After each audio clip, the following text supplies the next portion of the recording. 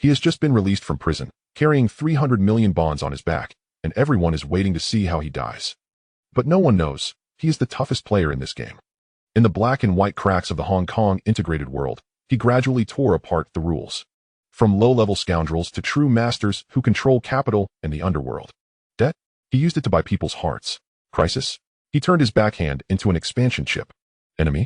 They all stepped under his feet, becoming stepping stones for him to climb to the top.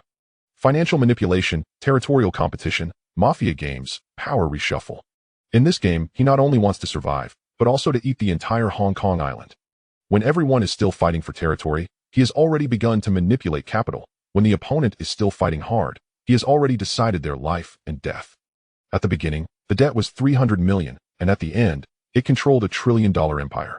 From a prisoner to the king of Hong Kong Island, the entire journey involves high-energy reversal. If you enjoy Hong Kong action stories like this, don't forget to like and subscribe. The adventure is about to begin. Chapter 1. The Little Overlord of Stanley. How many close friends do we have in this world? How many friendships can last forever? The neat chorus of voices surrounded the prison court. Under the sunshine, a group of prisoners wearing brown prison uniforms are active, singing, playing ball games, and having a few stands to play chess like table tennis. Not far away, Li Qing sat on a bench smoking with a worried expression, while the prison guard responsible for supervising the prisoners next to him tilted his head to one side, as if he couldn't see it. Anyway, this gentleman can't stay for a few more days, so it's better to avoid provoking him. If we don't cause any trouble again and give this gentleman another sentence, they won't have a good life again. At this moment, 5 or 6 young prisoners came down from the field with sweat on their faces and approached Li Qing.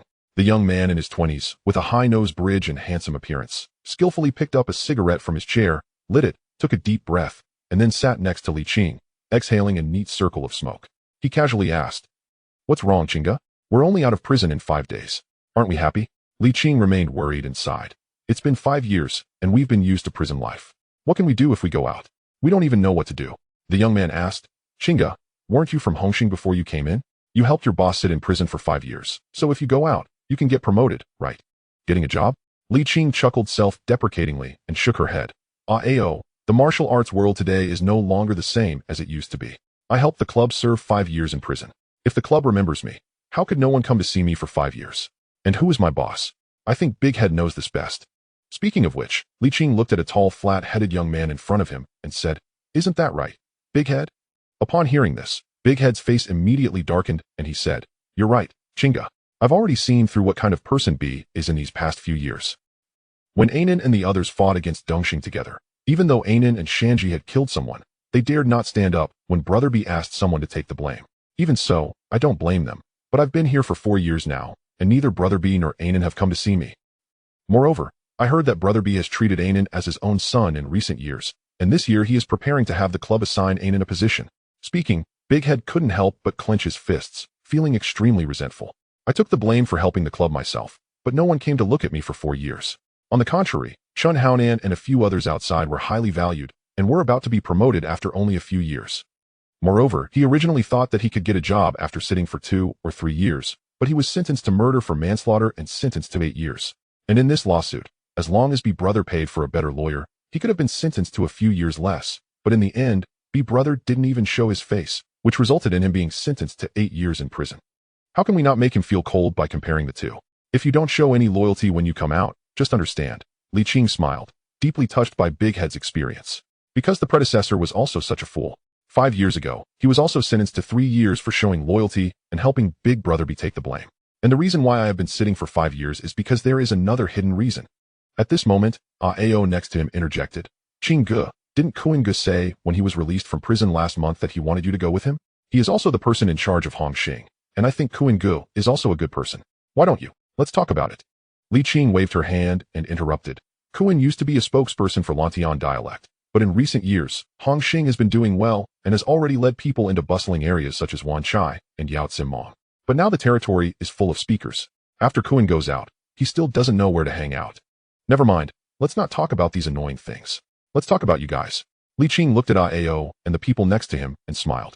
"We don't show loyalty when we hang out in the martial arts world, and you guys are pretty much the same. Didn't you guys also go to jail because you were betrayed by your boss? How about you 5 come out of jail with me in a few days? What are your plans after we leave?" Ao, full name Xiu Gongyao, was originally a senior inspector of the serious crime unit of the East Kowloon region and a rising star in the police force. But in a kidnapping case 3 years ago, he and his group accidentally killed the kidnappers. Their boss, who had promised to protect them, changed his mind at the last minute and was ultimately sentenced to 3 years for manslaughter. Upon hearing this, a hint of hatred appeared in the eyes of Qiu Gongao and the other 5 people, and they remained silent. Seeing this, Li Qing understood. The grudges from 3 years ago, these 5 clearly haven't been let go yet. After a moment of contemplation, Li Qing said, "Since you don't have any plans at the moment, why don't you follow me first?" Upon hearing this, Qiu Gongao and his 5 companions hesitated and said, "Qingga, we must seek revenge after we leave. We don't want to implicate you." "What? Don't you like me?" Li Qing smiled. "How could that be? If it weren't for Qingga protecting us these past few years, we probably wouldn't have survived until now." "Yeah, Qingga, we're afraid of implicating you," Qiu Gongao and the others quickly said. When they were first imprisoned 3 years ago, every night there were criminals who had been caught by them before causing trouble. If it weren't for Li Qing's words to protect them, they would have been killed long ago. "That's it." Li Qing smiled and said, "Anyway, I can't be a police officer anymore. Why don't you follow me first? Even if you want revenge, you have to eat your fill first." "Well, what are you planning to do after you go out, Qingga?" Qiu Gongao asked. "There's a big deal." Before Li Qing could finish speaking, a man in his 30s ran over panting and anxiously said, "Qingga, it's not good. There's something wrong in the kitchen." Li Qing frowned and asked, "What's going on, Zhong?" Zhong quickly replied, "It's the new Bao and the others. They're going to trouble Reuben's son again." "Reuben's son?" Li Qing's face changed slightly as she stood up and said, "Damn it. Go take a look." The kitchen next to the stadium was now crowded with people. A burly man holding an old man's collar with a fierce expression said, "Old man, where exactly did you put the things?" The old man's hair turned gray, but his face showed no fear. He calmly said, "Go back and tell Lu Yaozu that I'm dead, and he'll never find where the thing is." "What is it? Just tell us. Don't bully the old man." Next to him, a group of prisoners surrounded and cheered, waiting to watch the show. Someone reminded, "Big guy, don't blame me for not reminding you. Robinson Crusoe is a little tyrant who keeps his word. If you dare to touch him, you won't be able to stay in this prison." A Bao's eye showed a hint of disdain, and he said, "I haven't heard of any little tyrant. I don't believe he's really that powerful. He dares to interfere in our boss's affairs." "Is that so?" A gloomy voice came, followed by a commotion outside, and Li Qing led the people in. Chapter 2, Robinson Brother Qing. "Brother Qing, you've arrived." The crowd parted, each face reflecting a mixture of awe and respect. Li Qing strode in with a composed demeanor, his gaze sweeping over the surrounding inmates. With slightly narrowed eyes, he addressed, "Shabi, Dayton, are you complicit in this matter as well?" Shabi and Dayton's expressions shifted in alarm as they hurried to clarify. No, Brother Qing. We merely came to take a look." "Indeed, Brother Qing. It's this newcomer who is unaware of the rules. We are here to assist Robinson. Just ask him." Li Qing let out a cold snort. "It better be so." He then turned his attention to the figure of a Bao before him, slowly making his way forward. A Bao was a sturdy man, towering at 6 feet tall. Yet when faced with Li Qing, he seemed to shrink by half a head. With Li Qing's equally broad shoulders and robust physique, an overwhelming sense of intimidation emanated from him. Instinctively, a Bao released Robinson and took a step back, saying, "King Qing, this is none of your concern. It would be wise not to stir up trouble." Li Qing replied icily, "I care not whom you assist outside. Once you enter Qizhu, this is my territory. Do you dare to create havoc in my domain? Big fellow, do you understand what rules are?" With a clamor, Qiu Gongao and Dado stepped forward, encircling a Bao. "Kid, heed our advice while you can. Now you've really gotten yourself into a predicament." Shabi and Dayton also gleefully blocked the nearby exits. Realizing he was about to be besieged, a Bao felt a tightening in his gut, swallowing hard as he feigned calmness. "King Qing, think carefully. My boss is not someone you can afford to offend. Do you expect me to back down?" Li Qing sneered, waving his hand. "First, let us teach him what rules are." Upon hearing this, Dado stepped forward, cracking his knuckles, and stretched his neck. "I haven't had a good workout in a while. Let me take care of this." As soon as he finished speaking, Dado swung a punch at a Bao. A Bao's expression shifted as he quickly dodged and retaliated. Amidst the cheers of the crowd, the two became entangled in a fierce struggle. It was evident that a Bao had some skills, yet he was contending with Dado, who was, apart from Li Qing, the strongest fighter in Qizhu prison. Even Qiu Gongao could only manage a draw with him, within mere moments. A Bao was caught off guard and sent crashing to the ground by a well-placed punch from Dado. The crowd wasted no time in pouncing on him, raining down fists and kicks. "Damn it, let us see you put on a show now. You don't even know how to pay respect in a temple, let alone dare disregard Brother Qing. How dare you bully the elderly? Beat this scoundrel to a pulp." Amidst the brutal onslaught, a Bao was utterly overwhelmed. Crying out in agony, Li Qing, however, made no effort to intervene, instead lighting a cigarette and watching the spectacle unfold. He was well aware that a Bao had backing. But so what? In the confines of the prison, external influence held little sway.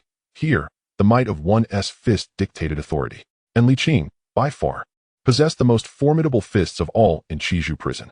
5 years prior, upon entering the prison, he had inexplicably crossed over with an additional boon, the power of the Overlord. In essence, he had inherited the physical prowess and martial skills of Xiangyu, the hegemon of Western Chu, during his prime.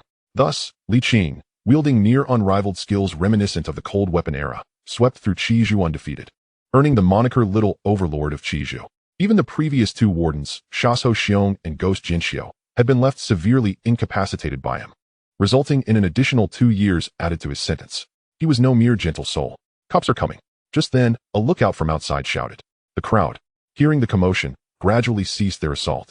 A Bao lay on the ground, battered and bloodied, completely unconscious. With measured steps, a group of uniformed prison guards entered, their faces shifting in alarm at the scene before them. Everyone, step aside.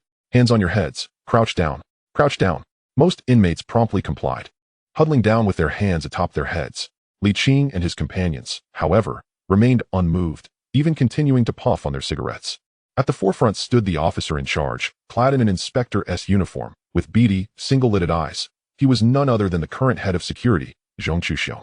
Spotting Li Qing amidst the chaos, his eyes twitched momentarily, then flicked to the surrounding inmates and the unconscious Bao on the floor. It was evident who was responsible. Without Li Qing's consent, this group would never dare to act so brazenly. Zhong Chuxiong grimaced and turned to Li Qing, saying, Boss, you only have 5 days left until your release. This is going to be difficult for me to handle. Li Qing chuckled. It's of no consequence, Brother Xiong. Feel free to extend my sentence if necessary. After all these years, I find it hard to part with this place. At his words, the expressions of Shabi and Dayton and the other inmates shifted dramatically, rushing forward to interject.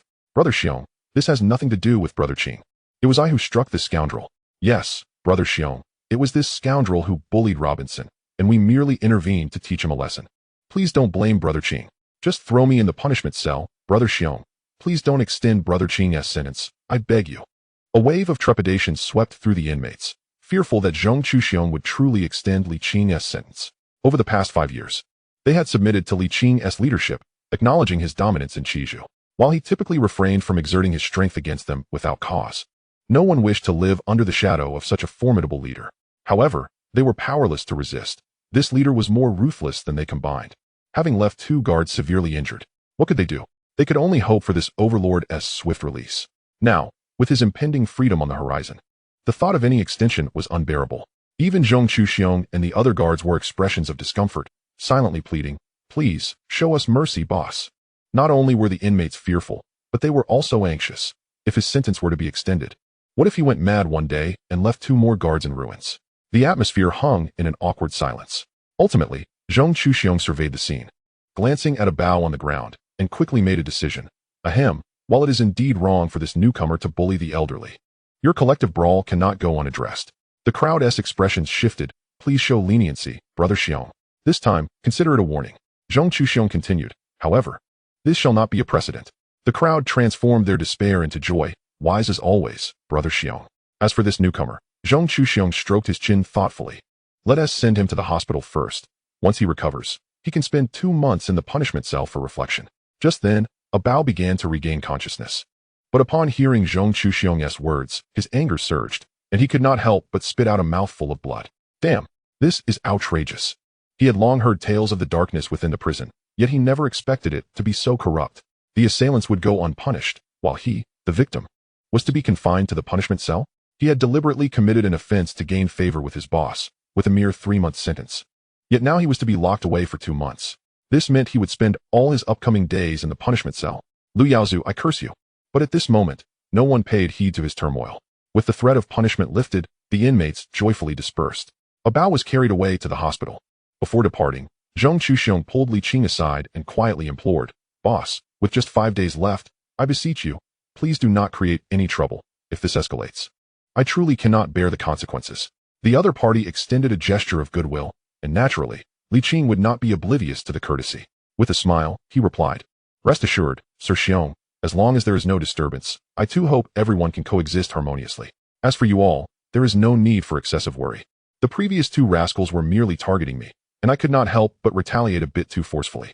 If those in authority do not make things difficult for the inmates will not seek trouble with you.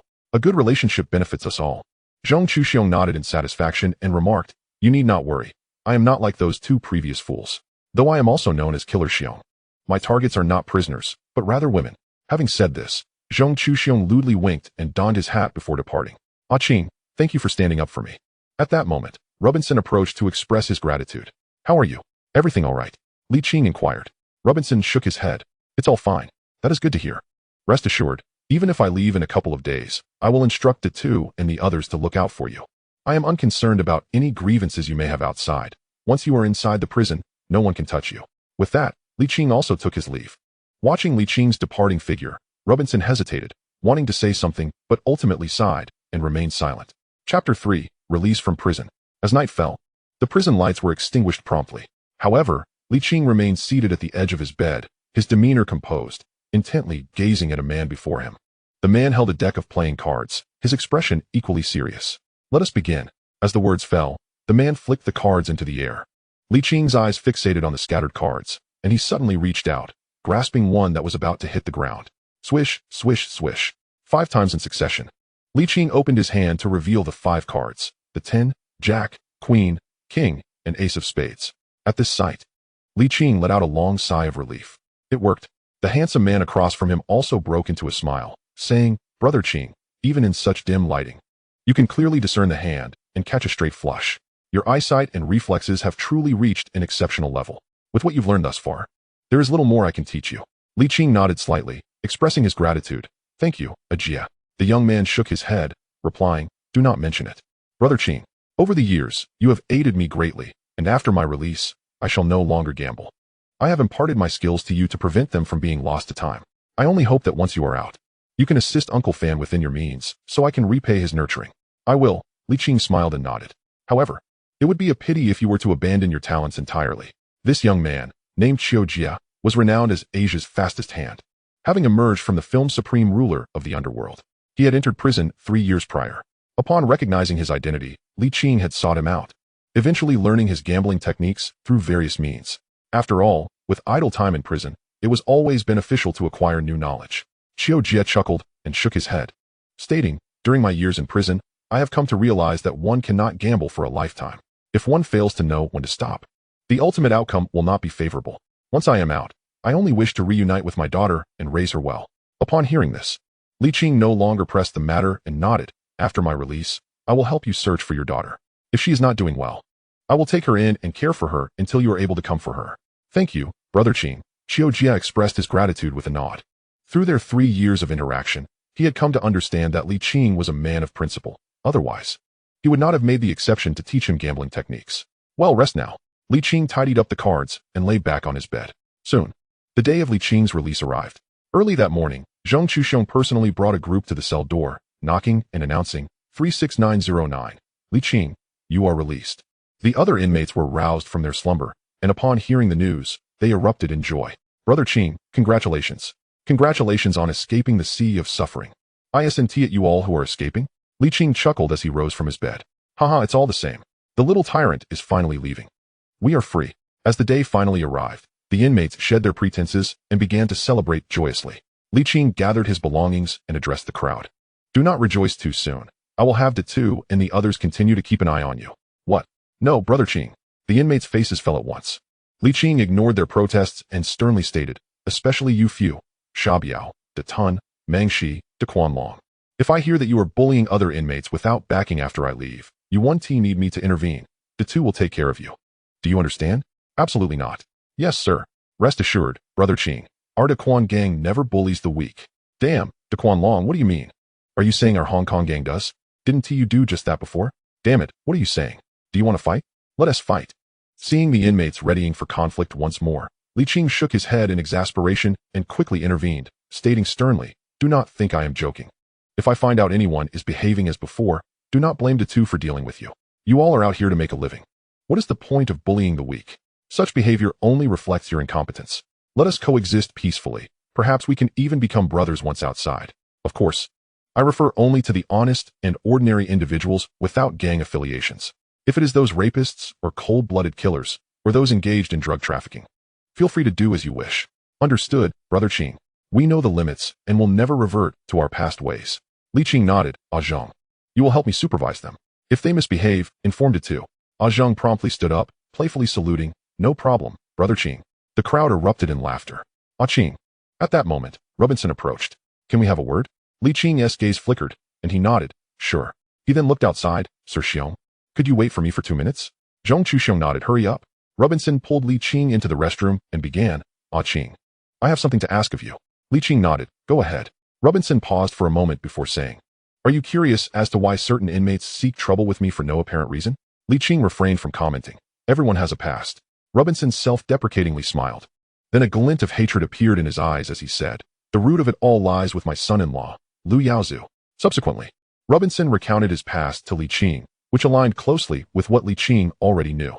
In short, he had once been a wealthy and powerful individual, operating in both legitimate and illicit spheres, running an underground casino that yielded substantial profits.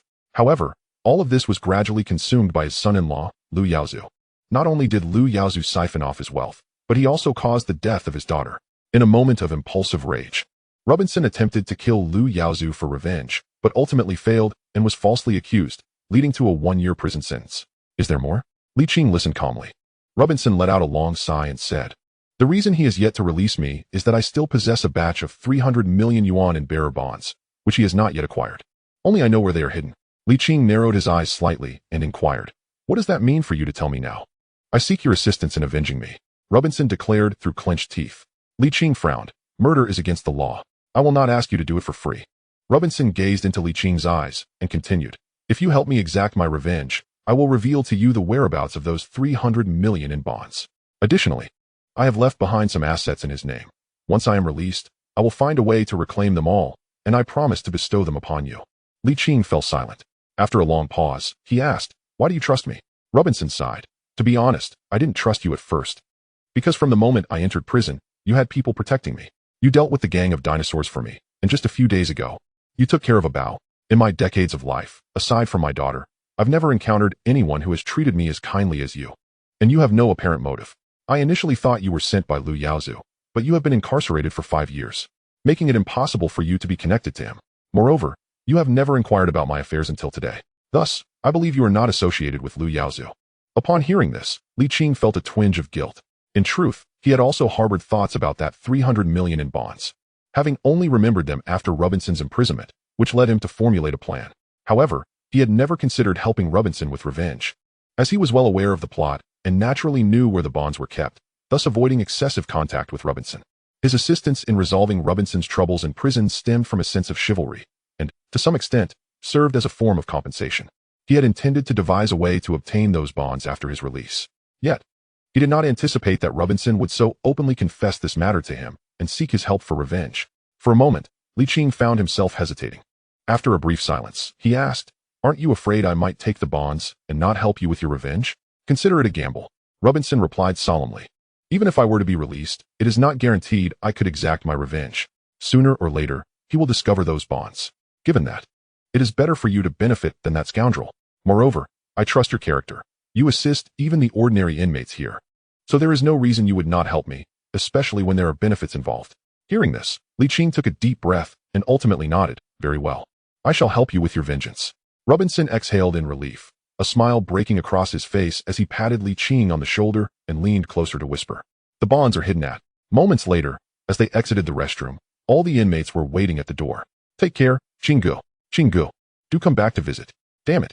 Li Qing chuckled and scolded. Turning to all present, he clasped his fists and said, brothers, remember to seek me out after you get out.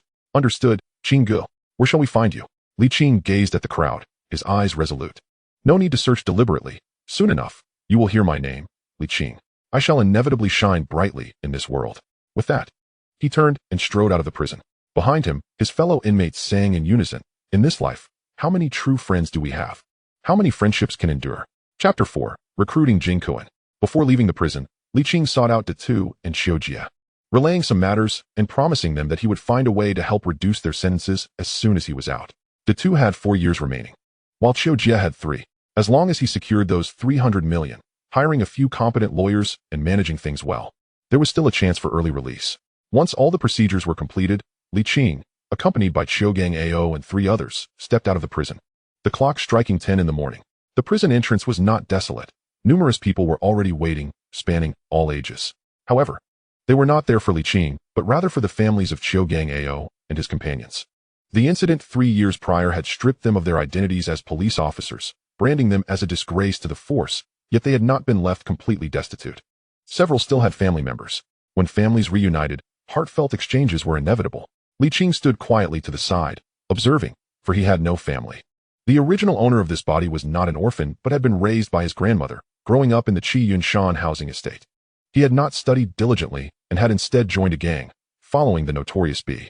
Unfortunately, after 3 to 4 years, he remained a mere foot soldier, ultimately taking the fall for B and serving 5 years in prison. His youthful prime had been squandered in vain. However, starting today, everything would be different. Li Qing looked up at the sky, silently vowing. Since he had come to this world, he must, by all means, achieve something noteworthy, not wasting his youth. Even as a foot soldier, he would strive to be the greatest.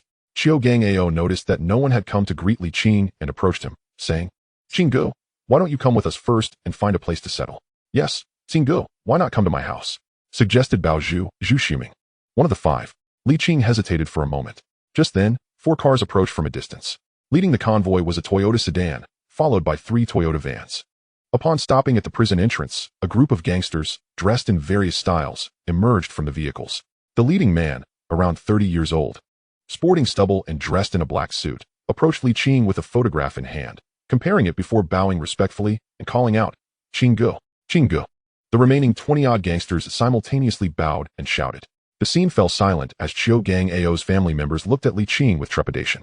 Gang Ao and the others, having seen such things often, were not particularly shocked, though they were puzzled about the newcomer's origins. According to Li Qing, before his incarceration, he had merely been a low-level member of the Hongxing gang, and B had never held him in high regard. How could he have sent someone to pick him up?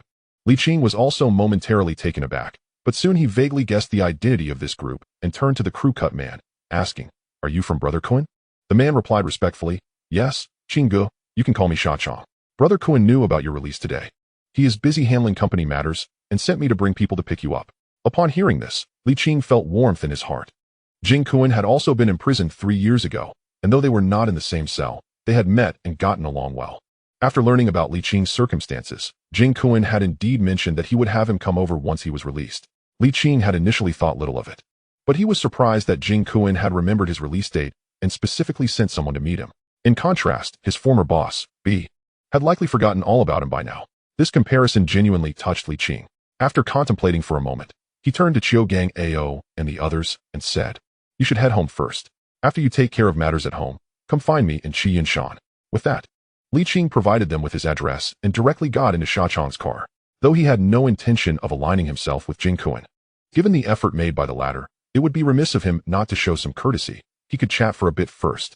Although inheriting the memories of his predecessor, Li Qing felt somewhat unfamiliar with the outside world after spending 5 years in prison. He sat quietly in the back seat, gazing at the rapidly passing scenery and streets, his eyes reflecting a hint of confusion. Sitting in the passenger seat, Sha Chong scrutinized Li Qing's demeanor through the rearview mirror, his mind filled with questions. Though he showed respect towards Li Qing, it was primarily due to the instructions of the influential leader, Liang Kun. His understanding of Li Qing was limited to what he had heard from both Liang Kun and some brothers who had been released from prison. It was said that Li Qing was quite formidable in Stanley Prison, even having looked after Kun while he was inside. Nonetheless, he harbored some skepticism. Observing him now, Li Qing appeared quite robust, towering over 180 centimeters and possessing a handsome visage, but he seemed to be merely in his early 20s. At such a young age, could he truly command respect as a leader among thousands of inmates in Stanley Prison? It seemed improbable. After all, Stanley Prison housed many serious offenders, including members from various gangs and numerous notorious thugs. Would such individuals truly be intimidated by a mere youth? If this fellow was indeed as impressive as claimed, why had he never heard of his name before? With lingering doubts, Sha Chong could not help but probe, "Brother Qing, I heard from Kun that you're also one of us in Hongxing. Which year did you join?" Snapped back to reality, Li Qing glanced at him, vaguely discerning his thoughts but choosing not to confront them. He replied nonchalantly, "Around 07. I was under Boss B." Sha Chong's expression brightened as he laughed. "So Brother Qing joined after me. I came in 75 under Kun. However, It was around 07 that I made a name for myself after a clash with some thugs in Lantian, which led to my formal induction into Hunghing. It has been a decade since then. Should I still call you Brother Chong? Brother Ching, you are too modest. In our line of work, the one who possesses skill calls the shots. Sha Chong chuckled. Given your reputation in Stanley, now that you're out, it won't be long before you rise to prominence. You have no idea how much Kowloon values you. He has been mentioning you almost daily since your release. Li Qing smiled faintly and inquired, how is Kowloon doing now? Upon hearing this, Sha Chong's expression turned somber. The situation isn't too good. Li Qing furrowed his brow, asking, what happened? Sha Chong took a deep breath. 3 years ago, our Hunghing clashed with Sun Qi, storming into Yao Mati. Kowloon personally led the charge into Tsim Sha Sui, where he killed Sun Qi's spokesperson, Qin Shi, and was subsequently arrested by the police, receiving a 3-year sentence. This was a sacrifice for the gang, and logically speaking, Kowloon should have a share of the territory in Yao Mati. The gang had promised that once Kowloon was released, he could choose a piece of land there. Something unexpected happened. Li Qing's eyes narrowed slightly. Sha Chong nodded. Currently, we hold territory in Mongkok and Tsim Sha Sui, with the spokesperson in Tsim Sha Sui being the prince, while the one in Mongkok is the king of inches. Neither of them is willing to concede. Initially, there were a few spots in Causeway Bay 3 months ago. The spokesperson Hong Sheng stepped down, reserving those spots for Kowloon, but they were seized by Boss B. As he spoke, Sha Chong glanced at Li Qing. Boss B was Li Qing's superior, who had previously operated in Qiyun Mountain. However, 3 months ago, following Hong Sheng's retirement in Causeway Bay, Boss B somehow persuaded the head, Jiang Tianxing, to take over the spokesperson position there. Even Kowloon's original territory, Lan Tian in Kuntong, has recently been claimed by the newly appointed spokesperson, Du. This has resulted in Kowloon, once a spokesperson, emerging from prison only to find his territory occupied by others, forced to return to his old haunts. Li Qing had anticipated this outcome, nodding thoughtfully. What is the gang's stance now? The gang wants Kowloon to initially choose between Qiyun Mountain and Lantian for a territory, and Du is willing to let Kowloon choose first in Lantian. However, Kowloon is unlikely to accept. Both Qiyun Mountain and Lantian are backwater areas. How could the profits compare to Yao Mati and Causeway Bay? They've been arguing for over half a month now, yet no resolution has been reached. Sha Chong shook his head. Li Qing appeared contemplative. It seemed that Liang Kowloon's current predicament was indeed quite awkward. After dedicating himself to the gang, he emerged from prison only to find that the territory he had fought for had been taken over by others, leaving him with no choice but to revert to his former location. Anyone in his position would find it intolerable. However, Li Qing was not inclined to concern himself with gang affairs just yet. He preferred to have a word with Liang Kowloon first. Given that he had arranged for his release, he would assist him to the best of his ability within reason. Chapter 5. There is not a single person in this world who values loyalty. Mongkok, Shanghai Street. PG Restaurant. It was now lunchtime. Yet the restaurant was devoid of patrons, filled instead with a group of Triad members engaged in idle chatter. Why did Kowloon summon us all here today? Is he being stingy? Who knows? Perhaps Kowloon's territory has been finalized. Really, if Kowloon is treating us here, does that mean we might all be operating in Mongkok from now on? Impossible. That king of inches would never willingly concede. Exactly. This is the territory of Hyung Lee Sing. If Kowloon's territory is truly confirmed in Mongkok, he should be hosting us in Boland Street instead. So why did he bring us here for a meal without explanation? By the way, why Haven T. Chong and the others come? Not sure. Kowloon, you're here? Kowloon. A man clad in a red suit, exuding a certain charm, entered with 2 burly men. Upon seeing him, the group of Triad members quickly rose to greet him. Liang Kowloon nodded, his gaze sweeping across the restaurant before striding towards a young Triad member, seizing his ear with a menacing grip, and coldly remarked, Xiang Zi. Was it you who just called me stingy? Xiang Zi's face paled slightly, and he hurriedly replied, No, it wasn't me, Kowloon. Be gentle, Kowloon. It's going to fall off. Liang Kowloon snorted disdainfully, pointing at his own ear. Next time, don't speak ill of me behind my back. My ears are quite sharp. Yes, understood, Kowloon. Xiang Zi covered his ear, acknowledging his mistake. Only then did Liang Kowloon turn to the others, instructing, The reason I gathered you all today is to introduce you to a good brother of mine who just got released. When you meet him later, be courteous, understood? Understood. Kowloon. Liang Kowloon nodded, then directed a younger member, Alin, go fetch a fire basin to place at the entrance. Yes, Kowloon. The young member promptly dashed off to find the manager. Half an hour later, 4 cars pulled up at the entrance of the restaurant. As Li Qing stepped out of the vehicle, he noticed Liang Kowloon had already emerged, flanked by his men. Kowloon.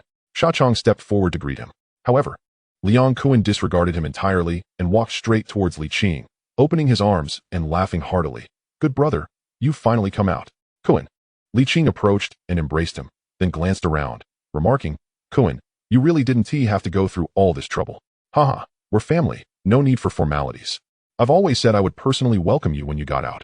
Everything is prepared. Come, let us go inside. Kowloon draped his arm over Li Qing's shoulder as they approached the entrance, gesturing towards the already prepared fire basin. Come. Step over it to ward off bad luck. This is a customary practice for those released from prison, symbolizing the removal of misfortune. Li Qing did not refuse, stepping over the fire basin and entering the restaurant amidst a throng of well-wishers.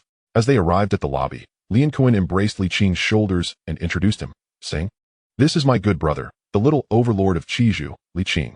He has just graduated after 5 years of study in Qizhou. Why don't you greet him? Brother Qing." "Greetings, Brother Qing." A group of younger associates, though initially taken aback, promptly complied with decorum. A few who had also spent time in prison recognized Li Qing and immediately whispered introductions to their companions. Instantly, the atmosphere in the restaurant erupted with excitement. The legendary figure from Qizhou prison has been released. Witnessing this scene, Li Qing felt a surge of emotions. Kowloon's grandiose display was somewhat overwhelming. However, it was evident that he was being put on the spot. The intentions of Sima Zhao were clear to all. At this moment, Kowloon waved his hand, and a young associate hurriedly presented 2 bags. Kowloon took them and handed them to Li Qing, smiling. "Why don't you change into these clothes? Knowing you just got out, I took the liberty of preparing some attire for you, brand new Armani and a Rolex. I hope you like them. If not, just let me know, and I'll exchange them." Li Qing was momentarily taken aback, gazing at the beaming Kowloon, wanting to exclaim, "To venture through fire and water. My boss." Yet he ultimately restrained his sentiments, taking the garments and stepping into the changing room of the restaurant. The atmosphere had reached such a point that to refuse would indeed be ungrateful.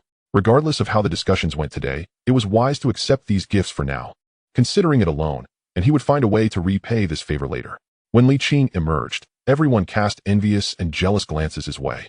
Standing nearly 6 feet tall, clad in a high-end suit worth several $1,000s, his broad shoulders and well-defined physique exuded an air of elegance, complemented by his handsome features and close-cropped hair.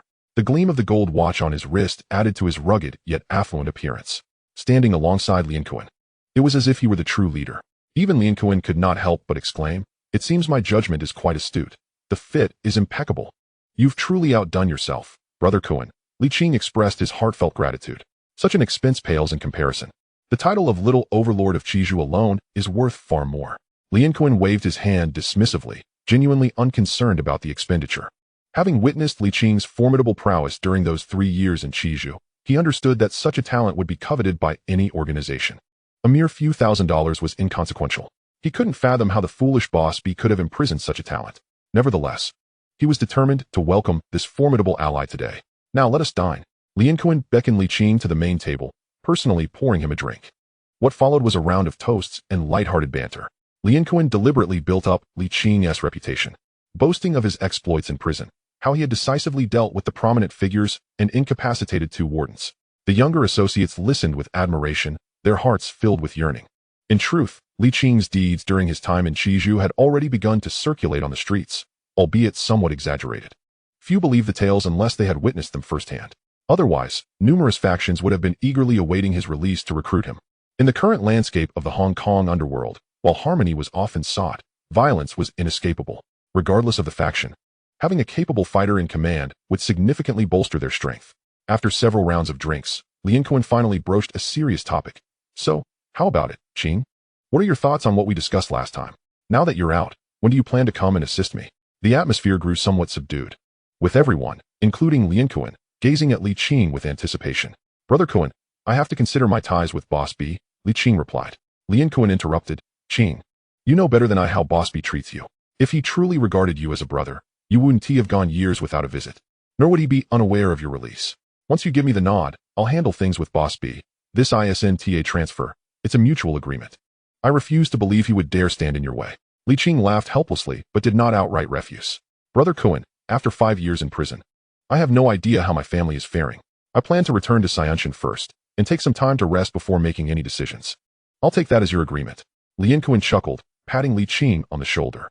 He then pulled out a stack of Hong Kong dollars and handed it to Li Qing, saying, "Take this 100,000 for now. You'll need time to adjust.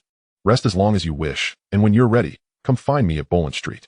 Having already incurred a favor, he didn't mind this additional gesture, especially considering Li Qing had just been released and was indeed short on cash.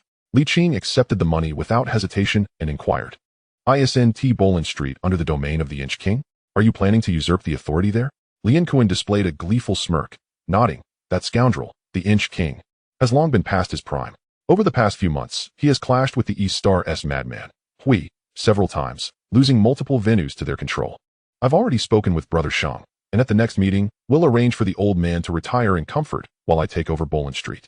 As he spoke, Lian Kuan again patted Li Qing on the shoulder, saying, "Now I'm just waiting for you to come help me, Qing. If we join forces, as long as we can secure our territory in Mongkok and keep the East Star at bay, even if there are those who remain unconvinced, they will have no grounds for dissent. Moreover, once we reclaim the venues lost by that scoundrel Inch King, I will propose to the organization that you be elevated to a position of authority by the year's end. Even that little scoundrel, Anan, is slated for promotion. Your abilities far surpass his, and having served 5 years for the organization, you deserve to rise." At this point, Lian Kuan couldn't help but curse, speaking of that little scoundrel. "Zib, he infuriates me. He once called me brother, yet took advantage of my absence to seize control of the lucrative area in Causeway Bay. Damn it. None of these people have any sense of loyalty." Chapter 6. Boss B. Does he expect me to invite him out? The meal lasted from midday until after 3 in the afternoon before dispersing. A group of individuals staggered out of the restaurant. Lian Kuan, slightly unsteady from drinking, wrapped an arm around Li Qing's shoulder and said, "Qing, I want to say much more. Rest well, and come find me whenever you're ready. Here is my pager number. Sha Chong, see Li Qing home." "Yes, Brother Kuan."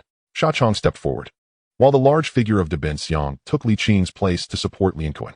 Li Qing waved goodbye, saying, "I'll take my leave now. Take care, Brother Kuan." "I'm fine, I'm not drunk." Lian Kuan feigned bravado, waving his hand, yet nearly toppled over, saved only by De Ben Xiang's timely intervention. "I hope this alcohol isn't counterfeit. It's hitting me hard. Damn it, we need to head over to Bolin Street and check things out. Recently, some associates have been reaching out to me about a partnership to establish a film company for adult films. I wonder if it has potential." The inebriated group staggered off, swaying as they departed. Sha Chong remained relatively sober, leading 2 younger associates, and approached, asking, "Brother Qing, are you heading back to Xianqin?" "Yes, let us go." Li Qing nodded, following Sha Chong to retrieve a vehicle. However, after taking only a few steps, they noticed 2 parking attendants at the entrance of the restaurant confronting a street vendor selling fish balls. "What are you doing here, kid? Who allowed you to sell here? Don't you know this is our territory along with Lianqing? Have you paid your cleaning fee?" I didn't dirty anything, big brother." "Shut up. Are you truly foolish or merely pretending? This is a protection fee. $1,000. Hand it over swiftly, or you'll regret it." The brash Shuangqi stepped forward, berating, "Jazai, what nonsense are you 2 up to? Are you blind to my presence? Hurry and fetch the car."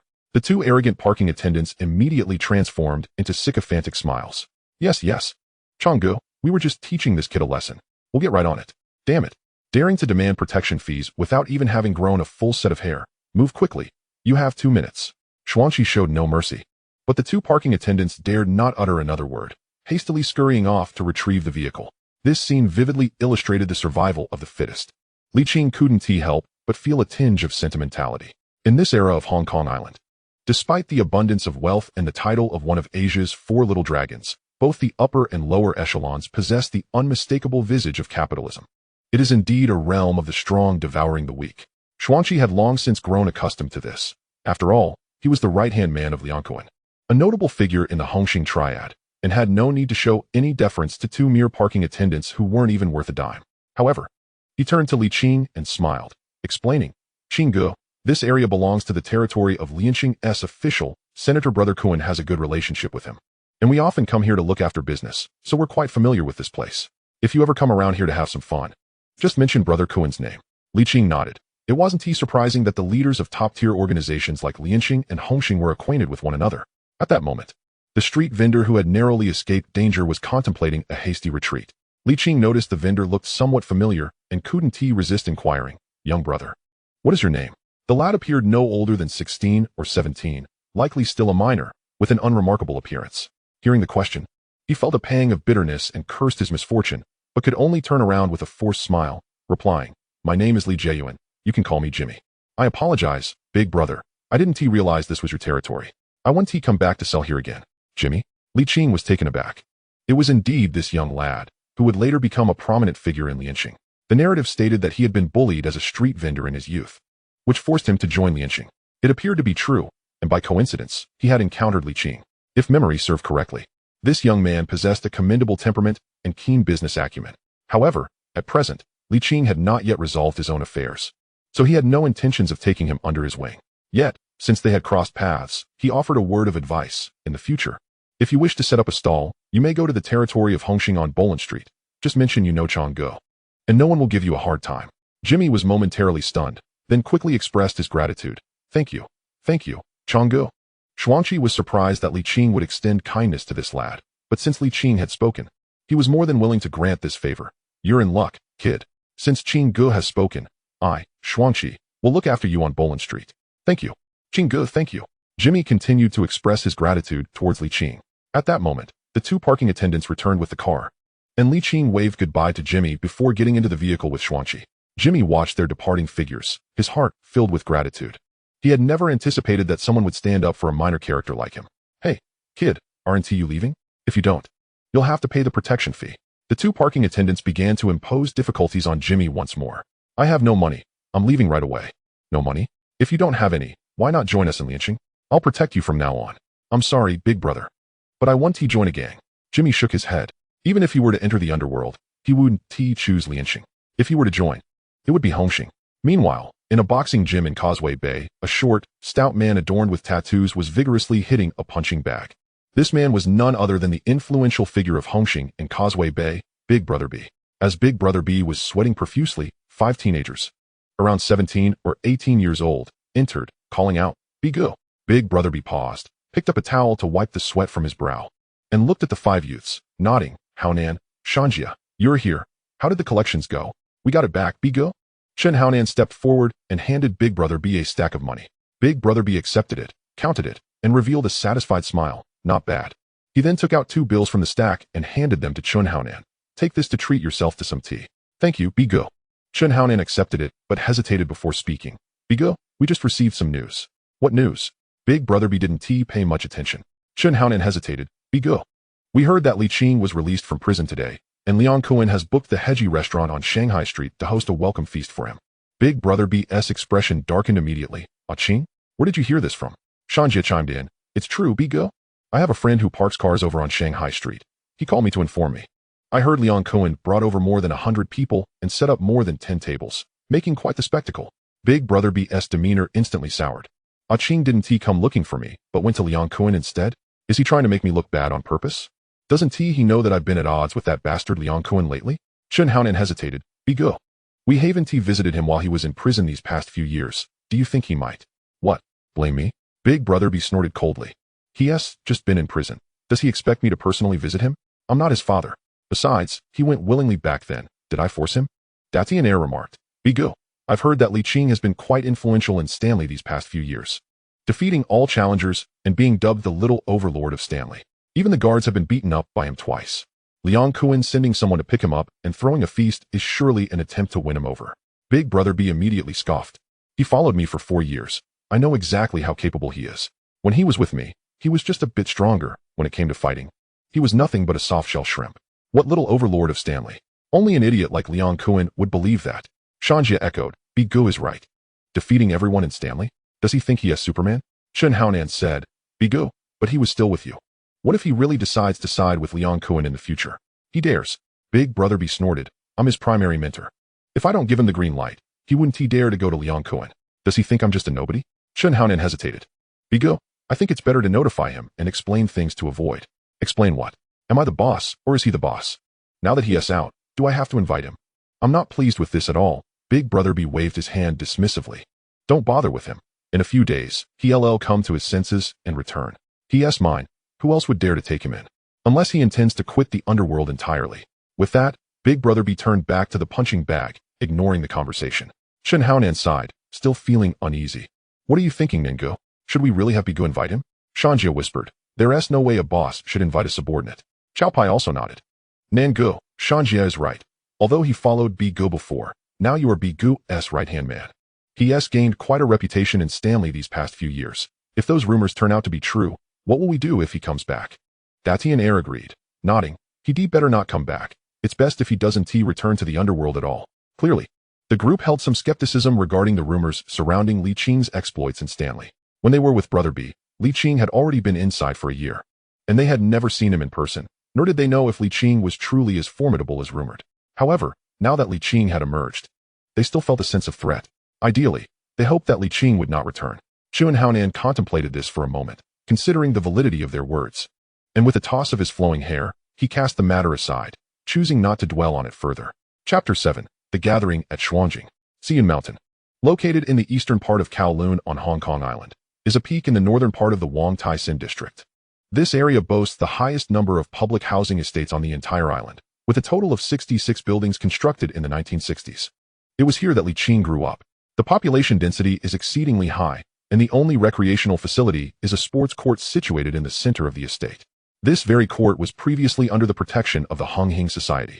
It was here that Li Qing first entered the Underworld, following Big Brother B. As he strolled down memory lane towards the court, he noticed that it was bustling with youth, their hair dyed in a myriad of colors, exuding a carefree attitude. This was indeed the hallmark of the era. Even Li Qing bore a shoulder-length dragon tattoo, a remnant of his past that made washing it off a difficult endeavor. Qinggu. Li Qing was lost in nostalgia when he suddenly heard someone call out from behind. Initially thinking it was someone sharing his name, he turned around to find a blue-haired youth looking uncertainly at him, accompanied by a similarly built, albeit somewhat bashful, blonde-haired boy. "Are you Tianhong?" Li Qing inquired, somewhat surprised. "It's me, Qinggu," Luo Tianhong exclaimed joyfully, rushing forward. "You're out, Qinggu." Li Qing smiled and nodded. Luo Tianhong, a character from the film The Conqueror S, had also grown up in Xian Mountain, a few years younger than Li Qing, living next door to him. In their childhood, he had often been bullied at the court, and after Li Qing began to follow Big Brother B, he frequently protected him, thus becoming his shadow. However, due to his youth, Li Qing had never brought him into the gang, merely allowing him to join in their games whenever he returned to play basketball. A few years back, it was said that he had enrolled in a martial arts school and trained under a swordsmanship master, which had led to his infrequent returns. After Li Qing went to prison, they lost all contact. It was unexpected to see him again now. "It's so wonderful to see you again, Qinggu," Luo Tianhong exclaimed with excitement, flicking his blue bangs. "The last time I was back, I couldn't find you. Later, I heard you went to prison, but I couldn't find out which one you were in. I thought I would never see you again. Yet here we are now," Li Qing replied with a smile. "What about you? How has your martial arts training been over the years?" "Ugh, don't even mention it. The martial arts school went bankrupt." Luo Tianhong waved his hand dismissively. "But my master said that with my current swordsmanship, I'm ready to graduate." Li Qing nodded, then turned his attention to the bashful youth beside him, who bore a slight resemblance to him, and asked, "Tianhong, is this your friend?" Luo Tianhong nodded, pulling the blonde boy closer. "Qinggu, this is Aji, my training partner." "Qinggu," Aji greeted shyly. "Aji," Li Qing remarked in surprise. "No wonder you look familiar. So you two are in cahoots now? This truly is the power of Xuanjing. Qinggu, now that you're out, are you still mixed up in the underworld?" Luo Tianhong inquired. Li Qing hesitated for a moment before responding. "Let us talk outside. Find a place. I'll treat you both to some tea." "Great." Half an hour later, in a milk tea shop on Xian Mountain. "Qinggu, how did you end up inside? Why Haven Tea I heard from you all these years. Are you still with Hung Hing? What about Grandma? Why Haven Tea I seen her either?" Once seated, Luo Tianhong bombarded Li Qing with questions, while Aji remained quiet. Appearing cool, yet somewhat adorably silly, Li Qing chuckled helplessly before recounting the reasons for his imprisonment. As for Grandma, at the mention of her, Li Qing couldn't help but sigh. Last year, she passed away due to a heart condition, and he hadn't even had the chance to see her one last time. This was indeed a regret from his past. Upon hearing this, Luo Tianhong too sighed. Having been close to Li Qing in their youth, he often visited Li Qing's home, where Grandma treated him kindly and often prepared delicious food.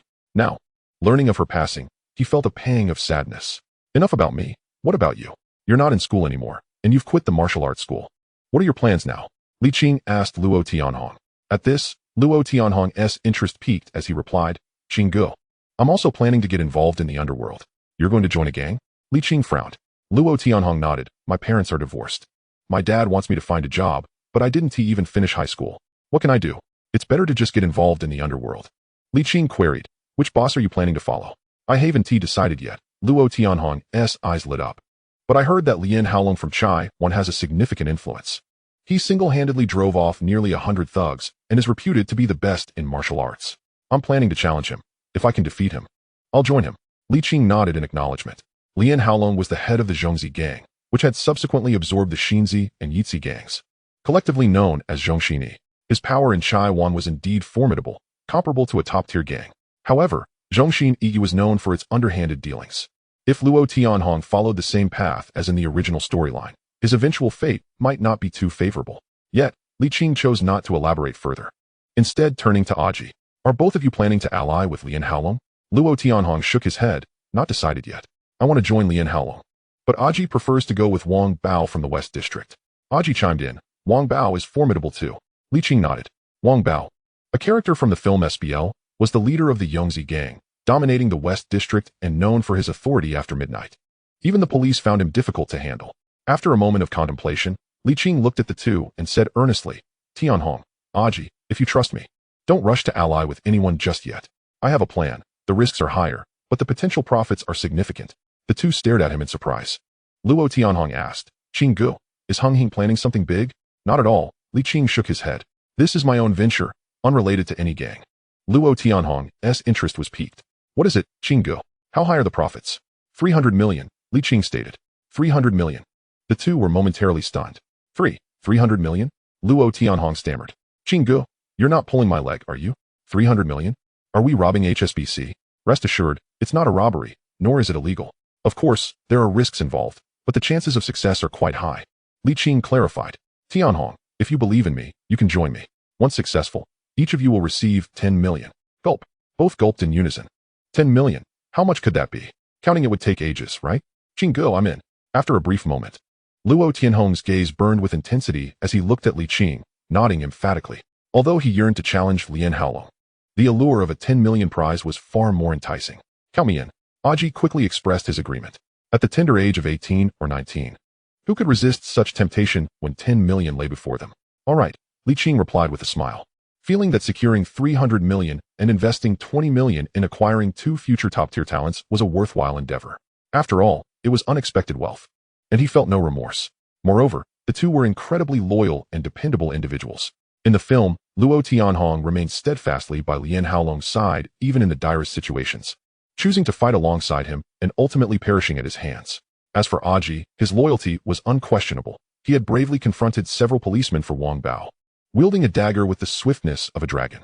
In the end, during the urban warfare, had it not been for Ma Jun's protagonist aura shielding him, the outcome could have been quite different. Furthermore, in this world, Luo Tianhong had grown up alongside the protagonist, making him a childhood friend and undoubtedly trustworthy. At that moment, a derisive laugh interrupted from the side. "A bunch of kids who haven't even grown a full set of hair are discussing a 300 million deal? 300 million? Do you even know what that amount signifies?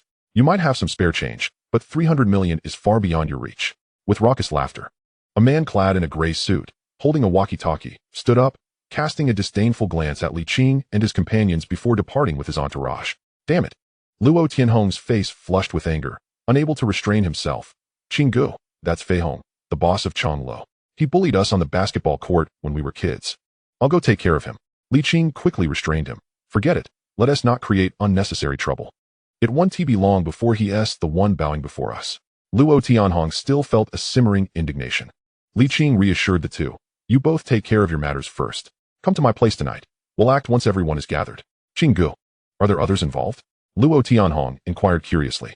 Li Qing nodded. "Yes, once everyone is here, I will introduce you." Chapter 8. Those who drag down their brothers will face heaven's wrath. After bidding farewell to Luo Tianhong and Aji, Li Qing finally returned home. Room 1206 in Building 19. Upon opening the door, a musty odor assaulted his senses. The room had not been cleaned for quite some time, covered in dust. Yet Li Qing felt a profound sense of nostalgia. Regrettably, he was now the only one left in the household. First, he tidied up the room, then went to the management office to handle various formalities, bringing his grandmother's portrait back home and setting up her memorial altar. Standing before the altar, Li Qing reverently lit 3 incense sticks, softly murmuring, "Rest assured, Grandma, I will take care of myself. It won't be long before I bring you to live in a better and larger house." At 7 in the evening, Luo Tianhong and Aji had yet to arrive, but Xiao Gang and the other 5 had already shown up. "Qing Gu." The 5 entered and greeted him. Li Qing nodded, asking, "Is everything arranged at home?" The 5 nodded in response. Ever since they were dismissed from the police force and imprisoned, their families had been struggling, facing not only whispers from friends and relatives, but also financial hardship due to the loss of a stable income. It was precisely for this reason that they had not lingered at home. At this moment, any form of consolation felt redundant. They were in urgent need of funds to alleviate their family's burdens before they could even contemplate revenge. "Qing Gu, you mentioned a significant deal. The five looked at Li Qing. Li Qing nodded. There are two younger brothers joining us as well. Let us discuss it all together once everyone is here. Great. Before long, Luo Tianhong and Aji had arrived. Seeing so many people, they were somewhat taken aback. Recalling Li Qing's words at the tea shop earlier, they turned to look at Xiao Gang and the others. Qinggu, they are the ones. Li Qing nodded and introduced. Xiao Gang, you can call him Aao. Luo Jianhua, Hua Gu, Mo Ichuan, Uncle Quan, Zhao Jiqiang, nicknamed Gongzi, and Zhu Shuming, nicknamed Baozhu. Aao, these two are my childhood friends, Luo Tianhong and Aji. After mutual introductions, they had a preliminary acquaintance. Li Qing observed everyone and stated, as I mentioned before, there is a significant deal at hand. If we can successfully execute this operation, it will lay the foundation for our future in Hong Kong. With that, Li Qing divulged the details regarding the 300 million bond and entrusted them with the task of dealing with Lu Yaozu. Upon hearing this, everyone was instantly filled with excitement. Luo Jianhua exclaimed, Qinggu, no wonder you protected Robinson in prison. You were already aware of his identity. Sort of, Li Qing replied, not delving into further explanations. He looked at the group with a serious expression. I don't care what your previous identities were, but from this moment on, we are all brothers who share our lives. I trust you, which is why I have invited you to be a part of this. From now on, we share blessings and bear misfortunes together. Once this is accomplished, each of you will receive 10 million. If anyone had any grievances, now is the time to voice them. I don't want any disputes arising later due to profit distribution or any other issues that could jeopardize our brotherhood. The crowd quickly chimed in. None, Qinggu. You call the shots. Exactly, whatever Qinggu decides goes. They had nothing to lose, and with 10 million in sight, who would dare object? Moreover, through Li Qing's narration, they understood that this business was not particularly difficult to execute. Li Qing already knew where the bond was hidden, as long as they could retrieve it. They could immediately exchange it for 300 million in cash. It could be said that whether they participated or not, Li Qing could choose to act alone. Yet he still chose to share this endeavor with them, ensuring that once the bond was secured, they would each receive 10 million. Given this, what further dissatisfaction could they possibly harbor? Excellent. Li Qing nodded, then surveyed the room with a piercing gaze, asserting, however, to prevent any unforeseen circumstances, I must lay down the harsh truth. If anyone falters and causes an accident, do not blame me for being merciless. Although Li Qing's tone was calm, his fierce gaze conveyed a sense of pressure, prompting everyone to nod in agreement. Yes, Qinggu. Xiao Gang glanced at Luo Jianhua and the others, solemnly affirming, Qinggu, rest assured, if anyone in my team makes a mistake that jeopardizes everyone, I will personally account for it to you. Li Qing smiled lightly, waving his hand. It's not that serious. You are all elites. I trust your abilities. I merely hope everyone can approach this task with the utmost seriousness and avoid any errors. Now, let us begin discussing how to execute this plan. The group nodded and began to furrow their brows in contemplation. After a moment, Xiao Gang lifted his head and spoke first. Qinggu, Robinson has already informed you where the 300 million bond is hidden. Acquiring that bond isn't particularly difficult. The real challenge lies in how to eliminate Lu Yaozu, avenge Robinson, and ensure our safe exit without drawing the attention of the police. Li Qing regarded him with appreciation, nodding in agreement. Aao makes a valid point. The greatest difficulty in this business is indeed how to help Robinson achieve his vengeance. After all, for someone like Robinson to operate a casino in Hong Kong, with ties to both the underworld and the legitimate world, his background is undoubtedly formidable. With the skills possessed by our group, it would not be particularly challenging to eliminate him.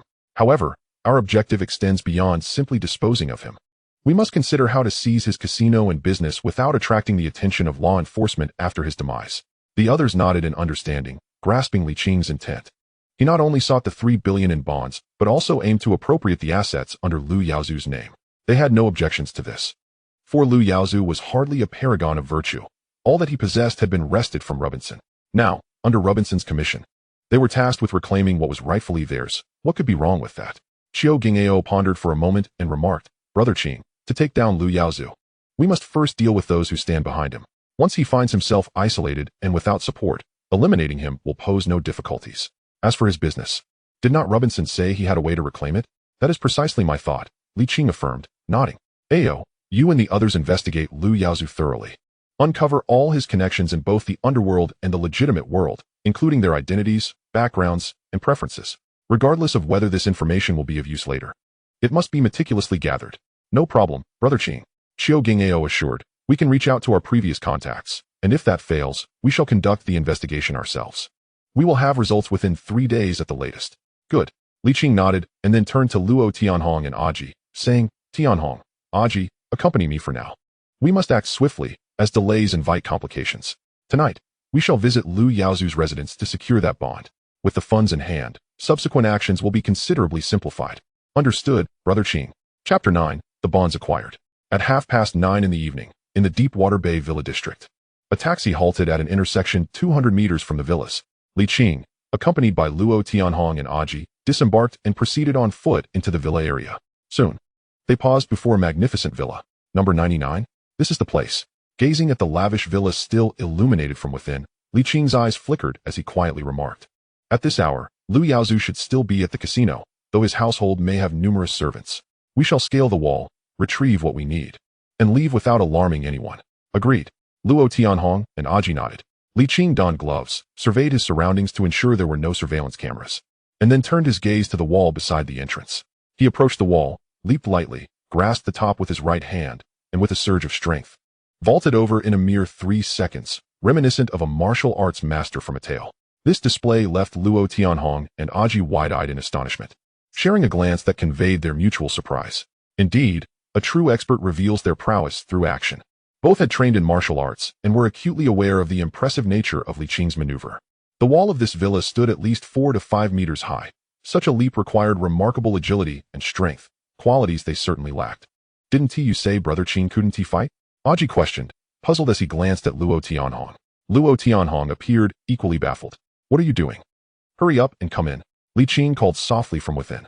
At this, the two stifled their astonishment and confusion, turned to the wall, retreated a few steps, exchanged glances, and then simultaneously took a running start, leaping against the wall for leverage before grasping the top and flipping over into the villa. Brother Qing. The three concealed themselves in the garden by the wall. Luo Tianhong turned to Li Qing and could not resist asking, have you trained in martial arts over the years? No, I am simply endowed with innate strength, Li Qing casually replied, his gaze unwavering as he assessed the surroundings.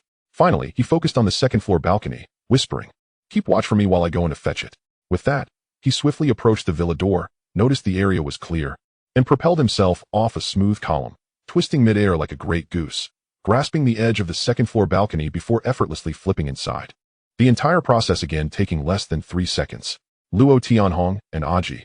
Yet you claim you cannot fight. They were ignored as Li Qing entered the room, scanning the interior before his gaze sharpened.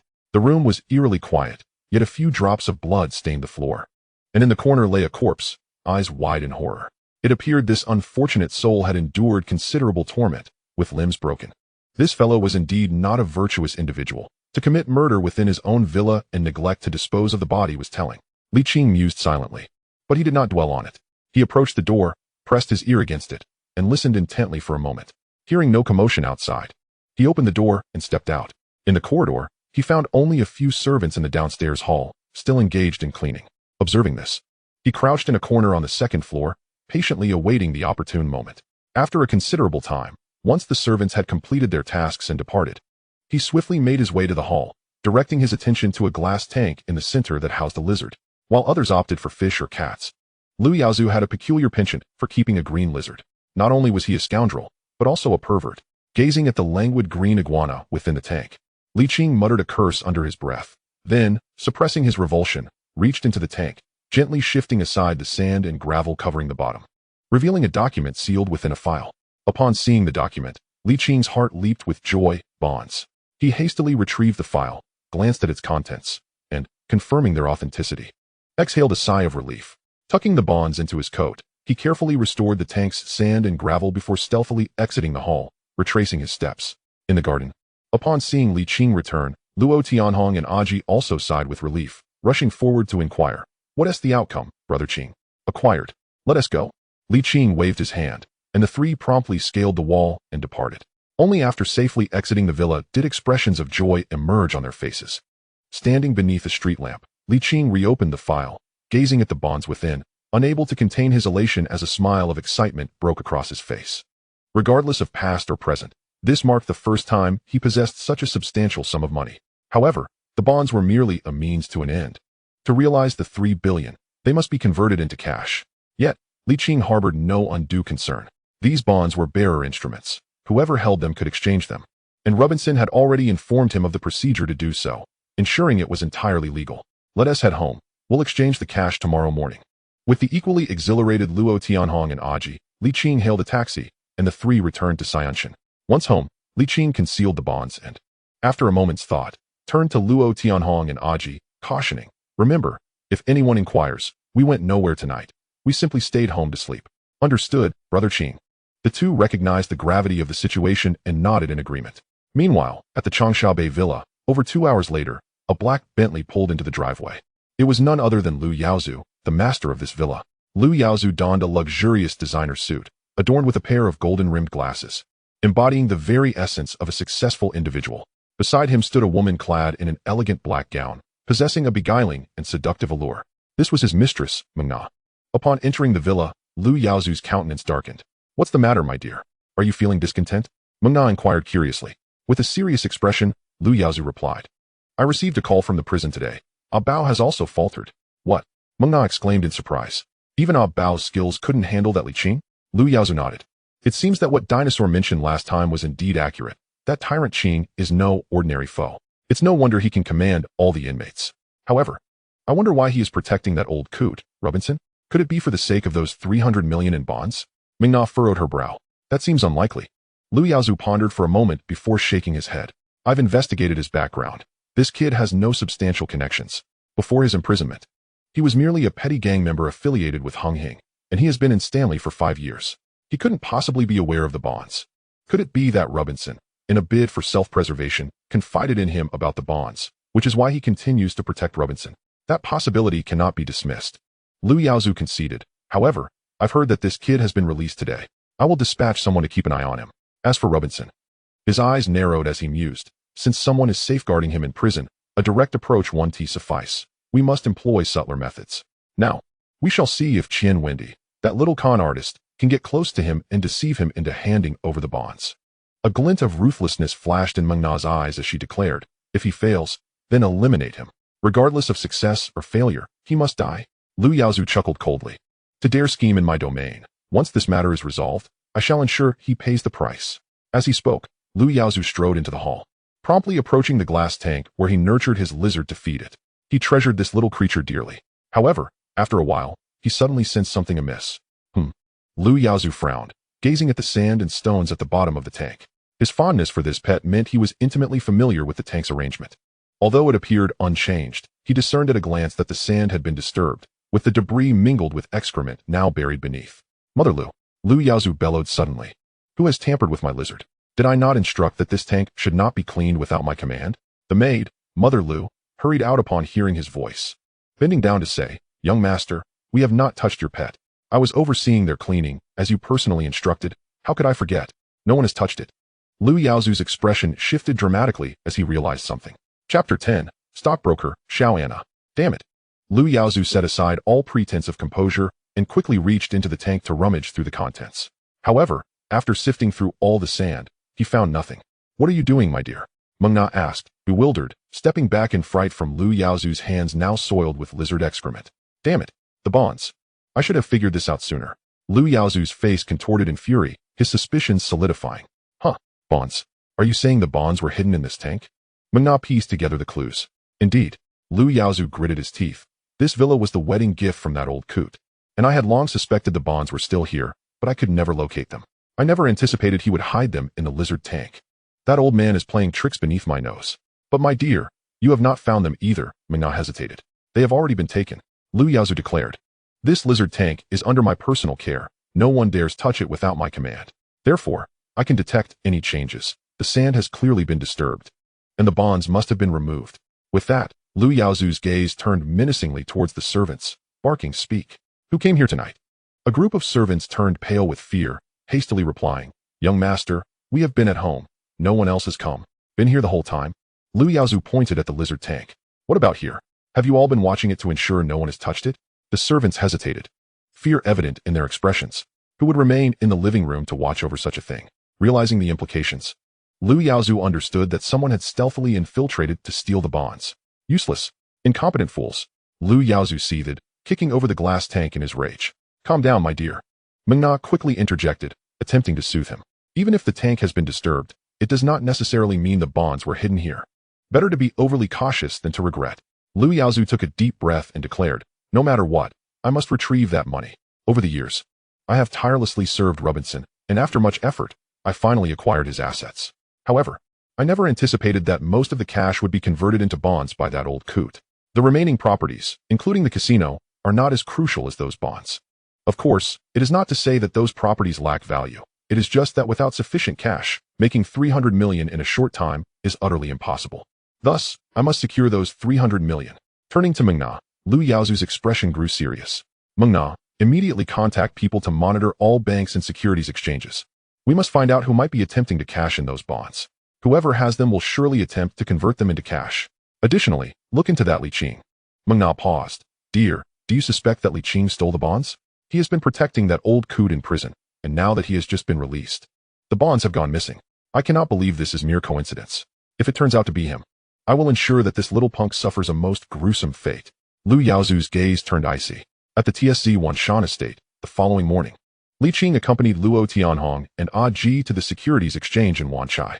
In the taxi, noticing the dark circles under Luo Tianhong and Ah Ji's eyes, Li Qing inquired, "What were you two up to last night? Did you not sleep?" "How could I possibly sleep when we're about to secure 10 million? Luo Tianhong replied excitedly. "Last night, I trained martial arts with Ah Ji until past 2. I was planning to go to bed, but I couldn't fall asleep. So I decided to stay up instead." Li Qing was somewhat speechless, shaking his head. "You think I would renege on my word to you? That's not it, Brother Qing. I'm simply too excited." Luo Tianhong quickly clarified. "I was contemplating what I would do once I have the money." "Oh, after thinking all night. Have you come up with something?" Li Qing's interest was piqued. "I have," Luo Tianhong exclaimed enthusiastically. "Once I get the money, I'll give my mother 1 million. Then buy a decent sword, and afterward, I'll head to Chinatown to find a beautiful girl. I've heard that the girls there are all top-notch. And you know what I mean, Brother Qing." He winked at Li Qing. Li Qing couldn't help but chuckle. "Is that all you aspire to? With that much money, you could have your pick of nearly any star in Hong Kong, not just a night out." As he spoke, Li Qing turned to Aji and inquired, "And you, Aji, what will you do with your newfound wealth?" Aji replied calmly, "I also wish to visit Chinatown." Li Qing was taken aback for a moment. "Fine too," Aji added. Li Qing couldn't help but feel exasperated. These two youngsters were beyond redemption. Before long, a taxi arrived at the entrance of the stock exchange. As the trio disembarked, the taxi driver shot them a disdainful glance before driving off into the distance. Li Qing paid no mind to the judgmental gazes of the common folk and strode directly into the exchange, approaching the front desk. "Good day, miss. I have an appointment with Miss Xiao Anna." "Certainly, sir. Please hold on for a moment." The receptionist leafed through the records and, with a smile, nodded. "Miss Xiao is on the 4th floor. You may proceed directly up." "Thank you," Li Qing acknowledged, leading Luo Tianhong and Aji toward the elevator. Upon reaching the 4th floor, Li Qing immediately spotted a figure seated in the trading hall, awaiting them. She appeared to be in her 20s. Clad in a sleek black professional uniform, her figure curvaceous and her demeanor strikingly elegant. A rare beauty indeed. "Miss Xiao?" Li Qing approached to greet her. Hearing his voice, the woman looked up, initially taken aback, but then rose to extend her fair hand with a smile, nodding. "I am Xiao Anna. You must be Mr. Li?" Li Qing shook her hand and nodded. "Indeed, that is me. I appreciate your assistance today, Miss Xiao." "It is my honor," Xiao Anna replied with a smile. "May I confirm that you are here to exchange a batch of bearer bonds?" Li Qing nodded. "That is correct. A total of 300 million in bonds. All to be converted into cash." Xiao Anna was taken aback. 300 million? She scrutinized Li Qing once more. "Mr. Li, are you certain it is 300 million? In Hong Kong dollars?" "Yes, I have brought the bonds with me," Li Qing assured her, fully aware of her thoughts. He promptly retrieved a document folder from his coat and handed it to her. Xiao Anna accepted it and opened it for a glance, then looked back at Li Qing, her smile growing even more radiant. "Please, Mr. Li, allow me to first verify the authenticity of these bonds." She gestured for them to follow her into an office. "Would you like something to drink, Mr. Li? And what about the two of you?" she inquired. "Green tea, please," Li Qing replied. "I'll have a cola." Luo Tianhong chimed in. "Milk tea," Aji stated coolly, crossing his arms. "Very well." Xiao Anna stepped out. "Shaolin, please prepare green tea, cola, milk tea. And a cup of coffee for me, as usual." "Understood, Miss Xiao," came the response. Xiao Anna returned and closed the door behind her, saying, "Please wait a moment, Mr. Li." With that, she sat at the computer and began her work. Li Qing settled onto a nearby sofa, admiring her graceful form. This woman had been introduced by Robinson, originating from King of Guns, and was considered a strong woman in her own right. However, for now, Xiao Anna was merely a stockbroker. Previously, Robinson had enlisted her help with bond transactions. Yet, achieving the status of stockbroker at such a young age was no small feat. and it was no wonder she would one day ascend to the role of president of an investment group. Finally, after a considerable wait, Xiao Anna stood and looked at Li Qing with an apologetic expression. I apologize for the delay, Mr. Li. I have checked your bonds, and everything is in order. Moreover, the companies that issued these bonds are currently performing well, resulting in an approximate price increase of 3%. Li Qing waved his hand. I am not well versed in such matters. Simply inform me of the amount I can exchange. Xiao Anna nodded, including this year's interest. You can expect to redeem approximately 340 million. 340 million. Upon hearing this figure, both Luo Tianhong and Aji instantly erupted with excitement. Even Li Qing felt a stir of joy. An additional 40 million? What a pleasant surprise. Excellent. Please proceed with the exchange for me. If you can finalize it today, I will grant you a commission of 5,000. Li Qing decisively declared. Xiao Anna's heart leapt at his words. As a mere junior stockbroker, she lacked the renown of top-tier brokers, and her usual commissions ranged from 1,000th to 3,000th. Last night, she had negotiated a commission of 3,000ths with Li Qing, expecting to earn only a few tens of thousands at most. To her astonishment, she was now presented with a substantial order exceeding 300 million. Based on Li Qing's commission offer, she could earn nearly 200,000 from this transaction, allowing her to take half a year off work afterward. Filled with motivation, Xiao Anna nodded. Absolutely, Mr. Li. Please provide me with your identification and a bank account number. Li Qing handed over his identification and bank details, which he had prepared in advance. Xiao Anna immediately began to process the transaction.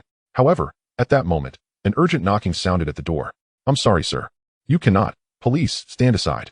Before the receptionist could finish, the door was forcefully pushed open, and a group of individuals stormed in with an air of authority. The leading young man, with a serious expression, scanned the room before fixing his gaze on Li Qing. He raised his badge and said sternly, West Kowloon Major Crimes Unit. You are Mr. Li, correct? You are suspected in a theft case. We kindly ask that you accompany us for questioning. Chapter 11 Officer. Are you threatening a $300 million magnate? West Kowloon Police Station, Major Crimes Unit Interrogation Room. The air conditioning was set to a brisk chill. Li Qing sat in the interrogation chair, calmly regarding the young inspector across from him. Officer, may I inquire what crime I am accused of? Ma Jun fixed his gaze intently on Li Qing. Where were you between 7 p.m. and midnight last night? I was at home, sleeping, Li Qing replied nonchalantly. Who can vouch for your whereabouts? Ma Jun probed. The two who came with me can verify it, Li Qing stated. Ma Jun frowned. At that moment, an officer entered and whispered, Officer Ma. The two who accompanied him have corroborated his alibi. They were at Chai Wan Estate Block 19, Unit 1206, the whole time. Ma Jun's frown deepened as he scrutinized Li Qing's eyes, as if seeking a flaw in his demeanor. 3 men sharing a room? Is it not permissible for 3 of us to enjoy a sleepover? Li Qing retorted impatiently. Officer, if you possess evidence, kindly present it. If not, please refrain from wasting my time. My time is valuable. Should this delay my affairs, I assure you I will file a complaint with Internal Affairs and hold you legally accountable.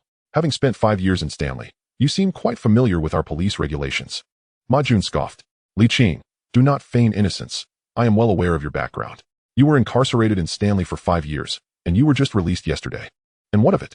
Li Qing replied coldly. Just because I have served time does not mean I am guilty of every crime. Where's your evidence? It seems you will not relent until you face dire consequences. Ma Jun snorted. This morning, a report was made regarding a theft involving bonds valued at 300 million. Based on the informant's testimony, we have reason to suspect that these bonds were stolen by you. Evidence, Li Qing emphasized. Is your visit to the stock exchange not to exchange these stolen bonds? That is a matter of my personal privacy. I have the right to remain silent. Slap. Ma Jun slammed the table and exclaimed, Li Qing, do not be so arrogant. Although this batch of bonds is bearer bonds, we can still ascertain who purchased them based on the issuing company. Li Qing shrugged nonchalantly. Then go ahead and investigate. Why are you asking me? Just then, the officer who had recently left the room re-entered and said, Sir, we contacted several bond-issuing companies and the Commercial Crime Bureau. According to the flow of funds, it appears that the bonds were likely purchased by someone named Sun Haishan, nicknamed Robinson. We have also looked into this Robinson. He is currently incarcerated in Stanley Prison for attempted murder 3 months ago. Upon inquiry, he confirmed that he indeed authorized Li Qing to assist him in redeeming these bearer bonds. What? At this revelation, Ma Jun furrowed his brow in deep contemplation. Moreover, our team has investigated the complainant's residence and found no fingerprints belonging to the 3 individuals involved. Sir Ma, may I take my leave now? Li Qing asked coolly. Ma Jun fell silent. After a moment, he waved his hand dismissively. Let him go. Yes, sir. 2 officers immediately stepped forward to uncuff Li Qing. Ma Jun fixed his gaze on Li Qing and warned, Li Qing, while you may be in the clear this time, I am well aware of your background. Should you dare to stir trouble again, I will keep a close watch on you. Li Qing chuckled lightly, poking at Ma Jun's badge, and inquired, Sir Ma, should I interpret this as a threat against a billionaire worth 300 million? Ma Jun's face flushed with anger. Li Qing scoffed, remaining silent as he turned to exit the interrogation room. Qinggu, Luo Tianhong, and Aji hurried to greet him. Mr. Li. At that moment, Xiao Anna also entered, saying, I have completed your bail procedures. You can leave at any time. Li Qing nodded. Then let's go. Please continue with your work, Miss Xiao. The group swaggered out of the police station, heading toward the stock exchange. Shortly after their departure, Lu Yaozu arrived at the police station with his men. Where are they? Have you apprehended anyone? Lu Yaozu asked impatiently. Whom are you referring to? Ma Jun replied curtly. The person who stole my bonds. Lu Yaozu exclaimed. You haven't found him. Have you? I provided you with all the leads. He's at the stock exchange. Why haven't you brought him in for questioning? Ma Jun shot him a glance and scoffed. Mr. Lu, he has already proven that the source of his bonds is legitimate. We have no evidence to detain him. Conversely, you, Mr. Lu, claim to have lost 300 million in bearer bonds. May I ask where your bonds originated?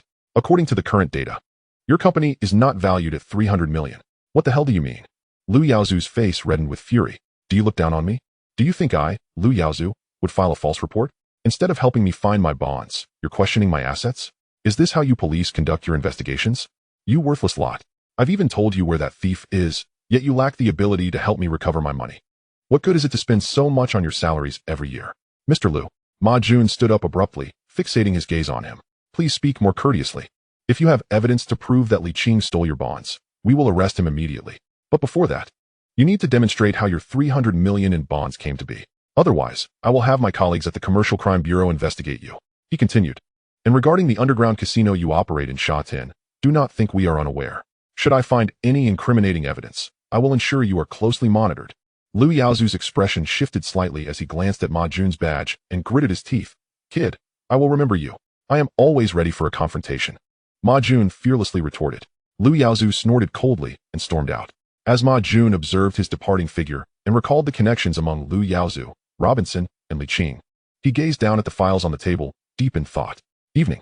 Wanchai Stock Exchange. Xiao Anna sighed deeply, stretching her lithe body. Then turned to Li Qing, who was lounging on the sofa. Everything is settled, Mr. Li. The total is 344,320,000. And after deducting my commission of 172 million, you are left with 342,600,000, which has been entirely transferred to your HSBC account. You may call to verify. Upon hearing this, Li Qing did not decline. He promptly called HSBC to confirm the transfer. After verifying that the funds had indeed arrived, he let out a long sigh of relief. Finally sorted out. From today onward, I am also a billionaire. Thank you, Miss Xiao, Li Qing said, looking at Xiao Anna. You are too kind, Mr. Li. It is my duty, she replied promptly. To be honest, she felt quite grateful to Li Qing. She had been experiencing some financial strain lately and had not received a substantial order in a long time. Today, when a significant client finally came along, she had been quite anxious, especially when Li Qing was summoned to the Major Crimes Unit. She feared she would miss out on this lucrative deal, but fortunately, things took a turn for the better. Li Qing not only proved the legitimacy of the bond source, but also kept his word by providing her with a 5% commission. This left her with a favorable impression of the young, wealthy man before her. Miss Xiao, are you currently working for any company? Li Qing inquired. With the money secured, he needed to consider his next steps. He was determined to establish his own business in the future, which would require talented individuals to assist him. And he had a favorable impression of Xiao Anna. Xiao Anna shook her head. No, Mr. Li. I am currently only working at the stock exchange. Upon hearing this, Li Qing understood that she was merely a stockbroker, earning commissions based on her transactions. Miss Xiao, would you consider joining my company? Li Qing extended an invitation directly. This. Xiao Anna was taken aback for a moment before politely declining. I'm sorry, Mr. Li, but I do not have such intentions at the moment. Although she was not a top-tier broker, obtaining a broker's license at her age was a testament to her qualifications and abilities. If she wanted to work for a company, there would certainly be many large firms in Central vying for her. However, she preferred not to be constrained, which was why she had turned down numerous offers and chose to work solely at the stock exchange. Thus, she was not particularly interested in Li Qing's invitation. I completely understand, Miss Xiao, and what I value most is your ambition and capability. Li Qing replied with a smile. I can assure you that once you join my company and demonstrate sufficient proficiency, no one will interfere with your autonomy. You will have ample freedom to pursue your aspirations and showcase your talents. This. Xiao Anna was momentarily stunned. She had not anticipated that Li Qing could comprehend her thoughts. After a moment's hesitation, she asked, May I inquire what industry you are in, Mr. Li? You will find out in due time, Li Qing replied. Miss Xiao, if you trust me, when the time comes, I will call you. The decision to join is entirely yours. With that, Li Qing waved goodbye to Luo Tianhong and the others, turning to leave. Chapter 12. The background of Lu Yaozu and profit sharing. Have you found anything? At 99 Chansha Bay Villa, Lu Yaozu sat at home, his expression dark as he inquired. Mr. Lu, we have news. One of his subordinates rushed in to report eagerly. They just left the stock exchange and then went to HSBC to withdraw money. If all goes as expected, they should have already received the funds. Lu Yaozu could no longer contain the fury that surged within him. He seized a vase and hurled it across the room, shattering it into a myriad of pieces. Damn it. Truly damned. That was my money. My money. Mona's expression darkened considerably as she inquired. My dear, he has already proven the legitimacy of the money's source. Surely, he has deposited it in the bank by now. What shall we do? We must retrieve that money at all costs. Lu Yaozu snarled, his visage contorted with rage. The police are unreliable. I shall handle this myself. Mr. Lu called, summoning his subordinate. We act tonight. Lu Yaozu ground his teeth, declaring, bring him alive. No matter what. We must compel him to relinquish the funds. How dare a mere gang member touch my money? Once I have it back, I shall ensure he meets a fate worse than death. Yes, Mr. Lu. At 8 o'clock that evening, at the TSC Wanshan estate, Chiu Gangao and his 4 companions arrived. Brother Qing. The 5 men appeared particularly exhilarated, having learned of Li Qing's acquisition of the bonds. Ah, you've arrived? Please. Take a seat, Li Qing beckoned, acknowledging their eager gazes with a nod. Last night, I secured the bonds with Tianhong and Aji, and today, I exchanged them for cash at the stock exchange. However, we encountered some unforeseen complications along the way. Li Qing did not withhold any details, recounting the events of the previous night and that day in full.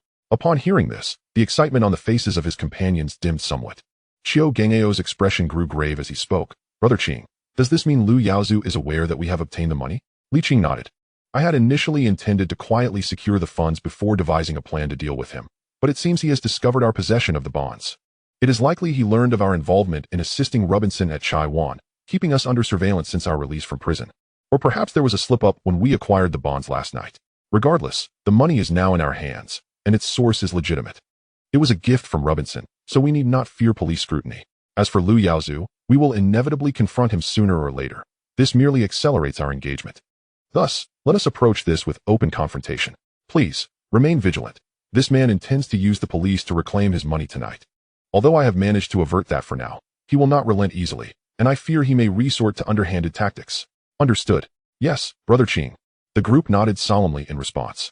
At this juncture, Chiu Gangao interjected, Brother Qing, we have also uncovered some information regarding Lu Yaozu. Li Qing turned his attention to him. Chiu Gangao's demeanor was serious as he continued. We have discovered that the gang behind Lu Yaozu is the Chaozhou gang. The Chaozhou gang? Li Qing frowned. He was well aware of this venerable gang on Hong Kong Island. As far back as the era of the 4 great detectives, the Chaozhou gang had already established itself as a premier organization, its influence spanning both Hong Kong and Kowloon. The infamous Bo Hao, who led the Yichun, was a faction within the Chaozhou gang, highlighting its considerable power. However, due to its excessive arrogance, following the collapse of the money empire, the Chaozhou gang had become a primary target for police crackdowns. In recent years, its presence had all but vanished from Hong Kong and Kowloon, anytime they showed themselves.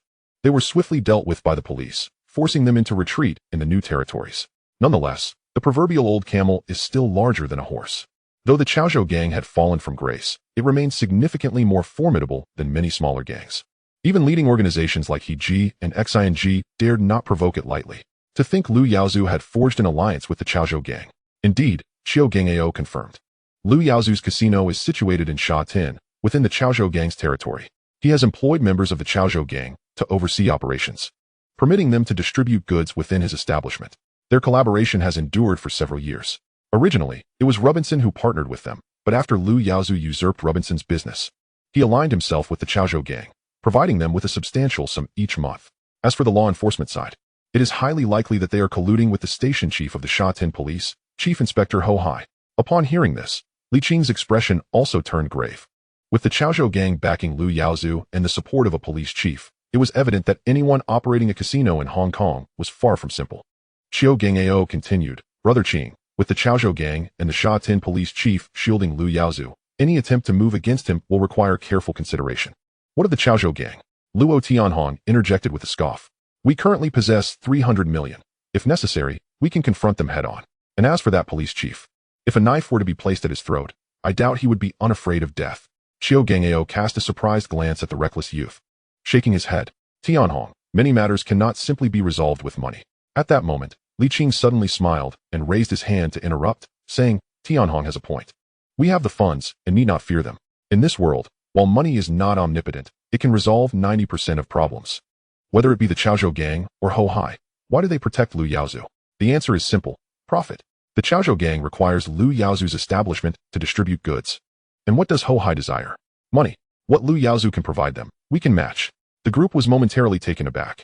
Xiao Gangao's eyes flickered as he posited. Brother Qing, are you suggesting that we use these conditions to negotiate with them, asking them to refrain from interfering in our dealings with Lu Yaozu? Li Qing nodded. Regardless of the outcome, we should initiate discussions. Lu Yaozu's establishment was seized from Robinson. If they could collaborate with Lu Yaozu, there is no reason they would refuse to partner with us. If negotiations falter, we shall devise another plan. Xiao Gingao replied, Brother Qing, how do you propose to negotiate?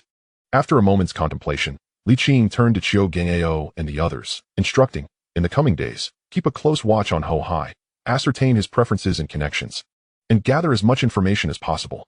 The more data we possess, the better. Ideally, we should acquire evidence of his collusion with the Chaozhou gang and Lu Yaozu. As for the Chaozhou gang, I will handle that personally. Understood. The group nodded in agreement. Li Qing then smiled and said, now that we've concluded serious matters, let us discuss the distribution of funds. As he spoke, he gestured for Luo Tianhong and Aji to come forward. The two exchanged knowing glances before entering the bedroom, emerging with several suitcases which they placed before the five men. Upon seeing the suitcases, Xiao Gangao and his companions surmised their contents, their anticipation mounting. Observing their expressions, Li Qing chuckled, open them and see.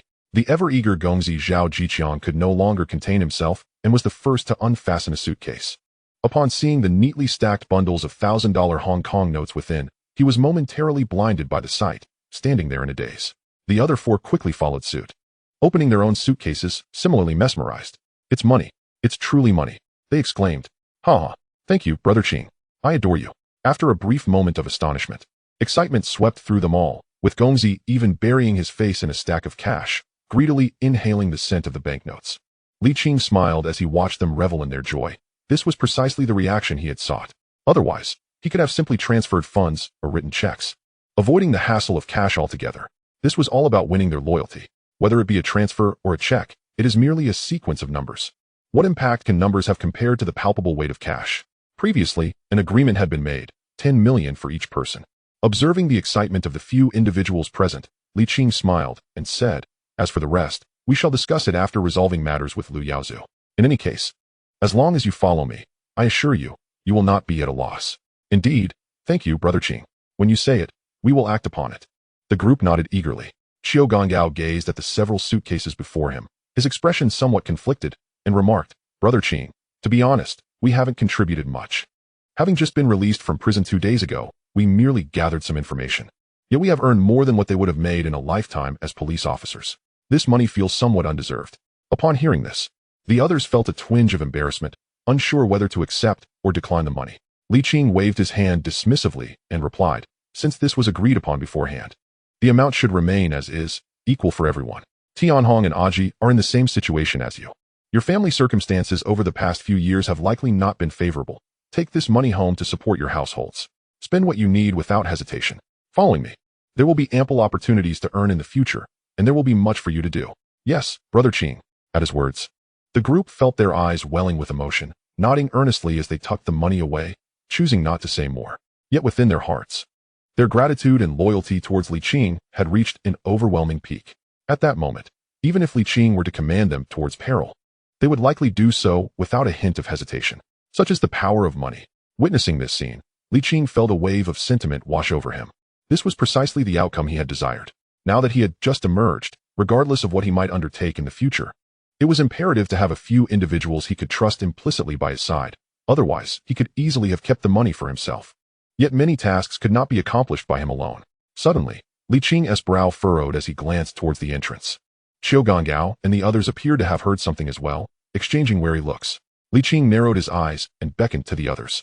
Understanding his signal, they dispersed and stealthily approached the doorway. Chapter 13, Strike First. Is this truly the place? In the corridor, a dozen men in suits were blocking the entrance to room 1206. The leader of the group whispered in inquiry. This is the place, Ming-gu. I personally came during the day and saw them enter. One of the suited men replied in a hushed tone. Good. The man referred to as Ming-gu nodded, saying softly, Mr. Liu instructed us to capture him alive. Be cautious. I've heard this fellow is quite skilled, having even bested Leopard Gu. Understood. The group nodded in agreement. Immediately, one man stepped forward, lightly knocking on the door and calling out, Is anyone home? After a moment, he knocked again, declaring, Is anyone home? Sir, I'm from the management committee. Someone has complained about a leak in your apartment. Still, there was no response. Seeing this, Ming Ji's expression darkened as he ordered. Breach the door. Yes. Two men stepped forward, preparing to force the door open. At that moment, the door unexpectedly swung open from the inside. Li Qing appeared at the threshold, calmly surveying the group of dark-clad men. Are you looking for me? The group froze momentarily, exchanging glances. Go. Ming-gu suddenly barked. Ready to charge inside. Bang. In the next instant, a fist the size of a sandbag rapidly enlarged before him. Before Ming-gu could react, he felt a dizzying blow to his head and collapsed, eyes wide open. Li Qing cast a quick glance at him. Without further hesitation, he stepped out the door, delivering two swift punches that felled two more men. Following suit were Qiu Gongao and Luo Tianhong, among others. Swish, swish.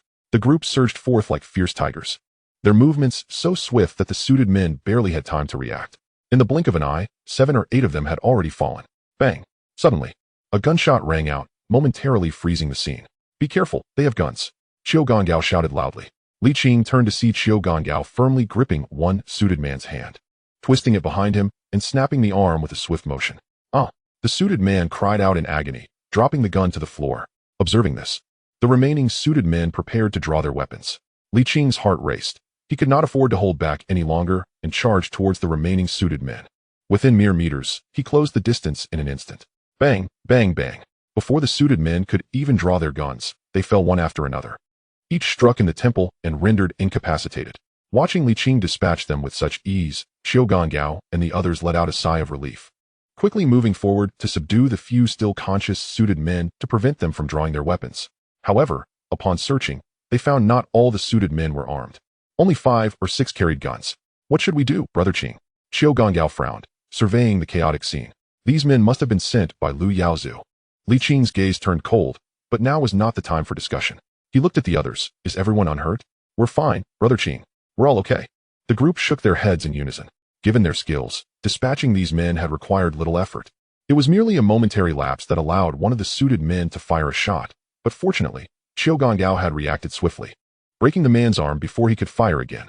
However, the gunshot and the commotion had already attracted the attention of several residents in the building. Several doors were ajar, with curious heads peeking out to see what was happening. As long as everyone is all right. Li Qing glanced around the corridor and quietly instructed, Ao. You and the others should leave first. I will handle this. Understood. Without hesitation, the group returned to their rooms, grabbing their suitcases to depart. Li Qing surveyed the group of suited men in the corridor and said, Tianhong, go downstairs and call the police. Call the police? Brother Qing, won't that cause trouble?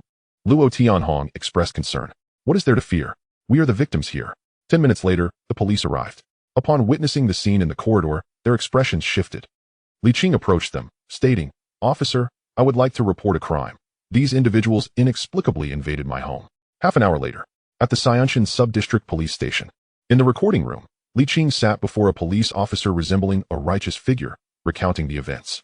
Officer, I was hosting a gathering with friends at home, and for some unknown reason, those men broke in attempting to capture me. My friends and I, in self-defense, were compelled to act and injured them. 3 of you took down 12, and they were armed. Both of my friends have martial arts training. As for me, I was born with great strength. The police officer, Chief Hai, twitched his lips.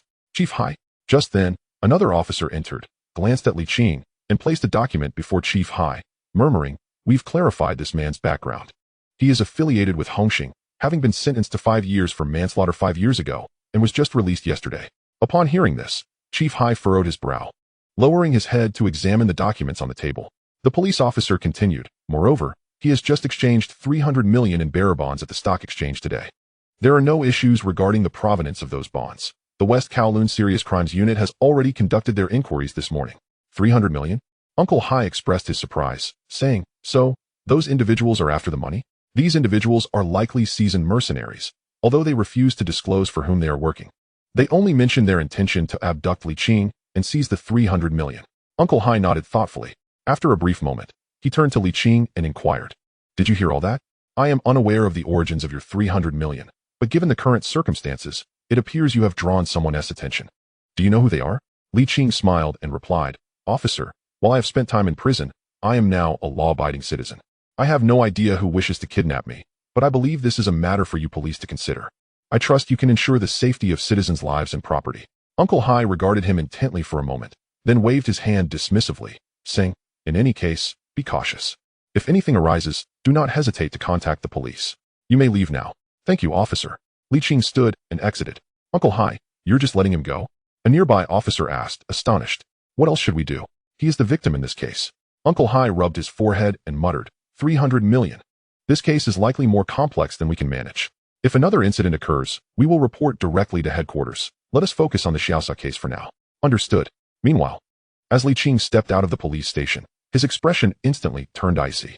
Without needing to think, he could surmise who had sent those individuals tonight. He was aware that Lu Yaozu would not easily relinquish that sum of money.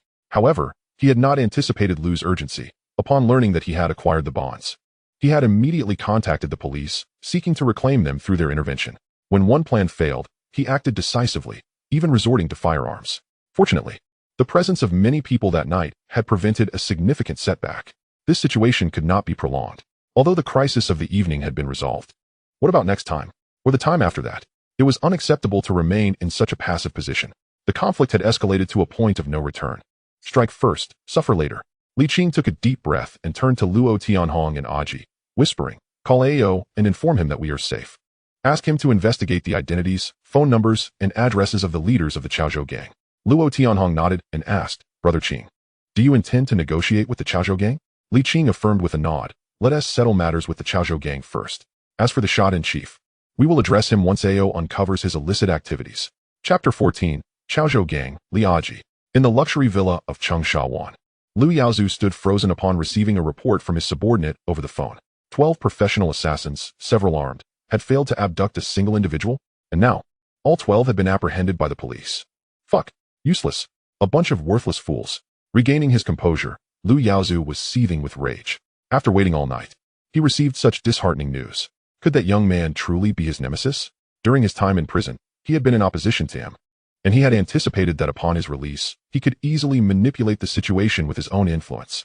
Yet, unexpectedly, in just 2 days, he had suffered 2 setbacks. On the other end of the line, his subordinate, trembling at Lu Yaozu's fury, mustered the courage to ask, "Mr. Lu, what should we do about Aiming and the others? Should we attempt to secure their release? Why should I bother with protecting a bunch of inept fools who can't even handle a simple task?" Lu Yaozu bellowed. "Moreover, they were caught brandishing firearms and trespassing. How can we possibly protect them? Do you wish to drag me into this as well, Mr. Lu? But what if they can't withstand interrogation and reveal our involvement? That would be troublesome for us." At this, Lu Yaozu finally calmed down a bit. Contemplating for a moment before responding, send in a lawyer to warn them against speaking out of turn. I will handle the rest and do my utmost to secure shorter sentences for them. If anyone disobeys, let them contemplate their families. With that, Lu Yaozu abruptly hung up the phone. "My dear, if even Aiming and the others have failed, what should we do now?" Mina stepped forward, her brow creased with worry. A trace of fatigue flashed in Lu Yaozu's eyes as he shook his head, replying, "I do not know what to do. With Aiming and the others in trouble, we are left with very few capable individuals." Unless as he spoke, Lu Yaozu looked northward, his expression uncertain. Mina immediately grasped his thoughts, whispering, "Darling, are you considering seeking assistance from the Chaozhou gang?" Lu Yaozu nodded, then sighed and shook his head. "We will see. These individuals are not easy to deal with. If we enlist their help, it will certainly come at a steep price. Unless absolutely necessary, we should avoid involving them." Mina furrowed her brows. "But what else can we do now? If Aiming and so many others cannot handle Li Qing, we have no means to pressure him into relinquishing the money without outside help." At her words, Lu Yaozu paused for a moment. Then a thought struck him as he glanced at the alluring Luna before him, a contemplative expression crossing his face. If brute force fails, perhaps a more subtle approach would suffice. The following day, in Shatin, at the entrance of a luxurious mansion, Li Qing, accompanied by Luo Tianhong and Aji, presented a visiting card, stating, "Please inform him that I am Li Qing from the Hongxing Society and wish to pay a visit to Mr. Li."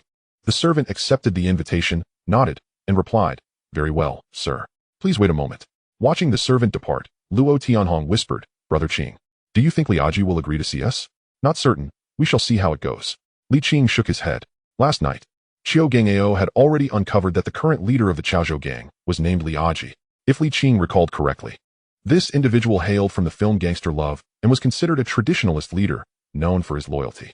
As long as the matter was clearly explained, there was a significant chance he would be persuaded not to interfere with Lu Yaozu's affairs.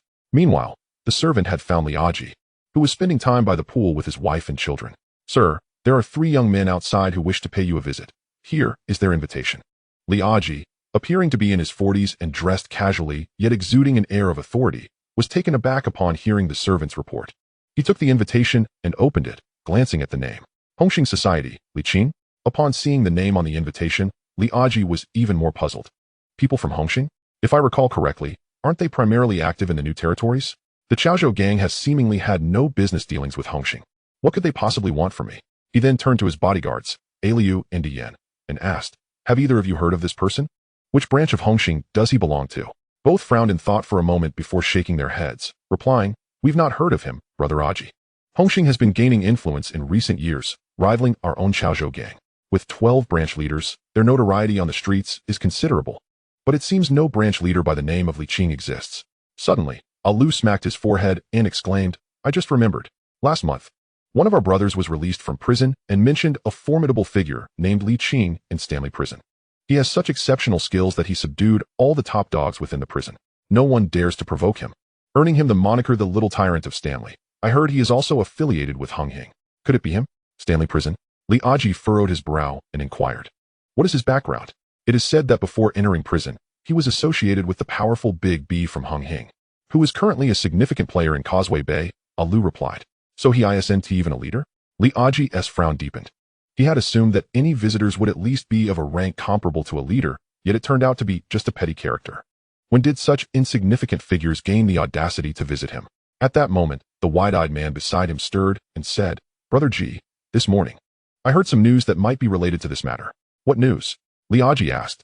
The wide-eyed man quickly responded, "Do you remember the venue that Lu Yaozu opened in the new town of Shadin?" Li Aji paused. "You mean the one that Uncle Jin oversees?" "Exactly." The wide-eyed man nodded. "I heard Uncle Jin say that this venue originally belonged to Lu Yaozu's father-in-law, Robinson. However, Lu Yaozu, being ruthless, not only seized his father-in-law's venue, but also had him imprisoned. Lu Yaozu only took over Robinson's casino, but the profits Robinson had previously earned were not transferred. To recover this money, Lu Yaozu has sent people to the prison multiple times, trying to force Robinson to hand it over, but he has been unsuccessful, which has made Lu Yaozu extremely agitated lately." Li Aji nodded and asked, "Is this matter related to Li Qing?" The wide-eyed man nodded. "It is said that in prison, Li Qing is protecting Robinson, and Lu Yaozu's men have not even laid a finger on him. Moreover, last night, the police arrested over a dozen individuals in TSE Wanshan on charges of armed trespassing, all of whom were Lu Yaozu's men. And Li Qing resides in TSE Wanshan." Upon hearing this, Li Aji narrowed his eyes. "Are you suggesting that Robinson's money has likely gone to Li Qing, and Lu Yaozu's men were sent to TSE Wanshan to recover it?" "That seems to be the case." The wide-eyed man nodded. "Lu Yaozu has kept this matter very secret, likely fearing that we would find out. However, he does not realize that among those he sent, there are members of our Chaozhou gang. This morning, Uncle Jin even called me to ask how to handle this situation." Li Aji nodded, contemplating. Lu Yaozu likely kept this from Uncle Jin out of concern that he would interfere, wanting to handle it himself. But since his men were caught by the police, it appears he has failed. But what does Li Qing want by coming to see me? Lu's expression shifted as he suggested, "Brother G, could it be that he knows Lu Yaozu's venue is backed by our Chaozhou gang, and is seeking your intervention to mediate and negotiate with Lu Yaozu?" "That possibility cannot be dismissed," Li Aji acknowledged, nodding. "What do you all think about this matter?" "I believe we need not involve ourselves," the wide-eyed man countered, shaking his head. "This is Lu Yaozu's personal affair. Since he has kept it from Uncle Jin, he certainly does not want us to intervene. Moreover, we have no obligation to assist Li Qing." Lu added, "Brother G, I concur with what the wide-eyed man said. We should not offend Lu Yaozu for the sake of this Li Qing." Hearing this, Li Aji pondered for a moment before nodding in agreement. "Very well. We shall proceed as you suggest." With that, Li Aji turned to the waiting servant and instructed, "Find some excuse to send them away." "Yes, sir." The servant departed. Li Aji chose not to dwell any further on the matter and turned to spend time with his wife and son. After all, a mere minor figure from Hongxing was not worthy of his concern. At the entrance of the villa, upon hearing the servant's report, Li Qing furrowed his brow. "They won't see us?" "Indeed, sir. My master has pressing matters today and cannot meet with you. You should leave promptly," the servant replied. returning Li Qing's invitation and closing the door behind him. In that moment, Li Qing stood frozen, engulfed by a profound sense of humiliation. He had prepared several arguments to persuade Li Aji not to involve the Chaozhou gang in his dispute with Lu Yaozu. Yet, unexpectedly, he was unable to even enter the villa. Damn it, this bastard is truly overstepping. At that moment, Luo Tianhong and Aji also realized the gravity of the situation and were filled with rage. To visit and not even be allowed through the door. Brother Qing, I see no reason to continue negotiations. We should deal with Lu Yaozu directly and eliminate this Li Aji as well. Luo Tianhong exclaimed angrily. Li Qing took a deep breath, suppressing the fury within him, and waved his hand. Let us go. Brother Qing? The two looked at Li Qing in confusion. Leave. Li Qing shook his head, uttering no further words. For now, words were futile. He never engaged in impotent rage. The humiliation endured today would one day be repaid in full. Chaozhou gang Li Aji? Li Qing cast one last cold glance at the luxurious seaside villa before striding away in silence. Chapter 15. School Turmoil, Zhu Wanfang. The reason Li Qing sought out the Chaozhou gang first was merely due to his recent release from prison, as his foundation was still unstable, and he wished to avoid offending too many people. However, this did not imply that he feared the Chaozhou gang. To his astonishment, he could not even gain entry to meet Li Aji. Given the circumstances, Li Qing decided against further discussions. Once Qiu Gongao and his associates uncovered the dirt on the Shatin chief superintendent, Ho Hai, and possessed leverage, he would take direct action. Yet, the immediate priority was to find a new place to reside. Thus, Li Qing commenced contacting agents to seek new accommodations. In Hong Kong, provided one has the financial means, finding a residence is not particularly challenging. After a day of searching, Li Qing ultimately selected a location, a villa in the new town of Shatin, spanning over 1,000 square feet. The reasons for this choice were manifold. It was spacious, offered security, and was merely a street away from the Shatin police station. Additionally, Lu Yaozu's casino was also in Shatin, making it more convenient for future operations. Furthermore, once he dealt with the Shatin police chief Ho Hai and Lu Yaozu, Li Qing intended to establish his base in Shatin. Although he currently possessed 3 billion in cash, this amount was relatively modest in Hong Kong. If he were to invest in the bustling areas of Hong Kong and Kowloon, it would hardly make a significant impact. Thus, Li Qing planned to build his foundation in the new territories, gradually expanding his influence. After all, he had perspectives that transcended over 30 years beyond this era. And now with 3 billion in cash as his foundation, he was confident that he could succeed in business without incurring losses. His previous incarceration had denied him the opportunity to showcase his capabilities. Now that he was out, once he resolved the issue with Lu Yaozu, he would be poised to make significant strides. After securing the villa lease and paying a year's rent and deposit up front, Li Qing took Luo Tianhong and Aji back to TSE Wanshan to gather his belongings. In truth, there was not much to move. Most of the furniture in the villa was already in place. Ultimately, Li Qing merely gathered a couple of articles of clothing and took along his grandmother's spirit tablet. Luo Tianhong and Aji were not much different. One brought a newly purchased 8-sided sword, while the other carried a dagger, preparing to leave. However, they had not even descended the stairs when a surprised female voice echoed through the corridor. Tianhong go? Luo Tianhong paused in astonishment, turned around, and instantly broke into a smile, replying, "Ah Fong, is that you? Have you finished school?" "Yes." "Tianhong go, what brings you here?" In the corridor stood a girl clad in a school uniform, her features delicate and her appearance pure, gazing at Luo Tianhong with delight. Upon noticing Li Qing beside him, she momentarily froze, then hesitantly called out, "Are you Qing go? Ah Fong." Li Qing was taken aback for a moment, then quickly retrieved memories of the girl before him. Zhu Wanfang, a character from the film school Storm. She had been a neighbor of his previous incarnation, playing together in their childhood, often trailing behind him. Calling out Qing go. "Qing go, is it truly you? You've returned." Seeing that Li Qing recognized her, Zhu Wanfang beamed with joy. Her home was not far from Li Qing's, and during their childhood, she frequently visited him. Li Qing smiled and nodded, saying, "It's been years. Ah Fong has grown up." "What grade are you in now?" "Form 5, I attend Southeast Secondary School," Zhu Wanfang replied eagerly. "Qinggu, I heard noise coming from your house last night. And the police even came. I thought a burglar had broken in, but unexpectedly, it was you who returned. And Tianhong, why haven't you come to play with me for so long?" At her words, Luo Tianhong awkwardly scratched his nose, admitting, "Your father doesn't allow me to visit you." Li Qing glanced at Luo Tianhong's flowing blue hair, nearly unable to suppress a laugh. What kind of good parent would permit their daughter to play with him? "Qinggu, Tianhong, come to my house for a meal. It's been such a long time." Zhu Wanfang cheerfully extended the invitation. "Is that not imposing?" Li Qing hesitated slightly. "Come on. My parents will surely be delighted to know that you are back." Zhu Wanfang insisted, directly grasping Li Qing's arm. "Ah Fong, who is this?" Why haven't you gone home after school? At that moment, a middle-aged man emerged from a nearby house, appearing to be in his 40s, bald, with protruding teeth, and wearing an apron. Zhu Wanfang's father, Zhu Wenxiong. Father, it's Qing Ge. Qing Ge has returned. Zhu Wanfang exclaimed joyfully, pulling Li Qing closer. Ah Qing. Zhu Wenxiong seemed taken aback for a moment, then noticed Luo Tianhong and Aji beside him. His expression shifted to a slightly unnatural one, but he still greeted them, saying, Ah Qing has returned. Yes, just got back. Li Qing nodded. Zhu Wenxiong was aware that Li Qing had spent 5 years in prison and was somewhat reluctant to engage with him. Nonetheless, having watched him grow up, he managed to say, since you're back, come over for a meal. Li Qing initially intended to decline the invitation, but Zhu Wanfang would not give him the chance, tugging at his hand and pulling him toward their home. Observing this, Li Qing could only exchange glances with Luo Tianhong and Aji, leading them into Zhu Wanfang's residence. Please, make yourselves comfortable. Zhu Wenxiong's home was modest, with various pieces of old furniture. The living room was just spacious enough for a table, making it slightly cramped for the three of them. However, all three came from humble backgrounds, and their living conditions were not much better than Zhu Wenxiong's, so they felt at ease. Mom. A middle-aged woman emerged from the kitchen. Zhu Wanfang hurried forward to explain, Mom, look, it's Qing Ge who has returned.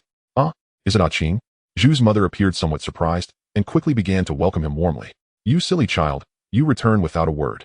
Your grandmother has passed away, you're all alone now. So do come over for meals in the future. Compared to Zhu Wenxiong, Zhu's mother was much more hospitable and did not mind that Li Qing had been imprisoned, as their families had frequently mingled in the past. The old saying goes, a near neighbor is better than a distant cousin, which brought a touch of warmth to Li Qing's heart. As they conversed, both parties gradually became more familiar, rekindling the warmth of their past connection.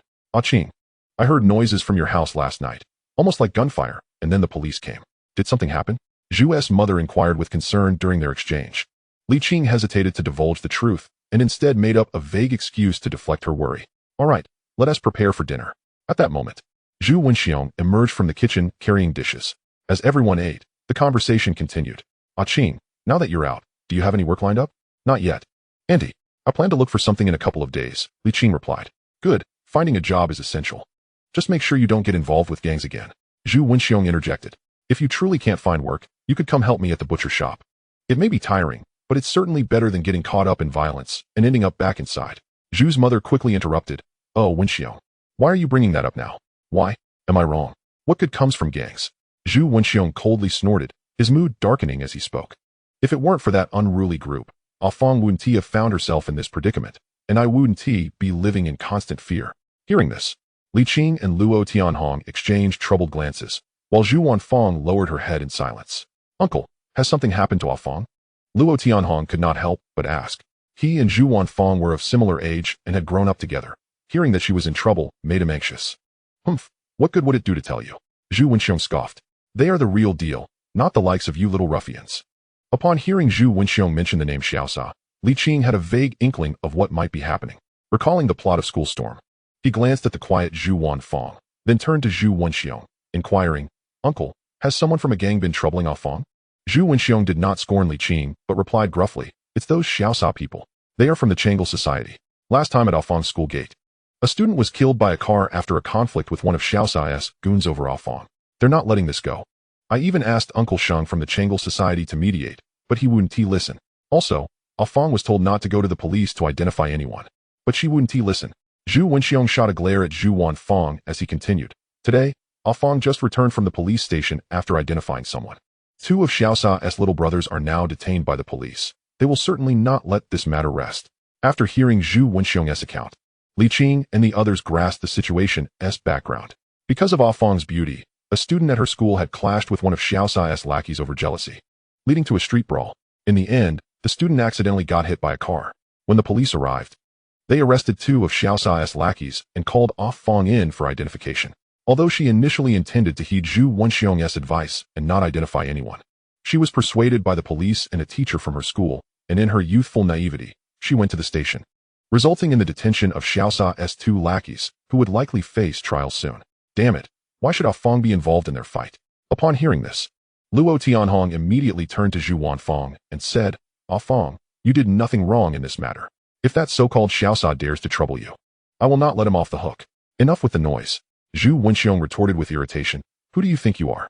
The leader of the Changle gang?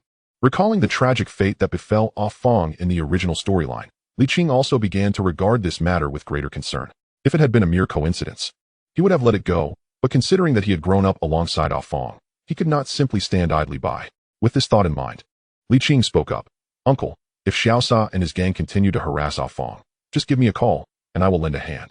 You've just come out of prison. What help can you provide? Don't go stirring up trouble. The hardships of prison are not to be taken lightly, Zhu Wenxiong replied. Li Qing recognized that beneath Zhu's tough exterior lay a caring heart, and he brushed it off with a smile, saying, I ended up in prison taking the blame for my boss. You know my boss is with Hongxing, and he used to be active in Xian Mountain. With him stepping in, Xiaosao would definitely think twice. Hearing this, Zhu Wenxiong hesitated. In his youth, he too had been involved with gangs, and was well aware of Hongxing's reputation. It was one of the foremost associations in Hong Kong, possessing greater influence than the Changle gang.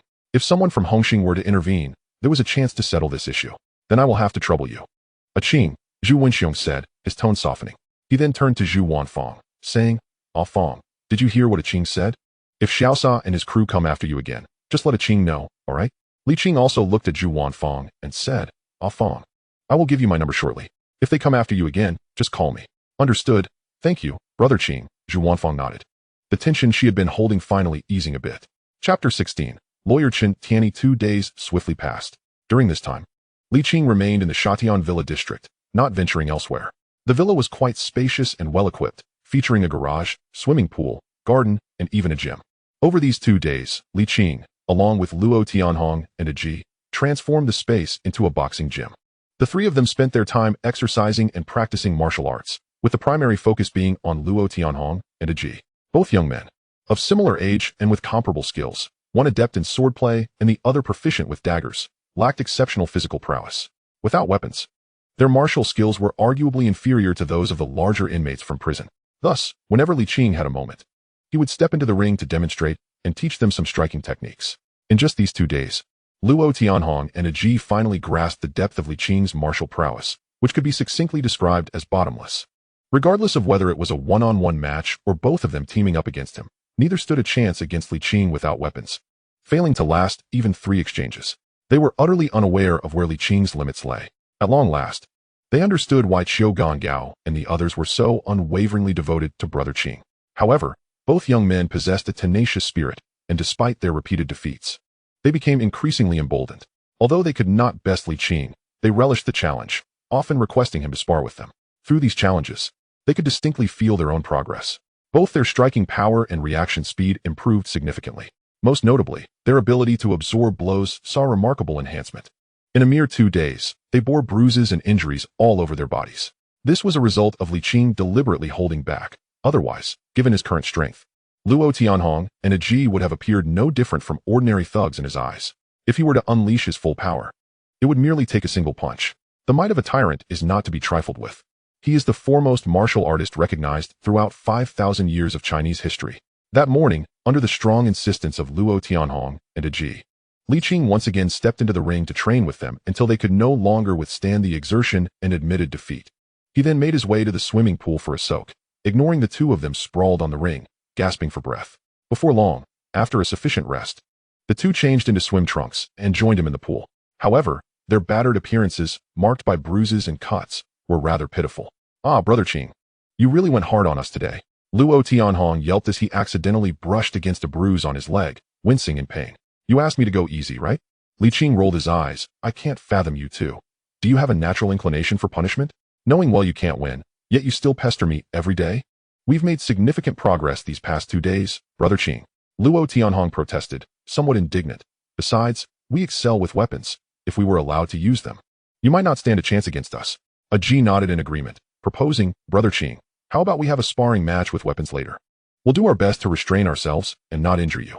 Li Qing, ultimately, to avoid dampening their spirits, he refrained from revealing that he was also highly skilled with weapons. Swords, guns, and even archery were all disciplines in which he excelled.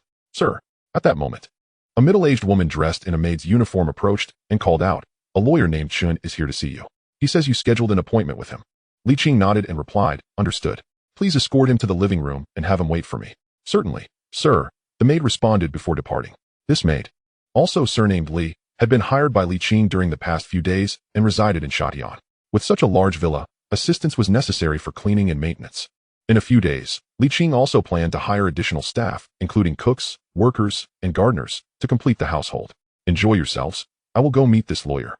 Li Qing instructed Luo Tianhong and Aji before changing into a fresh outfit and making his way to the living room. In the living room sat a young man in his 30s, donned in gold-rimmed glasses, impeccably dressed in a tailored suit, waiting on the sofa. Upon noticing Li Qing's entrance, he promptly stood up to shake hands. "Hello, Mr. Li, I am Lawyer Chen Tianyi. I didn't expect you to be so young." "Hello, Lawyer Chen." Li Qing greeted with a smile as they shook hands. This lawyer had been recommended by Qiu Gongao, known for his strong professional capabilities, specializing in representing clients in court. Prior to his release, Li Qing had promised Qiu Jie and Tu that he would expedite efforts to help them reduce their sentences and secure their early release. Now that he had secured the 300 million, it was the perfect moment to devise a plan to extricate them, particularly Qiu Jie, to deal with Lu Yaozu. Li Qing intended to target Lu's gambling operations. At that time, he would require Qiu Jie's expertise. Although Li Qing had learned from Qiu Jie for a few years, he lacked practical experience and thus felt somewhat uncertain. Therefore, if he could bring Qiu Jie out, having his assistance would greatly increase his chances of success. "Lawyer Chen, you should be aware of the purpose of my appointment today," Li Qing said after instructing the maid to pour a cup of tea for Chen Tianyi. Cutting straight to the point, Chen Tianyi nodded, smiling. "Mr. Li wants to help a few friends secure early release, right? No problem, it's a small matter. As long as the compensation you provide is sufficient, even for serious offenders, I have ways to facilitate their early release. There are plenty of methods." This fellow is quite direct and rather bold. Li Qing cast a surprised glance at the self-assured Chen Tianyi, but this suited him just fine. He nodded and said, "My two friends are both incarcerated for murder. One received an 8-year sentence, while the other was sentenced to 6 years. They have each served half of their term. As long as they can be released early, money is not an issue." Chen Tianyi nodded in response and inquired, "How long does Mr. Li wish for them to be released early?" "The sooner, the better," Li Qing replied. After a moment of contemplation, Chen Tianyi raised 2 fingers and stated, "For their release within a month, it will require 2 million, with an upfront deposit of 500,000. Deal." Li Qing agreed without a moment's hesitation, promptly issuing a check for 500,000. He had no fear of Chen Tianyi swindling him, if he dared to accept the money without delivering. He was certainly not a man to be trifled with. Upon receiving the check, a broader smile spread across Chen Tianyi's face as he stood up and said, "Mr. Li, please prepare the information of your 2 friends. I will personally visit them in prison and prepare the necessary materials for court." "Thank you, Attorney Chen," Li Qing replied, nodding. He then proceeded to inform Chen Tianyi about Qiu Jie and Tu's specific circumstances before escorting him to the door. Having resolved this matter, Li Qing felt a sense of relief. He was currently in dire need of manpower, whether they were specialized talents or individuals who could assist him in less than reputable endeavors. He was far from satisfied. After all, once he acquired the casino and assets under Lu Yaozu's name, he could hardly manage everything himself, could he? Preparations were essential. At present, he could only rely on Tianhong, Aji, Ao, and a few trusted brothers in prison. For now, he would focus on getting Qiu Jie and Tu out. Additionally, now that he had secured his living arrangements, it was also time to fulfill the promise made to Qiu Jie. Li Qing summoned Luo Tianhong and instructed, "Tianhong, please go to 172, Haibin Road, Kuntong, and find someone named Huang Fei. He is Qiu Jie's cousin, and Qiu Jie's daughter should be with him. Bring her back." "Understood, Qinggu." Luo Tianhong nodded and left with Aji. Chapter 17. Zhu Wanfeng seeks help. Afternoon. Shadin Villa. Gazing at the little girl before him, who appeared to be only 3 or 4 years old, dirty and fearful, yet feigning fierceness like a small wildcat, Li Qing furrowed his brow. "Is this Qiu Jie's daughter?" Luo Tianhong nodded. That was what Huang Fei explicitly stated. Her name is Chen Xinxin, taking her mother's surname.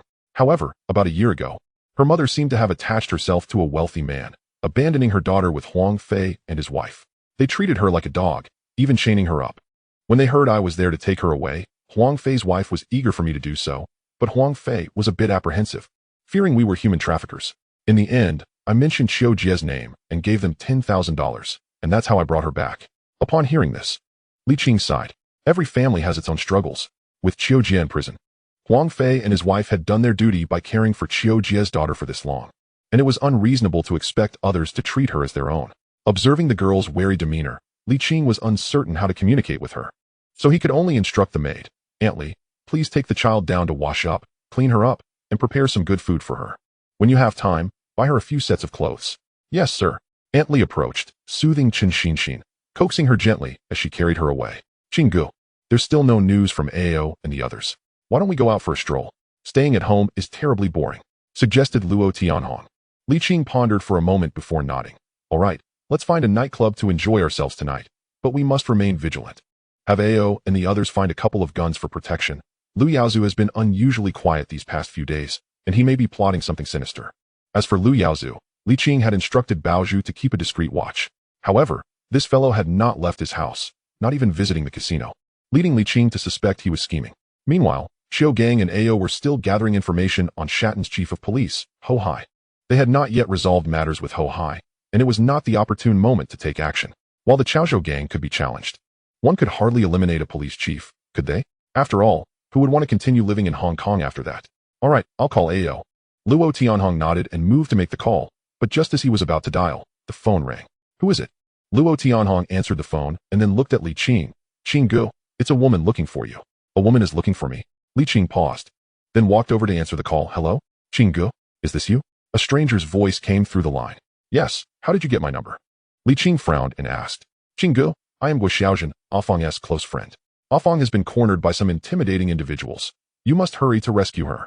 The voice on the other end urgently implored. Li Qing's expression changed, and he quickly inquired, where? At the entrance of our school, please hurry. All right, I'm on my way. Li Qing hung up the phone, calling for Luo Tianhong and Aji. Afang is in trouble. We need to head to Southeast Middle School, in the Kowloon City District, near Kai Tak Airport. Southeast Middle School. It was dismissal time. Students exited the school gate in groups, chatting and laughing, exuding the vibrant spirit of youth. Yet, the joy of one person was not shared by another. Within the school gates, Zhu Wanfang, clad in her school uniform, stood nervously beside a wall, peering through the fence at a Mercedes parked on the street outside the school gate. A group of menacing individuals loitered beside the car. The leading man appeared to be in his late 20s, dressed in a dark blue suit, sporting a gold watch on his wrist and a gold chain around his neck, with a cigarette dangling from his lips, embodying the persona of a street boss. His companions exuded a similar air of intimidation, causing passers-by to steer clear. Afang. At that moment, Guo Xiaojun rushed over, panting. What's going on, Xiaojun? Did you get through on the phone? Zhu Wanfang quickly asked. I did. He said he would be here soon. Guo Xiaojun nodded, glancing anxiously outside the school gate. But do you think this Qing Gu can be relied upon? That Xiaosa is one of the 13 guardians of Xiun Mountain. He's a powerful figure in the Chonglu gang. Zhu Wanfang shook her head. I don't know either. But Qing Gu said he could handle it. He used to be with the Hongxing Society. Hongxing? Guo Xiaojun's eyes lit up. I've heard that Hongxing has been quite influential these past few years, dominating both Hong Kong and Kowloon. Which district is your Qing Gu the boss of? Zhu Wanfang shook her head. Qing Gu isn't the boss. He just got out of prison. He went in because he took the fall for his boss. What? Not the boss. What's the use of that? Guo Xiaojun's face paled. Afang, I think we should call Scar. He's Xiaosa's underling. Having him intervene might be more effective. Zhu Wanfang hesitated, unsure of what to do. Hello? At that moment, two boys clad in identical school uniforms approached. Zhu Wanfang, what are you chattering about over there? Don't you see that brother Xiaosa is waiting? Guo Xiaojun hastily stepped forward, grabbing one of the boys by the arm. Zhu, Xiaosa will certainly not let Afang off the hook. If he gets his hands on her, it will be disastrous. Could you plead her case? Who do you think you are? Zhou Zuoji replied impatiently.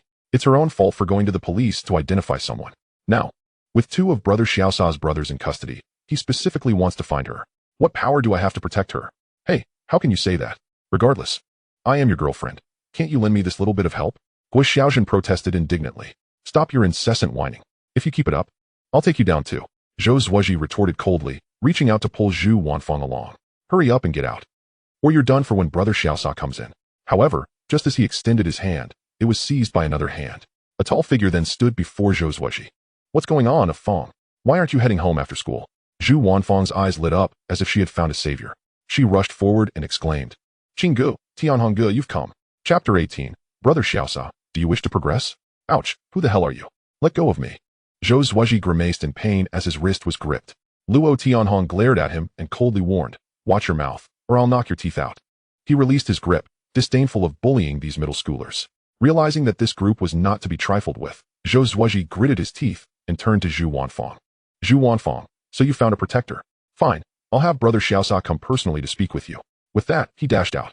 Li Qing ignored this minor character and turned to Zhu Wanfang. Afang, is that Xiaosa causing you trouble? Yes, Qing Gu, he is right outside. Zhu Wanfang pointed anxiously toward the Mercedes parked outside the school. Li Qing glanced back, nodded, and said, it's all right, let's go meet him. As they stepped outside the school gates, two thugs approached them. Hey, kid, which gang do you belong to? How dare you meddle in Brother Xiaosa's affairs? A man with a wrinkled face boasted arrogantly. The other, a somewhat handsome long-haired man, glanced at Li Qing and his companions before turning to Zhu Wanfeng, saying softly, Feng, my boss wants to talk to you. Don't worry, I'll ensure you're safe. Li Qing, hearing this, shot a look at the man and asked, Feng, is he the one pursuing you, the scar-faced guy? Yes, Zhu Wanfeng nodded slightly. Damn it. Luo Tianhong kicked out, sending the scar-faced man flying several meters, disdainfully remarking, if you can't even protect a woman, how do you expect to pursue a Feng? The atmosphere fell silent for a moment. The surrounding crowd quickly dispersed. Yet many students, far from being intimidated, eagerly gathered along the roadside to watch the commotion. You bastard. The man beside the scar-faced thug finally reacted, cursing and preparing to strike. However, before he could finish his sentence, a G kicked him away, leaving him convulsing on the ground, foam at his mouth. Wow, impressive. Beat him, beat him. The surrounding students cheered. In the distance, Xiaosa, who had been waiting by his car, could no longer sit idly. He flicked away the butt of his cigarette and, accompanied by a few remaining underlings, approached Li Qing and his group, a glimmer of wariness flashing in his eyes.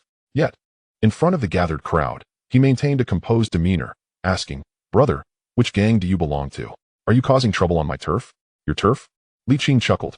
If I recall correctly, the territory of your Chonglu gang doesn't extend to Kowloon City, does it? When did it become your domain? Xiaosan narrowed his eyes, fixing his gaze on Li Qing. Which faction do you represent? Hongxing, Li Qing. Hongxing? Xiaosa's expression shifted slightly. Are you one of the Thin Eyes? Hongxing's jaw fit in Kowloon City is indeed Thin Eyes, and this area surrounding Southeast High School strictly falls under their influence. However, these impoverished students rarely have anything of value. So Thin Eyes seldom extend their reach into the school, which is why Xiaosa dared to tread into Southeast High. Upon hearing Li Qing's affiliation, he instinctively feared that Thin Eyes would learn about his intrusion into Southeast High. Li Qing, without answering, smiled and said, Brother Xiaosa, shall we find a place to talk?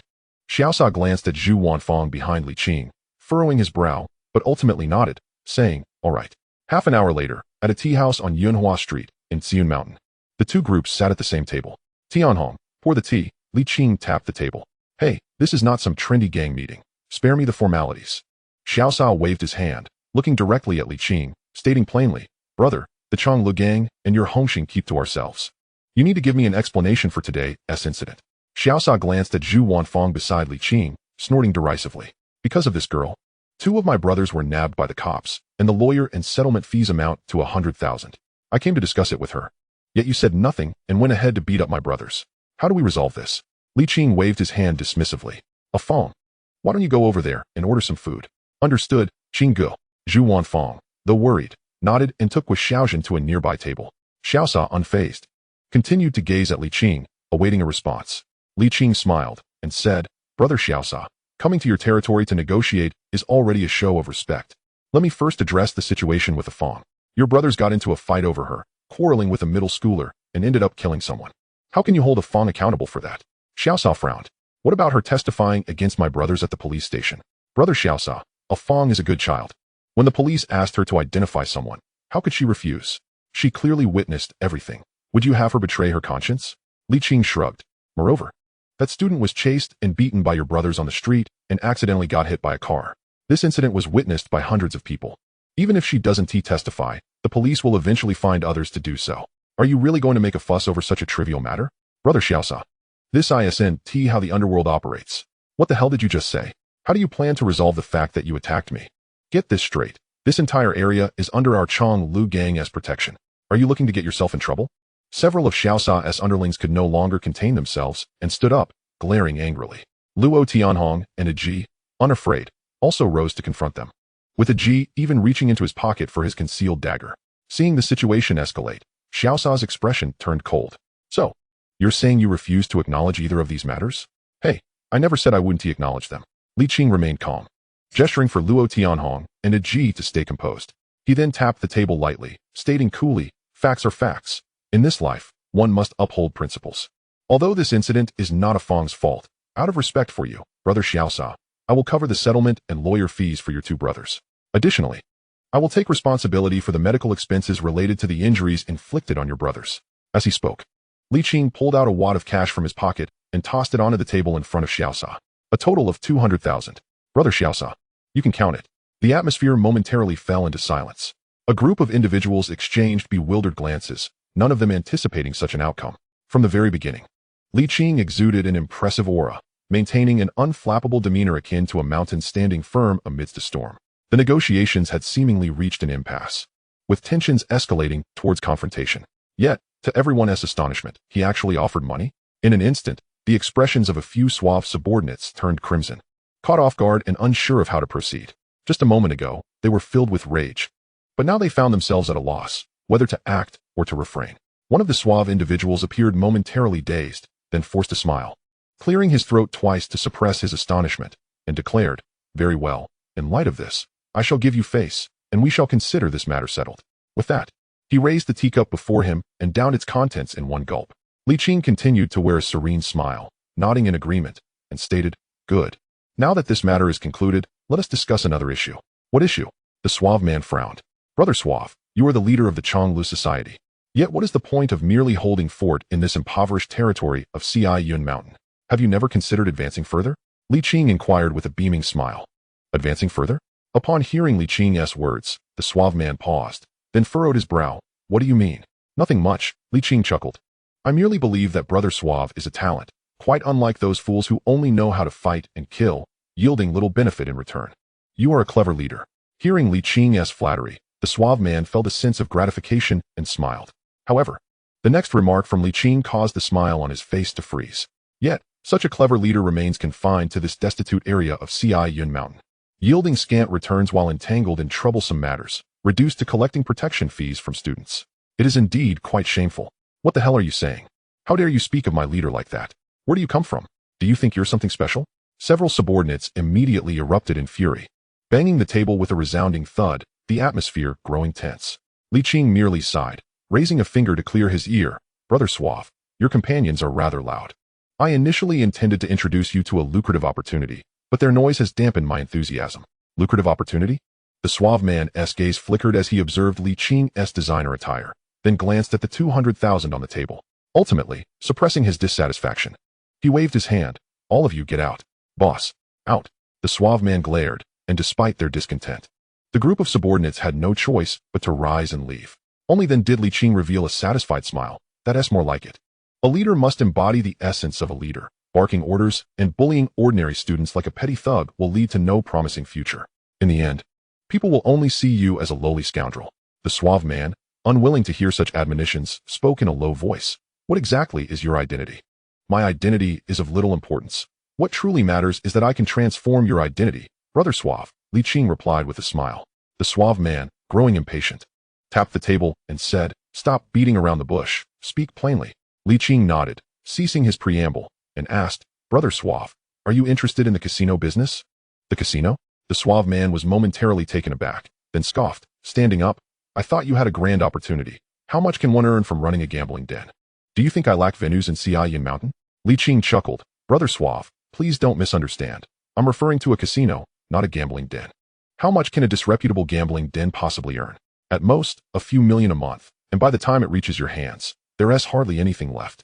What I'm speaking of is a casino accessible only to the upper echelons, with daily turnover exceeding tens of millions. Each month, you could easily earn several tens of millions." Upon hearing this, the suave man scrutinized Li Qing once more before sitting back down, skepticism etched on his face. "Are you serious? You expect me to believe you can manage such a venue? And even if you could, would you share the profits with me?" Li Qing nodded. "Let me be straightforward. I have a venue where wealthy individuals frequent, generating a monthly income of 1 to 2 million. However, I lack sufficient manpower to ensure the safety of the establishment. Thus, I seek your assistance, Brother Suave, to oversee the venue. In return, I will offer you a 5% share of the net profits, and you may also engage in lending there. What do you think? Care to learn more?" The suave man's eyes lit up. Earning 1 to 2 million each month with a 5% oversight fee? Even if the profit were only 1 million, 5% would amount to 50,000. Despite being the leader of Kowloon, he barely scraped by in Yun Mountain, collecting protection fees and lending at exorbitant rates, with his subordinates often dealing in illicit goods at nightclubs. All combined, he barely earned a few 100,000 each month. Now, the prospect of earning an additional 50,000 from overseeing the casino was undeniably appealing. Moreover, the most enticing aspect was that Li Qing permitted him to lend money at the casino. That was the real jackpot. He occasionally gambled at other venues, but was well aware of how lucrative lending could be in a casino. Those desperate gamblers, when short on cash, would disregard any notion of fair play, often borrowing at double or triple the rate. Lend out 10,000, and it could easily return as 20 or 30,000. This kind of business was practically a windfall. In an instant, the suave man felt a surge of excitement, his breath quickening as he turned to Li Qing. Brother, I mean, Mr. Li, are you truly inviting me to oversee your venue and allowing me to lend there? Li Qing nodded. When I speak, I always keep my word. I believe you, Brother Suave, are a wise individual, adept at knowing when to advance and retreat, and possess considerable strength. That is why I sought you out. Of course, this venture is not without its challenges. I merely wish to test how bold you are. This venue is not without its complications, and I need to see if you can handle them. The suave man nodded. I've understood since childhood that one must take risks to earn money. Mr. Li, just tell me what troubles you face, and I, Suave, will certainly assist you. Li Qing regarded him with an appreciative gaze, nodding. Excellent. I admire your courage, Brother Suave. Are you willing to provoke the Chaozhou gang? The Chaozhou gang? The suave man hesitated for a moment, then composed himself, his brows knitting slightly. Mr. Li, do you have a grudge with the Chaozhou gang? Li Qing sighed, speaking with resignation. Brother Suave, you may not be aware, but my venue is located in Sha Tin, which you know is the territory of the Chaozhou gang. Thus, the venue is currently under their control, and they manage the lending as well. However, their actions have become excessive, demanding exorbitant fees and dealing drugs within my establishment, creating chaos that has drawn the attention of the police. I have no choice but to seek new oversight, but doing so will inevitably offend the Chaozhou gang. I heard from Fong that you, Brother Suave, are quite formidable in Yun Mountain, so I thought to discuss with you whether you possess the courage to confront the Chaozhou gang and take on this business opportunity. The suave man furrowed his brow tightly. The Chaozhou gang, after all, was a well-established syndicate in Hong Kong, with the infamous Bo Hao being one of its prominent figures. Although now in decline, it remains a premier organization in Hong Kong, wielding considerable influence in the new territories, to the extent that even the police are unable to eradicate them. Observing this, Li Qing let out a regretful sigh, rising to his feet as he remarked, It seems I have misjudged someone. In that case, I shall not intrude upon Brother Xiaosha any longer. Let today be regarded as if I had not come at all. Tianhong, Aji, let us depart. I have heard that Boss Fei Hong is also mingling in Xianshan. Since we are here, let us seek him out and see if he dares to accept this business proposition. With that, he made a motion to leave. Wait. Xiaosha suddenly stood up and declared, Mr. Li, I shall take on this business. As he spoke, a hint of disdain flickered across his face. What is Fei Hong really? Though we belong to the same organization, I, Xiaosha, have never regarded him with any respect. Rest assured, Mr. Li, is it not merely the Chaozhou gang? They are formidable, yet that is merely old history. The current Chaozhou gang is comprised of a motley crew of has-beens. I have heard that recently. Li Aji from the Chaozhou gang and Boss Zhu from the Shanghai gang have been at odds with one another. In recent years, Boss Zhu has had a subordinate named Yongguo, who is ruthless on the streets, specifically opposing the Chaozhou gang, and has already consumed a good deal of their business. This Yongguo can defeat even a small lieutenant from the Chaozhou gang, and I, Xiaosha, can do the same. You can rest easy, Mr. Li. Your casino is in capable hands. Should the Chaozhou gang dare to stir up trouble, I will ensure they leave with more than they bargained for. Upon hearing this, Li Qing finally revealed a satisfied smile, resumed his seat, lifted his teacup, and, using tea in place of wine, stated, Now this is the Xiaosha I know. Here's to a fruitful collaboration. To a fruitful collaboration. Xiaosha echoed, raising his teacup in return and downing its contents in one go. Chapter 20. Meng Na takes action. After leaving the tea house, Li Qing accompanied Luo Tianhong and Aji as they walked along the road, escorting Zhu Wanfang back home. Zhu Wanfang's close friend, Guo Xiaozhen, walked alongside them, stealing glances at the tall and handsome Li Qing, her eyes brimming with admiration. She never imagined that within a mere half hour, the previously arrogant Xiaosha would exhibit such deference in front of Li Qing, not only addressing him as Mr. Li, but also personally seeing him off. This was the true essence of a gang leader. Fong was indeed fortunate to have befriended such a powerful figure. Guo Xiaozhen envied her friend's good fortune. Unlike the naive Guo Xiaozhen and Zhu Wanfang, Luo Tianhong and Aji had witnessed the negotiation between Li Qing and Xiaosha firsthand, and they understood that matters were far from simple. Luo Tianhong, somewhat puzzled, whispered, Brother Qing, we have yet to secure Lu Yaozu's casino. What if Xiaosha decides to backtrack upon learning this? Furthermore, Brother Qing, you invoke the name of Hongxing tonight. He will undoubtedly investigate your identity. Let him investigate. It matters not, Li Qing replied with a smile. Even if we do not disclose the truth, he will eventually learn it. Nevertheless, we are bound to take action against Lu Yaozu's casino sooner or later. I have explicitly informed him that this endeavor carries risks and may lead to confrontations with the Chaozhou gang, yet he still agreed. This demonstrates that, in his mind, the prospect of profit outweighs the risk of incurring the Chaozhou gang's ire. Thus, even if he comes to know the truth, he will not abandon this venture. For the sake of money, he has no choice but to ally with us against Lu Yaozu and the Chaozhou gang. At worst, we will merely need to renegotiate terms later. To put it another way, even if he hesitates when the time comes, we will not suffer significant losses, at most. It would mean that the 200,000 spent tonight would be in vain. Such an amount does not concern me. I will regard it as a failed investment. However, should the investment succeed, we will gain additional allies to share the risks and confront the Chaozhou gang together. This business is indeed worth pursuing. Upon hearing this, Luo Tianhong and Aji nodded in understanding, grasping Li Qing's intentions. Moreover, they had no objections to Li Qing's decision. While they were confident in their abilities, they recognized that simply relying on themselves would be insufficient when it came to taking Lu Yaozu's territory. Many tasks would require additional manpower. Here we are. Soon, the group arrived outside the building complex. Li Qing turned to Zhu Wanfang and Guo Xiaozhen, stating, "Fang, Xiaozhen, we shall not accompany you inside. You two may return home on your own. Rest assured that Xiaosa fellow will not trouble you again. Focus on your studies." "Oh, understood, Brother Qing." The two girls felt a tinge of reluctance to part ways. Guo Xiaozhen, gathering her courage, glanced at Li Qing and asked, "Brother Qing, when we are on break, may we come to visit you?" Li Qing chuckled and nodded. "Of course, just give me a call when the time comes, and I will send someone to pick you up. But remember, focus on your studies and avoid associating with those unsavory characters. It's easy to get hurt. Once you stray from the right path, it becomes impossible to turn back." Li Qing offered this piece of advice. "Understood, Brother Qing. You need not worry. I will break up with that scoundrel George tomorrow and will never associate with them again." The two girls nodded vigorously in agreement. "Very well. Let us be on our way." Li Qing waved his hand and, accompanied by Luo Tianhong and Aji, turned to leave. As they walked away, the two girls turned back repeatedly, their gazes tinged with lingering affection. The impact of today's events had been profoundly significant, allowing them to witness what a true big shot looks like. With such a powerful ally backing them, they felt an overwhelming sense of security. "Fang, do you know if Brother Qing has a girlfriend?" "I'm not sure. He probably doesn't." Zhu Wanfang paused briefly before widening her eyes in surprise. "Wait, Xiaozhen. Do you have feelings for Brother Qing? Do you think he would ever notice you?" "Stop it. I was just wondering, even if I'm not a match. Is it wrong to entertain such thoughts? I think that Tianhong is quite remarkable as well, but he seems to have his eyes only on you, Fang. Could it be that he fancies you?" "Ugh, why are you being so nosy? Let us hurry home. Do you like him? Do tell me." As dusk settled, the laughter and dreams of the two girls echoed through the narrow alleyways. "Brother Qing, where to next?" Once they had exited the building complex, Luo Tianhong inquired. Li Qing pondered for a moment and replied, "Didn't you say you were bored at home? Let us find a venue to unwind. I'll treat you to something fun." "Great." The two girls' eyes lit up, and they eagerly nodded. "I'll go hail a taxi," Luo Tianhong exclaimed, rushing to the roadside to flag down a cab. However, before she could find a taxi, a red sports car pulled up beside them. The driver, a woman clad in a form-fitting black V-neck dress, with fair skin and a sultry demeanor, cast a flirtatious glance at Li Qing and said, "Hi, handsome. Where are you headed? I can give you a ride." "Mengna?"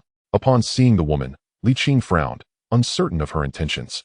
However, familiar with the unfolding narrative, he recognized that she was not someone to be underestimated. Given that she approached him alone, she must have some ulterior motive.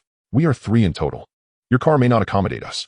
With plans to act against Lu Yaozu soon, Li Qing, indifferent to her schemes, casually responded before hailing a taxi that was coming up behind, taking Luo Tianhong and Aji with him as they departed. Mengna stood there, wide-eyed and momentarily stunned, struggling to comprehend the situation. She then glanced down at her deliberately chosen alluring outfit for the evening, gritting her teeth as she muttered, "I refuse to believe I cannot handle this guy." With that, she pressed the gas pedal and pursued after them. "Brother Qing, that woman is following us." Luo Tianhong turned back and remarked with a frown. Li Qing also turned his head to take a glance, his eyes narrowing slightly as he remarked, "Pay her no mind. Regardless of what she and Lu Yaozu are up to, we should head to a bustling area. I doubt he would dare to cause a scene in the crowded marketplace. However, let us remain vigilant and not indulge too excessively." "Understood." The two nodded in agreement. "Where to, gentlemen?" the taxi driver interjected. Li Qing pondered for a moment before replying, "Let us go to Kowloon City. Just find us a lively nightclub." "No problem." The driver pressed the accelerator and began to turn.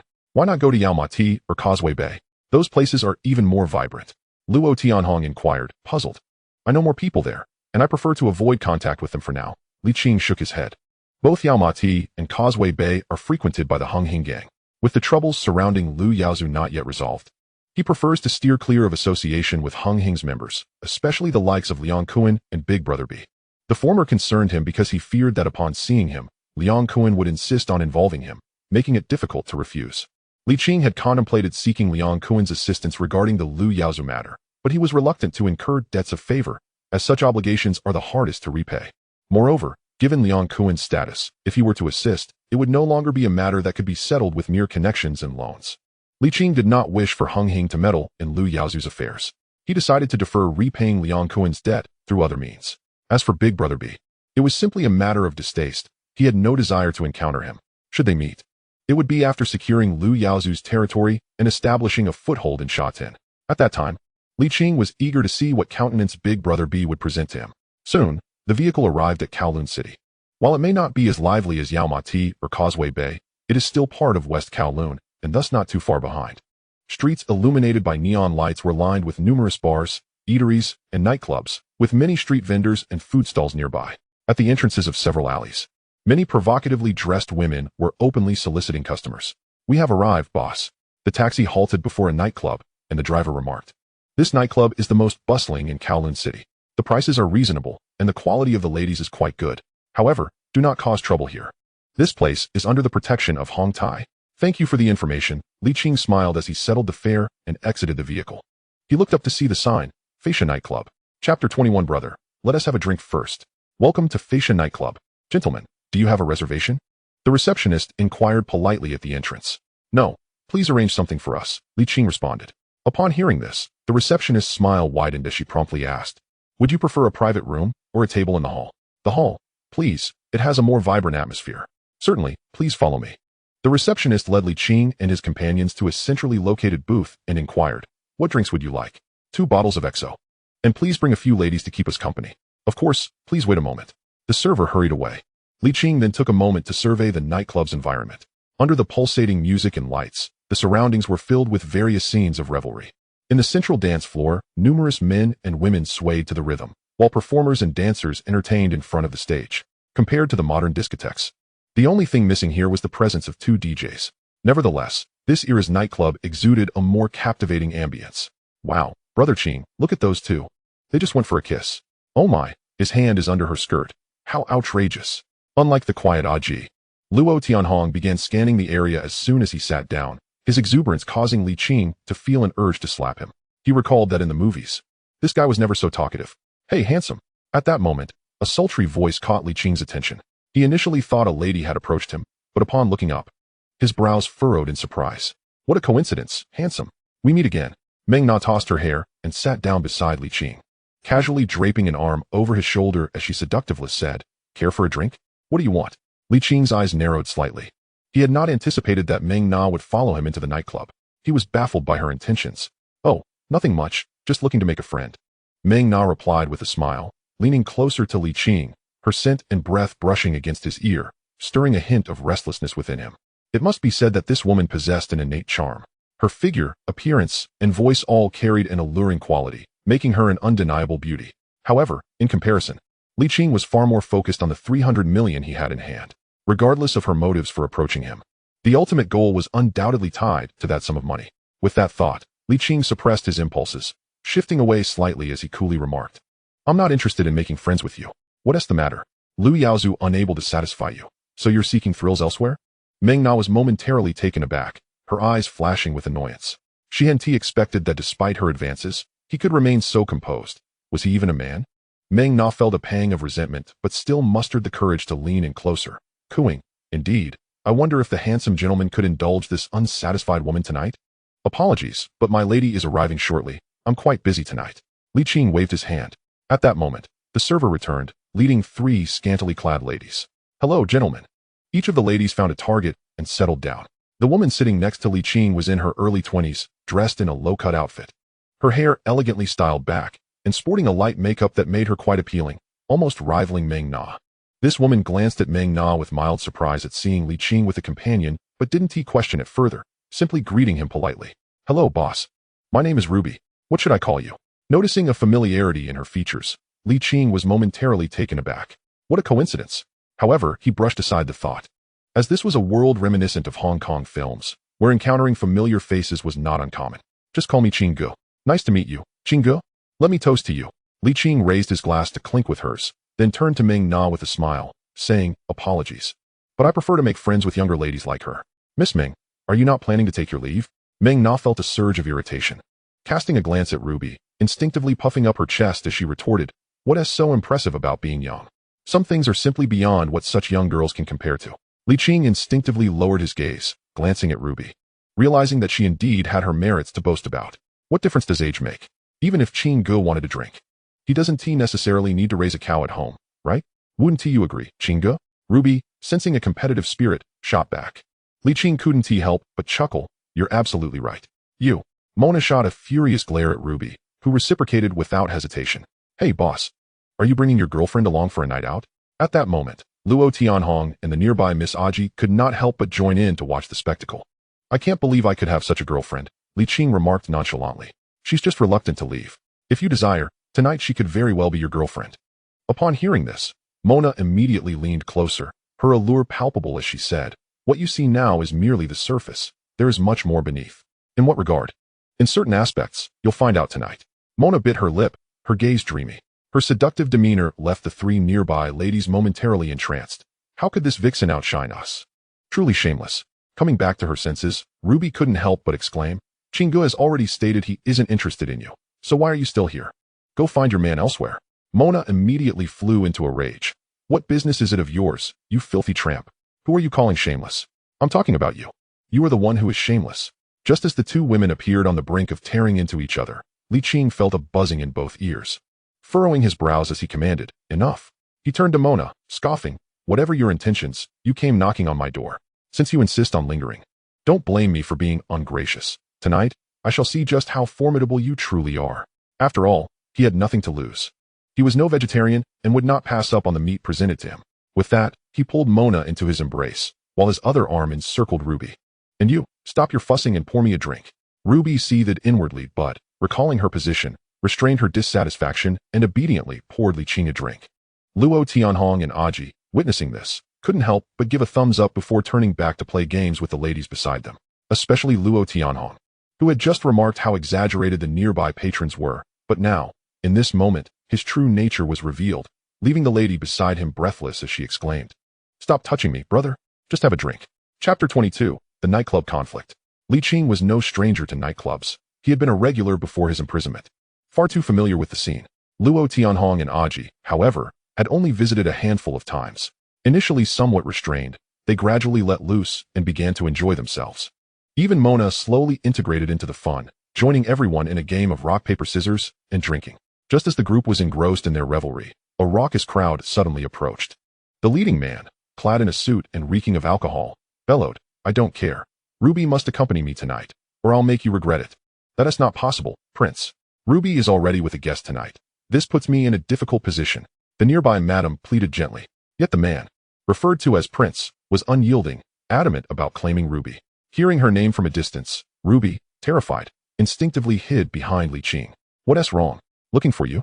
Li Qing glanced at the inebriated man, vaguely guessing his identity. Yes, Qinggu, please don't let him know I'm here. He.S. the Prince of Hongtai. He.S. not an ordinary person. Last time, one of my friends was forcibly taken out for the night and nearly had a terrible experience. Ruby spoke with a face full of dread. Yet, ironically, what one fears often comes to pass. The prince swayed towards them, catching sight of Ruby deliberately hiding, and immediately shouted, Damn it, isn't that you here? Ruby, why are you hiding? You don't want to accompany me, do you? I'm insisting you join me tonight. No, Prince, that's against the rules. Ruby is genuinely with a guest. The madam rushed to intervene. Damn it. Aren't he the guest too? Am I not a guest? The prince transformed into a loud tyrant, shoving the madam aside and glaring at Li Qing and his companions, arrogantly declaring, You little brats, not even fully grown, dare to compete with me for women? Wise up and scram. The prince, with his drunken eyes, suddenly noticed Mona beside him, his eyes lighting up. This girl is new? How come I haven't seen her before? If Ruby wants to accompany me, this one is mine for the night. He reached out to grab Mona's hand. Startled, she quickly moved closer to Li Qing. Get your hands off. At this juncture, Luo Tianhong could no longer hold back. He stood up and kicked the prince down, scolding, What kind of prince do you think you are? Do you think this nightclub is your family's establishment? Ruby and the others nearby were left in shock. This is bad. This is really bad. Ruby snapped back to reality, her face filled with urgency. The nightclub truly belongs to them. If you harm him, Hongtai will not let you off easily. You must flee. The prince, nearly winded from the kick, was sobering up, realizing that someone dared to strike him on Hongtai's turf. His anger flared as he shouted, "Leave? I'll see who leaves tonight. What are you all waiting for? Get in there and take them down." With a roar from the prince, his minions sprang into action and charged at Li Qing and his group. Li Qing, seeing this, could only sigh helplessly and wave his hand. Go easy on them. In the blink of an eye, Luo Tianhong and Aji leaped into action. They cared little for titles. They were fearless, diving in to pummel anyone they could grab. In less than a minute, the prince's entourage lay sprawled across the floor. Even the prince himself received another kick from Luo Tianhong, clutching his stomach in pain as he knelt beside the sofa. What is going on? At that moment, the nightclub's security finally arrived, encircling Li Qing and his companions. Who are you to create a ruckus in Hongtai's territory? The leader, a man in his 20s with yellow hair and tattoos, sharp features, and a hint of charm, froze upon seeing Ruby and her companions. Cindy, Ruby, what are you doing here? What has happened? Cindy, the lady accompanying Aji, rushed forward, clutching the man's hand in desperation. Oh no, Xiang, something's gone wrong. But before she could finish, the prince interrupted. Damn it, Dog's Eye Xiang. What are you waiting for? These people dare to attack me in my territory. Don't you dare let them off.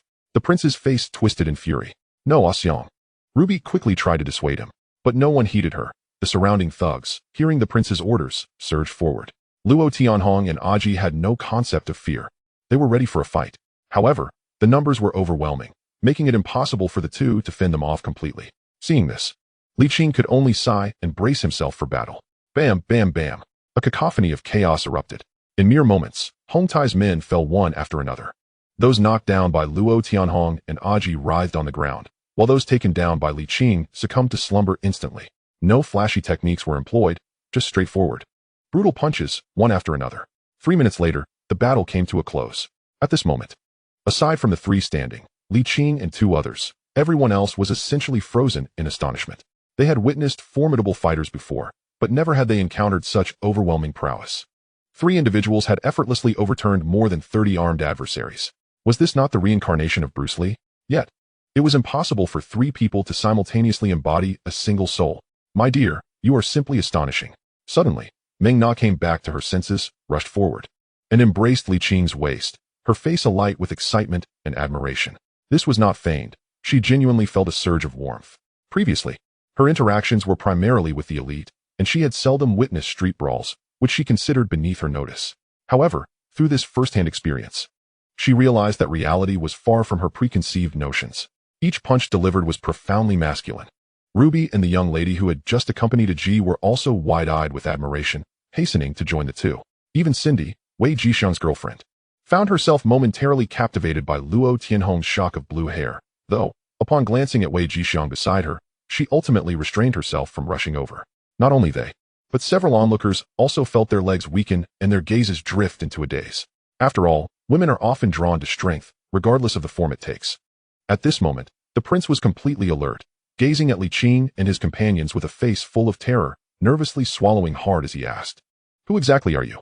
Li Qing, unhurried, wiped his hands with a napkin from the table, cast him a sidelong glance, and replied nonchalantly, "I am Li Qing, formerly of Hongxing. If you have any grievances, feel free to seek me out. I am always available." With that, he picked up his coat and strode out. Meng Na hurriedly followed suit. Ruby, standing in place, felt a conflict within her, but ultimately decided to follow as well.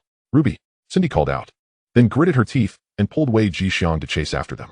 The music had inexplicably stopped, leaving the venue in disarray. It was only after the figures of Li Qing and his companions vanished that everyone erupted in a chorus of excited chatter. My heavens, they are incredible, truly superhuman. Indeed. Each punch was a knockout, so manly. I heard he was from Hongxing. The tales about them are indeed not exaggerated. The prince, battered and bruised, stood frozen in place, his face ablaze with humiliation, alternating between shades of green and white as he clenched his fists and ground his teeth, muttering, "Li Qing of Hongxing, I will remember you." Chapter 23, The Underworld Bounty. After leaving the nightclub, Li Qing turned to glance at Ruby and the others who had followed him, somewhat surprised. "What are you all doing here? And if I recall correctly, you are also from Hongtai, right? Why didn't you intervene earlier?" He looked at Wei Jishang beside Cindy. Cindy quickly replied, "Brother Qing, he is my boyfriend, but don't worry. He won't return to that life." "Yes, Xiang. You might as well stick with Brother Qing. After all, the prince doesn't regard you as a person, And since you didn't T-act tonight, he surely won T let you off lightly. Ruby chimed in. Wei Jixiang's expression was troubled. That's not possible. Cindy, I'm in the society.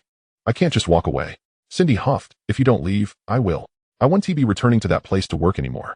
The prince is utterly inhumane. Exactly. If we continue to stay there, who knows when it will be our turn to suffer. Ruby echoed. Hey. Li Qing furrowed his brow, halting his steps. Whether you go back or not has nothing to do with me. Besides, what do you mean about following me? I don't recall agreeing to take you all in. Cindy quickly sought to appease him. Brother Qing, you said you were from Hongxing, right? You're so powerful. You must be a leader. Why not take a Xiang under your wing? He is also quite capable. Well, perhaps not as much as you, but certainly stronger than many. Yes. Brother Qing, please help us out. We could all work at your place from now on, if you would. Even the girl who had just been with Luo Tianhong joined in, clinging to his arm and pleading. Only a Ji remained alone, toying with a dagger in his hand. Feeling utterly dejected, after finally venturing out, he had found a girl, only to discover she had a boyfriend. Damn it. You've misunderstood. I said I was previously with Hongxing. Whether that will continue is uncertain. Furthermore, I'm not a leader, nor do I have a place for you to work. Li Qing shook his head at the group. I merely came out for a bit of fun tonight. If you want to join, then come along. If not, then return to where you belong. With that, Li Qing turned to Meng Na and asked, Are you coming? She had been eagerly anticipating his response, clutching his arm tightly. Are you coming? Li Qing then asked Ruby. Ruby hesitated. Upon seeing her indecision, Li Qing simply walked away. Luo Tianhong also left with his companion from the night. As for a Ji, with Cindy's boyfriend Wei Jixiang present, it was clear he wouldn't be accompanying them. However, the girl beside Luo Tianhong, noticing the situation, quickly whispered, A Ji. I have a close friend working at Du Laoji's place, and she is very attractive. If you don't mind, I can call her to keep you company tonight. A Ji's eyes lit up, and he nodded eagerly. At this point, he couldn't care less about the details. Soon after, they found a reputable star-rated hotel.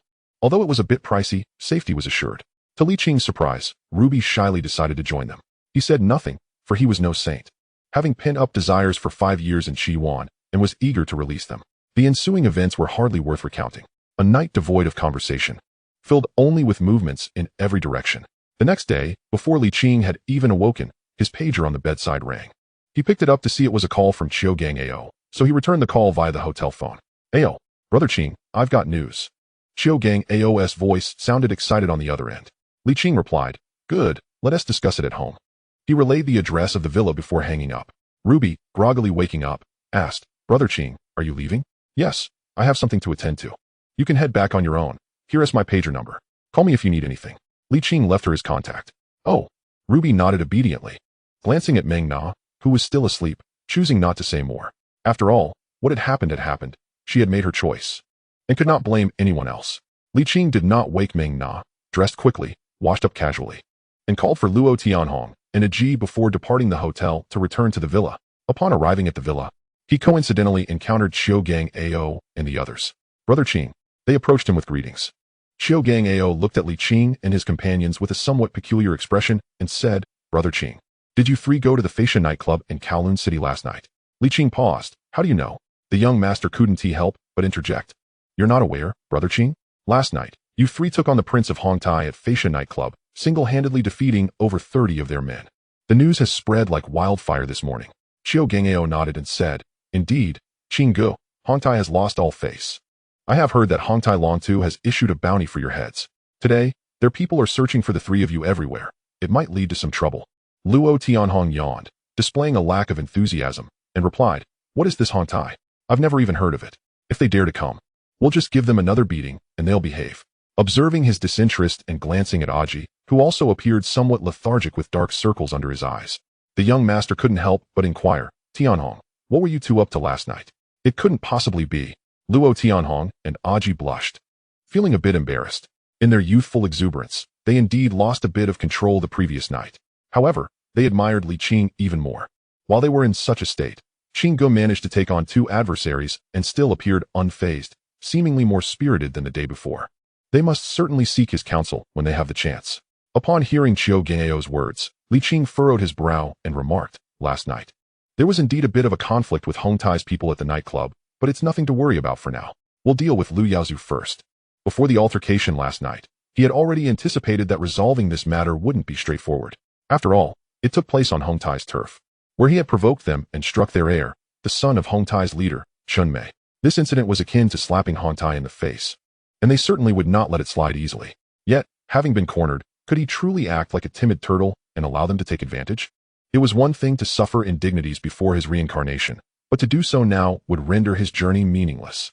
In any case, the deed was done, and he was not afraid of Hong Tai's retaliation. However, for the time being, his primary focus remained on resolving the issue with Liu Yaozu. Li Qing turned to Chiu Gangao and inquired, "What have you discovered?" "Last night, Hohai visited Li Aji's villa. These photos were captured by us, along with some additional information we've gathered in recent days," Chiu Gangao replied, handing Li Qing a stack of photographs and documents. Li Qing glanced through them, a smile appearing on his face as he nodded. "These will suffice. Let us go. Today, we shall pay a visit to Director Sha Tian and settle matters with him first." Meanwhile, in Causeway Bay, at Boss B's boxing gym, the still bruised heir, with one arm and a plaster cast around his neck, strode in with a group of lackeys, his presence still commanding. "Where's Boss B? Get him out here. What is the meaning of this? Who are you?" Chun Haonan, accompanied by Deteneur and Shan Ji, rushed forward, their expressions shifting slightly at the sight before them. "Step aside." The heir forcefully shoved Chun Haonan aside and shouted, "Kid, who do you think you are? Where's Boss B? Tell him to come out. I am Chun Haonan.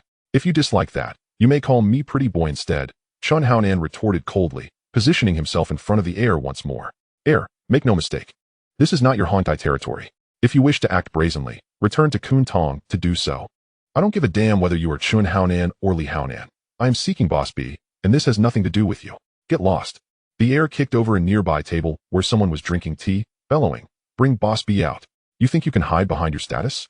Let the little ones face me instead." Just then, Boss B caught wind of the commotion and arrived with a group of underlings. Upon seeing the scene in the boxing gym, his expression darkened immediately. "Heir, regardless of your status as a Hong Tai figure, do you dare to cause trouble in my territory? Do you take me, Boss B, for a fool?" Chapter 24. Aching, I have secured the situation. The atmosphere in the boxing gym was tense. The heir, noticing Boss B's arrival, snorted coldly and forcefully pushed past Chun Haonan, striding forward. "Boss B, don't say I'm not giving you face. It's your Hongxing that has gone too far, not only causing trouble in Hong Tai's domain, but also daring to strike me. If you're sensible, hand over the person." With Boss B present, Chun Haonan and his companions found their resolve and quickly surrounded the heir. "You think you can just demand the person? Who do you think you are?" Shan Ji retorted defiantly. "You come here barking like a mad dog early in the morning, and just because you're the heir of Hong Tai, don't think everyone will cater to you. Outside of Hong Tai's territory, you're nothing. What did you say? Do you want to fight?" The heir's anger flared instantly. "Come on, let us see who is scared. If anyone is afraid, they must have been raised by a single mother." Shanji. Boss B's booming voice halted the impending conflict, and he approached the heir with a cold demeanor. "Heir, I have heard about last night's incident at Fashion Nightclub. Don't think I'm not giving you face. I'll provide you with an explanation. That Li Qing was indeed once associated with me. However, he has spent 5 years in prison and hasn't returned to seek me out as his elder, indicating he doesn't regard me, Boss B, with any respect. Since he no longer sees me as his boss, he is no longer my subordinate. His conflict with you Hong Tai has nothing to do with me. You must resolve your own issues, but do not bring them to my territory. Boss B." Upon hearing this, Chun Haonan and the others' expressions shifted, but Boss B stopped them. "He claimed to be one of your Hongxing. Am I supposed to look elsewhere? Just because you say he isn't one of yours, does that make it true?" Even the heir was unconvinced, continuing to press. "He was once with you, so he is your man. No matter what, you must hand him over." Boss B's expression hardened. "Heir, do not think I fear you. You've smashed my place today, and out of respect for your father, I won't hold it against you. But I'll say it again, Li Qing is no longer my man, and he is not here. If you are still dissatisfied, then let us settle this with a fight." Faced with Boss B's assertive stance, the heir's expression darkened, but ultimately, he lacked the courage to initiate direct conflict. Gritting his teeth, he declared, "Fine, you said it. When I find him and leave him crippled, don't say I didn't give you face." With that, the heir waved his hand, shouting, "Let us go. No matter what, we must find him today." Boss B, watching the heir depart with his men, Chun Haonan and the others gathered around. "Boss B, I heard that last night at the Fashion Nightclub, Li Qing and his companions only faced off against 3 dozen of Hong Tai. Everyone on the street is talking about it, and we, Hongxing, have made quite a name for ourselves. Is what you're doing here a bit?" "A bit what?" Boss B interrupted with a furrowed brow, sneering. "What does it matter if he can fight? Are you all out of your minds? What era are we in? No matter how strong you are, can you match a bullet?" Indeed, Aching was impressive last night, but what of it now? He can only hide. If the heir finds him, he won't even know how he died. If he dared to stir trouble in Hong Tai's domain, he should be capable of handling it himself. Upon hearing this, Chun Haonan and the others exchanged glances, lowering their heads in silence, their hearts echoing a sentiment that Boss B's handling of the situation seemed somewhat inappropriate.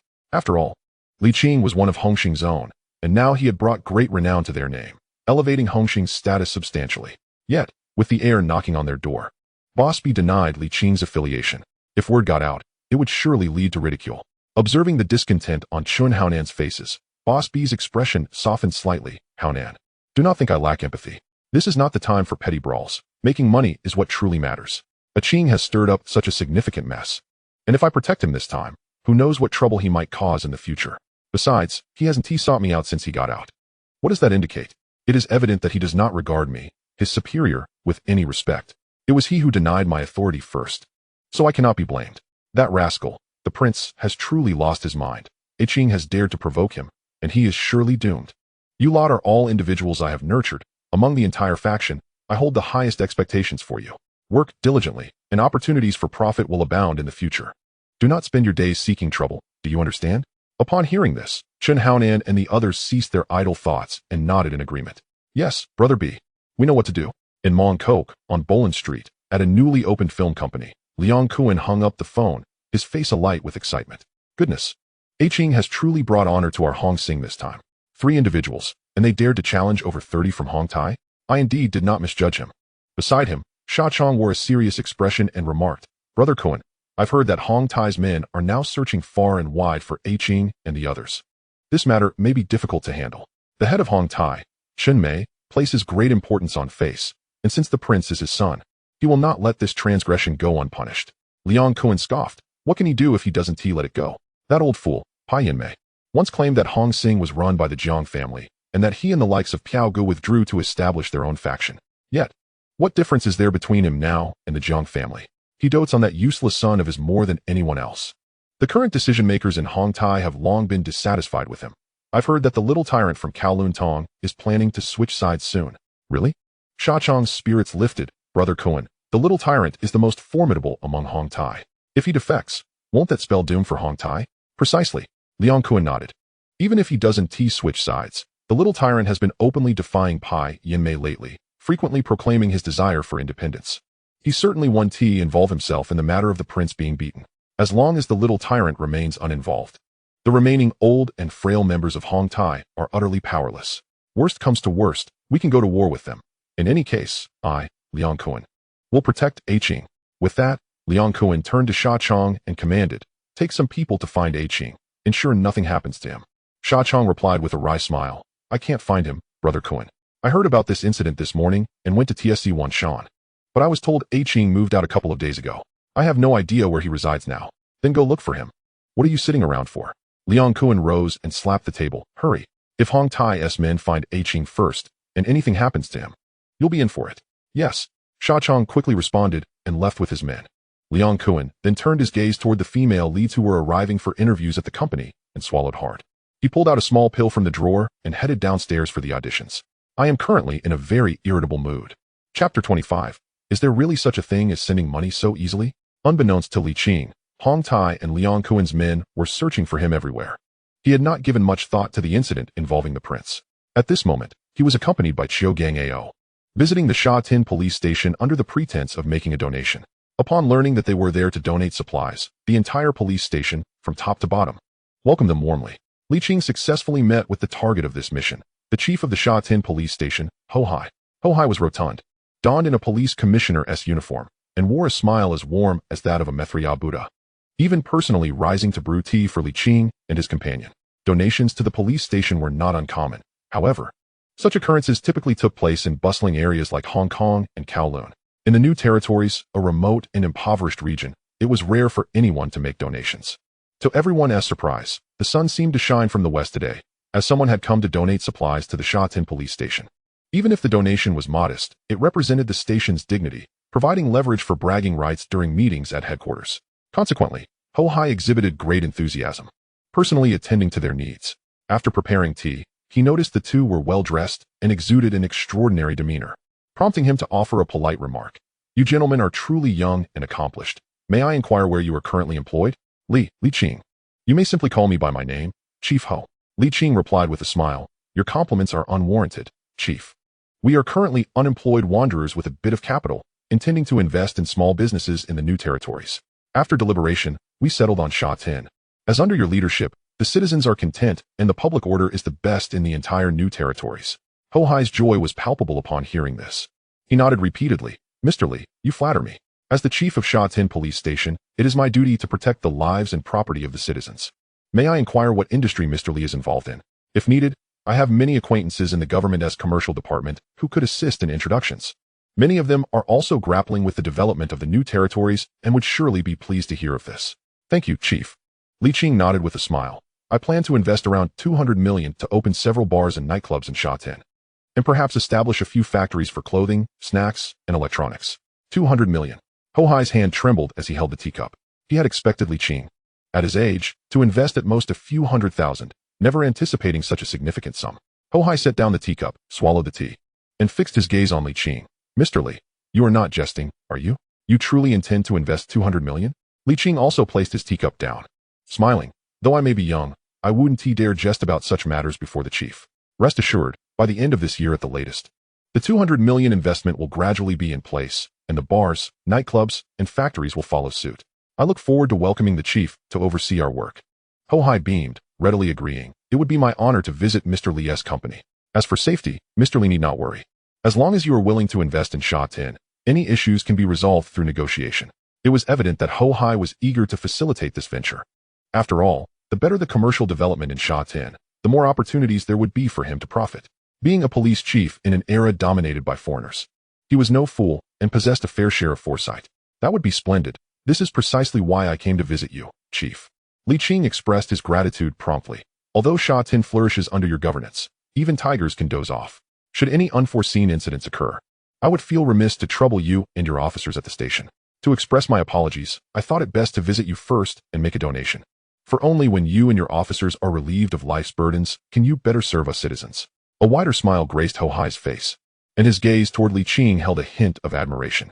This fellow is truly intriguing. He hasn't even begun investing yet. Yet he comes to donate to the police station, and he seeks to make amends before any issues arise. Quite a remarkable approach. May I ask what Mr. Li intends to donate? I requested my colleague from the administration to assist Mr. Li with some documentation, Ho Hai inquired. Li Qing shook his head with a smile and replied, as a newcomer, I am unaware of what the director and esteemed officers may require in their daily lives and duties. Perhaps it would be more straightforward to make a direct monetary donation. I intend to contribute 1 million to your police department. If the director and officers have any needs, I would appreciate it if they could procure what they require themselves. 1 million? Ho Hai's eyes brightened, and he quickly responded, no trouble at all, no trouble at all. On behalf of the police department and my colleagues, I would like to express our gratitude to Mr. Li. A monetary donation is splendid indeed. He relishes such generosity. The director was overly courteous. Li Qing chuckled and shook his head, but then his gaze suddenly brightened as he fixated on a vase atop Ho Hai's desk, his expression filled with astonishment. If I am not mistaken, this vase must date back to the Ming Dynasty, correct? Ho Hai was momentarily taken aback, then laughed. Mr. Li, are you sure? I purchased this vase just last week on the street for less than 100. No, I cannot be mistaken, Li Qing insisted, shaking his head as he approached to examine it more closely, exclaiming, the patterns and the quality exude such historical significance. It is truly a masterpiece. Director, you have stumbled upon a rare find. I have studied antiques since childhood, and I assure you, this vase is undoubtedly from the Yongle period of the Ming Dynasty. Ho Hai's lips twitched, unsure of what to make of Li Qing's enthusiasm. The vase clearly bore the manufacturer's mark and date, produced last year. What nonsense about the Yongle era. He had never been this fortunate in his life. Yet, Li Qing's next statement left him speechless. With a beaming smile, Li Qing turned to Ho Hai and said, this vase possesses immense collectible value. I plan to purchase it for 5 million and take it home for my collection. I wonder if the director would be willing to part with it? 5 million for a mere vase. Ho Hai's eyes widened in disbelief. But in the next moment, gazing at Li Qing's cheerful demeanor, he swiftly grasped the underlying meaning. How ingenious. A novel way to offer a monetary gift. Ho Hai felt a surge of joy, but then suddenly realized the implications. This was not merely a donation. It was an investment in the new territories, which seemed unnecessary. Ho Hai composed himself, narrowing his eyes as he gazed at Li Qing. With such a substantial offer, I wonder what assistance I could provide to Mr. Li. You see, I mentioned that our modest intentions would surely not escape the director's notice. Li Qing shrugged at Xiao Ao, then turned back to Ho Hai with a smile, stating, besides the investment, I do have a minor matter for which I seek the director's assistance. Please, speak freely, Ho Hai encouraged. Hearing this, Li Qing dropped any pretense and directly inquired, have you heard of the Junyao Club? Ho Hai furrowed his brow and replied, the one in New Town? The owner is Lu Yaozu? Precisely, Li Qing confirmed with a nod. Since the director is familiar with this establishment, you must surely be aware of Lu Yaozu's background, correct? Ho Hai nodded. Is there a conflict between you and Mr. Lu? If so, I can facilitate a mediation. No, Director, you misunderstand. Li Qing smiled and shook his head. While I do have a history with him, my purpose here is not to seek your mediation. Rather, I have been entrusted by someone to reclaim what rightfully belongs to him. Entrusted by whom? Ho Hai felt a sudden apprehension. By Lu Yaozu's father-in-law, Robinson. Li Qing articulated each word clearly. Ho Hai's expression changed abruptly. You intend to confront Lu Yaozu? Chapter 26. Return to Stanley Prison. 2 hours later. Amidst the farewells of several officers, including Ho Hai, Li Qing departed the police station with Qiugang Ao. Clearly, Li Qing had managed to persuade Ho Hai not to interfere in the matter concerning Lu Yaozu. In fact, they did not even need to utilize the incriminating evidence collected by Qiugang Ao and his team over the past few days. The reason was simple. 2 words, interests. Previously, Ho Hai had protected Lu Yaozu's business for a monthly sum of 1 million. In contrast, Li Qing promised to double that upon successful completion of the task. Additionally, for any future investments in Sha Tin, there would be opportunities for Ho Hai to partake, such as in nightclubs and bars. When all was calculated, it was evident that supporting Li Qing was far more advantageous than continuing to aid Lu Yaozu. Moreover, the primary reason was that when the venue's ownership was still under Robinson, Ho Hai had already formed a partnership. Thus, he was amenable to the transition from Robinson to Lu Yaozu and would not mind a further shift from Lu Yaozu to Li Qing. As long as there was money to be made, he was indifferent to who the owner was. Brother Qing, did you study psychology? As they exited the police station, Qiugang Ao looked at Li Qing with admiration, unable to contain his curiosity. Today, he had witnessed the true art of negotiation. Not only had Li Qing introduced a novel way of gifting, ensuring both parties were left without liabilities, but he had also deftly grasped Ho Hai's sentiments with just a few words, compelling him to willingly accept the terms. They hadn't even needed to use the incriminating evidence they had prepared. Now, Qiugang Ao was thoroughly impressed, pondering what other talents Li Qing possessed. His skills were remarkable, but his intellect was equally sharp. You'll learn with experience, Li Qing smiled, instructing. Although we have reached an agreement today, we must continue to monitor Ho Hai. The more evidence we gather on him, the better. Qiugang Ao was momentarily puzzled, asking, haven't we already settled everything? Once Lu Yaozu is dealt with, Ho Hai will be on our side. If we encounter trouble, he cannot escape responsibility. Is it necessary to keep a close watch on him? These materials may not be immediately useful, but they are essential to have. Li Qing asserted seriously. Moreover, what about the Chaozhou gang? Ho Hai's connections with them run far deeper. Once Lu Yaozu is resolved, I will entrust the venue to Xiaosa. We will no longer employ anyone from the Chaozhou gang, and I will ensure that no goods from them circulate within. At that point, the Chaozhou gang will certainly not let things slide easily.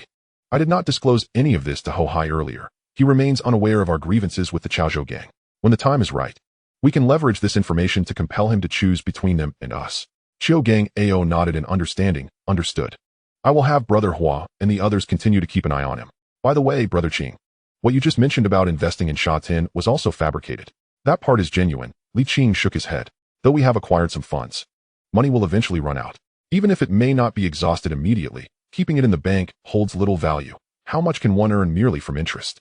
Money must be invested to generate further wealth, maximizing its potential. However, engaging in business is not as straightforward as it seems. Many individuals face failures in their investments. Qiugang Ao expressed his concerns. Do not worry. I do not undertake ventures in which I lack confidence. Li Qing reassured him with a smile. Possessing foresight far beyond this era, he was acutely aware of which businesses would yield profits. He could still follow established practices. While he may not grasp every industry in its entirety, he could devise a plan, oversee the entire operation, and delegate the specifics to those with expertise. By preemptively identifying profitable sectors from his past life, even a mediocre endeavor would not yield disastrous results. If all else fails, investing in land and waiting for appreciation would still be more prudent than merely accruing interest. At that moment, a beep sounded from his pocket. Li Qing took out his pager and found a message from Ruby. Just beside him stood a telephone booth, and Li Qing stepped inside to make a call. Brother Qing, are you all right? Ruby inquired anxiously as soon as the call connected.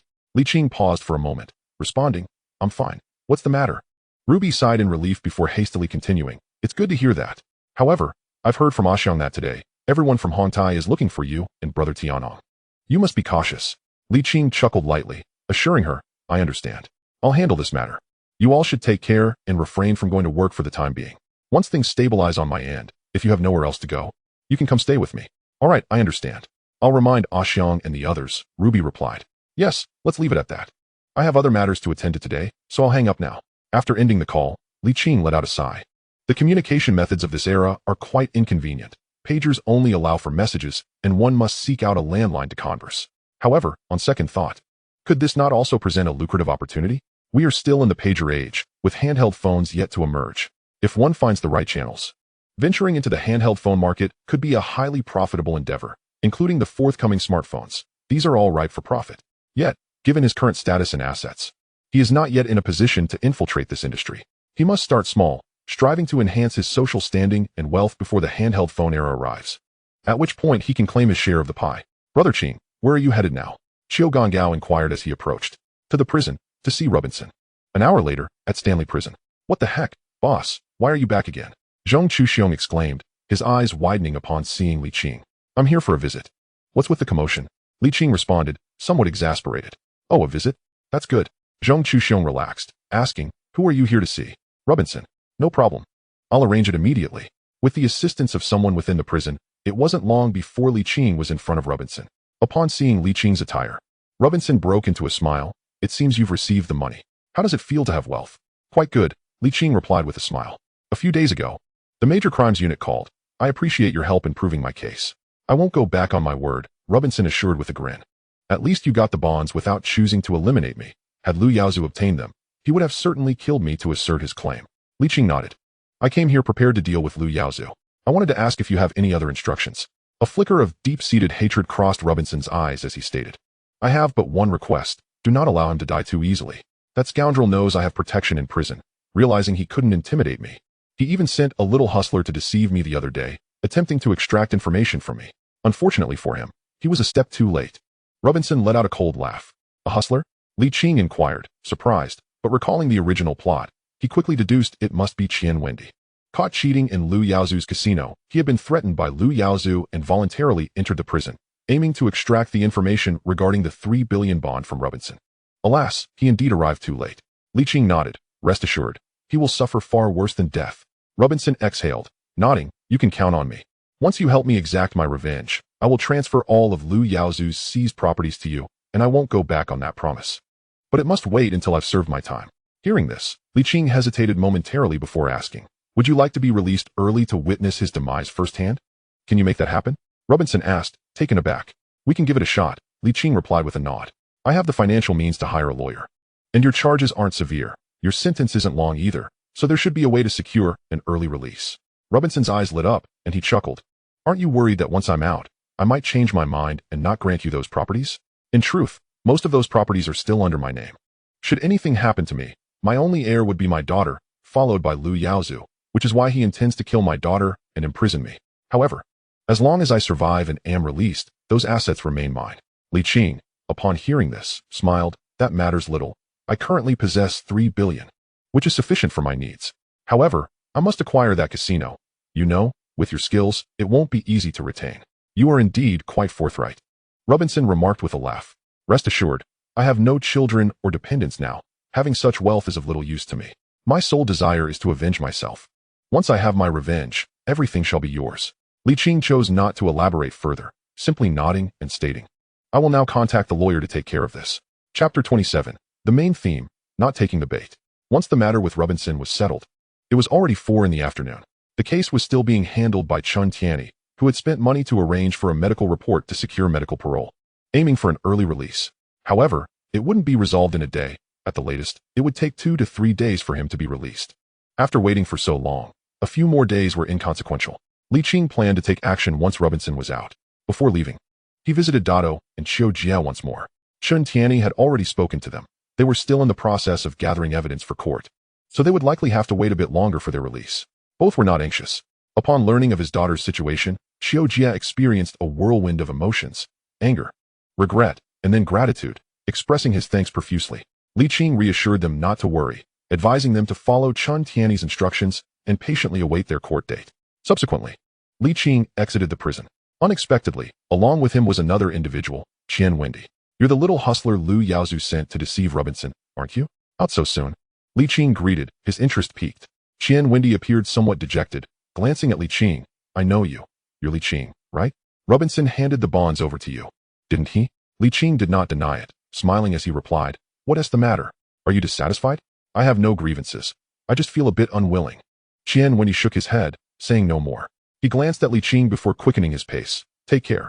Lu Yaozu will not let you off easily. Li Qing suddenly asked, Do you wish to seek revenge? Qian Wendy halted, frowning as he turned back. Revenge for what? Li Qing replied nonchalantly. You were caught cheating in Lu Yaozu's establishment. He captured your friend and coerced you into entering prison to deceive Robinson. Now that your mission has failed, do you think he will spare your friend? Qian Wendy's expression shifted. What do you mean? If I am not mistaken, your friend is likely already dead, Li Qing stated.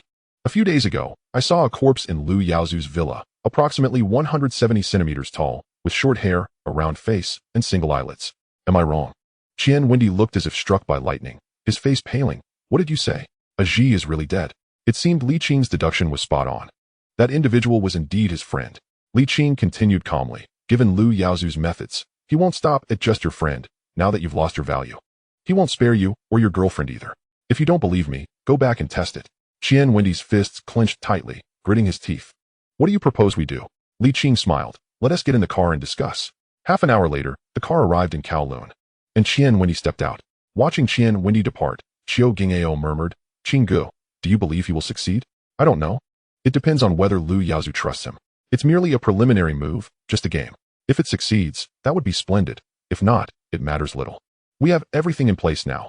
Lu Yaozu is merely meat on our chopping block, waiting for Robinson to emerge so we can take action. Li Qing smiled faintly and turned to the driver, saying, Continue driving. Head to Shatin. Upon returning to the villa, Luo Tianhong and Aji were practicing boxing in the gym, now accompanied by a few of the young masters as sparring partners. Qiu Gangao, intrigued, stood beside Li Qing at the ring to observe and couldn't resist trying his hand against Luo Tianhong and Aji. Ultimately, in one-on-one encounters, Qiu Gangao merely managed to achieve a stalemate with both. If weapons were involved, Qiu Gangao would have been completely outmatched. As for the young masters, they fared even worse. Unable to last 5 rounds against Luo Tianhong and Aji. This clearly illustrated the terrifying prowess of Jing's strength in the world of Hong Kong cinema. It should be noted that Qiu Gangao graduated from the police academy with the Distinguished Silver Flute Award and, after years of practical training as a police officer, ranks among the elite of Hong Kong's 30,000 officers in terms of comprehensive abilities.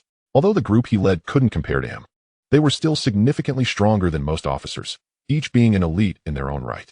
Meanwhile, Luo Tianhong and Aji, being 6 or 7 years younger, still had ample room for growth.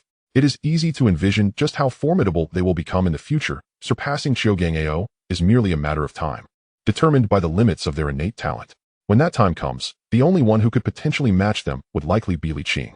Observing the fervent sparring, Li Qing chose not to disrupt their enthusiasm, watching for a while before stepping outside. His passion for martial arts had nearly waned during his years in Stanley Prison, where among all those he encountered, not a single opponent was able to withstand more than one blow. Over time, even the most resilient of individuals would find it monotonous. Unless someone with power comparable to that of a tyrant emerged in this world, perhaps reigniting his fervor. Otherwise, Li Qing found it challenging to muster any interest. Simply put, it was a matter of 5 words. Invincibility brings true solitude. Sir, you have a call. Just as he exited the gym, Aunt Li approached to remind him. Li Qing took the pager and glanced at it, noting a single line of messages. Darling, have you missed me? Such a provocative message could only have come from Mona. A playful smile crept across Li Qing's lips as he looked out at the darkening sky. This girl truly was addicted. After a moment's thought, he made his way to the living room to return the call. The phone rang twice before being answered, and on the other end, Mona's alluring voice came through. Darling, we haven't seen each other all day. Did you miss me? What? Didn't I satisfy your appetite last night? Oh, stop it. I merely miss you. Li Qing chuckled. Mona pretended not to notice the sarcasm in his tone and suggested, Darling, how about we hit the casino tonight? It's thrilling. Didn't we already go last night? Are you still keen? Mona paused momentarily, then quickly responded with mock indignation. That's not what I meant. I'm talking about gambling. How about it? That place with Lu Yaozu? Yes, there are plenty of foolish and wealthy patrons there. We can easily win their money. Forget it. I'm worried that even if I win money, I won't be able to take it with me. Darling, you don't believe in me? My heart is solely with you. You are far superior to him. I believe you're better than him. But whether your heart is only with me, well, that is up for debate. Oh, stop it. I knew you wouldn't believe me. Mona hesitated, then proposed. How about I come find you? Tonight. I must make you believe that I truly love you. Perhaps another day. I'm busy tonight, Li Qing replied blandly. Some dishes, though delectable, are best sampled only once.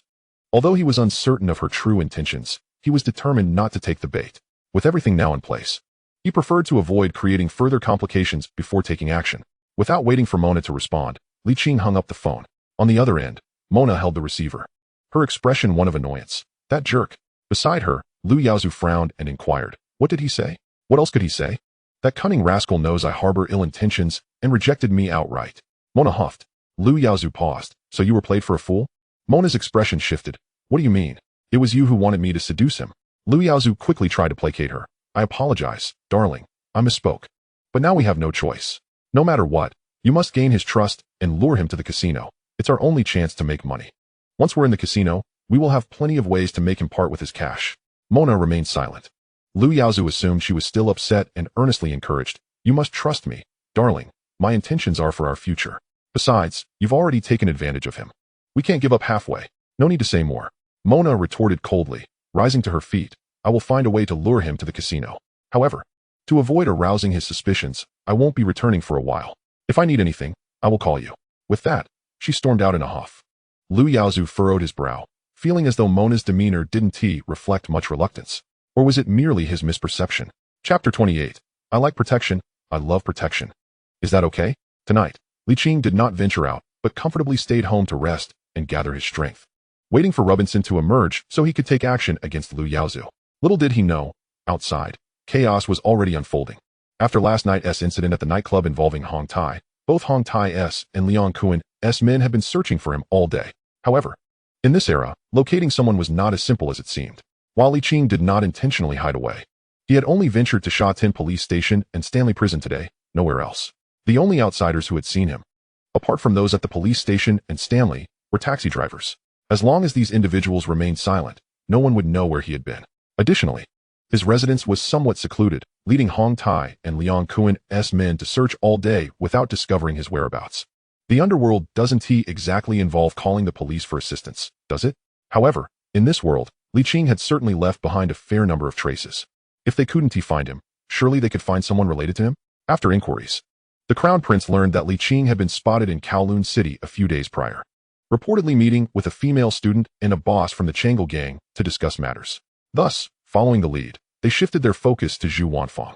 This evening, as Zhu Wanfang and her friend Guo Xiaozhen were returning home from school and had just stepped out of the school gate, they were intercepted by the Crown Prince's men. Coincidentally, a suave individual was collecting protection fees right at the school entrance, who promptly called to inform Suave about the situation. Upon learning the news, Xiaosa initially intended to disregard it. However, recalling that Li Qing had made a promise regarding his matters, he decided to lead his men to confront the prince at a bar in Kowloon City. The two factions stood in a tense standoff. The prince, upon receiving word of the confrontation, rushed over in a fit of rage, directing his ire at Xiaosa. Xiaosa, are you intentionally trying to provoke me? I merely sought a female student. What business is it of yours from the Chonglu gang? What did you say? How dare you insult my boss? Xiaosa's entourage was equally unyielding, retorting vehemently. Unfazed by the prince's vitriol, Xiaosa waved his hand dismissively, signaling his subordinates to quiet down. He then turned to the prince and stated coolly, I have no concern for whom you choose, but these two are off limits. The prince, pointing at the visibly pale Zhu Wanfang and Guo Xiaozhen, scoffed. You think you're in a position to dictate terms? What if I insist on taking them with me? Then we fight. I, Xiaosa, have been in this game long enough to fear no one. Xiaosa replied with a cold snort. The prince's expression darkened as he gritted his teeth. Are you truly intent on making an enemy of me? They are not even yours. Why do you protect them? Xiaosa's temper flared, and he slammed his hand on the table, declaring, what if they aren't with me? I choose to protect them because I want to. If you have a problem with that, then try me. The prince cursed back. Xiaosa, I know you have a deal with Li Qing, who has promised you benefits. Are you truly foolish enough to believe him?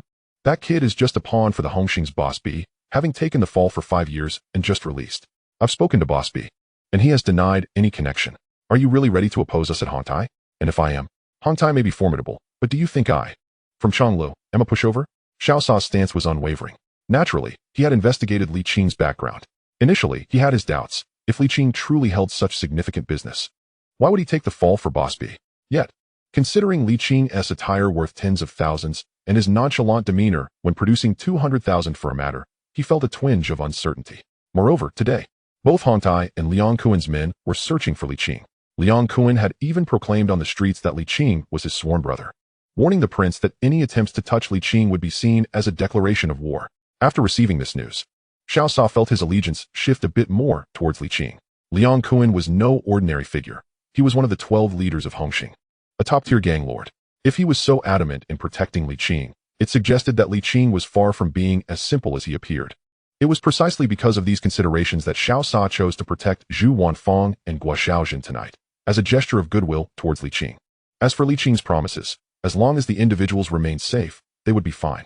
Should he discover that Li Qing had merely been bluffing him, Xiao Sa would not be one to be trifled with. Xiao Sa, you better think this through. Can you really afford to take on Hongtai? Should I call your boss, Quan Gu, to inquire about his thoughts? This is my own affair, and it has nothing to do with Quan Gu. I have fought for everything I have today. It was not handed to me on a silver platter. If you doubt my resolve, then by all means, test me and see who is truly capable. With that, Xiao Sa slammed his hand on the table, rose to his feet, glanced at Zhu Wanfang and Guo Xiaozhan, and commanded, "Girls, let us go. I want to see who dares to lay a hand on you today." The prince, infuriated, had not anticipated Xiao Sa's obstinacy. He was clearly a man willing to risk it all. Over the years, Xiao Sa had built a considerable reputation, and with the current instability within Hongtai, a confrontation could lead to mutual destruction. Thus, he gritted his teeth and stood up to block Xiao Sa, stating, "Fine, Xiao Sa. You have guts. I will grant you this favor and not touch these two girls today. However, I am still the prince of Hongtai. If Li Qing dares to challenge me, this matter must be resolved. Otherwise, how can I continue in this world? Regardless of the outcome, you better bring Li Qing out to settle this ourselves. If you are unsatisfied with that, then let us fight. Do you really think I am not to be trifled with?" With that, the prince waved his hand, signaling his subordinates to move closer, their eyes gleaming with anticipation, ready for a potential brawl. Observing this, Xiao Sa furrowed his brow. He recognized that the prince was serious about engaging in a real fight.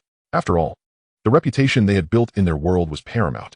Li Qing's provocation had turned the prince into a laughingstock among their peers, and if this situation was not resolved, the prince would lose all face to continue in this line of work. After some contemplation, Xiao Sa decided he did not want to be embroiled in this conflict. His intervention to protect Zhu Wanfang and Guo Xiaozhan was already a significant concession to Li Qing. The rest was something Li Qing would have to handle himself.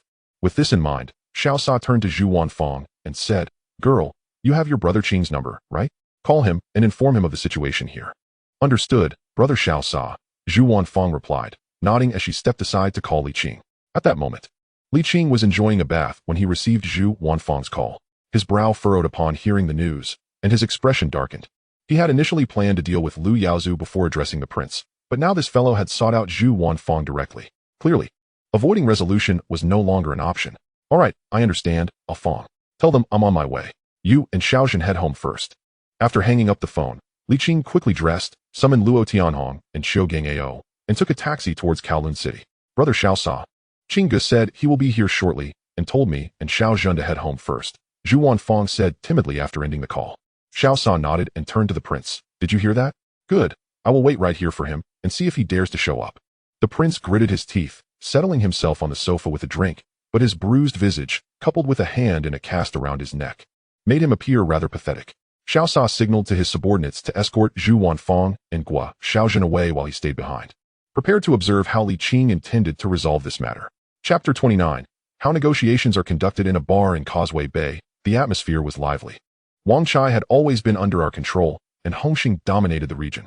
Boss B was enjoying drinks and singing with Chun Haonan and others when a subordinate rushed in to report, "Boss B, we have a situation. Big news." "What big news? Can't you see I'm still singing? Hurry up, or you'll regret it if I'm not pleased." Boss B was irritated at being interrupted. "Boss B, it's been said that the prince has found the Fist King Qing and has arranged a meeting in Kowloon City." Boss B paused. "What Fist King Qing? Isn't the prince in Simsha Sui? What business does he have in Kowloon City?" The subordinate, brimming with excitement, replied, "No, Boss B. It's not our Hongxing-S prince, it's Hongtai-S prince.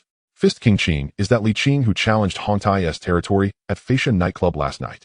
The nickname Fist King Qing was coined by those on the streets today. It was said that last night at Feisha nightclub, he took on over 30 of Hongtai-S men, and their prince was beaten to a pulp. This was quite the spectacle, and Boss B seemed to recall that he had previously encountered this individual. Upon hearing this, Boss B and Chun Haonan exchanged astonished glances. Suddenly, the mountain chicken exclaimed with a sour tone, "What champion are you talking about?" Where's the might of my mountain chicken? It is obvious what my expertise is. Boss B paid him no heed, snorting coldly, and stated, let us stick to the matter at hand. What does this concern us? Furthermore, listen well. Everyone, Qing is no longer one of us in the Hongxing group. He has rejected my authority as his leader, and from now on, his affairs have nothing to do with Hongxing. Do you understand? Although the little brother was perplexed, he quickly nodded, saying, understood, Boss B. Boss B cast a glance towards Kowloon City, sneering, even if he can fight, so what? He might take on 30. But I refuse to believe he can take on 300. This is the consequence of being reckless. He will meet his end tonight. Forget about him. Let us sing. With that, Boss B picked up the microphone and unleashed his croaky voice. Meanwhile, in Mong Kok, a call came through from the foolish Chong to Liang Kuan. Brother Kuan. Just now, one of the guys from the Kowloon City Yes Xiao Yin said that the Prince of Hongtai has found Brother Qing and arranged a meeting at the Time Crazy Bar in Kowloon City. Liang Kuan, who was watching a film to relieve stress, immediately stood up, zipping up his pants, and declared, all right, you go over with your men right away. I'll follow closely behind. No matter what, we must protect Qing. Tell the prince that anyone who dares to harm Qing is crossing paths with me. Liang Kuan. Understood. Foolish Chong ended the call. Liang Kuan then dialed another number. Hello? Xiaoyan, I need a favor. The underworld operates in such a manner. Any slight disturbance cannot remain concealed. In less than half an hour, news of the Hongtai prince arranging a meeting with Li Qing spread like wildfire. And many gangs caught wind of it, buzzing with discussions. Some thrill-seekers immediately rushed nearby to witness the spectacle. Inside the bar, the atmosphere was tense and solemn. The prince and the suave individuals awaited Li Qing's arrival. Finally, as the prince began to grow impatient, Li Qing made his entrance. The spirits of both factions lifted instantly. The prince, gazing at the impeccably dressed Li Qing as he strode in, rose to his feet, his eyes brimming with deep resentment. Kid, you dare to show your face? I thought you would be a turtle for life. Luo Tianhong, unyielding, retorted, screw you. Who was it that cowered like a dog on the sofa last night? What did you say? I'll kill them. The Hongtai underlings immediately erupted in fury, a dark mass of individuals surrounding Li Qing, numbering at least 100, encircling him and his companions. Tension filled the air. Luo Tianhong and AG showed no signs of fear, each brandished their weapons. With Luo even bringing along his newly purchased 8-sided sword. Qiu Gang Ao toyed with a dagger, while the young gentleman improvised weapons from nearby tables and chairs. Only Li Qing remained unfazed, unarmed, with one hand casually tucked into his pocket as he approached, first glancing at the suave one, saying, thank you for tonight. The suave one understood Li Qing was referring to Zhu Wanfang and nodded, Mr. Li, I can only do so much. You'll have to handle tonight's troubles yourself. Li Qing nodded in acknowledgement, knowing it was trouble of his own making and could not expect others to assist him without recompense. He turned his attention to the prince. How do you intend to resolve this? The prince coldly scoffed, what? Now you're scared? Li Qing, growing impatient, snapped, cut the nonsense. How do you plan to resolve it? Kid, you still dare to act so arrogantly? The prince, visibly displeased with Li Qing's demeanor, said with hatred. For the sake of suave, I'll grant you one chance. I'll retaliate just as you did to me last night.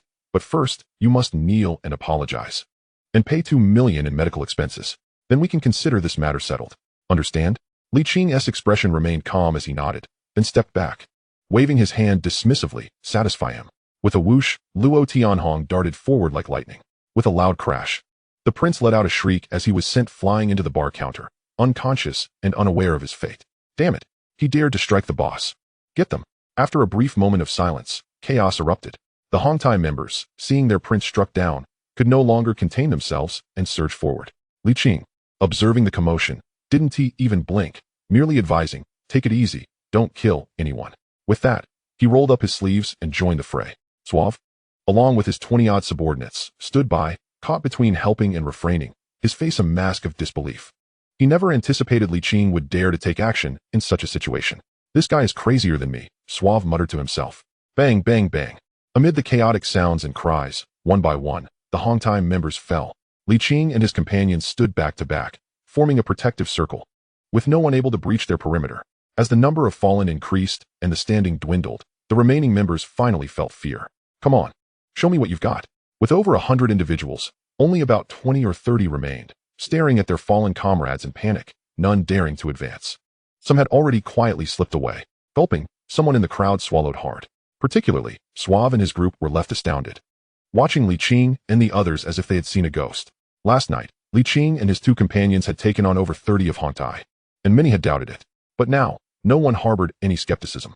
Just 8 people, taking on more than 100. Is this even human? Li Qing, unflustered and unbriefless, casually pulled out a watch from his pocket, slipping it back onto his wrist while surveying the surroundings. With a clatter, under his gaze, the remaining Hongtai members could not help but take a step back, all lowering their heads in avoidance. Do we continue fighting? Li Qing inquired nonchalantly. No one responded. Luo Tianhong and AG wore expressions of disdain, while Qiugang Ao and the others were indifferent. They were merely a bunch of ruffians. Previously, they would have simply avoided them. If there is nothing else, I'll be on my way, Li Qing remarked, glancing at the unconscious prince at the bar, instructing Tianhong. Check if this guy is dead. If not, bring him along. We'll have his old man come to negotiate. If he doesn't bring 20 million. Toss him into the sea. Luo Tianhong nodded without hesitation, approaching to hoist the prince over his shoulder like a dead dog. Mr. Li, suave, realizing the gravity of the situation, could not help but step forward to advise, that's enough. His old man is the head of Hongtai. If anything happens to him, Hongtai will certainly not let you off the hook. Li Qing pointed at the fallen individuals and asked, did he let me off the hook just now? Suave was at a loss for words. Who knew you were this bold? Though the conditions proposed by the prince were outrageous, they were not entirely off the table for negotiation. But you can't just resort to violence when things don't go your way. Li Qing smiled, addressing Suave. I appreciate your help tonight. I will handle the rest myself. As for what I owe you, I will call you in a couple of days. You should first deal with Hongtai. Suave expressed his concerns, feeling somewhat anxious. Li Qing nodded, choosing not to elaborate further, and turned to stride outside. As they gazed at the prince, who was being carried over Luo Tianhong's shoulder, seemingly unaware of his fate, Hongtai's men exchanged glances, yet none dared to intervene. Compelled to merely watch as the group exited the bar. Quick, call Uncle May. After a brief moment, someone finally reacted, hastily rushing to the bar to make the call. Just as Li Qing and his companions stepped out of the bar, they encountered the tardy Liang Kuan and his crew. Qing, are you alright? That bastard prince, Liang Kuan sighed with relief upon seeing Li Qing, but his concern was abruptly stifled when he noticed the unconscious prince slung over Luo Tianhong's shoulder. Chapter 30. The young ones bring out the old ones. At the entrance of the bar, a group of people exchanged bewildered looks. Liang Kuan stared at the prince, who lay motionless like a dead dog, momentarily at a loss for words. Kuan Gu, what brings you here? Li Qing inquired, surprised. But upon seeing the throng of Liang Kuan's followers behind him, he quickly deduced his purpose and felt a surge of emotion. This guy truly values loyalty. Qing you. Liang Kuan hesitated, unsure of what to say. Clearly, he had arrived too late. What needed to happen had already transpired. Moreover, it was evident that Li Qing was not the one at a disadvantage. At that moment, a younger member approached a long-browed man beside Liang Kuan and whispered something. The man, upon hearing, stepped to the entrance of the bar and was instantly taken aback. After a moment, he turned back, his face a mask of shock, and remarked, Kuan, your little brothers are truly formidable. Liang Kuan immediately rushed to the bar's entrance to peer inside, gasping in astonishment. Hiss. The other followers, seeing the scene, flocked over and were equally stunned.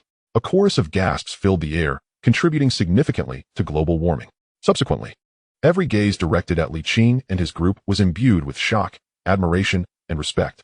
In this world of camaraderie, who does not admire those who can fight? The valiant image of Li Qing and his companions mirrored the very essence of what they aspired to be.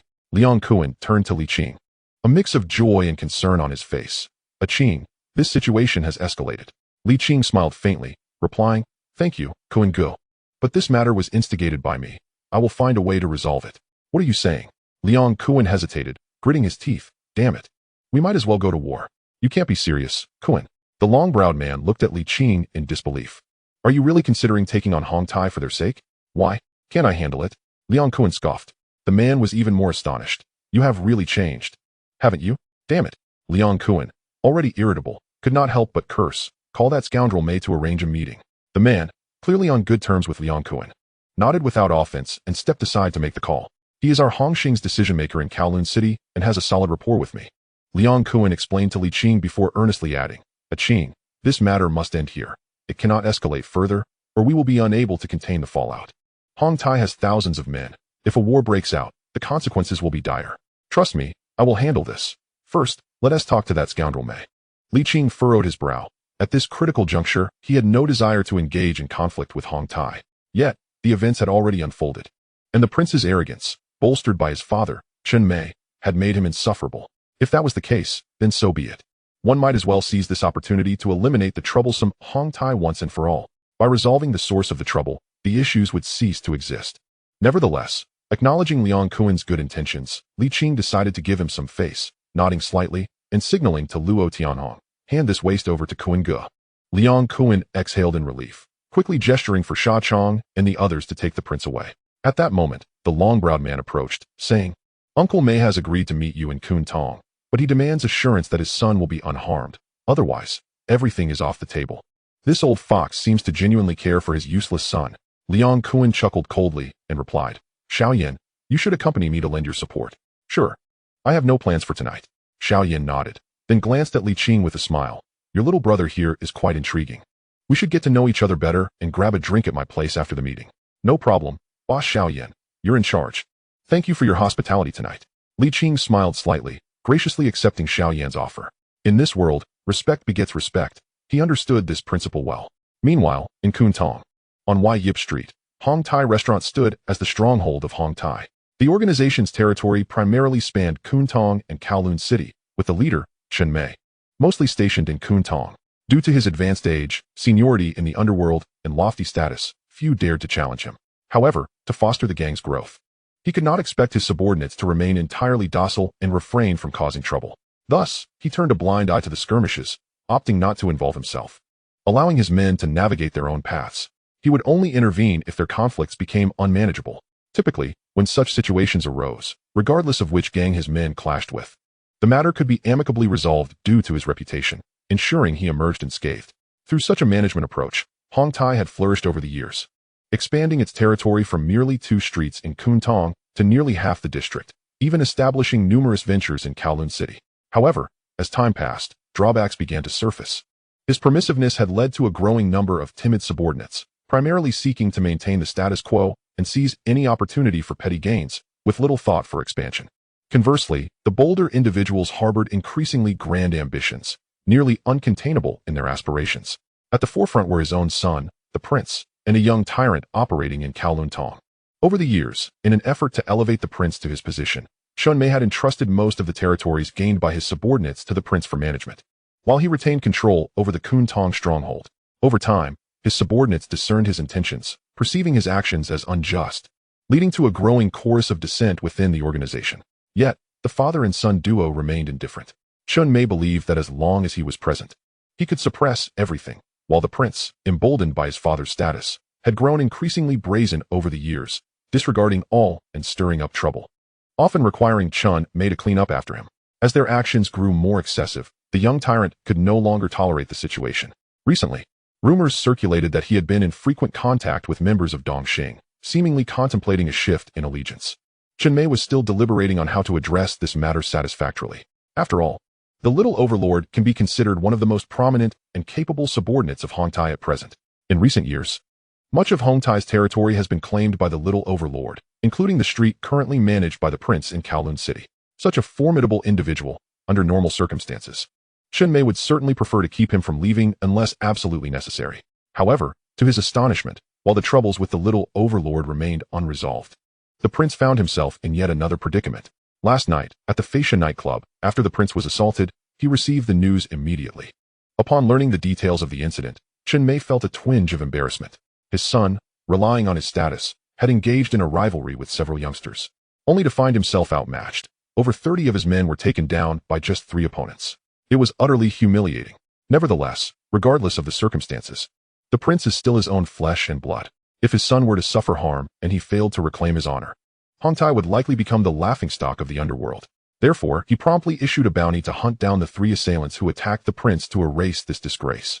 Yet, unexpectedly, while they managed to locate the adversaries tonight, the situation did not unfold as he had anticipated. 8 individuals had once again toppled over 70 or 80 of Hong Tai's men. Upon hearing this news, even Chen Mei, a seasoned veteran of the underworld for decades, felt a chill run down his spine. When did such formidable figures emerge in the underworld? Moreover, the prince had also fallen into their hands, his life uncertain. Upon receiving this information, Chen Mei could no longer remain idle. He was nearing 60 this year, and despite his son's reckless behavior, he was still his biological child. According to the reports from his subordinates at the scene, the assailants had shown no intention of negotiation before resorting to violence. Clearly a group of inexperienced hotheads. Such reckless youths, if pushed to the brink, could commit any act. Should anything happen to the prince, all of his hard work over the years would be in vain. Thus, even though he had intended to retire for the night, he promptly rose from his bed, determined to personally address the matter. At that moment, a call came in from the Hongxing's Jia-Fit person, Xian, in Kowloon City, stating that Liang Kuan had requested to meet and discuss the incident involving the prince. Upon hearing this, Chen Mei felt a sense of relief. Although he was uncertain of the connection between those hotheads and Liang Kuan and Xian from Hongxing, his immediate priority was to ensure his son's safety. Thus, he readily agreed to meet them in Kuntong. To bolster his presence, Chen Mei also called upon other leaders in the area to join him. By the time he arrived at the restaurant, several leaders were already waiting for him.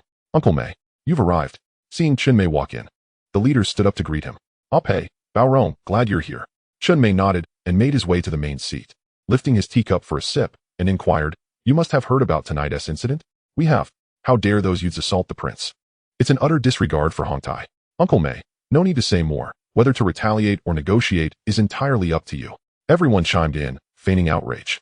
Yet it was unclear how many were secretly amused. The prince, often arrogant and dismissive, had long been a source of annoyance for many of them.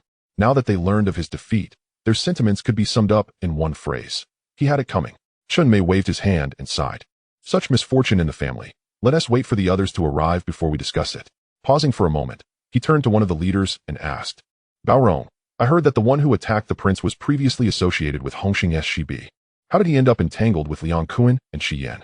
Baorong shook his head. "I don't know, Uncle Mei. Although we're all in the same line of work, Hong Kong is vast, and they're not from the same organization. So it's impossible to know everyone's background." "Uncle Mei." At that moment, another leader returned from a phone call, his expression grim as he looked at Chen Mei. "The brothers from the bar just called. The police have arrived and swept the scene, arresting over 20 of our men, with several seriously injured and sent to the hospital." "What?" Everyone's expressions changed. "Damn it, the bail and medical expenses are going to be astronomical." Furthermore, the bar owner also called, stating that everything inside was destroyed and demanding an explanation. "Damn, it's just some broken items. What explanation do they want? We're the ones out here hustling. Who do we owe an explanation to? We can't say that, Tian Shu. We fought in their establishment and caused damage. If we don't compensate, which owner would dare to hire us in the future? Then what do you propose? Who will cover these costs? Whoever broke it should pay. We can't use the company's money." Sorry, Uncle Mei, I'm not referring to the prince, but those hot-headed youngsters. They must pay this time. Or we'll make them pay dearly." "Your words sound nice, but fighting doesn't come without costs, does it?" "Exactly. Those kids are clearly inexperienced. And their skills are impressive. 8 of them took down 70 or 80 of us. In all my years in this line of work, I've never seen anyone so capable." "You're mad. So what if they can fight? No matter how skilled they are. I don't believe they can withstand a bullet." "You're the fool, if guns are drawn. Just see if the O-Team and the Major Crimes Unit don't come looking for you. Then you'll be left to take the fall and pay a hefty price. Can you cover that?" "Neither of those ideas works. What the hell do you suggest? How am I supposed to know? Damn it, what else with all this talk?" "Enough." Hearing the leaders discuss, Chen Mei's face grew even darker, and he immediately interjected. It was only now that he realized his previous management style might have contained some flaws. In the face of this crisis, each person seemed solely concerned with their own interests, entirely disregarding whether the prince's assault would tarnish the organization's reputation. "Have I truly erred?" Chen Mei sighed inwardly, regretting his decision to invite this group of individuals to bolster his presence tonight. Given their current demeanor, he was already grateful if they didn't drag him down and embarrass him further. Just as Chen Mei pondered how to approach the discussions ahead, footsteps echoed from downstairs. Shortly after, a boisterous voice rang out from the staircase. "Wow, what a grand setup, Uncle Mei. Were you planning to intimidate me?" Liang Kuan. Upon seeing this flamboyant man, the Hongtai members furrowed their brows. They were quite familiar with Liang Kuan. He had previously been active in Kuntong, controlling nearly the entire area of Lam Tin, and they had clashed multiple times in the past. This man was known for his volatility, often initiating conflict over minor disagreements. After Hongxing infiltrated the Yao Mati district, he had eliminated Chen Shi from the new record and sent him to Stanley Prison for rehabilitation, under the assumption that he would temper his behavior upon his return. However, it seemed he remained as reckless as ever. Chen Mei scanned the room and spoke in a low voice. "Liang Kuan, where's my son?" "Don't worry, Uncle Mei. Your son is safe." Liang Kuan smiled and waved his hand, signaling Shiqiang to bring someone out. At this moment, the crown prince remains in a state of unconsciousness. His old wounds have yet to heal, and new injuries have been added. His face and body are marred with footprints, rendering him even more wretched. Witnessing his son's miserable condition, Chen Mei's expression instantly darkens, and he glares furiously at Li Qing and the others beside Liang Kuan, exclaiming, "Was it you lot who assaulted my son? What do you intend?" Uncle Mei, is this some form of intimidation? Liang Kuan immediately positions himself protectively in front of Li Qing and the others, snorting coldly and stating, I have already shown you enough respect by returning your son in one piece. What now? You don't wish to negotiate? In one piece? Chen Mei, filled with rage, points at the unconscious crown prince. Is this not a sight full of bruises and broken limbs? Liang Kuan dismissively replies, as for now, he merely fainted. He will be fine upon waking. What say you, Uncle Mei? Shall I assist in rousing him? Chen Mei, with a grim countenance, grits his teeth and retorts, no need to trouble yourself.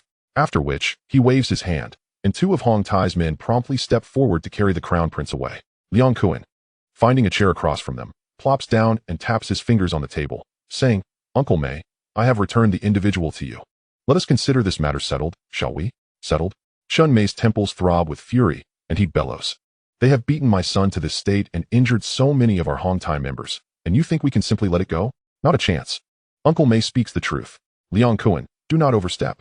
These youngsters know nothing of the code of the Underworld. They have harmed so many of us. How can we possibly let this slide? Do you think we, Hong Tai, are to be trifled with? A chorus of Hong Tai uncles echoed their agreement. Unfazed, Liang Kuan scoffs. Uncle Mei, we both know the reality of this situation. Your son attempted to steal a woman from my brother, and as a result, over 30 of them could not handle the 3 of my brothers. Had it been me, Liang Kuan, I would have hidden away in shame. Yet your son, disregarding the pride of Hong Tai, brazenly violated the rules of the Underworld by threatening my brothers with 2 female students. In the end, over 100 could not overcome 8 of them. If this gets out, what reputation will Hong Tai have left? What the hell are you saying? How dare you insult us, Hong Tai? Liang Kuan, what connection do you have with this brat that you protect him so fiercely? Do you wish to declare war against us? The group erupted in anger. War? Can you even afford to fight? Liang Kuan retorted with a cold snort, turning to Chen Mei and saying, Uncle Mei, do not say I am ungracious. If I had not intervened tonight, your son would have long been taken away by my brothers to meet a watery grave. I have brought him back to you. And even if you do not thank me, I, Liang Kuan, am magnanimous enough not to hold it against you. However, how you choose to resolve this situation is entirely up to you. What else can we do but demand compensation? Indeed, the medical expenses for our injured brothers, as well as the bail for those taken by the police tonight. Are we to pay for them? Furthermore, these youngsters, barely out of their teens, dared to trample on our Hong Tai's territory. They must publicly apologize to us in front of the leaders of all the gangs. Otherwise, how can we continue to navigate this world? Additionally, you insolent fools. Chen Mei could no longer contain himself, shouting angrily, fixing his gaze on the uncle who had spoken. Is it you, or I who is in charge here? The group fell silent, chuckling awkwardly, of course. It is you who calls the shots, Uncle Mei. Chen Mei, with a cold snort, turned to Liang Kuan and inquired, Liang Kuan, as far as I know, this brat is under the protection of Shibi. Now that trouble has arisen, his boss does not step forward but sends you to support him? Do you have the authority to negotiate? What? Do you think I lack the capability? Liang Kuan coldly replied, A Qing is my brother. His affairs are my affairs. This has nothing to do with AB. Very well, you have guts. Chen Mei thumbed up and declared, Since you are in charge, I shall grant you this favor. To settle this matter, it is quite simple. 3 conditions. First, you will cover the medical expenses and bail for the brothers they injured, as well as the damages from tonight's incident. Second, as Bao Rong stated, I will invite the leaders from all the major gangs in Hong Kong and Kowloon tomorrow, and those youngsters must publicly apologize to us in front of them. Otherwise, how can we, Hong Tai, continue to survive? Third, Chen Mei glanced at Li Qing and the others, his gaze flickering. After this matter is resolved, they must join our Hong Tai. What? Hearing this, Liang Kuan could no longer hold back, slamming the table and cursing, Uncle Mei, are you out of your mind? If you wish to negotiate, do it properly. If you want to make wishes, go to Wong Tai Sin. What nonsense are you spouting here? Chen Mei's expression darkened. So you refuse to agree? Stop wasting my time. Would you agree if you were in my shoes?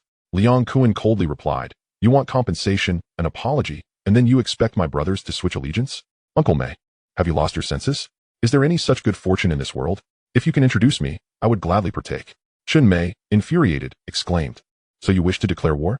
If it comes to that, so be it. Liang Kuan suddenly stood up, cursing, Damn it. You think I have been playing nice for all these years? You think I, Liang Kuan, have been fooling around? You dare to disrespect me. What did you just say? Liang Kuan, do not get too arrogant. This entire area is under our Hong Tai's protection. Do you wish to not walk out of here? Come on, try it. If you have the guts, come at me. Otherwise, I will bring my men to sweep your territory tomorrow. Just in time. I have nowhere else to go. Both sides exchanged curses, each unwilling to back down. As the situation escalated, Li Qing sighed, patted Liang Kuan on the shoulder, and stepped forward, saying, Kuan go. Let me handle this. Chapter 32. Be a good person. What the hell? You kid, what rank do you hold? Who gave you the right to speak here? Upon seeing Li Qing step forward, the Hong Tai crowd immediately turned their ire toward him. Yet, in Li Qing's eyes, these individuals held no intimidation whatsoever. They appeared as mere clowns, squawking in a ridiculous manner. Ignoring them, Li Qing fixed his gaze on Chun Mei and calmly stated, Uncle Mei, you just proposed 3 conditions. But I only offer you one solution. Chun Mei squinted, signaling for others to silence themselves, and focused intently on Li Qing, saying, Kid, since you have the audacity to stand up, I will grant you the opportunity to speak. What do you propose for resolution? Li Qing replied calmly, this matter ends here. From now on, Hong Tai will not seek trouble with me, and I, in turn, will not seek trouble with Hong Tai. That is all. The room fell silent. Everyone looked at Li Qing in disbelief, wondering if they had misheard. Li Qing remained indifferent, stating coolly, what do you think? Is there anything else to add? What? You are too arrogant. Kid, even your boss wouldn't dare speak to us like that. Who the hell do you think you are? The crowd erupted in fury. Even Chun Mei, enraged to the point of laughter, retorted, well, the younger generation of the underworld is increasingly lacking in decorum. Are you implying that if I had not approached you tonight, you would have sought to trouble us, Hong Tai? That was indeed my intention. Li Qing feigned ignorance of Chun Mei's fury and replied calmly, I am here tonight, firstly to show respect to Kuan Gu, and secondly to give you face. You are well aware of the circumstances. I was merely enjoying myself in your Hong Tai's territory when your son, relying on his status, attempted to snatch a woman from me and even tried to put me down. With tonight's incident, this marks the second time you, Hong Tai, have troubled me. For the sake of Brother Kuan, I shall not hold this against you, but I sincerely hope this is the last occurrence. From now on, do not seek me out, and I shall not pursue you either. Should this conflict persist, I am more than willing to engage. The crowd exchanged glances, regarding Li Qing with an expression akin to disbelief, unsure of what audacity empowered him to utter such words. They were already aware of Li Qing's formidable fighting skills. Yet in this era, does sheer strength truly hold any value? Especially against a colossal organization like Hong Tai, which boasts thousands of members. If they wish to eliminate you, they have myriad ways to do so. Kuan, is this young brother of yours genuinely foolish or merely pretending? This bravery is excessive. Upon regaining his composure, Qian could not help but express his astonishment. Having navigated the underworld for decades, he had never encountered such a naive youth before. Liang Kuan's lips twitched. Momentarily at a loss for words, he stammered, Qing you. However, before he could finish, Li Qing raised his hand to interrupt. Brother Kuan, I am fully aware of my actions. What transpires tonight is of no concern to you. I will handle it. Excellent. Truly commendable. At this moment, Chun Mei had regained a measure of composure. Casting a cold glance at Liang Kuan, she remarked icily, in my years of mingling in this world, I have never been so publicly humiliated by a mere youth. Liang Kuan, if you dare to interfere further, then Hong Tai shall confront you and your Hongxing to the bitter end. Tonight, I will call Jiang Tiansheng. I do not believe you have the authority to challenge us. Liang Kuan's face darkened upon hearing this, yet he was at a loss for words. He understood that the current situation had spiraled beyond his control. After Chun Mei spoke, she turned to Li Qing, sneering, Boy, allow me to enlighten you on the ways of the underworld. If you manage to walk out of here alive tonight, I shall take your surname. Is that so? I am indeed curious to test that. Li Qing replied nonchalantly. Suddenly, with a swift motion, Qiu Gangao and the others stepped forward, each brandishing a handgun aimed at Chun Mei and her companions. The atmosphere became palpably tense. No one anticipated that these youngsters would arrive armed for negotiations. They were clearly prepared to sever ties from the outset. Qing, do not act recklessly. Put those away. Even Liang Kuan could not suppress his anxiety, hastily urging caution. If shots were fired here, it would spell disaster. Li Qing ignored him, coldly fixating on Chun Mei. Uncle Mei, allow me to impart a lesson. While being strong may not be remarkable, we not only possess strength, but we also dare to stake our lives. Do you have the courage to do the same? Chun Mei's expression darkened as he glared at Li Qing, asserting, Boy, I do not believe you would dare fire a weapon here. You can certainly find out. Li Qing retorted icily. Without a moment's hesitation, Qiu Gangao and the others disengaged their gun safeties, fingers poised on the triggers. No, do not shoot. Little brother, let us discuss this calmly. Everything is negotiable. You are still young. If you kill us, you will only be forced to flee. It is not worth it. Indeed, do not act impulsively, handsome lad. Uncle Mei, do not bring us down with you. I wish to live a few more years. Get them to leave now? Damn it, lunatics. A bunch of madmen. The Hong Tai leaders, faced with guns trained on them, felt a chill run down their spines, paralyzed with fear, and could only attempt to placate Chun Mei, even resorting to insults. Li Qing let out a cold laugh, slowly approaching Chun Mei, stating, I spent 5 years in prison at Qizhou. From the moment I was incarcerated, I vowed never to be threatened by anyone again, not even the King of Heaven. It is either we accomplish great things with fervor, or we die. My brothers and I are all in the same boat. We have nothing to lose. Killing one is merely breaking even. Killing two is no loss at all. I want to see how many of you from Hongtai are willing to play this deadly game with us. Do you have what it takes? Gazing into Li Qing's wild eyes, Chun Mei swallowed hard. Yet faced with the array of dark gun barrels, he ultimately crumbled under pressure, gritting his teeth. Boy, you are indeed formidable. This time, Hongtai concedes. Li Qing smirked. To play with an old hand like you, would I come unprepared? Now, get your men to leave immediately. Chun Mei took a deep breath and turned to Bao Rong, instructing, disperse the people downstairs. Yes, yes.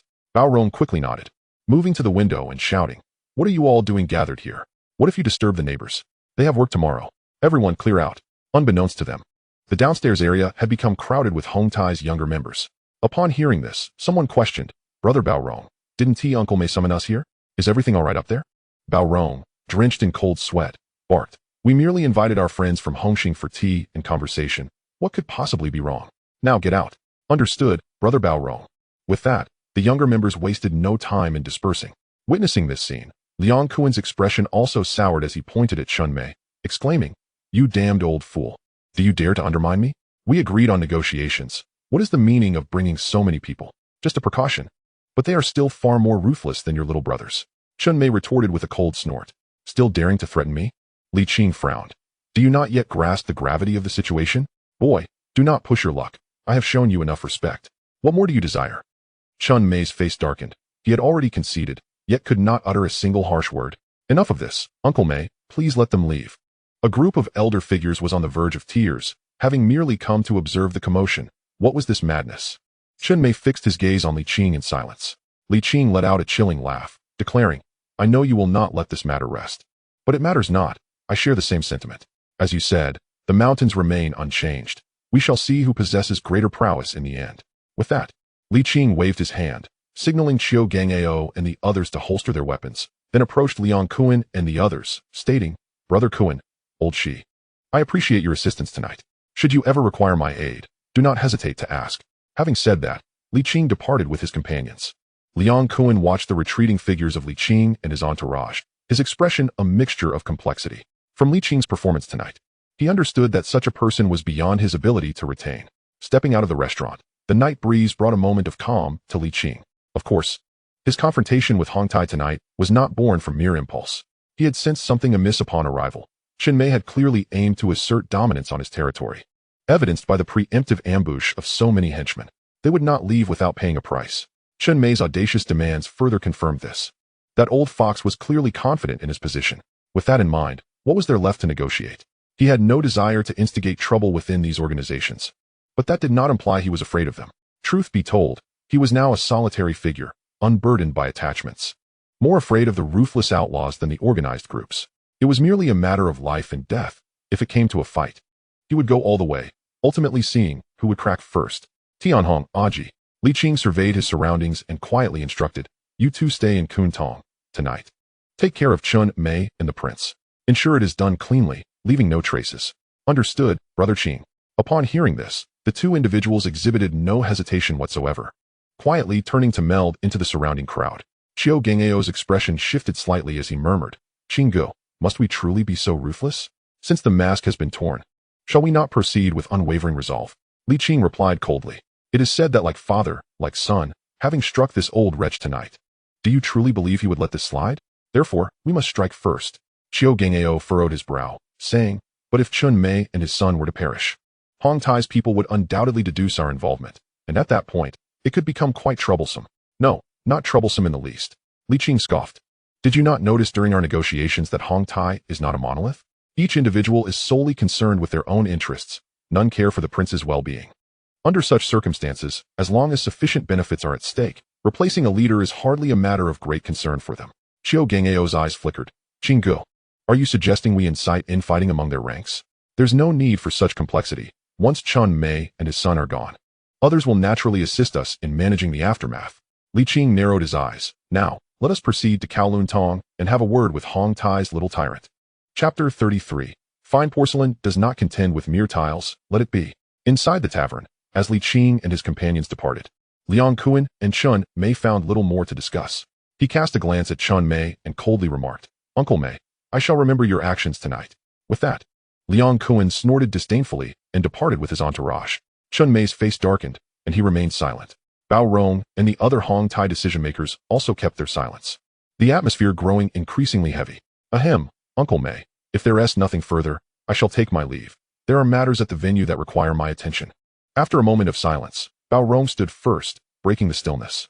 Uncle Mei, I too must take my leave. Wait for me.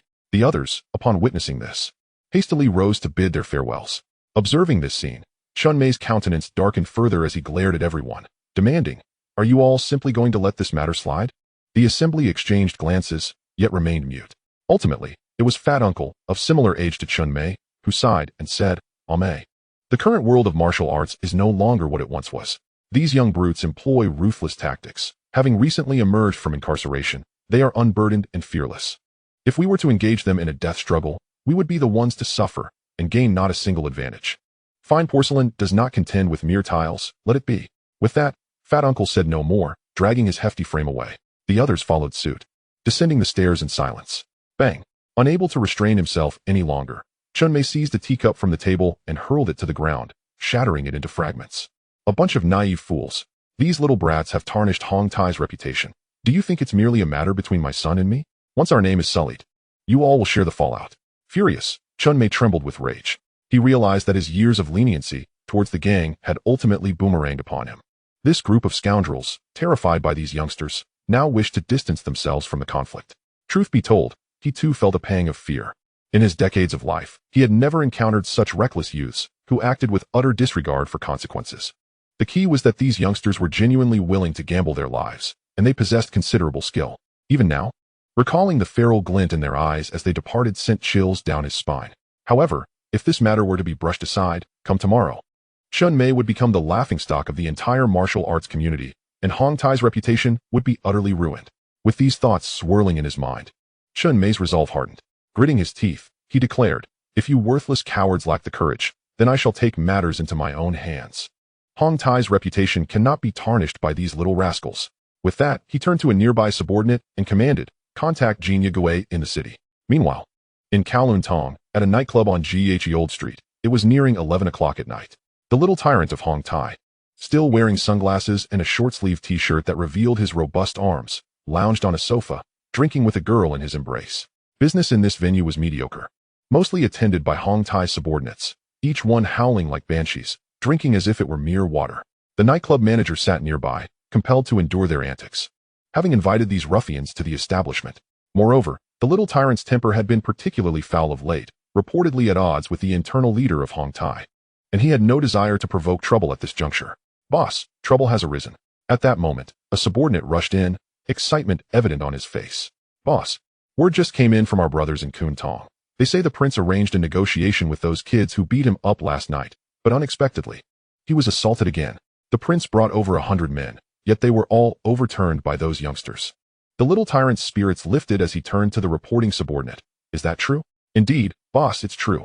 My best buddy, a Tian, personally informed me.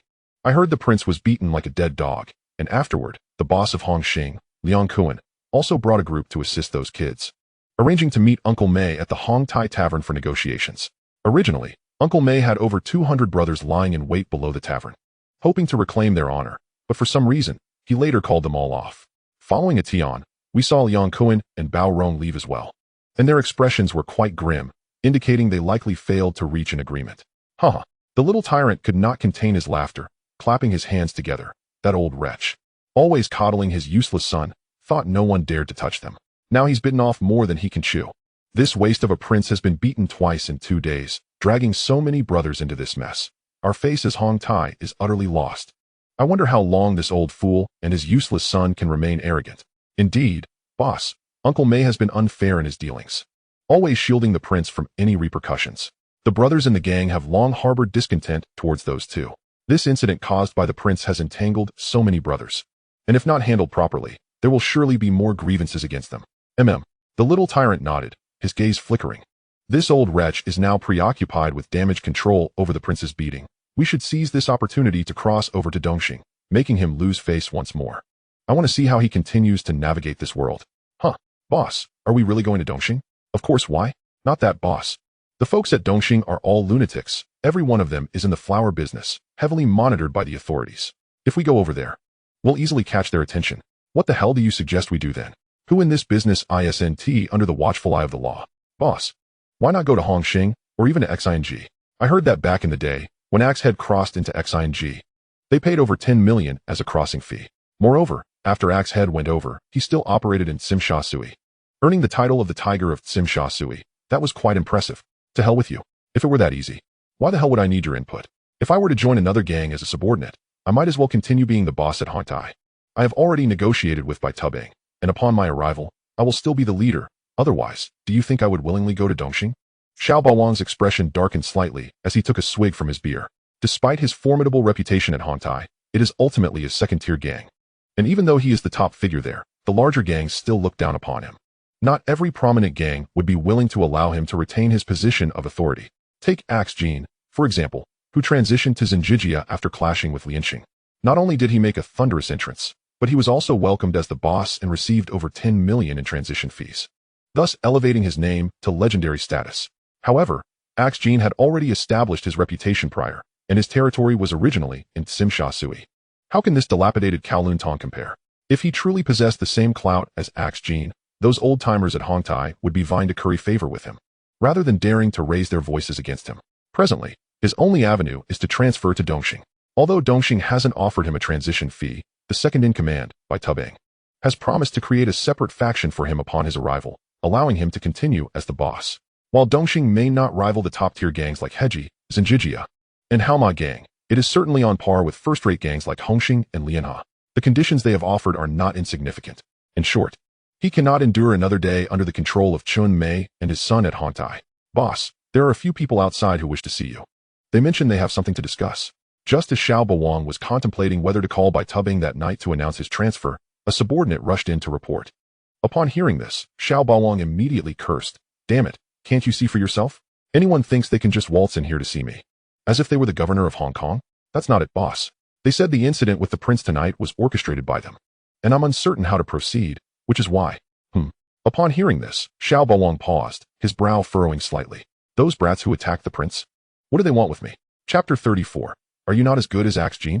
At the Kowloon Tong nightclub, in one of the private rooms. So it was you few who attacked the prince in Kowloon City tonight? Xiao Baowang, flanked by several subordinates, frowned as he scrutinized Li Qing and his companions. Skepticism evident in his gaze. Could this small group really have taken down over 100 of the prince's men? It certainly did not appear so. Besides, weren't there supposed to be 8 of them? Why were there only 6? You're just a second-generation rich kid who relies on his father to act recklessly. Beating you is hardly something to brag about. But you, Xiao Baowang from Hongtai, I hold you in high regard. Li Qing, seated across from him, regarded Xiao Baowang with a smile. Xiao Baowang was taken aback for a moment, then snorted coldly. While I might not have a high opinion of Pai Yanmei and his useless son, I am still a member of Hongtai. You've slapped Hongtai in the face. And now you dare to come to my turf? Aren't you afraid you won't be able to leave tonight? At his words, Qiugang Ao and the others exchanged glances of disdain. If they could breach Hongtai's stronghold, why would they fear a mere top figure from Hongtai? Li Qing, unfazed, smiled and replied, afraid? Perhaps, but I believe you are not the narrow-minded type like Chun Mei and his son. See, this is what reputation is all about. This is what it truly means. Xiao Baowang felt flattered by the compliment, but retorted, you don't need to flatter me. Just tell me what you want. I just mentioned how much I admire you. And I believe we have a certain affinity. Li Qing smiled. Your nickname is Xiao Baowang, and coincidentally, during my time at Stanley, the brothers there also gave me the same nickname. Don't you think that essay kind of fate? Xiao Baowang was momentarily stunned, then his expression shifted. You're the Stanley Baowang Qing? You've been released? Oh, you've heard of my name? I've heard of it. Xiao Baowang's eyes glimmered with surprise, and his demeanor grew more serious. He had heard of Li Qing's reputation from a few of his subordinates who had also served time at Stanley. Initially, he hadn't paid much attention, but now, with the man standing before him, combined with the recent events between Li Qing and the prince, he could no longer dismiss it. It was no wonder he could topple so many of the prince's men. It was clear he was a formidable figure who could even command respect in prison. Since you've heard of my name, that makes things easier, Li Qing smiled. To be honest, in all of Hong Kong, few dare to bear the title Xiao Baowang. Typically, there are only 2 types of individuals, those with genuine ability and those who are merely ignorant little thugs. In my eyes, you belong to the former. If such words were spoken by his own subordinates, Xiao Baolang might dismiss them as flattery, but coming from someone who had made a name for himself in Stanley, it served as a mark of recognition from a peer. For a moment, Xiao Baolang felt elated, personally rising to pour a drink for Li Qing. And then lifting his glass with a smile, he said, "In honor of our shared nickname, I toast to you. Cheers to us both being called Xiao Baolang." Li Qing replied, drinking it down before continuing, "I've heard that aside from Kuntong, most of the territory within Hongtai was seized by you. Yet in the end, the lucrative territories were all handed over to Chun Mei's son, the prince. Here you are, the top enforcer of Hongtai, reduced to merely scraping by in this little Kowloon Tong. It's truly disheartening. What do you think, Brother Baolang?" At the mention of this, Xiao Baolang's expression soured, and he took a hefty swig from the bottle, coldly stating, "There's nothing I can do. After all, they are father and son. Mei Shu is the boss. So whatever he says goes." "Not necessarily," Li Qing shook his head. "Though Chun Mei founded Hongtai, it doesn't mean it solely belongs to his family. It was built by all the brothers of Hongtai together. Even if the prince is his son, the leader must act fairly, otherwise, who would respect him? A leader who fosters resentment within the gang and lacks followers has no right to lead. Don't you agree?" Upon hearing this, Xiao Baolang narrowed his eyes. "What do you mean by that?" Li Qing glanced at the group of Xiao Baolang's subordinates before smiling. "Can we speak privately for a moment?" After pondering for a moment, Xiao Baolang waved his hand. "Everyone out." "Yes, boss." Once all his subordinates had exited, Xiao Baolang turned his attention back to Li Qing, frowning as he asked, "What exactly do you want from me tonight?" "Nothing much. I just think that with your capabilities, there's no need for you to always be under someone else's thumb, ultimately leading you to contemplate transferring to another gang." Li Qing met Xiao Baolang's gaze, a smile on his face, but his words were pointed. "I've heard you wish to transfer to Dongxing, but even if you do, the conditions they offer you will only allow you to remain a top figure, and aside from a title, there are no real benefits. You will have to fight for your territory and support your subordinates on your own, and if trouble arises, you'll bear the consequences yourself. In the end, even if the gang supports you, you'll still have to pay a hefty sum. Consider this, after years of navigating this world, seemingly flourishing on the surface, one ultimately finds themselves reduced to serving others, becoming a mere leech. What is the purpose of such a life?" Little Overlord, momentarily taken aback, furrowed his brow and replied, "Isn't this how every gang operates? Relying on the gang's support, leveraging its name to recruit underlings and seize territories, only to surrender a portion of the profits back to the gang. Isn't this the modus operandi of every organization? And when trouble arises, it's perfectly normal to pay the gang to intervene and resolve matters. If you don't spend money, why would anyone assist you? All gangs operate this way. Does that make it right?" Li Qing replied calmly, "Moreover, as far as I know, back in the day, the Axe and Lian Sheng paid over 10 million for the transfer fee to Xing. I wonder how much you received from Dongxing for your transfer." Upon hearing this, Little Overlord's expression soured. Could it be that he received nothing?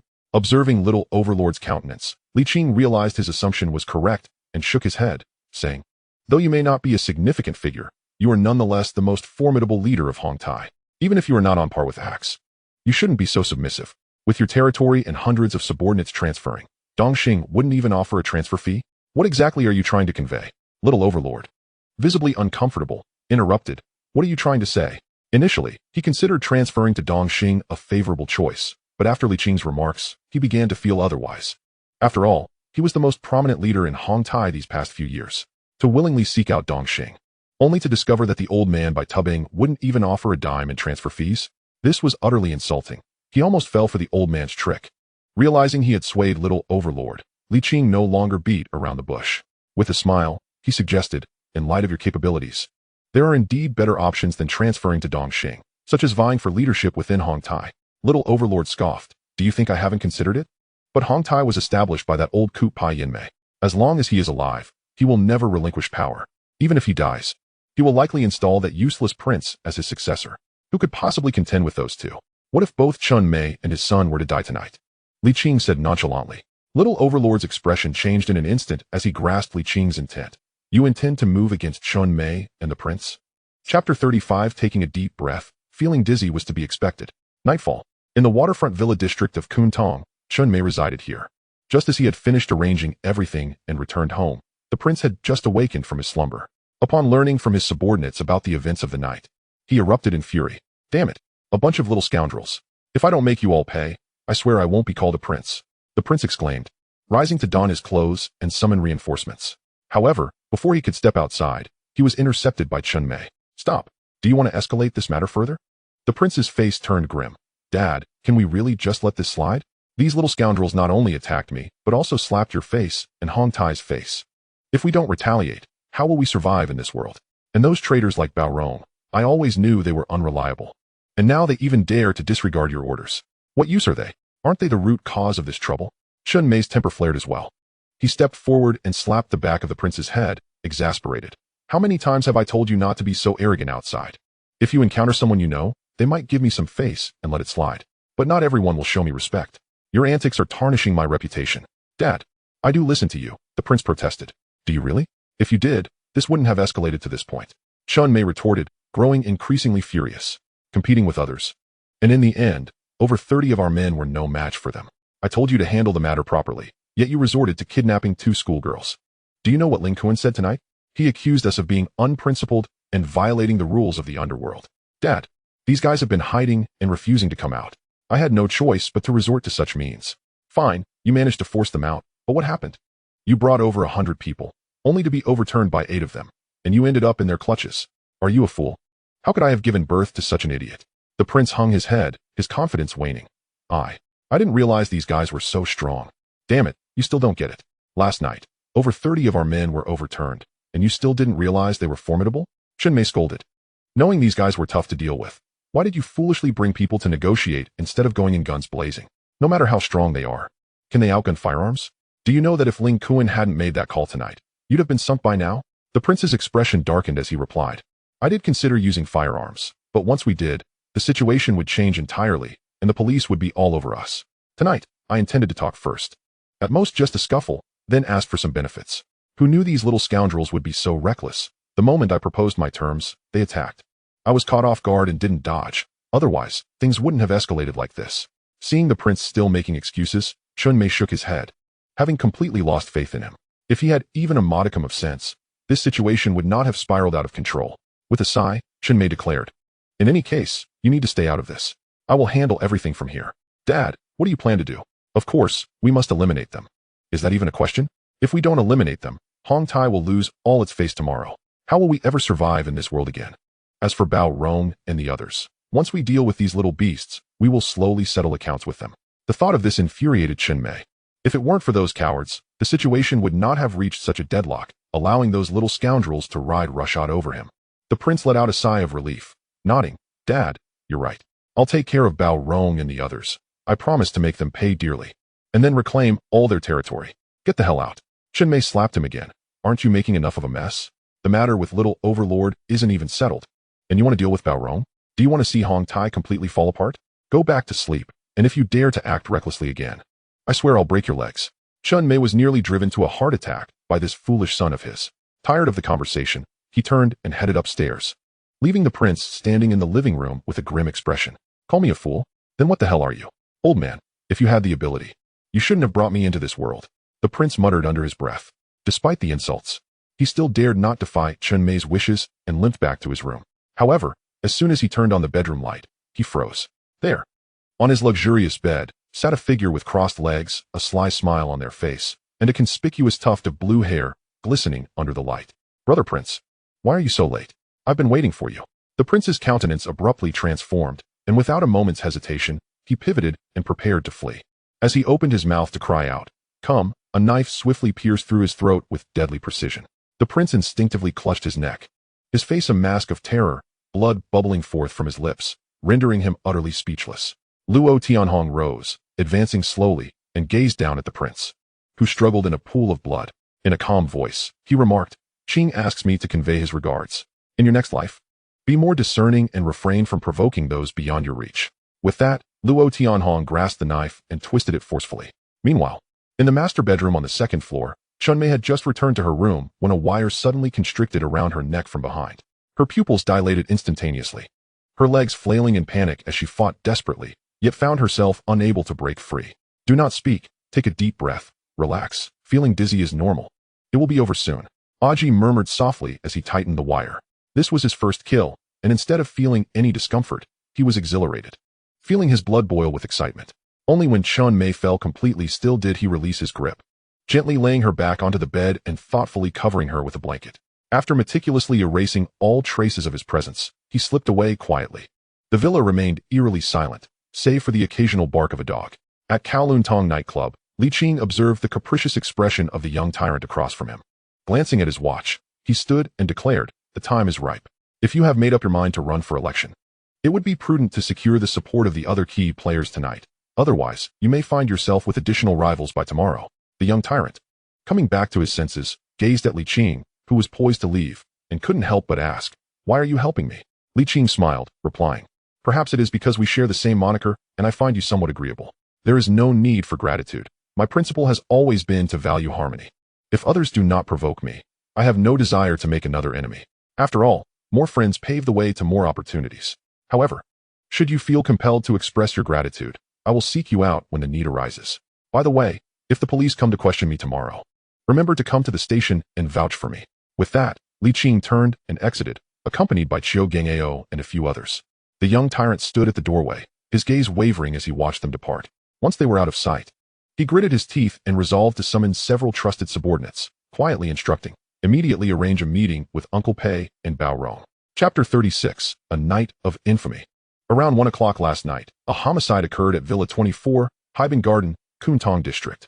The deceased were two individuals, Chun Mei, aged 56, and Chun Tai, aged 29.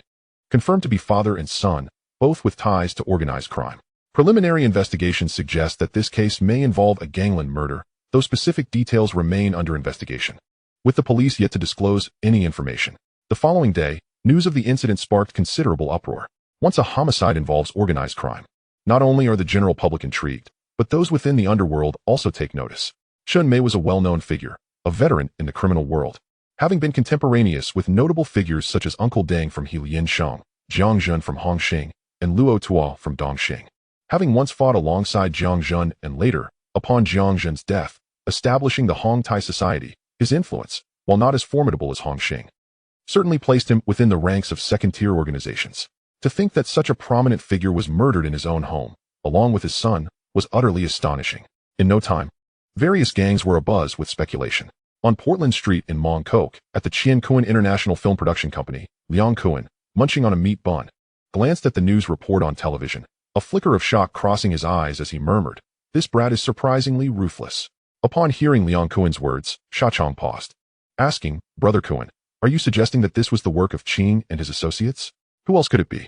Liang Kuen replied, "Just last night, Chun Mei had a falling out with the prince, and mere hours later, both he and his son were dead. It's obvious that it was a Qing and his crew." Sha Chong inhaled sharply, exclaiming, "Brother Kuen, their methods are exceedingly brutal. The Hong Tai people won't let this slide. This is going to spell trouble. If you can think of it, do you really think a Qing would be oblivious?" Liang Kuen scoffed. "This kid is cunning. If he dared to act, he must have been prepared for the consequences. Just wait and see." Before Liang Kuen could finish his sentence, a subordinate hurriedly approached, panting, "Brother Kuen, we've just received word that the young tyrant from Hong Tai has become the new head of the organization and is calling all the leaders with Hong in their names to attend the inauguration ceremony on the 2nd of next month." At this revelation, Sha Chong's eyes widened with admiration as he looked at Liang Kuen, showering him with praise. "Brother Kuen, your foresight is truly remarkable." Even Liang Kuen was taken aback for a moment, then couldn't help but reflect, to think they would strike from the young tyrant's ranks. In this world, one must indeed be cunning to survive. In Causeway Bay, Chun Haonan and his associates also caught wind of the news, discussing whether the deaths of Chun Mei and his son were connected to Li Qing. "Brother B, I heard that last night, Li Qing, along with 8 others, managed to take down over 100 of the prince's subordinates, then went to negotiate with the head of Hong Tai and Kuntong. Even Liang Kuen and that scoundrel from Kowloon City brought their men to support him. This has spread throughout the underworld today," reported Bao Pai with excitement. "And so what?" Shanji replied, a tinge of bitterness in his voice.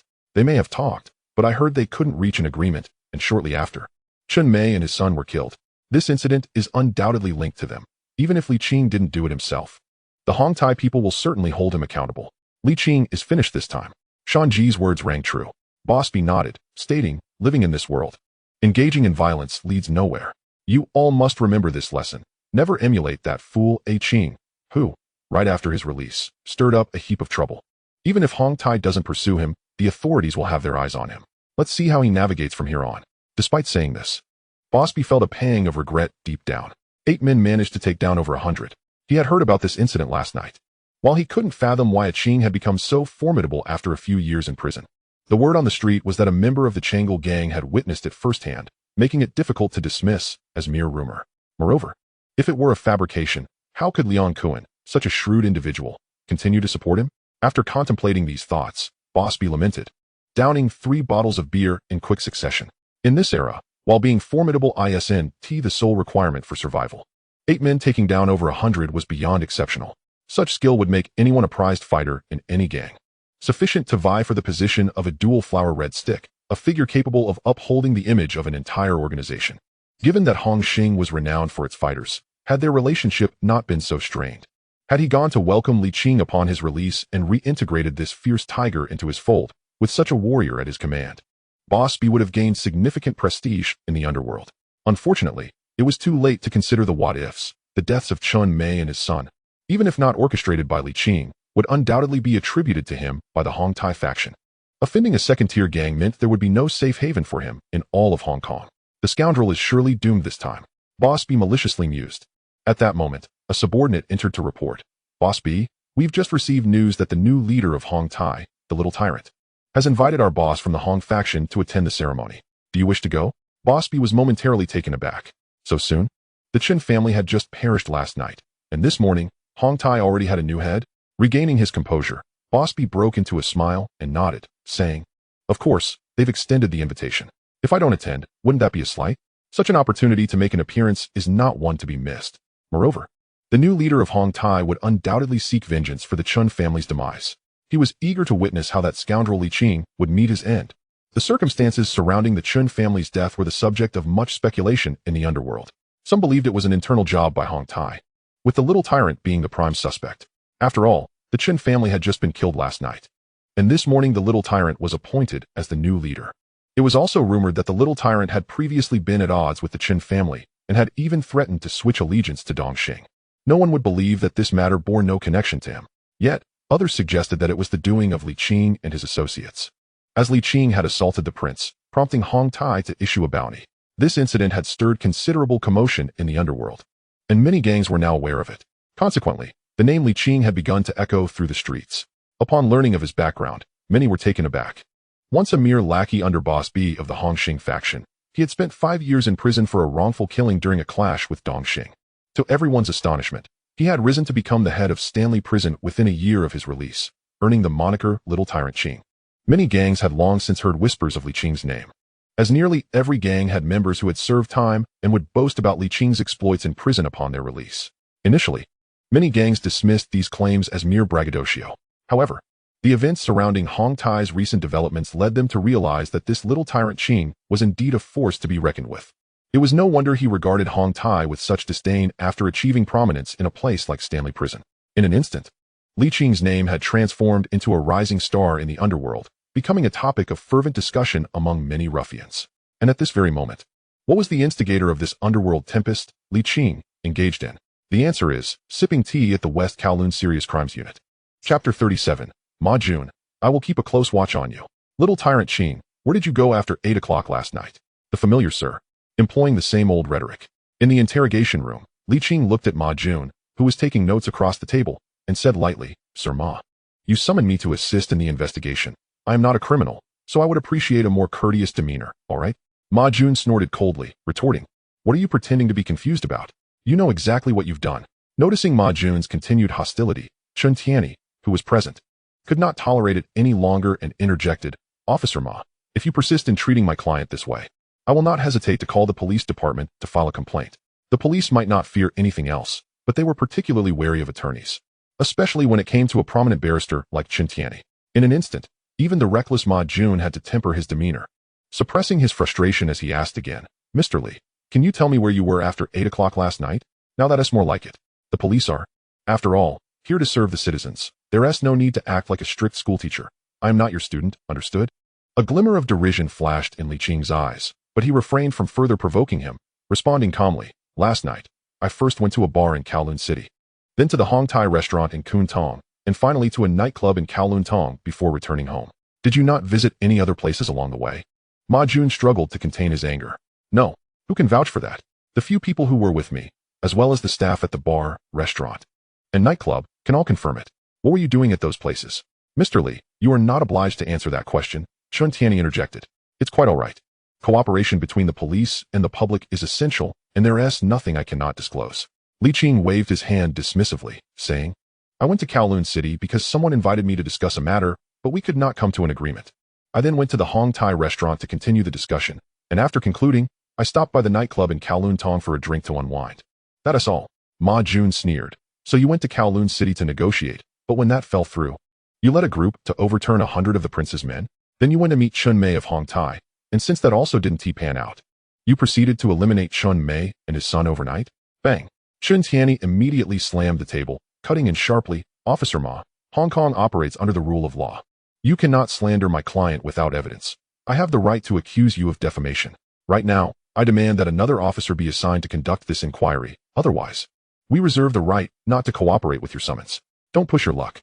Ma Jun could no longer contain himself, slamming his palm on the table and rising to point at Chun Tianyi, exclaiming, What? Being a barrister makes you special? Did you study law just to defend these criminals? Do you even feel a shred of shame for aiding him? I demand an immediate cessation of this inquiry.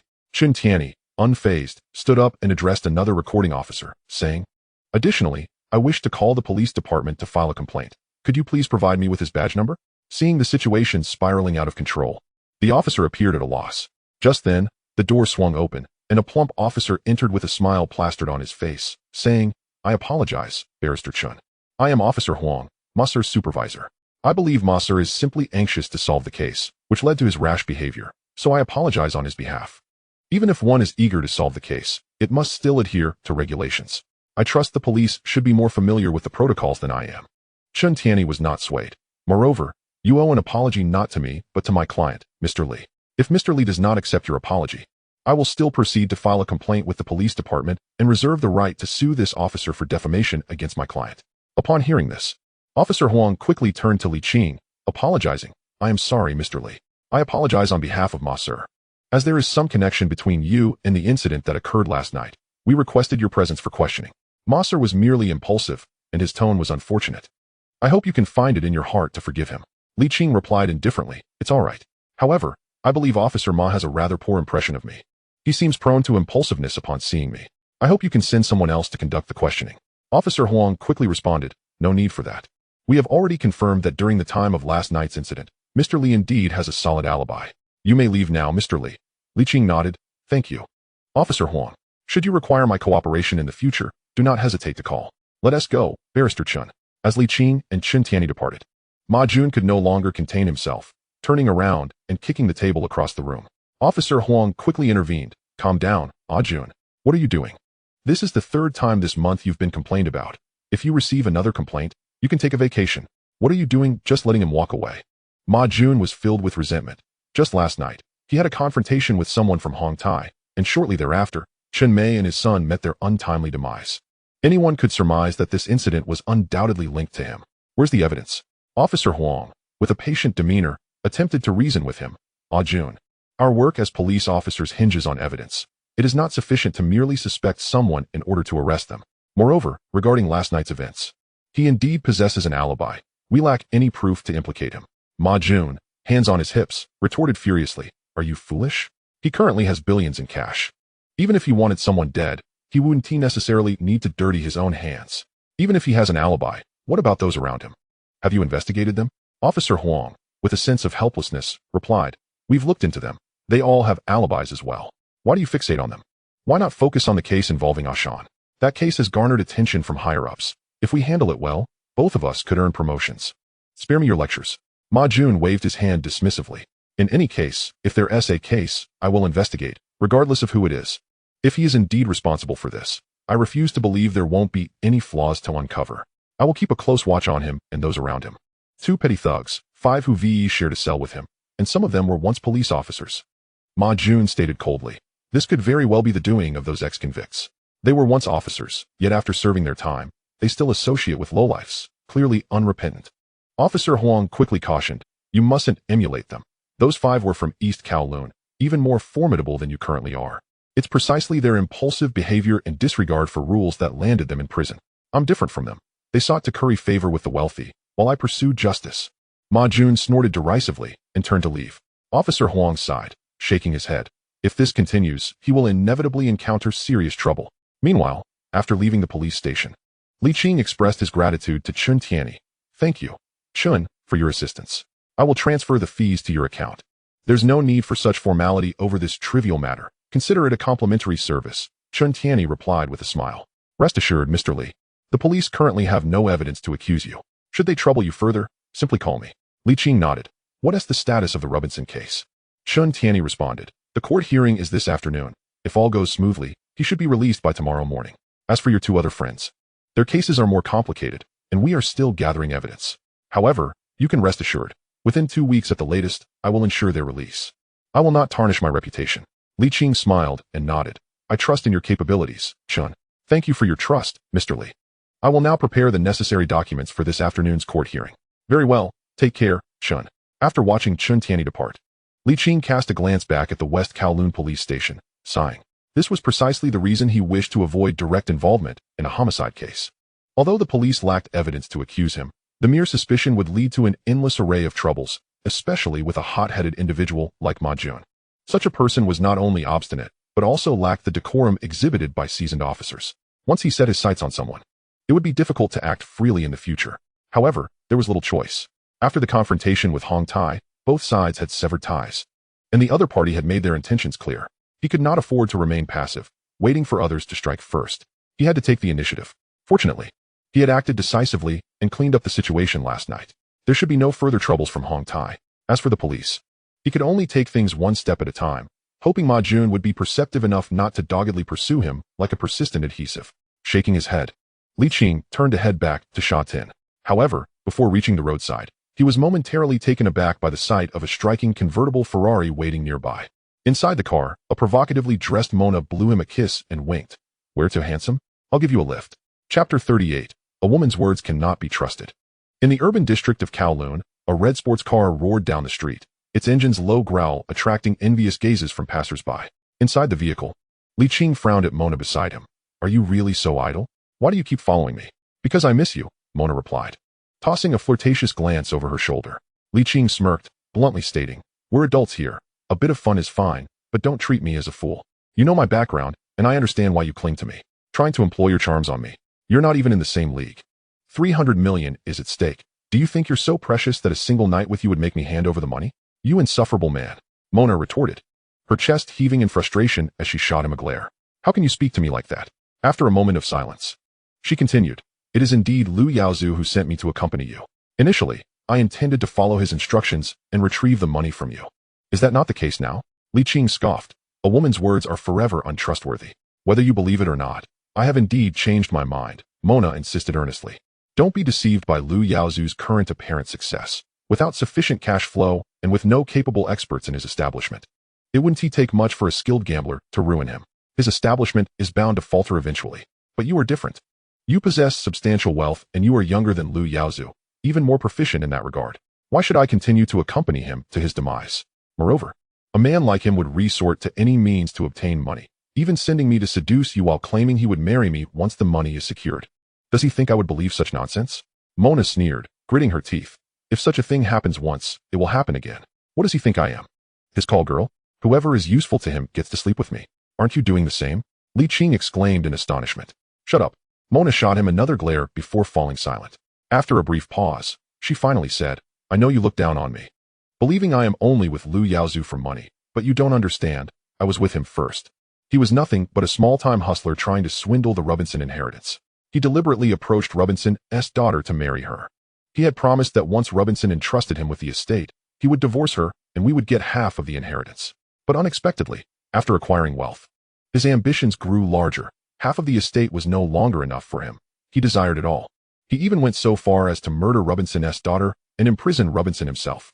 Mona shook her head in a daze. At first, we never intended to kill her. Li Qing could not ascertain whether her words were truthful or fabricated. He simply did not take her seriously, as he had mentioned earlier. When faced with a woman who approached him with ulterior motives and the prospect of 300 million, he could clearly differentiate between what was of greater significance. Regardless of what games this woman intended to play, he would resolutely avoid engaging. Suddenly, the car came to a halt by the roadside, right next to the hotel they had previously stayed at. Li Qing turned to glance out the window, frowning. What are you doing here? To book a room. Mona boldly asserted, even if you don't believe me, we've already shared a night together. Are you still afraid I might poison you? Li Qing, upon entering the hotel, immediately locked the door behind him. Like a water snake, Mona coiled around his neck, fervently seeking his kisses. Li Qing was somewhat at a loss for words. Truly, she was a woman with a desire index soaring to 3008. However, since he was already there. As the saying goes, with that, a fine of 50. Mona was unperturbed. Why should he be troubled? He might as well consider it a freebie. And so, until 2 in the afternoon, Mona had rolled her eyes countless times, exasperatedly remarking, "Darling, you are simply too formidable. I almost thought I was going to die. Where on earth did you learn such skills? You've made me feel utterly euphoric." From a computer, Li Qing replied casually as he lit a cigarette, then, after a moment's thought, added, "The matter with Lu Yaozu must be resolved sooner or later. You should inform him that I will be visiting the casino tomorrow. Everything that does not belong to him will be reclaimed. He should prepare himself." Mona was momentarily taken aback, then quickly looked at Li Qing, saying, "Darling, are you going to gamble with him at the casino?" "Indeed," he responded. "Isn't he a cheat? Now that he runs a casino, I'll engage him at the gaming table and show him what true despair feels like." With everything in place, Li Qing felt no hesitation in divulging his plan to Mona. However, she quickly cautioned, "Darling, you mustn't go. He's south only drawn you close to deceive you into gambling with him. He has been preparing for this." Taken aback, Li Qing gazed at her with surprise. "Are you serious?" Mona, momentarily stunned, soon grasped his meaning and lightly struck his chest, saying, "I am earnest. I don't wish for you to encounter any misfortune." Women can indeed be ruthless. Just moments ago, she had helped him confront Lu, yet now she was betraying him. Li Qing couldn't help but marvel. Unable to discern whether she genuinely wished to sever ties with Lu Yaozu or if she was concocting yet another scheme. Mona huffed. "He was the one who wronged me first. I've waited for him for so many years, but only now do I see his true nature. For the sake of money, he would have me accompany other men." Li Qing remained non-committal, replying coolly, "Regardless, I must go to the casino. There will certainly be an end to the matter between us. If you truly wish to leave him, then demonstrate it to me. If you perform well, I may consider keeping you." Mona paused, asking, "What do you mean? Are you planning to eliminate him and me together? What do you think?" Li Qing replied with a smile. Mona instantly ground her teeth. "You dare say I am ruthless? I see you are even more so. He has treated you well, yet you would be willing to dispose of me? Enough with the theatrics. In any case, I will be at Lu Yaozu's casino tomorrow night. He should prepare himself." Li Qing concluded, rising to get dressed. Mona lay on the bed, her expression shifting with uncertainty. She was unaware of what preparations Li Qing had made that gave him the audacity to confront Lu Yaozu on his turf. But seeing Li Qing's resolute demeanor, she understood it was time for her to make a choice. Ultimately, would she aid Lu Yaozu or support Li Qing? Chapter 39. A handgun cannot compare to an AK. In the evening, Mona finally dragged her weary body out of bed and drove home. The pleasure had been immense, but she still had responsibilities to fulfill. Upon entering the villa, she was taken aback. Normally, Lu Yaozu would still be at the casino at this hour, yet he was home. Moreover, there was another person in the villa, Qian Wendy, the small-time cheat caught at the casino.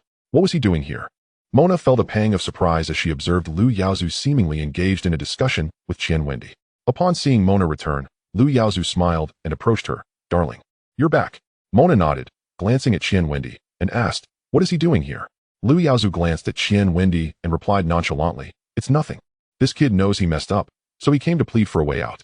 Considering his decent gambling skills, I've decided to give him a chance. He will work as a technical manager at the casino. If any cheats come to stir trouble, he'll handle it." Mona's expression shifted slightly. "You really intend to keep him?"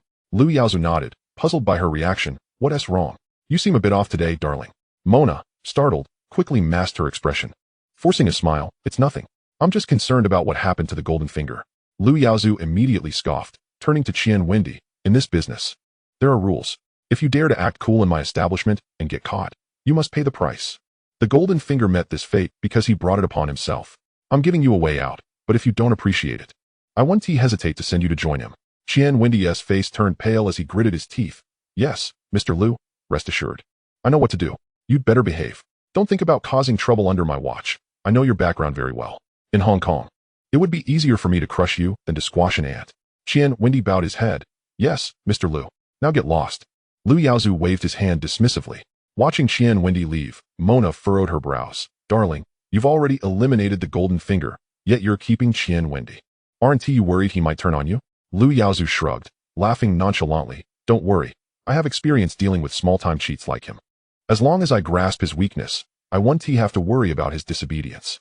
Besides, I see him merely as a dog. While he still holds some value, I'll keep him around to watch the casino.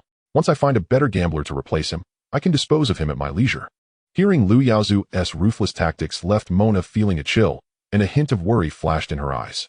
Liu Yaozu, oblivious to her unease, asked, "What's wrong? Darling, did you see Li Qing today? How did it go?" With Liu Yaozu's immediate concern for this matter, Mona's expression grew cold again. After a moment of silence, she replied, "I've persuaded him. He will be at the casino tomorrow night." Initially, Liu Yaozu had little hope, but upon hearing this, he was momentarily stunned before his joy erupted. "Really? That is wonderful. As long as he dares to come to the casino, I will make him repay every cent he has swallowed, with interest." "Darling, how did you convince him?" Mona took a deep breath, shaking her head. "He insisted on going himself. He seems to have some gambling knowledge and is quite confident in his skills. He also asked me to relay to you to prepare for settling all grievances at the casino tomorrow night." "He insisted?" Liu Yaozu frowned, somewhat puzzled by this. However, he soon snorted, "I don't care if he knows how to gamble. As long as he dares to come to the casino, he won't have the final say. My people are everywhere in that place, and with Qian Wendy, that small-time cheat, what does he have to compete with me? What if he actually wins?" Mona inquired. "And if he does? He'd better be able to walk out alive." Liu Yaozu sneered, filled with unwavering confidence. He had initially experienced a slight headache, pondering how to deal with Li Qing should Mona's plan falter. However, he did not expect that this young man would dare to come to him directly.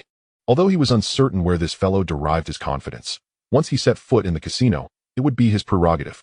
The entire casino, both the underworld and the legitimate side, was under his control. He found it difficult to identify a valid reason for his impending loss. Meanwhile, in a private room of a restaurant in Tsuyuanshan, Li Qing had gathered all his subordinates, including the suave Xiao Sa, to discuss the plans for the casino the following night. Luo Tianhong and Xiu Gangao, being his trusted allies, were already well aware of the current circumstances and Li Qing's intentions. However, Li Qing was taken aback when, after he explicitly laid out the plan to head to the casino, Xiao Sa appeared unfazed. Meeting Li Qing's puzzled gaze, Xiao Sa smiled and said, "Mr. Li, you have only just come out of Chaiwan a few days ago. In fact, ever since you and I discussed matters that night, I had someone investigate your background and discovered that casino is not under your ownership. However, given that you managed to effortlessly resolve such a significant issue with Hong Tai, I trust you will handle the casino matter with equal finesse." Upon hearing this, Li Qing smiled and nodded. "Since you have faith in me, I shall not disappoint you. Rest assured, Liu Yaozu's casino, along with his other assets, will undoubtedly become mine by tomorrow. This is beyond question. Our objective in venturing to the casino tomorrow night is not only to reclaim what rightfully does not belong to him, but the primary obstacle we face is actually the Chaozhou gang. Whether we can expel them and regain control over the casino's management and lending rights will depend on you." Xiao Sa nodded, a fierce glint flashing in his eyes. "You need not worry, Mr. Li. The Chaozhou gang is merely a trivial matter. As long as they dare to strike, I shall stand my ground. I have been in this business for quite some time, and I fear no one." Li Qing's eyes reflected admiration as he replied, "I appreciate that quality in you. However, given that the Chaozhou gang has a history of using violence, although their power has waned significantly in recent years, they will not relinquish their interests lightly. To be prudent, we must prepare for the worst-case scenario and make necessary arrangements in advance." As he spoke, Li Qing turned to Qiu Gangao and inquired, "Ao, where did you procure those firearms previously? If a confrontation with the Chaozhou gang arises, those few handguns may not suffice. We should acquire some more." Hesitation crossed Qiu Gangao's face as he replied, "Brother Qing, those firearms were purchased from a few big circles in Saigon. If we need only a few, I can reach out to them, but if we require a larger quantity, they may not be able to fulfill the order in a short time." At this moment, Xiao Sa's eyes flickered with thought as he interjected, "Mr. Li, if we are looking to procure arms, I know someone who has stock, but he only deals in long guns, all AKs. I wonder if that would suffice?" "Oh." Li Qing paused momentarily, then nodded with a smile. "AKs are excellent for a firefight. Handguns cannot compare in effectiveness. Please inquire about the price, and if it is reasonable, we shall purchase from him." Xiao Sao affirmed. "No problem. The individual I mentioned is actually one of our associates in the Long Lu Society. His name is De Fei, and he operates in Kowloon Tong, usually overseeing venues and collecting protection fees, selling minor pharmaceuticals on the side. However, recently, he seems to have gone a bit mad, acquiring a batch of AKs intending to enter the arms trade, but has been unable to sell them. He is now eager to offload them. If I negotiate with him, I could secure at least a 20% discount." De Fei? Upon hearing that familiar name, Li Qing was somewhat astonished but did not dwell on it, simply nodding, "All right. I entrust this matter to you. Secure those firearms tonight. I will have Tianhong provide you with the funds shortly." "Absolutely." Xiao San nodded in agreement. "Good. Then it is settled." Li Qing stood up and declared, "Everyone, be prepared tonight. We shall convene promptly at 8 o'clock tomorrow evening at Lu Yaozu's casino entrance. Chapter 40. In my domain, no one dares to cause trouble. Shatin District, located in the southern part of the New Territories. Compared to the bustling Hong Kong Island and Kowloon Peninsula, the New Territories can only be described as rural. Shatin District is no exception. However, with Hong Kong's rapid development, a vast influx of population has surged in, prompting the government to undertake significant development of the New Territories to alleviate the congestion in urban areas. Since the 1970s, the Hong Kong government has initiated the construction of the first generation of new towns in Sha Tin, Tuen Mun, and Tsuen Wan. Consequently, these three districts are among the earliest developed in the New Territories. Although their prosperity does not rival that of Hong Kong Island and Kowloon, they are still a notch above the less developed regions. At 8 o'clock in the evening, the streets of the Sha Tin new town had begun to buzz with nightlife. Pedestrians occasionally traversing the thoroughfares. Beep beep. A taxi pulled up, stopping in front of a grand building. Li Qing emerged from the vehicle, accompanied by Luo Tianhong and Aji. Shortly thereafter, Lu Binsun also stepped out from another side, gazing at the edifice before him with a complex expression, nostalgia, regret, sorrow, all culminating into an indelible hatred. Noticing this, Li Qing patted his shoulder and reassured him, rest assured, tonight, you can seek your vengeance however you wish.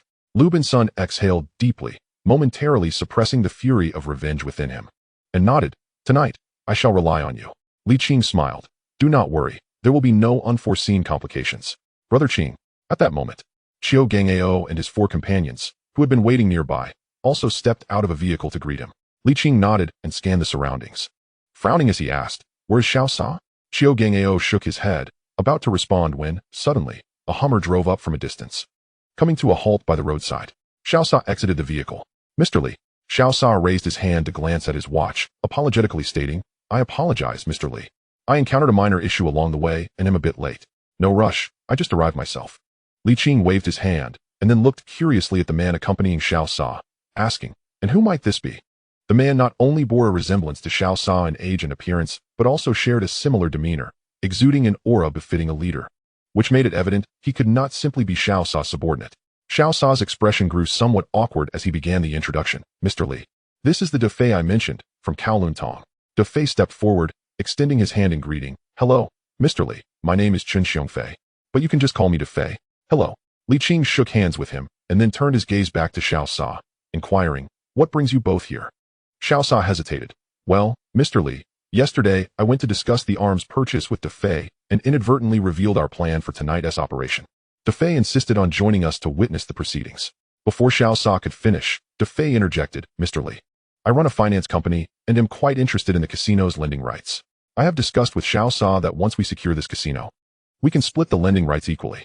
Defei, fearing Li Qing might decline, hastily added, rest assured, Mr. Li, I, Defei, am not afraid to face the Chaozhou gang. To demonstrate my sincerity, I will provide that batch of firearms as an entry ticket, all at original price, with not a single cent of profit for myself. Upon hearing this, Li Qing quickly grasped Defei's intentions to involve himself in the lending rights of the casino, recognizing the substantial profits associated with casino lending. After a moment of contemplation, Li Qing nodded. Since you have put forth such an offer, I have no objections on my end.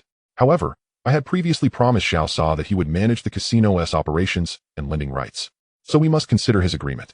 Upon hearing this, the suave individual promptly responded, Mr. Li, I have no objections on my end. I have heard that the stakes in this establishment are quite substantial, with a minimum bet starting at 5,000 yuan. With such a considerable venture, I fear I may not be able to manage it alone. Li Qing replied, then it shall be as you wish. The two expressed their gratitude in unison. Suave, where are your people? Li Qing inquired, surveying the surroundings. Suave reassured him, rest assured, Mr. Li, all is prepared. I have 200 brothers, all strategically positioned nearby on this street. A single call, and they can arrive within 2 minutes. Given the sheer number, if I were to bring them all at once, it would likely attract unwanted attention from the authorities. Defei interjected, Mr. Li, I too have 200 brothers ready. Just one call, and they will be here. Seeing the confidence radiating from both men, Li Qing chose not to elaborate further, nodding his approval. Let us proceed. A throng of individuals marched boldly into the building. Upon reaching the entrance, they encountered a security check. Two underlings, clearly tasked with overseeing the area, stepped forward to block their path, inquiring, Hey, this is a private club. You need a membership card to enter. Do you have one? Their demeanor was rather formal. Li Qing let out a scoff, not wishing to trouble the two, and stated, My name is Li Qing, and I have been invited by your boss, Lu Yaozu. Feel free to call and verify. One of them, still skeptical, gave Li Qing's group a once-over before nodding. Please hold on. He then approached the front desk to make a call. Moments later, the underling returned. His attitude notably more amiable. The boss is waiting for you on the 7th floor. Follow me. With a wave of his hand, Li Qing led his entourage to the elevator. Meanwhile, in a room on the 7th floor, Lu Yaozu hung up the phone, his eyes glinting with anticipation. They've arrived, he announced. At his words, several individuals in the room stood up simultaneously. Among them, besides Lu Yaozu's girlfriend, Meng Na, was Qian Wendy. Additionally, there was an elderly gentleman. His hair predominantly gray, likely in his 60s. He donned a black tang suit, slicked back his hair, and held a pipe in his mouth. Flanked by 2 bodyguards in black attire, exuding the aura of an old-school mob boss. This elderly man was none other than Jin Shu, the leader of the Chaozhou gang. The Chaozhou gang had collaborated with this casino for many years, and when Rubin's son was still around. It was Jin Shu who managed security to prevent any disturbances from rival factions. Furthermore, Jin Shu's associates also engaged in lending and selling powder within the casino. Should any guests require such services, they would directly approach them, resulting in substantial profits every month. Jin Shu. I received a call earlier indicating that a few individuals might cause trouble in the establishment tonight. I will rely on your expertise to handle the situation, Lu Yaozu said. Addressing Jin Shu with utmost courtesy, though he refrained from revealing his intentions to reclaim the 300 million in bonds. Jin Shu took a puff from his pipe and nodded. Rest assured, Mr. Lu, I am eager to discover which fool dares to disrupt our Chaozhou gang's territory. Lu Yaozu replied with a smile. This individual lacks significant backing, but I have some personal grievances with him. Hence, I was concerned he might resort to underhanded tactics tonight.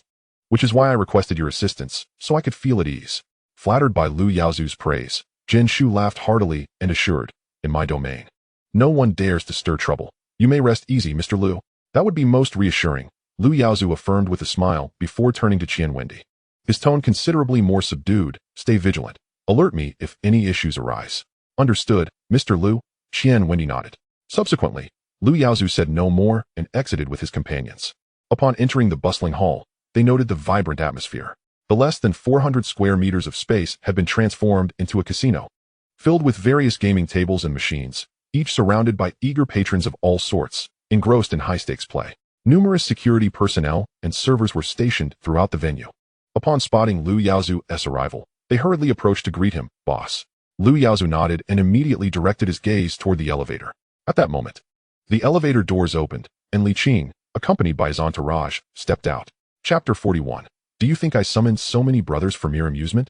In Hong Kong, where casinos operate so brazenly, Rubin's son, you truly were audacious in your endeavors. Observing the fervent activity within the casino, Li Qing could not help but reflect on the audacity of it all.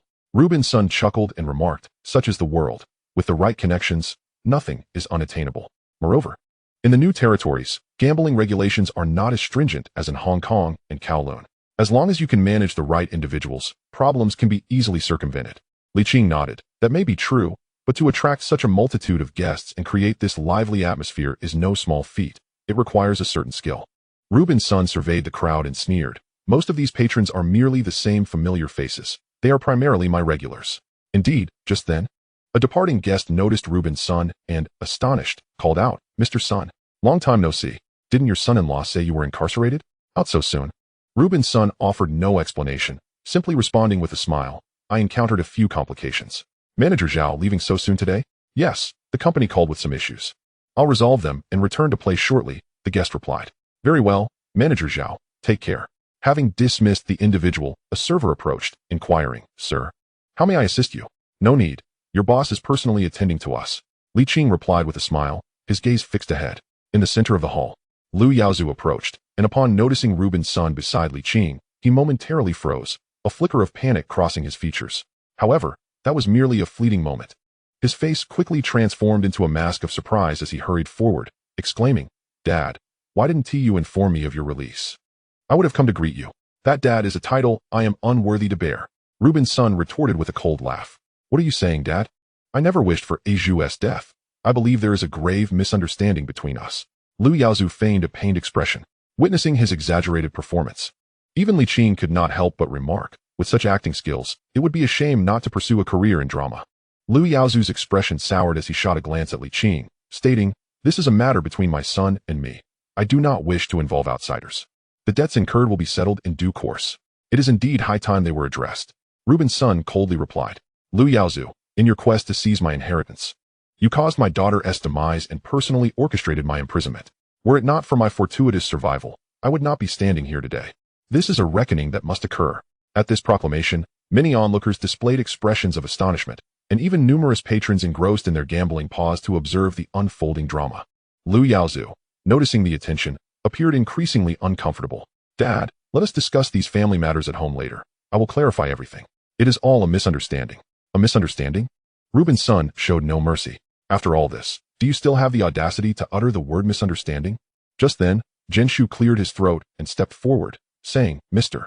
Lu, Mr. Sun, these are personal matters between you two. I believe it is best if I refrain from intervening. You may converse at your leisure. Seeing Genshu so quickly switch sides, Lu Yaozu's expression darkened further. He had not anticipated that Reuben's son's release would catch him entirely off guard. Now, with this old adversary suddenly appearing in the casino, it had disrupted all his plans. The support from the Chaozhou gang was no longer reliable. Robinson paid no heed to Uncle Jin, the opportunist, and turned his gaze towards the other patrons in the casino, stating, Ladies and gentlemen, this evening we have some personal matters to address. If this causes any inconvenience to you, I sincerely apologize. However, I would like all of you to remain as witnesses to see how this ungrateful wretch has brought about my ruin. Not a problem, Mr. Sun. What exactly has transpired? Please, Mr. Sun, enlighten us. Indeed, Mr. Sun has always been fair and just. I was wondering why you suddenly found yourself imprisoned. It turns out that this bastard is behind it. How did he frame you? Speak up, Mr. Sun, and we shall ensure justice is served. A chorus of gamblers clamored in support. Dad, do you really intend to take it this far? Seeing Robinson choose to air these grievances in such a public setting and rally the other gamblers against him, Lu Yaozu's face turned pale with rage. Far? Is this truly going too far? Why don't you reflect on your own actions, sending me to prison and still not letting me be? Are you even human? Recalling those experiences nearly pushed Robinson to the brink of losing control, his fists clenched in fury. Very well, since you insist on this confrontation, do not blame me for my lack of mercy. As Robinson's resolve hardened, Lu Yaozu's expression grew cold. With a wave of his hand, a throng of suited security personnel surrounded them, each visibly armed. Old man, what difference does it make if you step outside? Do you truly think you can intimidate me? At this juncture, Lu Yaozu dropped any pretense, his face a mask of malice as he glared at Robinson. Tonight, you have brought this upon yourself. You have no one to blame but yourself. And you, boy? Lu Yaozu directed his ire towards Li Qing, his face twisted with animosity. I warned you long ago that some things are not meant for you. Since you refused to heed my warning, tonight I shall ensure you repay every last cent. With interest.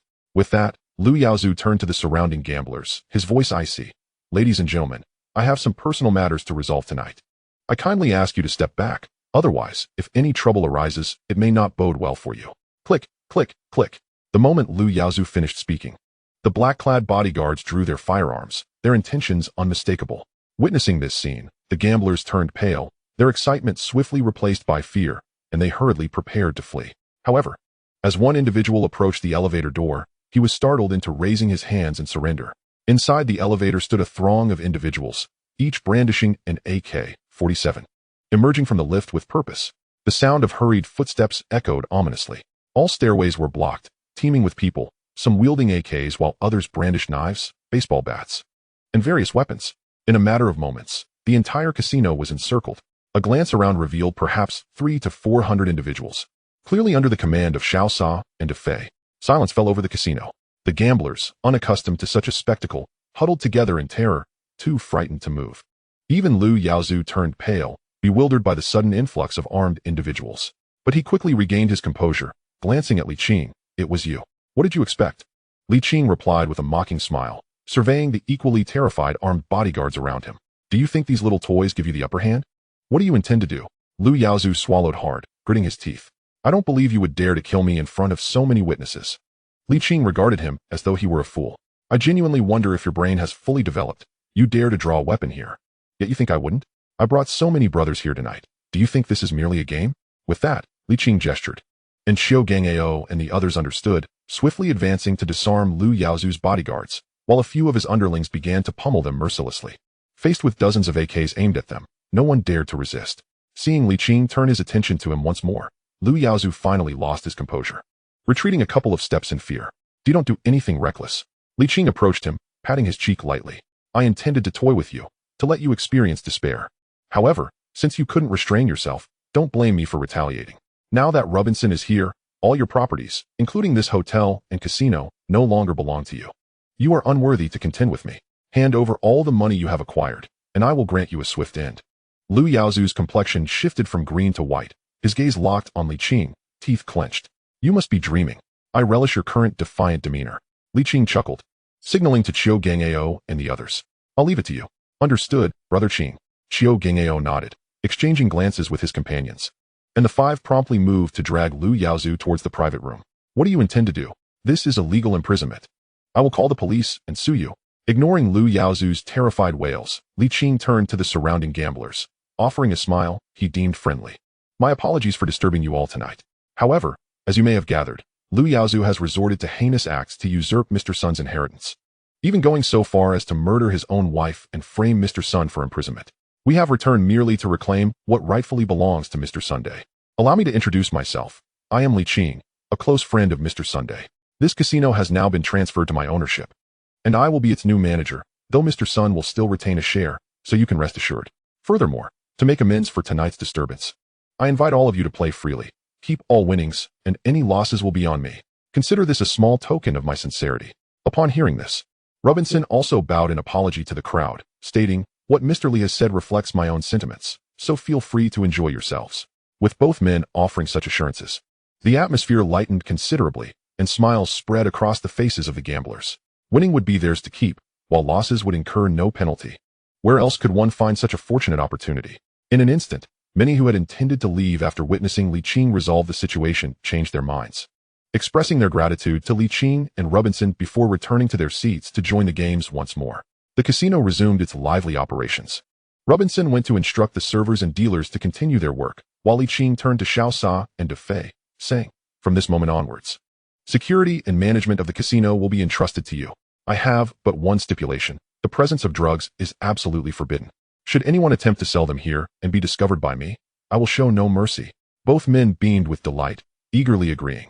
Rest assured, Mr. Lee. We know what must be done. With such a large casino, the nightly turnover would likely reach millions. Managing the venue and lending money could easily yield several 100,000 each month without issue. In the face of such substantial profit, only a fool would dare to delve into that realm.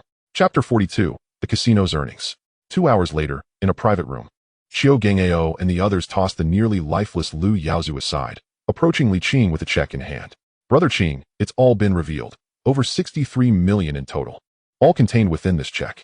For Qiu Gangao and his associates, the application of severe coercion is undoubtedly child's play, as it aligns perfectly with their expertise. After all, they were imprisoned for causing someone's death through such brutal methods. Li Qing took the check, a hint of dissatisfaction evident on his brow as he remarked, is this all there is? It should be more. At that moment, Robinson interjected, he was with me for 5 years, receiving 3 million each month. However, he spent lavishly and saved little. Most of the company's cash has been converted into bonds. This tens of millions likely stem from his recent takeover of my assets, extracted from casinos and other companies over the past 2 months. If we do the math, it should roughly add up. He must have drained the accounts of those companies as well. Upon hearing this, Li Qing nodded, realizing why this fellow was so frantically attempting to seize those 300 million in bonds. What appeared to be a glamorous facade was, in fact, a lack of cash. Once the check is cashed tomorrow, you can handle this fellow as you see fit. Revenge is entirely up to you, Li Qing said, turning to Robinson. After a moment of silence, Robinson sighed and shook his head. Forget it. Seeing him in such a predicament has dulled my desire for vengeance. Do as you wish with him. Li Qing smiled and addressed Qiu Gangao. You decide how to proceed. Understood, Qiu Gangao replied, a flicker of murderous intent gleaming in his eyes. Aside from this Junyao hotel, I also own 2 factories and a nightclub, as well as a real estate company with investments in several plots of land, all located in the Shatin district. Robinson elaborated. I'll handle the paperwork tomorrow and transfer everything to you. Are you truly willing to part with all this? Li Qing inquired with a smile. Robinson shook his head and sighed. After everything that has transpired, I've come to terms with it all. With no children or family. What use do I have for such wealth? Besides, since you've avenged me, I will certainly honor my promise to you. Li Qing pondered for a moment before asking, what do the factories produce?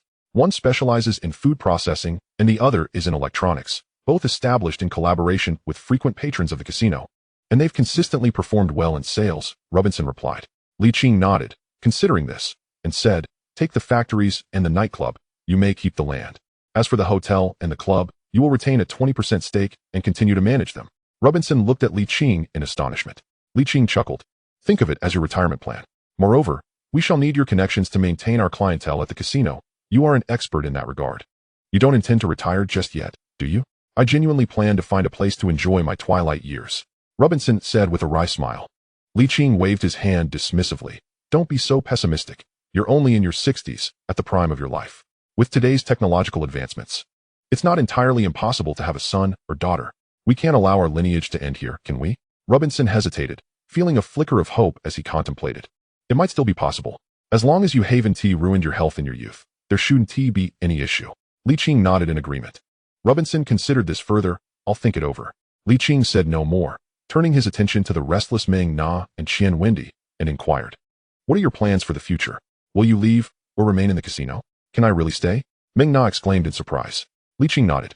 Regardless of whether your previous claims were true or false, Lu Yaozu is certainly finished now. If you wish to stay, I'll let you manage the casino, and I'll provide you with a 2% share of the monthly profits. Great. I want to stay, Meng Na quickly affirmed, fearing Li Qing might change his mind. She felt incredibly satisfied with this outcome. And you? Li Qing turned to Qian Wendy. For tonight's operation, he had made numerous preparations, but most had gone unused, including Qian Wendy. He had initially planned for Qian Wendy to remain close to Lu Yaozu, ready to intervene at the gambling table should anything go awry. If Lu Yaozu lacked skilled gamblers, it was likely Qian Wendy would be called to the table, allowing for a final blow to Lu Yaozu. However, the night had unfolded unexpectedly smoothly, rendering such measures unnecessary. They had directly suppressed the situation with force. Li Qing had not anticipated that the old man, Zhen, would be so cowardly, fleeing the moment things turned south instead of standing by Lu Yaozu.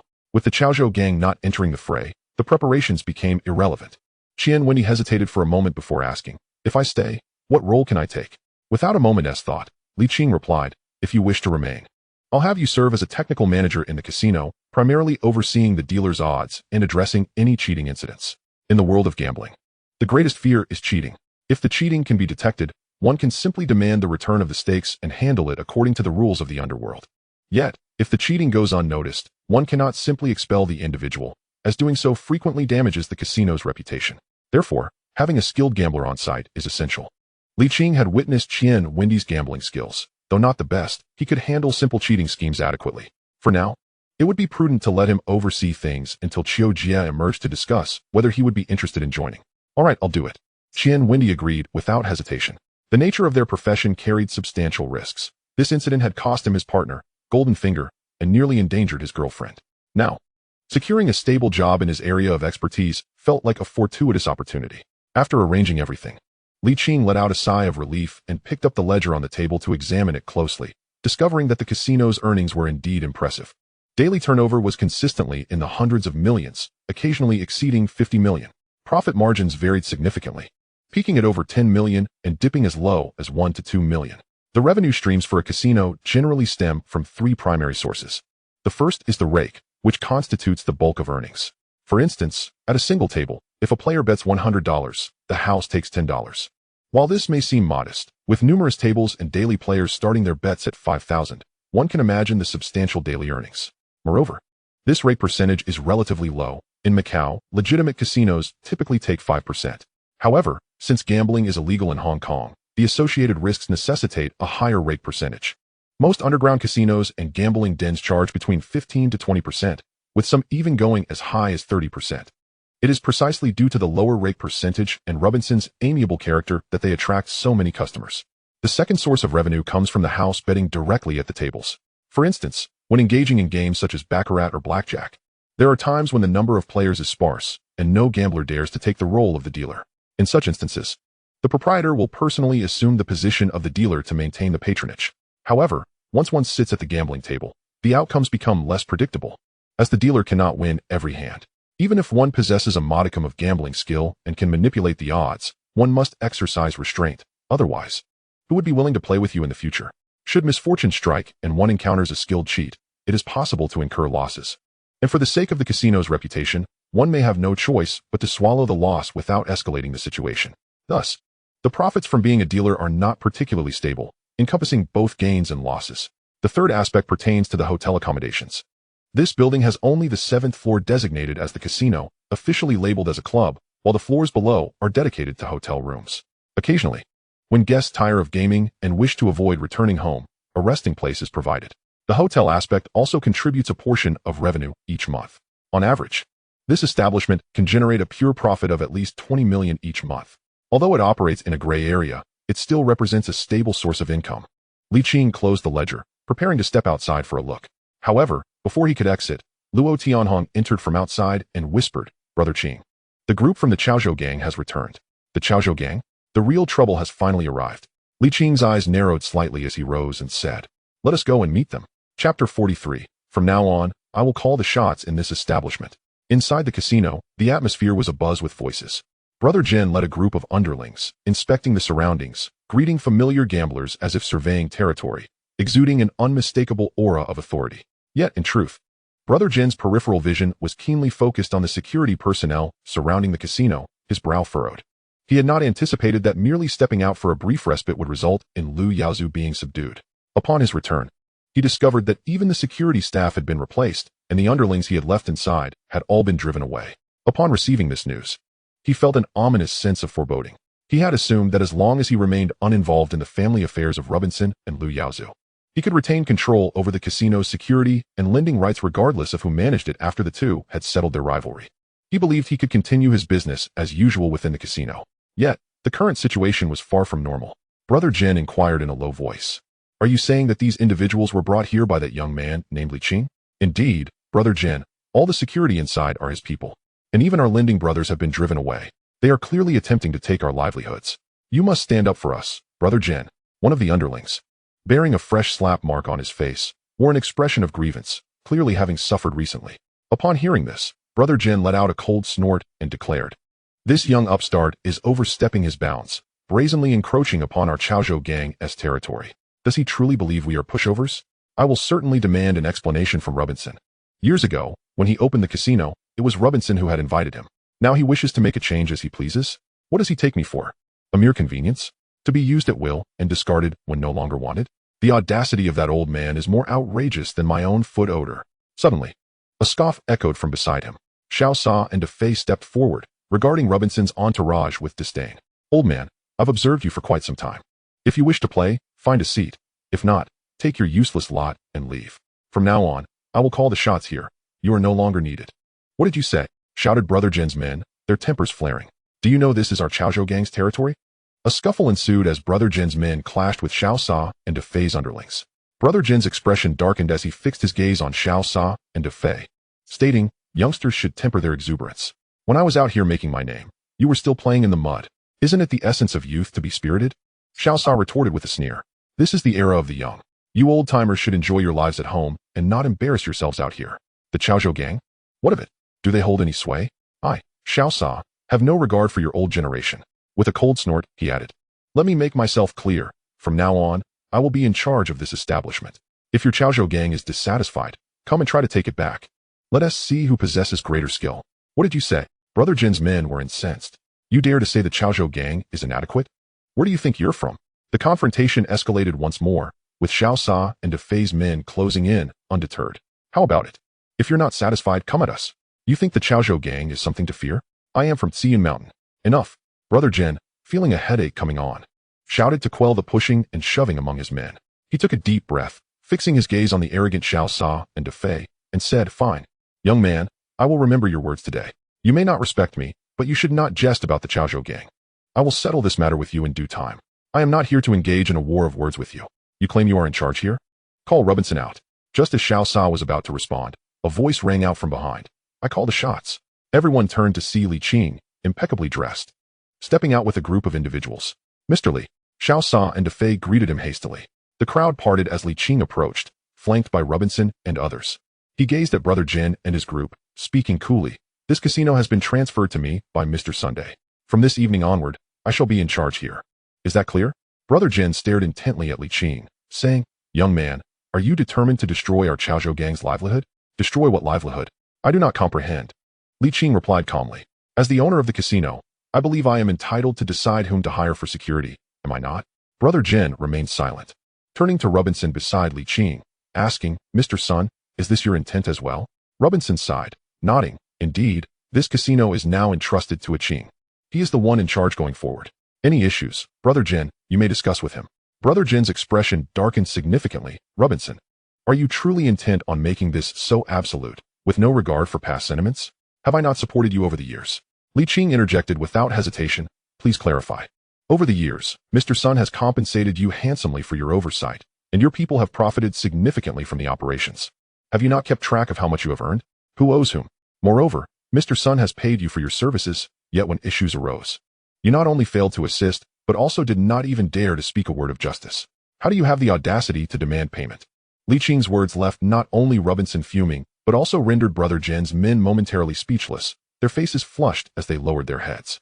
This matter, after all, was indeed improper on their part. However, when it came to interests, Brother Jin was not one to easily relinquish his claims. He took a deep breath, looked at Li Qing, and said, is there truly no room for reconciliation in this matter?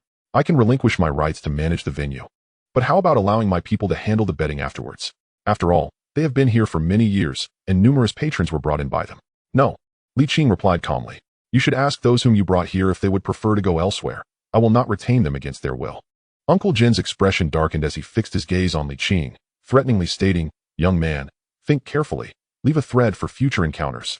Opening a casino in Shadian without collaborating with our Chaozhou gang will not be an easy endeavor. Li Qing scoffed. You think you wield more power than the governor? If you cannot proceed, then so be it. I genuinely wish to test that. De Fei, Xiao Sa, if the Chaozhou gang intends to threaten your livelihood, what will you say? De Fei and Xiao Sa immediately chimed in. Damn it, what else can we say? Let's fight. Exactly, the Chaozhou gang thinks they are so formidable. We are all in this together. We each have but one life. If they are unwilling to back down, let them come and see whose life is more resilient. Li Qing laughed. Turning to Uncle Jin, he inquired, did you hear that? This is no longer the era of the four great detectives. Hong Kong is not theirs to command. Uncle Jin's breath quickened as he forcibly suppressed his fury, nodding, fine, young man, you will come to regret this. We shall see. With that, Uncle Jin said no more and turned to leave with his men. Wait, Li Qing called out to him, saying coolly, don't say I didn't give your Chaozhou gang a chance. A few days ago, I sought out Li Aji for a discussion, but regrettably, his threshold was too high. He deemed me unworthy of a conversation.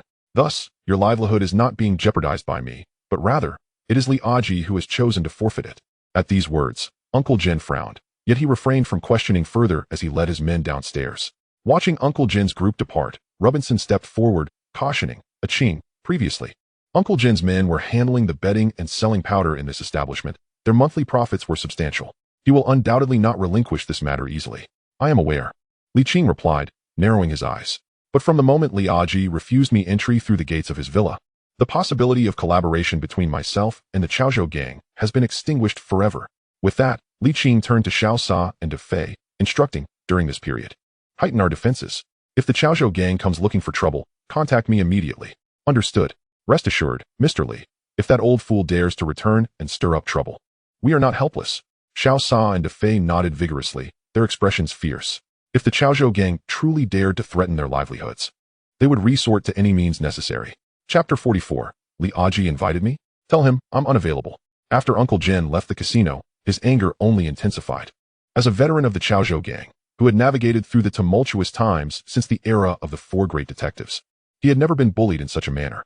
He initially contemplated employing underhanded tactics to disrupt Li Qing's casino, hoping to provoke him into seeking a negotiation.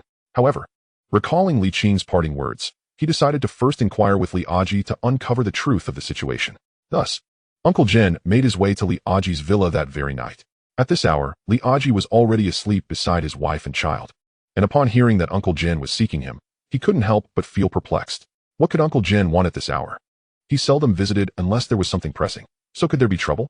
With a sense of uncertainty, Li Aji rose from bed and went to the living room to meet Uncle General. Li Aji had a servant prepare a cup of tea before he inquired, Uncle Jin, what brings you here at such a late hour? Uncle Jin took a sip from the teacup, then placed it down heavily, his face a mask of anger as he recounted the events of the evening to Li Aji. Upon hearing the details, Li Aji's brow furrowed tightly. Li Qing? Indeed. That rascal is named Li Qing. I have no idea from where he emerged, but how could Robinson trust him so much as to transfer the casino to him?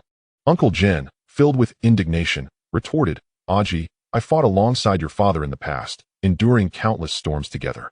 Yet I never expected that our Chaozhou gang would fall so low as to be bullied by a few youngsters. You are the spokesperson for our Chaozhou gang, and you must take charge of this matter. Taking a deep breath, Li Aji nodded. Do not fret, Uncle Jin, I will handle this. I have looked into Li Qing's background. He was previously with the Hongxing gang. The incident last night involving Chun Mei and his son from the Hongtai was likely orchestrated by him. What? Uncle Jin exclaimed in shock. He was responsible for that incident? Most likely, Li Aji confirmed with a nod. 5 years ago, this lad helped his boss, the head of the Hongxing gang, take the fall and spent 5 years in prison. He must have met Robinso during that time, and Robinso asked him for vengeance, which is why he acquired the casino. A few days ago, he visited me, but I assumed he was merely seeking my assistance to mediate with Lu Yaozu, so I sent him away. It seems he harbors a grudge and has deliberately taken your place, targeting our Chaozhou gang. Now it makes sense, Uncle Jin realized. Then turned to Li Aji with a look of reproach, saying, I wondered why he claimed it was not he who threatened my livelihood, but rather you who had done so. This lad is ruthless. He eliminated Chun Mei and his son on the same night after they offended him. Clearly, he is not a minor character. Why did you not engage him in conversation before dismissing him? Li Aji frowned, replying, Uncle Jin. I was unaware of his true background at the time. I thought he was merely a minor player from the Hongxing gang. If I had to meet everyone who approached me, I would be overwhelmed with work daily. I did not foresee this situation escalating. However, since he has made it clear that he is targeting our Chaozhou gang, I will certainly intervene. And how do you plan to resolve this? Uncle Jin inquired. Li Aji pondered for a moment before replying. He is just a kid without connections or foundation. He may have had the good fortune to align with Robinso, but establishing a casino in Hong Kong will not be easy for him. Tomorrow, I will invite Director Ho for a meal and take the opportunity to discuss this matter with him. If he is wise, he will understand what needs to be done after our meal. With a disdainful snort, Li Aji rose and declared, although our Chaozhou gang has fallen on hard times, we are not so weak that a few inexperienced youngsters can trample us. Rest assured, Uncle Jin, tomorrow night he will personally come to you, pouring tea and apologizing. Uncle Jin's face broke into a satisfied smile as he nodded. That is good to hear, Aji. I have cared for you over the years. You have not let me down. Li Aji invited me to dinner. The next day, as Li Qing awoke, he received a phone call from Xiao Sa. It turned out that the Chaozhou gang had called the casino to inform him that Li Aji had invited him to dinner that night in Xinshi town to discuss the casino matters. How quickly they come knocking. A hint of derision flickered in Li Qing's eyes. These people really are shameless. Initially, when I sought them out for a conversation, they wouldn't even let me through their door. Now they are eager to meet me? What should we do, Mr. Li? Should we go or not? On the other end of the line, a suave inquiry was made. Declining outright, I informed him of my unavailability. Understood, Mr. Li. Upon hanging up, Li Qing let out a cold laugh. When I sought you for a discussion, you rebuffed me. Now that you wish to engage, am I obliged to acquiesce? Who do you think you are? The paramount figure of the Chaozhou gang? Now that the reins of power lie firmly in my grasp, Li Qing remained unfazed. After placing the phone down, he returned to his slumber. Soon, Li Aji received a call back from the casino. Unwilling to negotiate, Li Aji's expression darkened, instantly realizing that Li Qing was responding to his earlier rejection. But what was your status back then, and what is mine now? You, a mere foot soldier of the Hongxing, possessed no right to engage in discourse with me. Now that a petty individual has gained some confidence, he dares to assert himself? Nearby, De Yin and Alu were also aware of the situation, their expressions equally grim. Alu suggested, Brother Ji, this brash lad is too arrogant. Should we not show him some consequences? De Yin, with a harsher tone, retorted, why not eliminate him outright and seize the casino for ourselves? This scoundrel is merely a lucky fool who has latched onto Reuben's son. What right does he have for us, the Chaozhou gang, to serve him? Indeed. Let us dispose of him, so he understands there are those he cannot provoke. Alu concurred. Li Aji pondered for a moment before shaking his head. Let it be. This young man is no simple character. Just half a month out of prison, and he has already stirred up so much trouble. Even taking down Chun Mei and his son. Such a person is ruthless, spiteful, and holds grudges.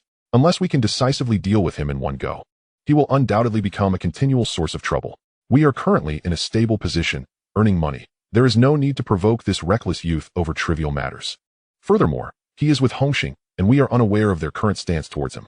If we personally confront him, and this gets out, others may accuse us of bullying the weak, which would be untenable in our circle. Alu furrowed his brow. Brother Ji, do you mean we should continue negotiations with him? Li Aji nodded. Let us see if we can resolve this amicably. We are in this for profit, unless absolutely necessary. There is no need for violence, which is detrimental to all parties involved. De Yin interjected. But this young man still holds a grudge over your previous refusal to meet him and is clearly unwilling to negotiate. Should we not have you take the initiative to reach out?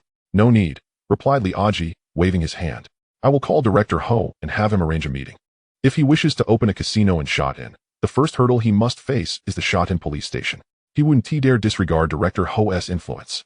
Alu expressed frustration. Damn it, today's youngsters truly lack respect for the rules. A mere kid, still unseasoned, dares to act so high and mighty before us. In the past, when Brother Hao was around, he would have been dealt with long ago. Li Aji chuckled helplessly. Alu, times have changed. With that, he shook his head and dialed the phone once more. Chapter 45. Do not underestimate the purchasing power of the new territories. In Shatin, Taiwan, located in the western part of Shatin, this area is the oldest and largest walled village in the district. It also serves as a light industrial area, housing numerous factories. Many villagers from nearby walled villages work in these factories. The two factories transferred to Liqing by Rubin's son are both situated here. One is an electronics factory, primarily producing various electronic components and devices, which has a long-standing partnership with the casino patrons company, consistently generating a net profit of around 700,000 to 800,000 each month. The other specializes in snack processing and packaging, also collaborating with a patron who owns a convenience store, yielding a lesser profit of around 20,000 to 30,000 monthly. However, combined, the two factories can bring in over $1 million in revenue each month, a commendable figure. In this era, not every factory thrives. Countless have gone bankrupt. This morning, he finalized the transfer procedures with Rubin's son, and in the afternoon, Liqing visited the factories to familiarize himself with their operations and meet the personnel. After touring both factories and observing the products being produced, Liqing fell into contemplation. The electronics factory primarily manufactured VCRs and radios. Upon seeing these machines, Liqing was reminded of the film Dragon in the Underworld, where the prince partnered with Wei Jixiang to establish a VCD factory, ostensibly as a front while secretly running a drug distribution center. However, in this period, VCD technology had yet to emerge. To watch films, one could only use a VCR, as theaters were the sole option. If he could seize the initiative in this technology, it would undoubtedly yield substantial profits. As for the radios, extending their reach could capture the MP3 market, ensuring further financial gain. Regarding the snack processing factory, Liqing similarly envisioned an array of snacks that did not exist in this era, with some effort to introduce those that would become bestsellers in the future. How could there be a lack of market? Yet, all of this required careful investigation and planning. Taking a deep breath, Liqing temporarily shelved these ideas, intending to draft a business plan and gradually bring his visions to fruition. After the factory tour, Liqing summoned the person in charge and instructed them to maintain the current production, offering some encouragement to the workers before driving home. Even the car he drove was Rubin's son's, a Lexus, which, while not a top-tier luxury vehicle, was sufficient for his needs. It is often said that upon acquiring wealth, one's first impulse is to purchase cars and homes. Yet, even now, Liqing had yet to buy a car, and the villa he lived in was rented. In terms of material possessions, he was not particularly concerned. Nevertheless, he acknowledged the necessity of a vehicle for convenience in all endeavors. He decided to take the time to purchase a car soon. Upon returning to the villa, Qiu Gingao, Luo Tianhong, and others had all gathered. Brother Qing, Lu Yaozu has been dealt with. All the funds have been transferred to your account. Upon Liqing's return, Qiu Gingao approached him. Liqing nodded. He had already received a call from the bank that morning, confirming that checks and transfers required personal verification. This money will not be distributed among you. Now that the casino matter is resolved, it is time for us to embark on our next business venture, which will require financial backing. Once the company is established, we will calculate your shares, ensuring a stable income stream to prevent idleness. Liqing addressed Qiu Gangao and the others. Qiu Gangao shook his head. As for the casino, we did not contribute much. The previous 10 million is sufficient for our living expenses, so you need not provide us with more. I feel the same. Ao chimed in. Brother Qing, you have already been more than generous. That 10 million could cover our expenses for supporting you. The others echoed, affirming that the funds were ample. Luo Tianhong and Aji were even more indifferent. Both had no vices, shunning gambling and drugs, indulging only in normal leisure, which incurred little expense. Liqing remarked, the previous 10 million was your initial investment, as we are partners, and you all are original shareholders. I stated that we share both fortune and adversity, and I intend to uphold that promise. You may choose to spend this money as you see fit. However, future earnings must be earned through your own capabilities. In any case, as long as you follow me, I assure you that you will not be treated poorly. Moreover, you are still young. Is 10 million truly sufficient? It should be 100 million. Liqing looked at everyone and chuckled. Only when you have all earned 100 million should you contemplate retirement. At that moment, laughter erupted among the crowd, and their gratitude towards Liqing deepened. To be associated with such a formidable figure is worth a lifetime. Robinson, seated nearby, couldn't help but envy the atmosphere. Once Liqing finished speaking, he asked, Ah Qing, are you planning to start a company? Liqing nodded. I am indeed considering this for the time being. What do you think? Would you like to offer your counsel? Robinson inquired. What do you intend to do? Naturally, I will engage in whatever is profitable. Upon hearing this, Robinson pondered for a moment before shaking his head. If you pursue that path, it will be easy for your funding to fall short, and you alone cannot manage all the workload. After all, human energy is finite. I understand, Li Qing replied thus. I plan to proceed step by step, first stabilizing the casino business, then gradually expanding using the 2 factories and a nightclub you transferred to me. Once I have a sufficient financial chain to support further ventures, I will then explore other industries. That approach seems feasible, Robinson nodded, then asked. Having visited the factories and nightclub today, do you have any other thoughts? Regarding the factories, which involve concepts not yet present in this era, Li Qing deemed it inappropriate to elaborate and simply stated that he had no immediate ideas. As for the nightclub, he remarked, although the nightclub is doing reasonably well, I find it still too small. I plan to acquire the entire 7-story building and transform it into a comprehensive entertainment complex where dining, drinking, and leisure converge. Robinson appeared somewhat taken aback, then frowned. If you proceed in this manner, the expenses will be considerable. Moreover, the area of Sha Tin is not as bustling as Hong Kong or Kowloon. How do you intend to ensure a sufficient clientele? He continued, if business falters, it may not sustain itself for long, potentially leading to your downfall. Li Qing chuckled and explained, regarding clientele, we can actually collaborate with the hotel and casino nearby, which are just a street apart. Guests who tire of gaming can come here to unwind. It's a splendid choice. Furthermore, do not underestimate the purchasing power of the new territory's residents. Every region has its affluent and impoverished. To my knowledge, there are quite a number of wealthy individuals in the new territories. The lack of entertainment venues there forces these individuals to travel to Hong Kong Island and Kowloon when they seek leisure. If my establishment is well managed, offers excellent service, and possesses unique features, I am confident we will attract patrons. Additionally, when the new venue opens, I will devise activities to draw in crowds. I firmly believe that if the venue is well executed, returning customers will be guaranteed after their first visit. Seeing Li Qing's confidence, Robinson refrained from further inquiries and shifted the discussion to another topic. What about security personnel? Robinson's expression grew serious. The entertainment venues in the new town of Sha Tin are primarily overseen by the Chaozhou gang. Given the circumstances surrounding the casino, you have now incurred their animosity, and they will not let this matter rest easily. In fact, tonight, members of the Chaozhou gang may even attempt to cause trouble at the nightclub. The Chaozhou gang? A cold glint flashed in Li Qing's eyes as he replied, I do not concern myself with other establishments, but at mine. I will not allow the Chaozhou gang to meddle. I have stated before that I will never collaborate with them again. What I declare, I will undoubtedly accomplish. Upon hearing this, Robinson sighed and nodded. Though I am unaware of the grievances you share with the Chaozhou gang, since you have made your decision, it is wise to prepare in advance. The Chaozhou gang is not to be underestimated. Among the societies in the new territories, their influence is the most formidable. I understand. Li Qing replied calmly, I will not underestimate my adversaries, but I shall not underestimate myself either. The initiative rests with me. I have the freedom to choose whom I wish to employ for security. He added, to put it bluntly, while they may claim to be part of the new territory society, they are merely a group of lowly beggars, seeking to impose their will upon me. Do they truly believe I am still a minor player? If they desire to confront me, then let them come. Chaozhou gang. Li Qing scoffed. Turning to Chiu Gang Ao and the others, he asked, are you afraid? Chiu Gang Ao smiled, saying little, but a cruel glint flickered in his eyes. Brother Qing, you say the word, and we strike. The others, like Luo Tianhong, remained silent, yet their eyes bore a similar ferocity. Li Qing chuckled, looking at Robinson, and shrugged. You see, my brothers are not afraid. What do I have to fear? Robinson could only shake his head with a wry smile, unsure whether to label them as youthful and reckless or simply naive, ultimately sighing. Youth is indeed a blessing. At that moment, the phone in the living room rang. Luo Tianhong rose to answer it, and then turned to Li Qing. Brother Qing, it's the chief of the Sha Tin police station, Ho Hai. Upon hearing this, Li Qing furrowed his brow. Chapter 46, Blood Spilling on the Streets? You are utterly unrestrained. In Sha Tin New Town, Hai Chung Restaurant stood as a traditional establishment with a nostalgic decor, resembling a nightclub more than a restaurant. The soft lighting cast a warm glow. A singer crooned on stage, and a dance floor in the center was alive with elegantly dressed men and women swaying to the music, creating a delightful atmosphere. At 8 in the evening, Li Qing, dressed in a tailored suit, arrived punctually with Chiu Gang Ao for their meeting. Good evening, gentlemen. How may I assist you? A server approached with an inquiry. Li Qing replied nonchalantly, I am here at the invitation of Chief Ho. Ah, Mr. Li.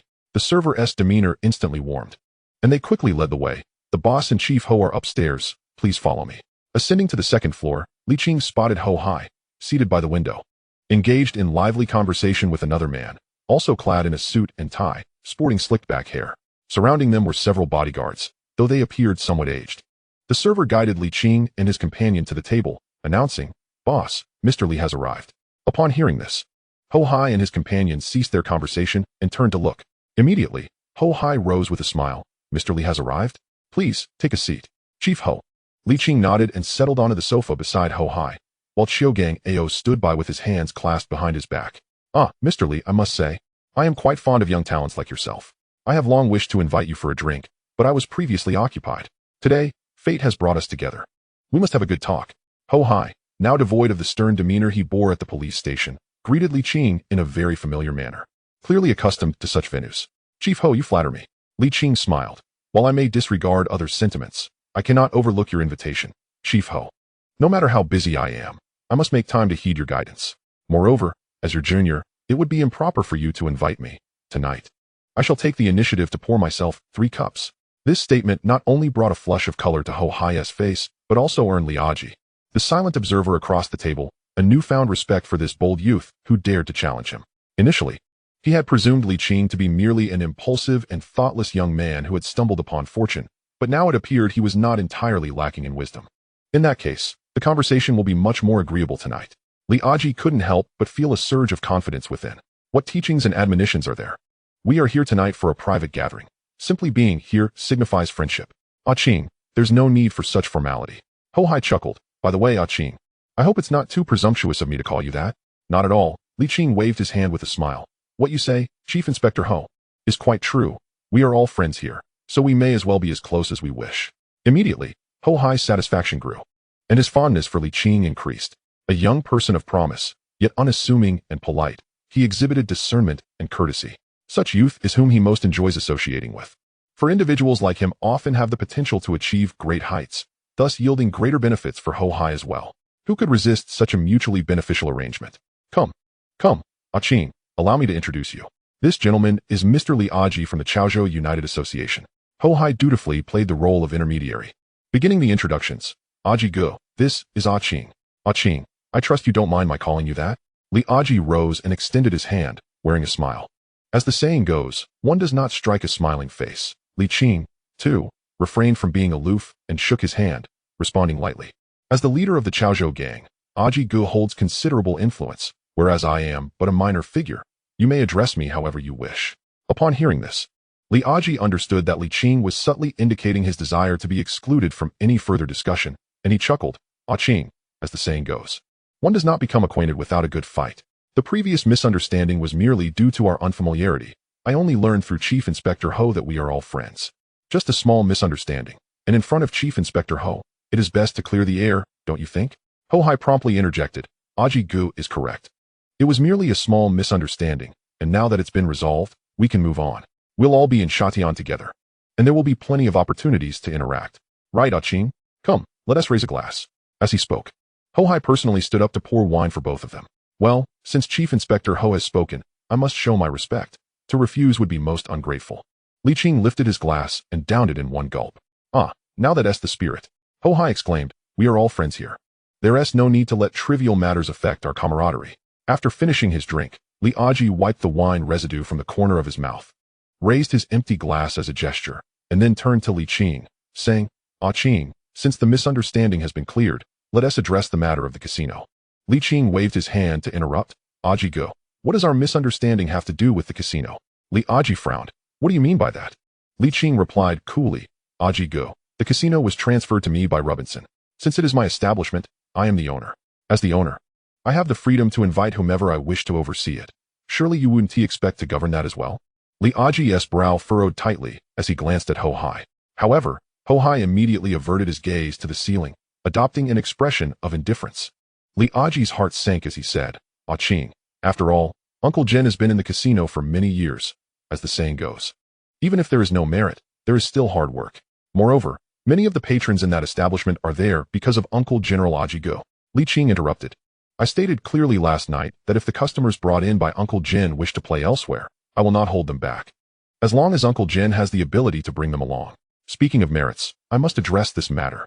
Li Qing scoffed, saying, Robinson invited Uncle Jin to oversee the casino purely for the sake of stability, yet Liu Yaozu, in his greed for Robinson's assets, not only caused the death of Robinson's daughter, but also framed him to be imprisoned. And what was Uncle Jin doing during this time? He not only failed to stand up for Robinson, but didn't he even utter a word of fairness?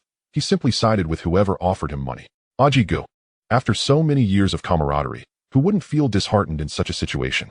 If it were you, would you still dare to invite such a person to oversee your establishment in the future? Li Qing then looked towards Ho Hai. Chief Inspector Ho, please lend your voice of reason. Am I not speaking the truth? Ho Hai chuckled. Ah Qing has a point. Upon hearing this, Li Aji's expression darkened. In this matter, it is indeed Uncle Jin who was in the wrong. I will address this with him later. Ah, you say he is useless? Li Qing replied coolly. It is too late for words now. The oversight of the casino and the allocation of funds have already been entrusted to Xiaosa and Dafei. Aji Gu, since you have invited me, you must have already investigated my background. Although Xiaosa and Dafei are from Chang'an, it was with their help that I successfully reclaimed the casino from Liu Yaozu and resolved the issue with this traitor. They helped me when I had nothing. Surely I cannot now, having secured the casino, simply cast them aside? In this world of dealings, one must uphold loyalty. If I were to act otherwise, how could I continue to navigate this realm? Li Aji's brow remained furrowed as he found himself at a loss for words in the face of Li Qing's moral pressure. After a moment of silence, he spoke. Our Chaozhou gang has several establishments in Kowloon. Could we not exchange one of those for this casino? You will have to negotiate with them yourself. If they are agreeable, I have no objections, Li Qing replied coolly. Good. Li Aji exhaled in relief. Regardless of the circumstances, Shadian is the territory of the Chaozhou gang, and it is impossible to allow other factions to encroach upon it. Having settled this matter, Li Aji broached another topic. Ah Qing, what about the issue of drug sales in the casino? That matter is non-negotiable. Li Qing waved his hand. I do not concern myself with how things were done previously. However, now that I have taken over, there will be no tolerance for anyone selling powder in my establishment. I am not targeting you. This applies to Xiaosa and Dafei as well. I will not allow them to sell powder in my venue. Li Aji's expression soured immediately. The words this young man spoke were pleasant, yet nothing had been resolved. He was to negotiate the oversight and allocation himself with those two younger individuals in the casino. And now there is a prohibition on drug sales. Was all this discussion in vain? Ah Qing, is there truly no room for negotiation on this matter? Li Aji sought to press further. Although he himself did not sell drugs, many influential figures within the Chaozhou gang relied on this for their livelihood. Moreover, this business is indeed highly lucrative, capable of generating a considerable income each month. Unless absolutely necessary, he did not wish to relinquish this opportunity. Aji Gu, considering your status as a senior in the Underworld, allow me to speak candidly. Li Qing replied coolly. Although the Chaozhou gang may have originated from this line of work, the times have changed. There are ample opportunities to earn money. If one still wishes to pursue all manner of profits, it is likely that trouble will arise sooner or later. Even your Chaozhou gang's most prominent figure from years past has faced consequences. Do you believe yourself to be more formidable than him? Be cautious not to inadvertently embroil Chief Inspector Ho in some misfortune. Furthermore, to speak frankly, the harm inflicted by powder has ruined countless lives. Engaging in this business can lead to dire consequences. The atmosphere suddenly grew tense. Damn it, you little brat. What did you just say? What lineage are you from to speak to Aji Gu in such a manner? At this moment, a Lu and a Yin, who stood behind Li Aji, could no longer contain themselves and began to scold him. Li Aji's expression also turned grim. He had not anticipated that this young man would be so difficult to deal with, impervious to both soft and hard approaches. Evidently having no intention of engaging in a proper discussion tonight. Even after his years of experience, he found himself outmaneuvered by this young man. As this thought crossed his mind, Li Aji lost all desire to continue the conversation. Glaring at Li Qing, he coldly declared, "What we, the Chaozhou gang, do is of no concern to outsiders. However, I must advise Boss Li that conducting business in Sha Tin is by no means a simple endeavor. The turbulence of Sha Tin is formidable, and it is not something you can easily navigate. My invitation to meet tonight is merely to amicably resolve matters. Yet this does not imply that I fear you. I simply wish to avoid a bloody confrontation in the streets, which would lead to an uncontrollable situation." Bloody confrontation? Upon seeing that Li Aji was no longer pretending, Li Qing couldn't help but chuckle. Brother Aji, we are merely here tonight to dine and drink. How can you openly declare in front of such a high-ranking officer like Inspector Ho that I should meet bloodshed?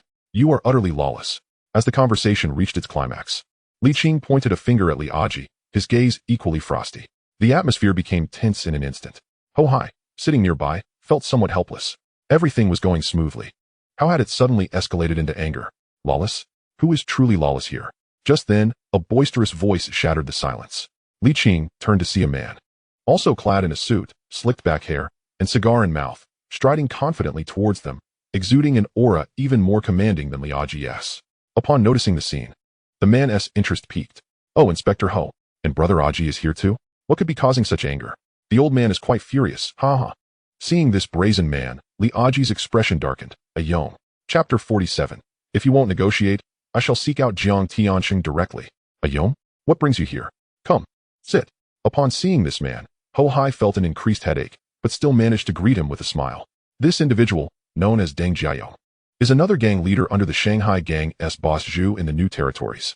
Years ago, he had been allied with Li Aji, but after encountering some troubles, he spent 5 years in prison, and upon his release, he aligned himself with boss Zhu. In recent years, he has thrived, rallying a group of desperate men and frequently clashing with Li Aji, to the point where even Li Aji is beginning to struggle against him. No need for that. Inspector Ho, I merely came to pass the time. I believe Brother Aji would prefer my absence. Nevertheless, this venue is a partnership between Brother Aji and my boss. So we Shanghai gang have a stake here, don't we, Brother Aji? Deng Jiayong, cigar in hand, gazed at the group with a smile and inquired, what are we discussing that has made our Brother Aji so irate? In the entire New Territories, few dare to stand against Brother Aji. Could it be you? He then turned to Li Qing, grinning. Brother, Aji is quite the sensitive individual. You must tread carefully if you offend him.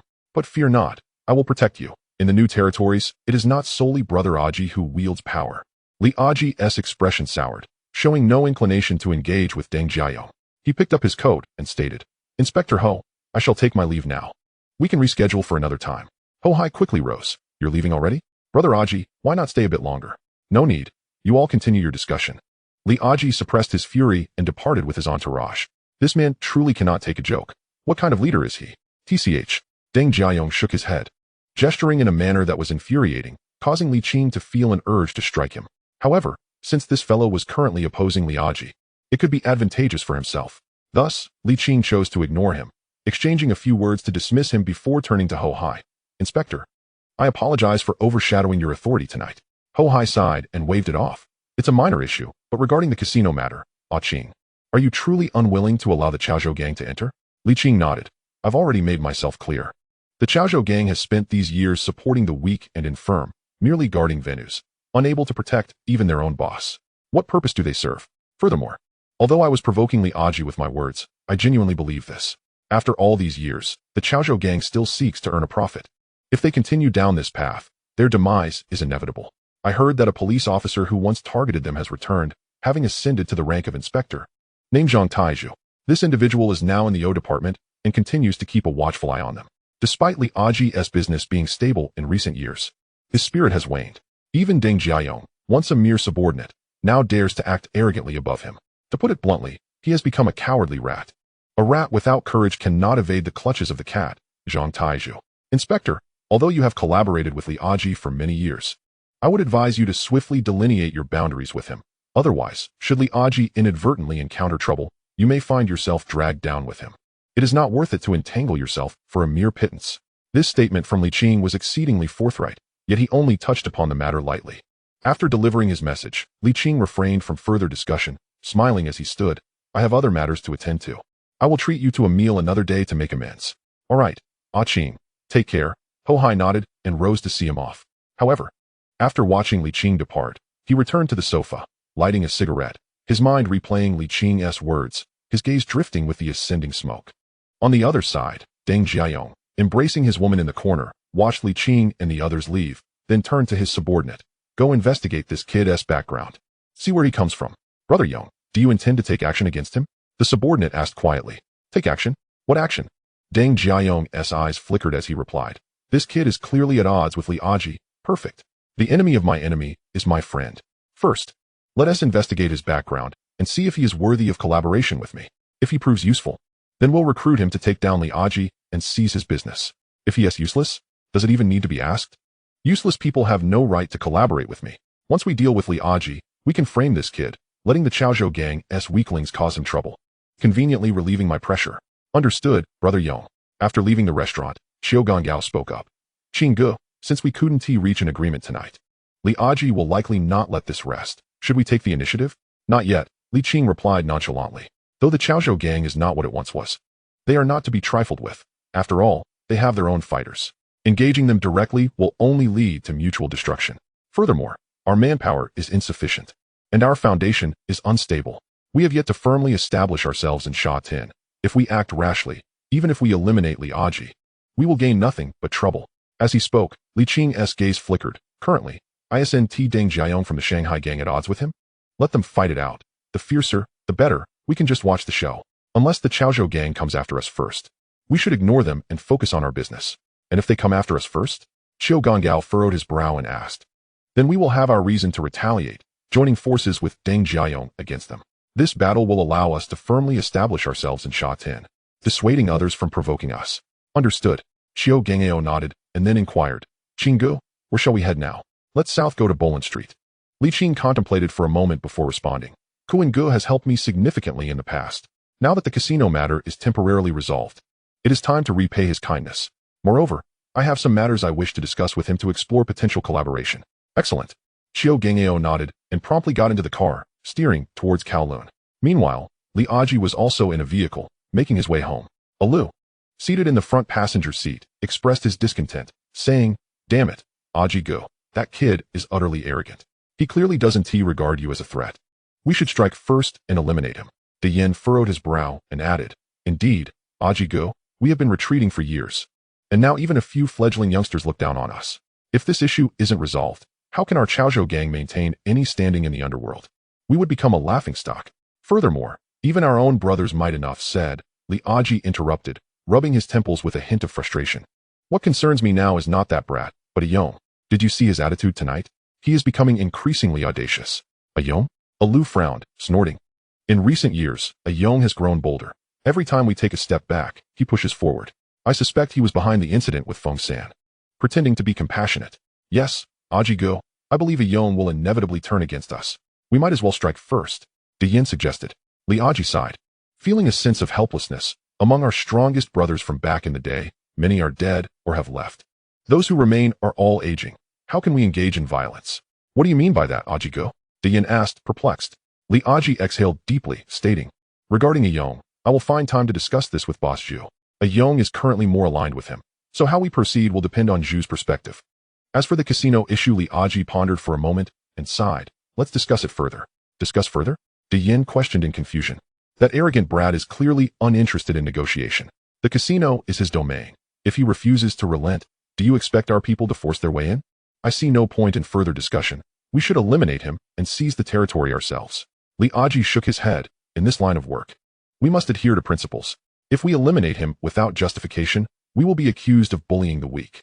Moreover, that brat made a valid point tonight. The matter involving Robinson and Lu Yaozu was indeed a misstep on the part of Jin Shu. Regardless, that venue cannot be left for the Chong Lu people to oversee.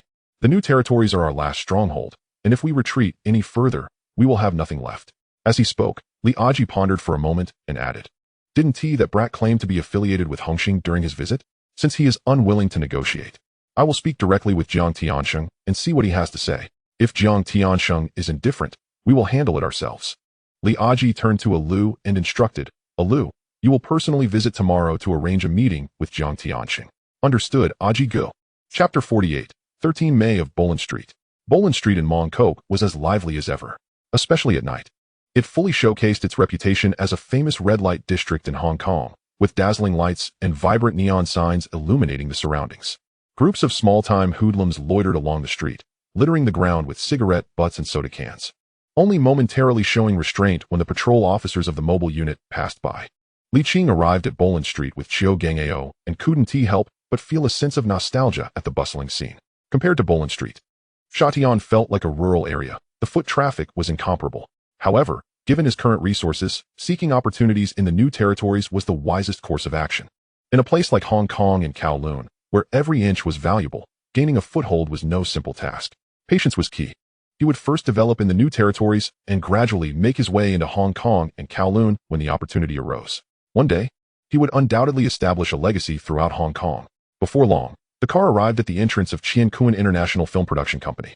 The individual in charge of Hongxing on Bolin Street was still Siyuan Wang, but it was rumored that he had intentions of retiring, with Liang Kuen poised to take over his position. Consequently, Liang Kuen had been gradually bringing his subordinates to Bolin Street, preparing to establish a base there. This film company served as Liang Kuan's stronghold, where most of his followers congregated. As the car came to a halt, a parking attendant approached, and upon recognizing Li Qing, he immediately broke into a smile. "Greeting, Qinggu. Are you here to see Kuan-gu?" Li Qing nodded and casually inquired, "Is Kuan-gu around?" "Kuan-gu isn't at the company tonight. He is playing mahjong with Siyuan Wang and the others," the attendant replied. "Would you like me to call Kuan-gu back?" "Playing mahjong?" Li Qing expressed surprise and quickly said, "No need.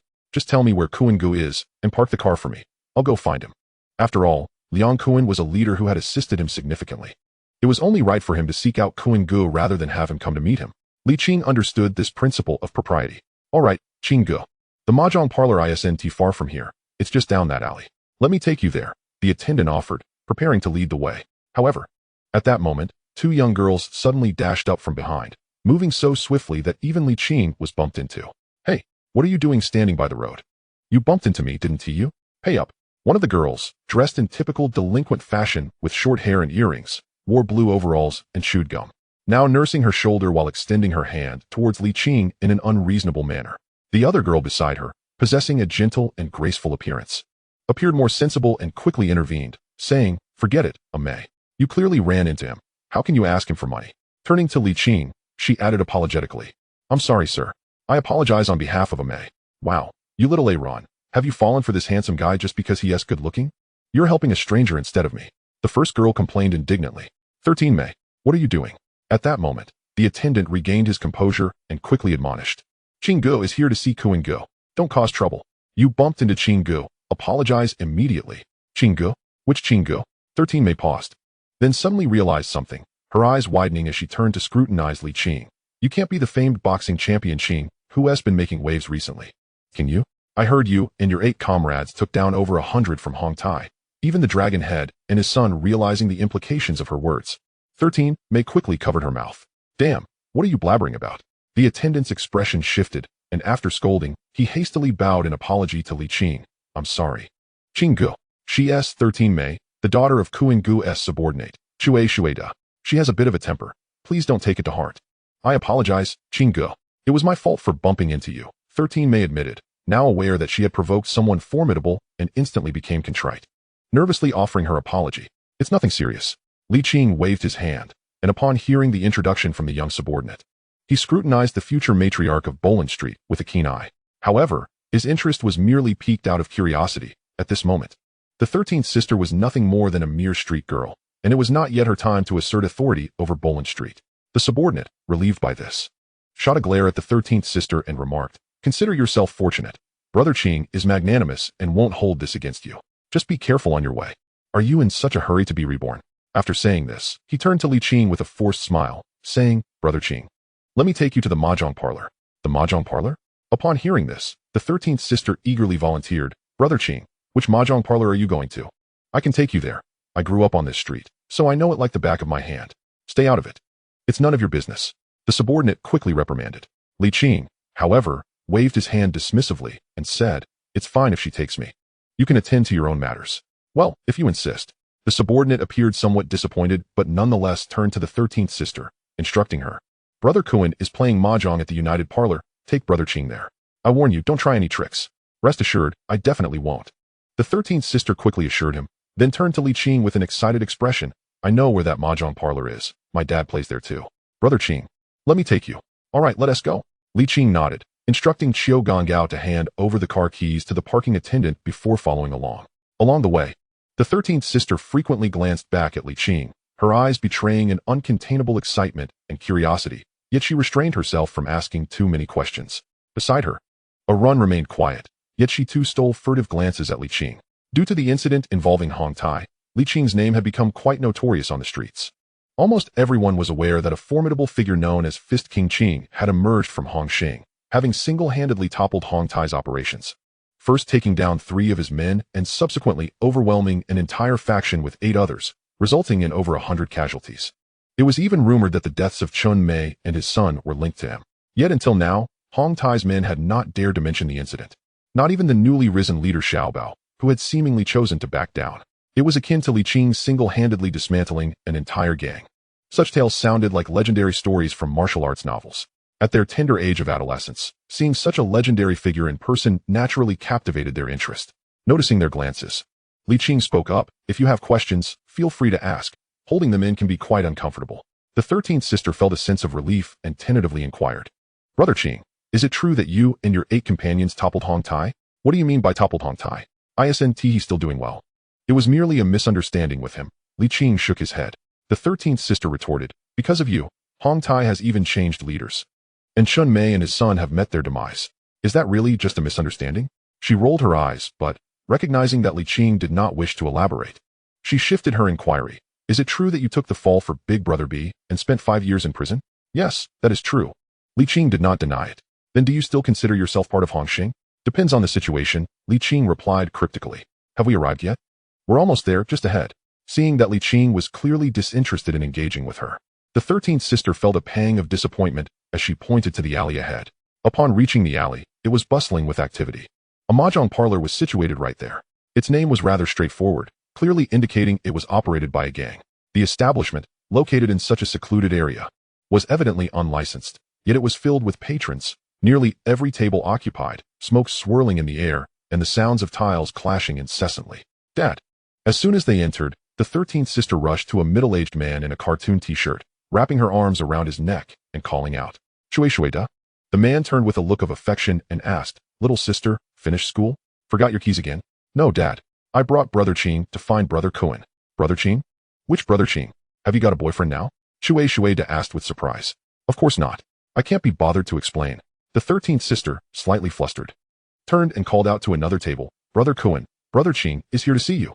At that moment, Liang Cohen was seated at the table playing mahjong. Without turning his head, he lazily inquired, "Brother Qing? Which Brother Qing?" "It's me, Cohen Go." Li Qing stepped forward to announce. Liang Cohen turned, momentarily taken aback. "Ah Qing. Damn, why didn't you call ahead? Come sit." He then glanced back at the 13th sister, ordering, "What are you standing there for? Go get a chair."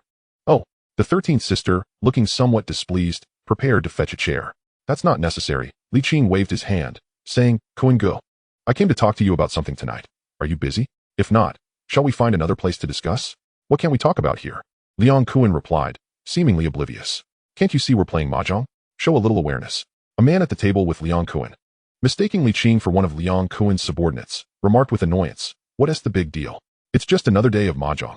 Liang Cohen immediately turned around and scolded, "Come on, we play mahjong every day. What's one more day? And Ah Qing is my sworn brother, not my little brother. So mind your manners." "Sworn brother?" The others were momentarily taken aback, their expressions shifting. "You're the Fist King Qing." One of them, known as Xian Shi, stared at Li Qing with wide eyes. "What's the matter? Scared?" Liang Cohen said with a triumphant grin, relishing their astonished expressions. "Of course, I'm not afraid." Xian Shi quickly regained his composure, though the recent events involving Hong Tai made him somewhat anxious. He maintained his calm demeanor and addressed Li Qing. "I apologize. Fist King Qing, I didn't recognize you. This is just a minor matter. I hope you won't take it to heart." "Xian Shi, you're too polite." "I'm not that petty," Li Qing replied with a smile. Seeing Li Qing intimidate Xian Shi merely by his name, Liang Cohen felt immense satisfaction. He glanced at his fellow players and introduced, "This guy is Xian Shi from the United Gang. He oversees this mahjong parlor. The long-haired fellow is also from Hongxing, known as Siyuan Wang. He is currently the one in charge of Bolan Street. The gentleman across from him is Guan Zai-san, who operates in Shanghai Street. The last time we dined out, it was under his jurisdiction." Li Qing nodded, greeting each one of them, and they all responded courteously. Even if Li Qing wasn't the boss, due to the incident with Hong Tai, even those at the top would extend him some respect. That was the undeniable advantage of notoriety. "Siyuan Wang, Xian Shi, Guan Zai-san, you all carry on. Tonight, Ah Qing has matters to discuss with me. So let us resume our games another day," Liang Cohen declared, then called out, "Shui Shuida. What's up, Cohen Go?" Shui Shuida promptly responded, "Come over and join Siyuan Wang and the others for mahjong." Liang Cohen instructed. "Oh." Shui Shuida, not daring to refuse, quickly moved to another seat. Only then did Liang Cohen turn to Li Qing and ask, "Where shall we talk?" "Your place, Cohen Go. You decide," Li Qing replied. "All right. This evening I shall take you to Causeway Bay for some amusement. My sworn brother, Ba Bai, has just opened a new establishment, and the ladies therein are of excellent quality." Liang Cohen winked at Li Qing, who chuckled softly, showing no reluctance as he nodded in agreement. "All right. Are you leaving?" "Qing Go?" At that moment, Shi San Mei and a run approached with reluctant expressions. Li Qing glanced at the two women, smiling as he said, Thank you for tonight. Should you require anything in the future, feel free to reach out to me. Kowloon has my number. Oh, the two women nodded. Their spirits somewhat dampened. It was merely a fleeting encounter, and Li Qing chose not to elaborate further, turning to Liang Kowloon and stating, "Let us go, Kowloon." Half an hour later, they arrived at the Rock Road in Wanchai, at the Exine Ingo bathhouse. Li Qing and Liang Kowloon were both bare. Soaking in the sauna pool, Liang Kowloon wiped the moisture from his face with a towel and exhaled. This sauna was established 2 years ago by that fool Tai, in collaboration with He Tuesday. Do you know how much it cost? Over 13 million. That old fool Tai stumbled upon a gold mine. Yet, in just 2 years, this sauna alone has earned several million, and with the adjacent shops, it has long recouped its investment. As Liang Kowloon spoke, he turned to Li Qing and said, "Ah Qing, we are in an era of profit. Those with wealth hold the power. I know you may not wish to engage in this lifestyle anymore. But in this day and age, whatever business you pursue, you cannot escape the underworld. Even HSBC, when they issue loans and credit cards that go unpaid, they turn to us for collection. Do you expect those suited and booted clerks to do it?" Liang Kowloon chuckled derisively before adopting a serious tone. "Ah Qing, let us partner together. With your skills and my intellect, we could dominate not just Mong Kok, but even the top echelon of the underworld. This world will inevitably belong to us." Upon hearing this, Li Qing realized that Liang Kowloon had yet to relinquish his ambition of recruiting him as a subordinate. He smiled helplessly and replied, "Kowloon, let us not dwell on this matter. Violence and bloodshed offer no promising future. However, I did seek you out tonight to discuss a potential collaboration." Liang Kowloon furrowed his brow, questioning, "What sort of collaboration?" Li Qing pondered briefly before responding. "I am planning to establish a comprehensive entertainment complex in Shatin, incorporating a sauna, nightclub, bar, disco, karaoke, and arcade. I would like to know your thoughts. If you are willing to join in, I can grant you a share." Liang Kowloon's eyes widened in astonishment. "An entertainment complex? Goodness, you are aiming quite high. Where do you procure such funds? You aren't contemplating a bank heist, are you?" Li Qing smiled and shook his head. "You need not worry about the finances. They are all legitimate. The location for the entertainment center has been secured, right within the new town area. As for clientele, I have my channels. While I cannot guarantee profit, I assure you there will be no losses. The current concern is that once the venue opens, we will require considerable manpower. Whether for sauna services, nightclubs, discos, bars, or karaoke, we will need plenty of ladies to work there. I lack connections in this regard, so I seek your assistance in introducing any acquaintances." "Ah Qing, are you serious?" "Absolutely." Seeing that Li Qing was not jesting, Liang Kowloon hesitated and said, "If you possess such wealth for this grand venture, why not establish it in Kowloon? What profits could possibly arise from a rural area like the New Territories? Moreover, Shatin seems to be under the control of the Chaozhou gang. It won't be simple to conduct nightlife business there." Li Qing shook his head and replied, "Kowloon, I have thoroughly considered your points. Firstly, engaging in nightlife inevitably leads to dealings with the law. If, after opening, the police frequently conduct inspections, how can we sustain business? Fortunately, I have a good rapport with the district chief, Ho Hai, in Shatin, which is why I chose that location. It alleviates concerns of police scrutiny. Regarding the Chaozhou gang, you need not worry. I will devise a solution." As Li Qing perceived Liang Kowloon's lingering doubts, he chose to divulge his strategy concerning Robinson and others, reiterating it to Liang Kowloon. Seeing Li Qing articulate his plan so convincingly suggested he had prepared extensively. Moreover, he had even established a casino in Shatin, collaborating with 2 of the Chaozhou gang's leaders. Even the police chief in Shatin had been secured. What formidable connections he must possess. Liang Kowloon listened, his eyes wide with disbelief, struggling to digest the information. He suddenly realized he had underestimated Li Qing. Initially believing him to be merely fierce and formidable, he now recognized that someone with such acumen would undoubtedly thrive in this world. Thus, he had long desired to recruit Li Qing, hoping to forge a powerful alliance. However, he never anticipated that Li Qing would accomplish so much within merely half a month post-incarceration. It seemed that the prospect of having him as a subordinate was now a distant dream. With a sigh, Liang Kowloon suppressed his astonishment and began to seriously contemplate Li Qing's proposition. After a lengthy silence, he exhaled deeply, looked at Li Qing, and nodded. "If you are confident, then let us proceed. However, given the scale of this venture, I may struggle to contribute a substantial investment." Liang Kowloon appeared somewhat troubled. "My funds have recently been invested in that film company. As I stated, you need not worry about finances, Kowloon." Li Qing waved his hand dismissively, smiling. "As long as you are willing to assist in sourcing staff and occasionally check in on the venue, I can allocate you a 10% share of the profits." "How can this be right?" Liang Kowloon was taken aback. "A share without investment?" Li Qing chuckled. "Kowloon, I am a man who believes in clear distinctions between gratitude and grievances. During my time out, you have assisted me significantly. and I have not forgotten your help with the Hongtai matter, since you treat me as a brother. It is only fitting that we share both fortunes and hardships together. Hearing this, Liang Kuan felt a surge of emotion and replied, regarding the Hongtai matter. I truly did not contribute much. You, Qing, are indeed a brother to have. However, I cannot accept your share without some investment. How about this? I will invest 2 million, which will account for my 10% stake. What do you think? Liang Kuan proposed. As for the Chaozhou gang, I will discuss it with their leaders tomorrow. If necessary, we can allocate part of the venue's earnings to them. It was evident that Liang Kuan had not yet embarked on his flower business and could manage to invest 2 million, showcasing his trust in Li Qing. Nevertheless, Li Qing did not refuse his investment. If he continued to decline, it might foster doubt, for there are no free lunches in the world. Alright, but concerning the Chaozhou gang, you need not worry. I will handle negotiations with them and will find my own staff for the venue. I shall not relinquish any control. Li Qing had previously vowed never to collaborate with the Chaozhou gang again, and he intended to keep that promise. Furthermore, he would ensure that no outsiders meddled in his establishment, having already arranged for security. Well, should any issues arise, do not hesitate to call me. As for the ladies at the venue, I will devise a plan. Upon mentioning this matter, Liang Kuan felt a headache coming on.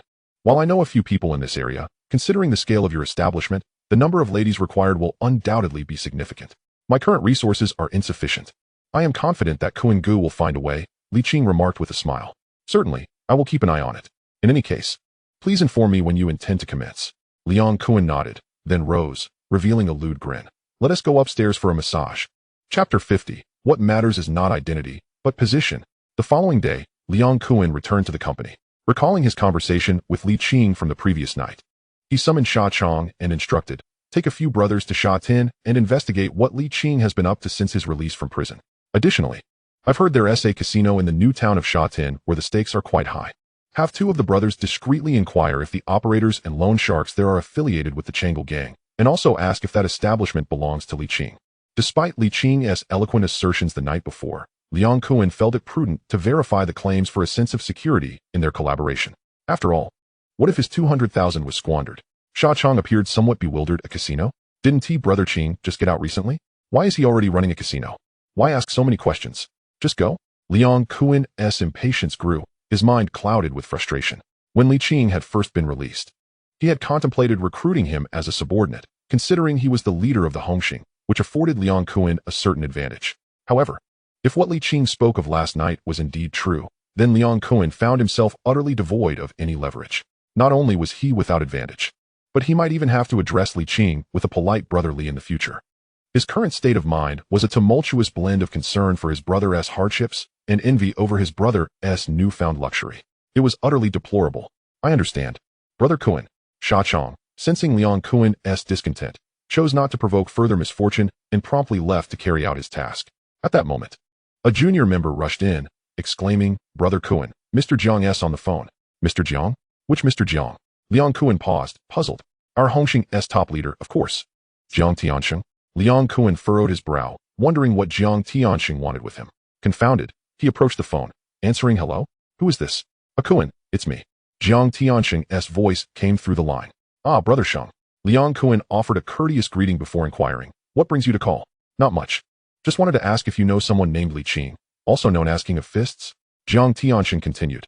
I've heard that this King of Fists was once part of our Hongxing. Recently, his name has been making waves in the streets. And I understand you are involved in the Hongtai matter, so you should know him, right? Looking for Li Qing? Liang Kuan's gaze flickered as he responded, Brother Sheng. I met Li Qing while I was in prison, but he is not under my command. He was with AB. If you're looking for him, you should inquire with AB instead. As for the Hongtai incident, I have no connection to it. Even the police have investigated it. So please do not wrongfully accuse me, Brother Sheng. Jiang Tianxing chuckled. Don't worry, I'm not suggesting you are involved. I just have a few matters I wish to discuss with Li Qing. I already contacted AB. But he mentioned that Li Qing hasn't reached out to him since his release and doesn't have his contact information, which is why I'm asking you. I see. Liang Kuan exhaled, relieved.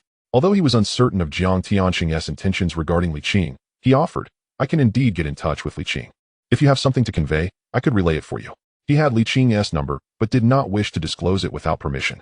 Understanding the importance of discretion, Jiang Tianxing discerned Liang Kuan's implications, but was unconcerned. He chuckled again, it's nothing major. I recently heard rumors on the streets and was unaware that such a talent was once part of our Hongxing, which is why I called. Since you can reach him, could you please ask him to come by my house this afternoon? I've heard there is some misunderstanding between him and AB. You should come too. It's a good opportunity to discuss your taking over as the spokesperson for Boland Street. Initially reluctant to act as an intermediary, Liang Kuan felt a surge of joy upon hearing the last part. All right, Brother Shang, I'll call him right away and bring him over this afternoon. Good. I'll be waiting for you both at 3 o'clock. Jiang Tianxing concluded the call.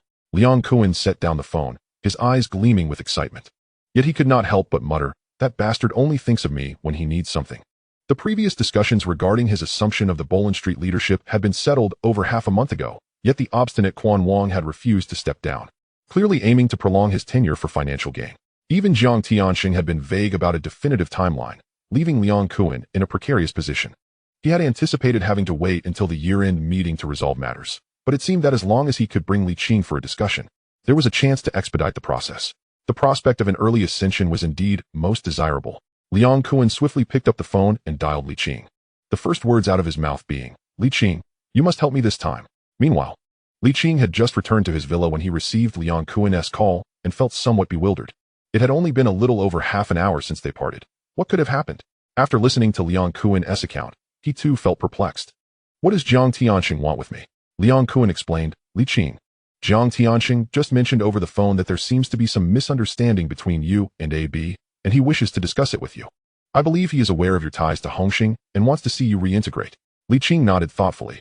That could very well be the case. After a moment of contemplation, he replied, all right, I'll come over this afternoon and we can go together to see what he has to say. Liang Kuan sighed in relief. Thank you, Li Qing. I owe you one this time. Just passing on a message. No need for formalities, Brother Kuan. After hanging up, Li Qing began to contemplate deeply. Having spent 4 to 5 years in AB's company, he had never even seen Jiang Tianxing. To think that now, barely out of prison, Jiang Tianxing sought to meet him was quite unexpected. Indeed, it was evident that regardless of the circumstances, one must continually exhibit sufficient strength to garner the attention of others. Qiu Gangao, who had been listening nearby, noticed Li Qing's hesitation and asked, Brother Qing, if Jiang Tianxing genuinely wishes to recruit you, are you considering returning to Hongxing? Let us see how it goes. Li Qing shook his head. Even if I were to return, it would depend on the conditions he offers. To be honest, he was not opposed to rejoining Hongxing. Just as Liang Kuan had mentioned the previous night, in this era, no matter the industry, one cannot escape the influence of organizations. Take, for instance, those in the real estate sector. Demolitions and securing construction sites are often outsourced to organizations, allowing them to avoid getting their hands dirty by simply paying a fee. Similarly, the renovation aspect of the real estate industry is predominantly handled by those affiliated with organizations. Hence, even if Li Qing planned to venture into the business world, he would inevitably have to interact with organizations. Rather than paying others to handle such dealings later on, it would be more prudent to take matters into his own hands. Moreover, to be precise, he is still, at this moment, affiliated with the Hongxing. His name is inscribed in the undersea roster of Hongxing. Yet, even if he were to return to Hongxing, it would be impossible for him to work under the auspices of Bosby again. Whether he returns or not ultimately hinges on Jiang Tianxing, depending on whether he can present conditions that satisfy him. Upon hearing Li Qing's words, Qiu Gangao furrowed his brow and remarked, Brother Qing, given your current circumstances, there is truly no need for you to return to Hongxing. You have already become your own boss, and in due time, Hongxing will have to assist you. If you were to go back, you would risk getting tarnished. A stain that would be exceedingly difficult to cleanse, complicating your future business endeavors. Why should one seek to cleanse such stains? Li Qing chuckled and replied, Ao. Not all triads are the same. I understand your perspective. In this era, entering the underworld complicates many aspects of life. Yet there are numerous things that can only be accomplished through such circles. For many, it is not your identity they value, but rather your stance. Qiu Gangao appeared somewhat perplexed. Li Qing nodded and explained, in present-day Hong Kong, there are still several years until the handover. If we seize this opportunity well, we can leverage this identity. Qiu Gangao pondered for a moment and inquired, so, Brother Qing, what are you implying? Chapter 51. We cannot allow him to establish a stronghold in Shatin, can we? At 2 in the afternoon, Li Qing, accompanied by Qiu Gangao, arrived punctually at Baolang. Liang Kuan had long been prepared, donned in a striking orange suit that radiated flamboyance.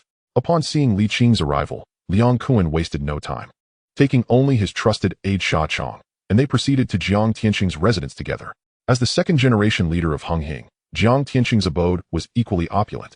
A coastal villa in the western district, spanning several thousand square meters with an array of luxurious amenities. At that moment, Jiang Tianxing lounged beside the pool in swimwear. A towel in hand, while seated next to him was Hung Hing's second-in-command, strategist, and accountant, Chen Yao. In the pool, a stunning leggy beauty clad in a bikini swam gracefully, her physique enough to raise one's adrenaline. Even Chen Yao dared not steal glances. Sitting upright with his back turned to the pool. Unfazed, Jiang Tianxing dried his hair with the towel and turned to the long-haired Chen Yao, inquiring, "Io, how is the information I requested coming along?" "Mr. Jiang, I have already uncovered the details." Chen Yao nodded and continued.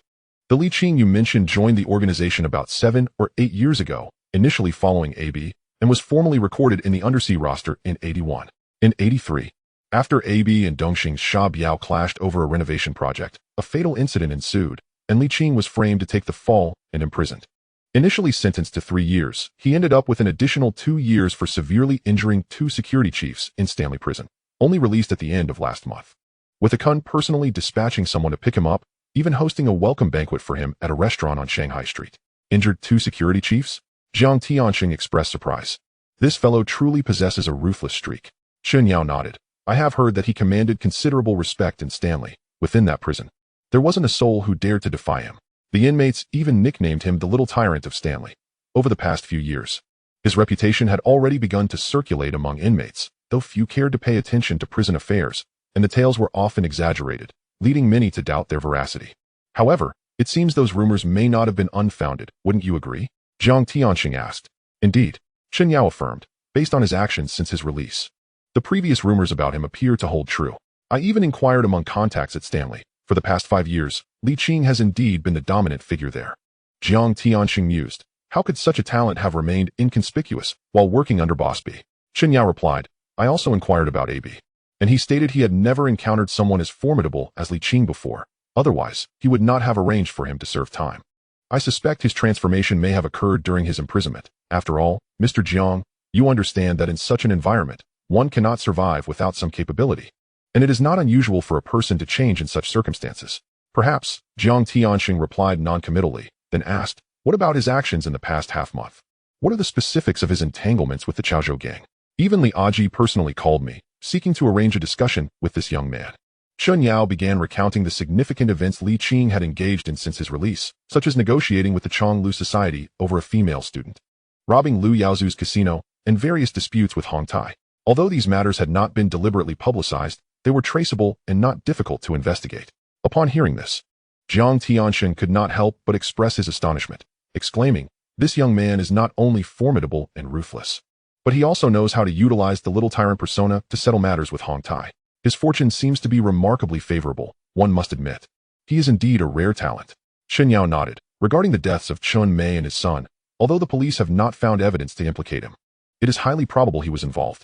As for the feud with the Chaozhou gang, it likely stems from that casino in Shatin, which is currently managed by the Chonglu Society's 2 members named Xiao Shui and Da Fei. Li Aji met with him yesterday, but perhaps they could not reach an agreement. Hence the call to you, Mr. Jiang. Jiang Tianxing fell silent for a moment before asking, so, Io, what do you suggest I do? Are you referring to the Chaozhou gang matter, or this Li Qing? Chen Yao inquired. Let us discuss Li Qing first. After all, he is one of us in Hung Hing. What do you believe I should do regarding him? Jiang Tianxing asked. Chen Yao pondered briefly before responding. Mr. Jiang, I believe we should bring him back into Hung Hing. Such talent would be a grave loss if allowed to slip away. Moreover, due to the Hong Tai incident, his reputation now resonates powerfully on the streets. Nearly all gangs have heard of our Hung Hing's king of boxing Qing, taking down an entire Hong Tai stronghold single-handedly. If we were to let such talent go, we would only invite ridicule from other factions, suggesting that Hung Hing is incapable of utilizing its resources effectively. Jiang Tianxing nodded, then furrowed his brow and remarked, however, he is now a notable figure, possessing not only billions in assets but also a casino and legitimate businesses. Indeed, he may even be wealthier than I am. Do you believe he would still regard our Hung Hing identity with esteem? As he spoke, even Jiang Tianxing could not suppress a surge of jealousy. As the second-generation leader of Hung Hing, inheriting such a vast organization with tens of thousands under his command, his own net worth barely amounted to a few billion. Yet, a mere 4th-tier member of Hung Hing, someone he would have disregarded in the past, had suddenly surpassed him in fortune due to a stroke of luck. Such a disparity was enough to evoke envy. Chen Yao, however, maintained a neutral expression. After considering Jiang Tianxing's words, he stated, although he currently possesses wealth and businesses, it is unlikely he can maintain it solely on his own. Otherwise, he would not have partnered with those 2 from Chonglu, relinquishing such substantial profits from managing the casino. Furthermore, even if he ventures into other industries, he will inevitably require collaboration with gangs. If that is the case, why seek distant shores when he can rely on his own? After all, he originally belongs to Hung Hing. I believe, Mr. Jiang, that you might engage in discussions with the Chaozhou gang regarding this matter, persuading them to hand over the casino to our own Hongxing members, thereby alleviating the troubles posed by the Chaozhou gang, while also drawing him into our circle. Jiang Tianxing nodded thoughtfully and remarked, to bring him back to Hongxing, what conditions do you think I should offer? Upon hearing this, even Chun Yao appeared somewhat troubled and responded, given his current standing, it would be inappropriate to have him return to work for Boss B.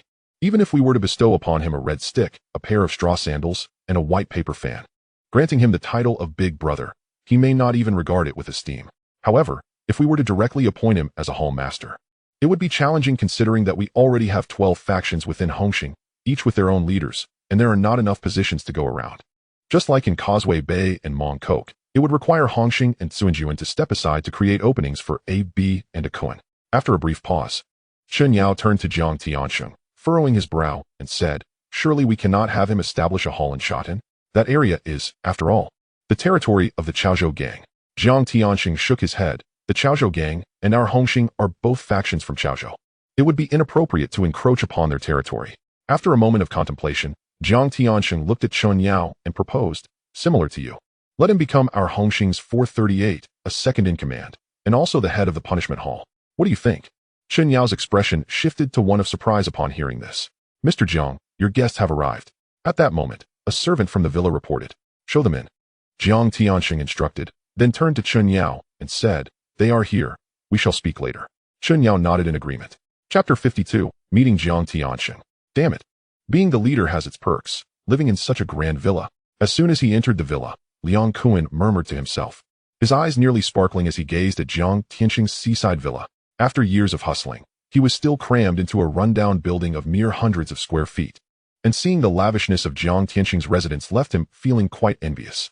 Li Qing, overhearing his mutterings, chuckled and said, it won't be long before you, Brother Kuan, can reside in such a villa too. Do you have any idea how much it costs to buy a villa like this on Hong Kong Island? At least 8 million. Liang Kuan rolled his eyes and replied, if I had 8 million, I wouldn't waste it on a house. I'd have long retired abroad to enjoy life. By the time you have 8 million, you might not think that way anymore, Li Qing remarked with a smile, shaking his head. The accumulation of wealth is always aligned with one's perception. As of now, Liang Kuan has yet to embark on the flower business and has not reached the level of casually earning tens of millions or even billions. So his thoughts are not surprising. Amidst their banter, the two were led by the servant to the garden, where they could see Jiang Tianxing and Chun Yao already seated by the pool, awaiting their arrival. Hearing the commotion, Jiang Tianxing glanced back, waving, is that you, Kuan? Come and sit. Brother Sheng, Brother Yao. Liang Kuan greeted as he approached, though his eyes couldn't help but wander to the beauty swimming in a bikini in the pool. Jiang Tianxing, unfazed, cheerfully beckoned, make yourselves comfortable. Mr. Jiang, Brother Yao. Li Qing also greeted, taking a seat opposite Jiang Tianxing next to Chun Yao. Jiang Tianxing did not broach the main topic immediately. Instead, he turned to Liang Kuan and asked with a smile, how are you, Kuan? I heard you've been hanging around Bao Lane lately. How's that going? It's certainly not comparable to that dilapidated place in Lantian.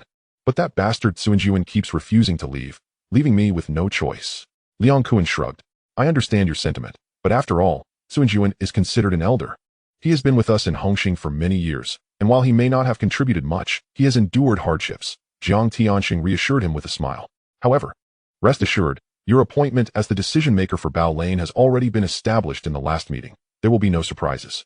In a couple of days, during the next meeting, I will inform Suanjuan to step aside, and you will officially take over Bao Lane.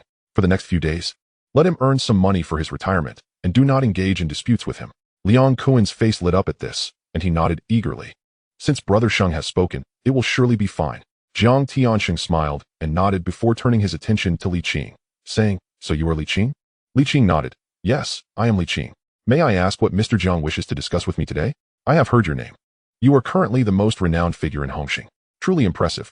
Jiang Tianxing complimented before continuing. However, I have heard that you have had some disputes with the Chaozhou gang recently. The Chaozhou gang? Li Qing was momentarily taken aback, then furrowed his brow. He had initially thought Jiang Tianxing summoned him to discuss his return to Hongxing, but unexpectedly, the topic had shifted to the Chaozhou gang. Since the Chaozhou gang was mentioned, Jiang Tianxing must have already investigated the matters Li Qing was involved in at Shoten. Indeed, he had come prepared. Contemplating this, Li Qing maintained a calm facade and nodded, saying, "There seems to be a minor misunderstanding. I didn't expect it would even reach Mr. Zhang's attention. I suspect it is more than a minor issue." Jiang Tiansheng replied with a knowing smile. "This morning, Li Aji from the Chaozhou gang personally called me, hoping I could intervene and mediate your situation. What do you think I should do?" Li Qing responded nonchalantly, "Mr. Jiang, while I was once a member of Hongxing, this matter with the Chaozhou gang should not involve Hongxing, should it?" Jiang Tiansheng shook his head, stating, "I understand your point. You spent 5 years in prison for the gang, and upon your release, your boss AB did not show any acknowledgement. This indeed reflects poorly on him, and we will discuss it further later. However, regardless, you are still a member of Hongxing, and when you operate under the Hongxing banner, any issues that arise naturally connect back to us. Given that Li Aji has personally contacted me, I cannot remain indifferent to this matter." Li Qing nodded and inquired, "What does Mr. Jiang imply?" Jiang Tianxing pondered for a moment before not rushing to respond, instead asking, "Do you wish to return to Hongxing?" Li Qing replied coolly, "Since Mr. Jiang is aware of my situation with the Chaozhou gang, you must have conducted your due diligence. Do you believe, given my current status, that it is necessary for me to return to the Underworld?" Jiang Tianxing shook his head. "Returning to the Underworld depends on how one navigates it. You are an intelligent man. You should understand that even if you withdraw from Hongxing to focus on business, you cannot completely avoid dealings with the Underworld. The situation with the Chaozhou gang is a clear example of this. Moreover, since I am asking for your thoughts, if you are willing to return to Hongxing, I assure you that you will not be relegated to working under Boss B again." Li Qing stated, "Mr. Jiang, please speak plainly." "Very well, I shall be straightforward." Jiang Tianxing nodded. "I have a proposal for you. Return to Hongxing, and I will personally appoint you as our Hongxing's 438, the second in command, and the head of the punishment hall. However, you will need to allocate 70% of the profits to the gang, and the responsibilities of overseeing the venue and funds will be assigned to others within the gang. As for those 2 youngsters from Chonglo, I will have a word with them to ensure they step back. If you agree, I will find a way to resolve the issues with the Chaozhou gang and ensure they will no longer trouble you." Upon hearing Jiang Tianxing's proposal, not only did Liang Kuan's expression change, but even Li Qing couldn't help but chuckle in disbelief. "Mr. Jiang, you truly are adept at negotiations, befitting a leader." "What do you mean by that?" Jiang Tianxing frowned and asked. "You must understand that without our Hongxing stepping in, you would not be able to hold your ground. The Chaozhou gang will certainly not let this go easily. There is no need for further discussion. I will not return to Hongxing, and I will handle matters with the Chaozhou gang by myself without Mr. Zhang's assistance. That's final." As Li Qing spoke, he rose and nodded at Liang Kuan, saying, "I'll take my leave now. Kuan Ge, you may continue your conversation at your leisure."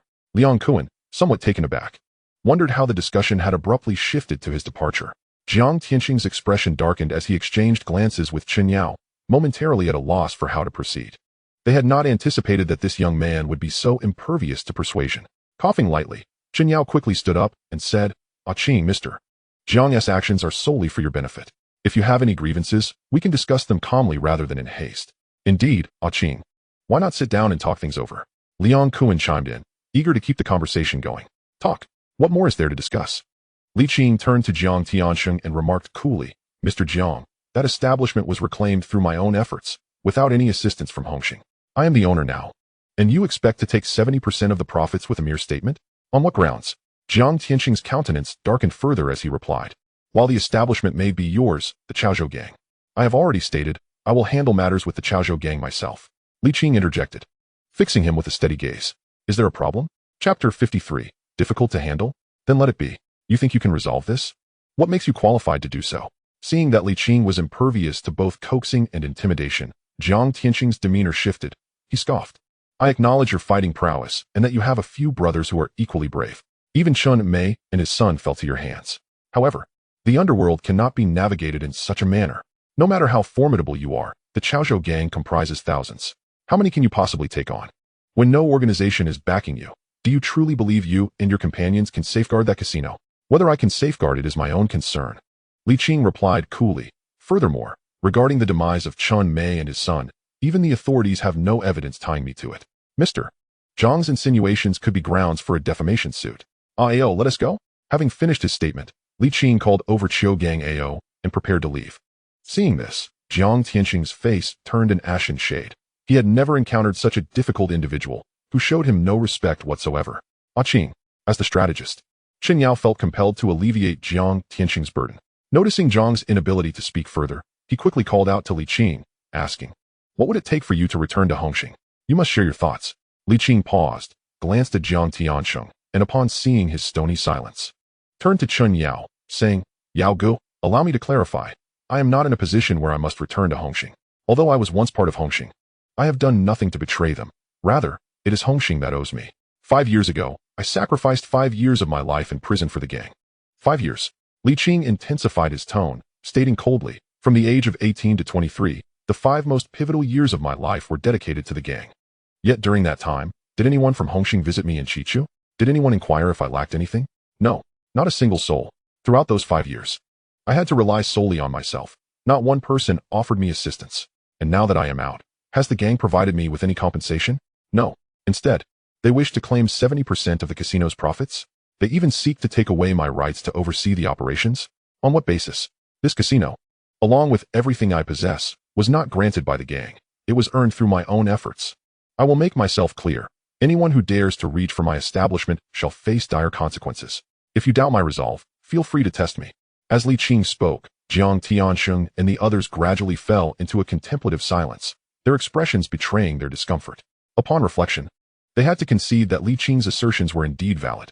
He owed nothing to Hongxing. Rather, he had endured 5 years of imprisonment for their sake, with no recompense whatsoever. After a moment of silence, Jiang Tianxing spoke again, saying, Qing, I recognize that you harbor resentment towards the gang. This situation is undoubtedly a debt owed to you. If you have any conditions, now is the time to express them. It's quite simple, Li Qing replied. If you wish for me to return to Hongxing, as per Mr. Zhang's words, I do not desire any territory or business. Simply grant me the position of marshal on Route 4382. Jiang Tianxing breathed a sigh of relief and inquired, and what about the casino? My casino, along with my business, is entirely unrelated to the gang. Of course, I am open to collaboration, but if you wish to intrude without any investment, I must regretfully inform you that such practices are not permissible here. You are making it difficult for Jiang Tiansheng. Chen Yao interjected, Qing, it's challenging for Mr. Jiang to accommodate your request without any contribution on your part. Difficult? Then perhaps it should not be done at all. Li Qing retorted coldly. Have I not paid my dues for 5 years in prison? Jiang Tianxing responded sternly. According to the rules, even though you assisted the gang by serving 5 years, upon your release, you would be entitled only to a promotion to a higher position as an elder. To directly ascend to the rank of marshal on Route 438 is beyond your qualifications. Then I shall not pursue it, Li Qing declared. With the name Boxing King Qing, I could join any gang, and there would be individuals eager to have me as their leader. Are you considering switching gangs? Jiang Tianxing's expression darkened. Chun Yao furrowed his brow, warning, if you switch to another gang, it would be deemed betrayal of Hongxing. And every member of Hongxing would ostracize you. Ostracize me. Very well, let us see if you dare. Li Qing sneered. Yao Gu. Let me be clear. Aside from the casino and other businesses, I currently possess a fortune of 300 million. Listen closely, 300 million. Do you think you can ostracize me? I shall utilize this entire sum to hire big circles and assassins. Anyone who dares to interfere with my business shall meet their end, and I will pay a bounty of 10 million for each life taken.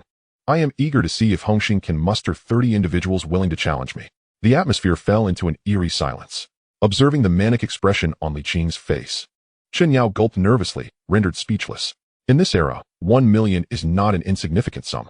If Li Qing were willing to offer 100,000, there would be a multitude eager to take on the task. For those associated with the big circles, even 10,000 would entice them.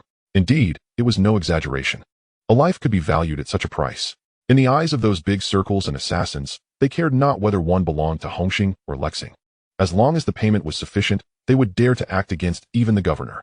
Chen Yao feared that a careless remark might provoke Li Qing, who might actually resort to such measures, thereby jeopardizing his own future. This individual is completely unhinged. Chen Yao cursed inwardly. Even Jiang Tianxing was left speechless, his expression dark despite his inability to issue further threats. There was no denying it. Wealth held immense power.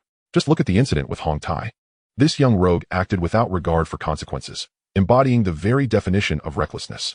If they truly pushed him to the edge, he might indeed carry out such actions.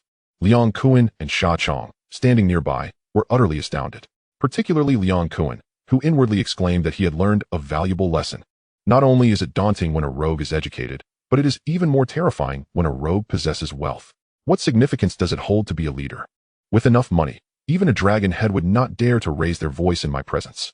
From that moment onward, Liang Kuan's determination to climb higher solidified. The silence lingered for what felt like an eternity.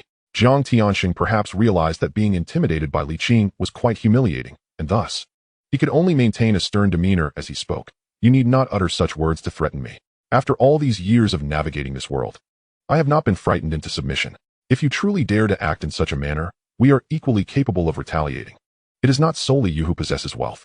Mr. Zhang's associate, Chen Yao, visibly changed his expression and hurriedly interjected. However, at that moment, Jiang Tianxing shifted his tone, stating, nevertheless, you are still a member of our Hongxing.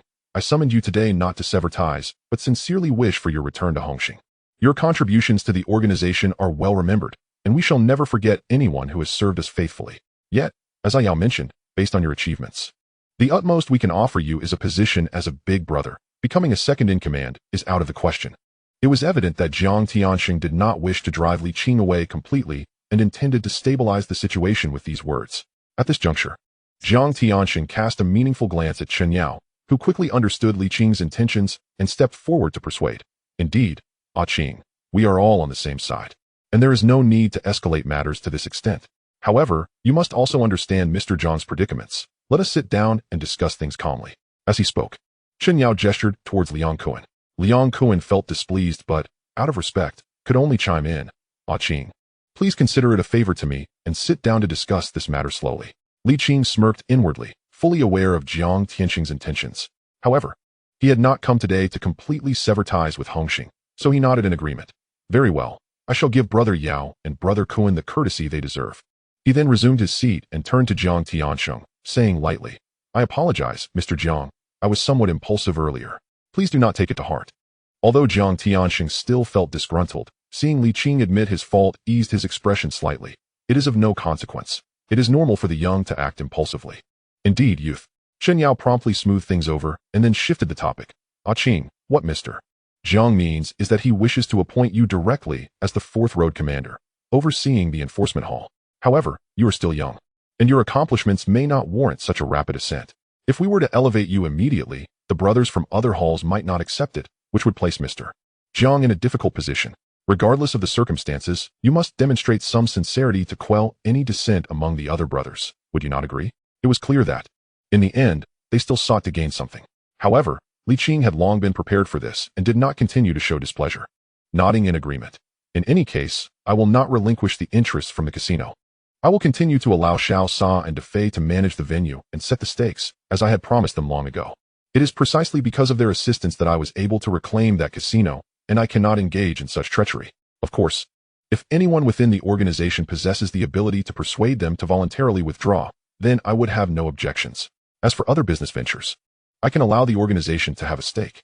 Other businesses, Jiang Tianxing and Chen Yao furrowed their brows. To them, the most lucrative asset Li Qing currently possessed was the casino. What other business could possibly rival its profitability? Li Qing disregarded their expressions and continued. In a few days, I plan to establish an entertainment center in Shatin, combining dining and leisure, with an initial investment of no less than 20 million, potentially even more. I can entrust the renovation of this establishment to the organization. Once the venue is up and running, we may require numerous hostesses for entertainment, which can be cooperatively managed with various halls. Additionally, if our Hongxing brothers bring guests to partake in the venue, they can receive a portion of the revenue generated from their consumption on that day. I believe this should demonstrate sufficient sincerity, do you not think? Chapter 54. Brother Ji is no longer the same Brother Ji of yesteryear. In Shatin, at the Baishijio villa, Li Aji was at home accompanying his wife when he suddenly received a call from Jiang Tianxing. After hanging up, his expression turned exceedingly grim. What happened, Jigo? What did Mr. Jiang say? Inquired Lu, puzzled. Is it related to the casino matter? On the 13th of next month, Hongxing will host a banquet at the Sanxing Palace to appoint Li Qing as the 2nd Road Commander, and they have invited me to witness the event. Li Aji replied through gritted teeth. What? Jiang Tianxing is going to appoint Li Qing as the 2nd Road Commander? Upon hearing this, both Lu and De Yin were taken aback, and an ominous foreboding began to rise within them. Lu hurriedly asked, so Jiang Tianxing not only brought Li Qing back to Hongxing, but is also going to appoint him? What about the casino matter? Li Aji clenched his teeth. Regarding the casino, he said it was Li Qing's own establishment, and as the owner, he holds the authority. It's just a venue. I should be magnanimous and not dwell on it. What? Damn it, Jiang Tianxing is pushing it too far. Both Lu and De Yin were furious, instantly understanding Jiang Tianxing's intent. So, it is clear that Hongxing intends to protect that kid? Jigu, we cannot let this slide. Hongxing is clearly trying to establish a foothold in Shatin. Indeed, Jigu, we are all from the Chaozhou faction. How can Hongxing dare to seize our territory? If it comes to it, we will fight them. The two voiced their indignation fervently. Li Aji clenched his fists, a surge of anger rising within him. However, considering the current situation of the Chaozhou gang, he took a deep breath, suppressing his fury, and declared, "Enough, this matter ends here." "What? Ends here?" Both Alu and Dian were bewildered, their eyes wide in disbelief. "Jigu, how can we just let this go? If Hongxing establishes a foothold in Shatin, what face will we have left on the streets?" "Exactly, Jigu, if we retreat any further, we will lose everything." I know. Li Aji interrupted their heated protests, his voice low. Jiang Tianxing said that Hongxing will not interfere with that venue. Li Qing is the boss, and it is his prerogative to invite whoever he wishes to oversee it. He assured me that Hongxing will not plant its flag in Shatin. What does that mean? Dian frowned. That casino can easily earn hundreds of thousands every month. With such substantial profits, how can Hongxing resist entering? Li Aji nodded. Jiang Tianxing stated that the venue will still be managed by those two kids from the Changlu gang, and no one from Hongxing will step in. How is that possible? Alu questioned, puzzled. With such considerable benefits, how could Jiang Tianxing not be tempted? Dian scoffed. Since Jiang Tianxing has said so, it must mean that that kid has agreed to share a portion of the casino's profits. Otherwise, why would Jiang Tianxing help him without reason? Jigu, even if Hongxing does not plant its flag in Shatin, this matter cannot simply be let go. Indeed, we cannot allow other organizations to encroach upon our territory. Moreover, the profits from that venue have always been substantial. We cannot relinquish it to others. Exactly, Jigu, if we let this slide, how will we explain it to Uncle Jen? After all these years, he has been relying on that venue for income. Are we supposed to allow him to retire comfortably? The two continued to voice their grievances, each expressing their unwillingness to let the matter rest. Listening to their words, Li Aji's expression fluctuated between indecision and resolve. Yet ultimately, he shook his head and said, Jiang Tianxing's intent is for us to approach Li Qing or those two boys from the Changlu gang and persuade them to withdraw voluntarily. However, it is evident that Li Qing is unwilling to engage in discussions with us. As for those two lads from the Changlu gang, given the immense profits at stake in the casino, having finally gained entry, how could they possibly relinquish their hold? Why not simply eliminate them? Indeed, Brother G, on our own turf in Chaozhou, should we fear those two brats? This incident presents a perfect opportunity to re-establish the banner of our Chaozhou gang, making it clear that we are not to be trifled with. Li Aji sighed and waved his hand, saying, let us not act impulsively. First, I shall speak with old Zhu and address the situation with Ayong before we proceed. If we act now, we risk allowing that little brat Ayong to seize the opportunity, which would be detrimental to us. Moreover, it is not just Ayong.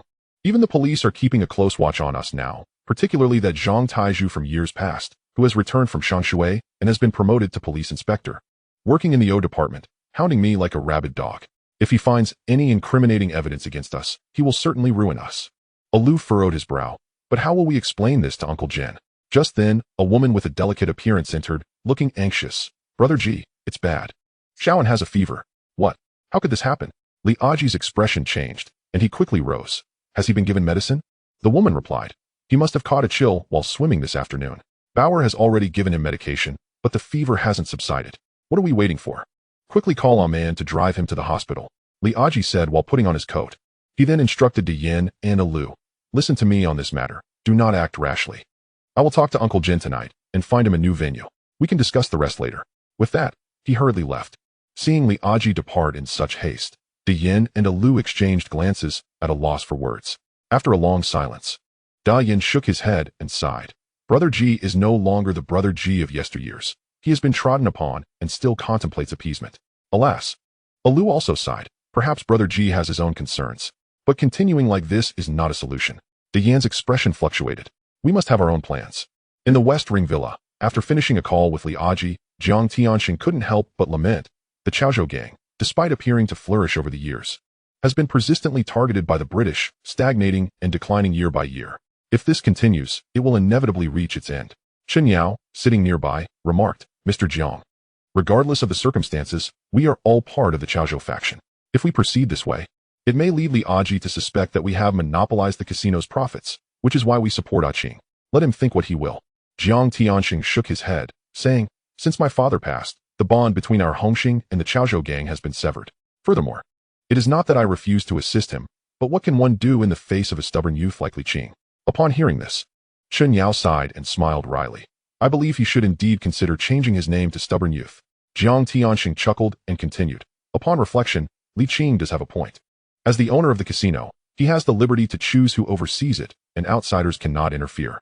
Moreover, now that Li Qing has joined our Hongxing, should he genuinely hire our own people to oversee the casino, it would signify a true establishment of Hongxing's presence in Shatian, complicating matters for me.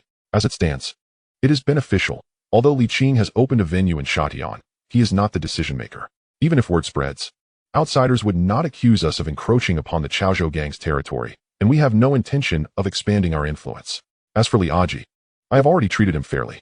The fate of those two lads from Chang'e depends on their own capabilities. Enough about him. Speaking of which, Jiang Tianxing shook his head.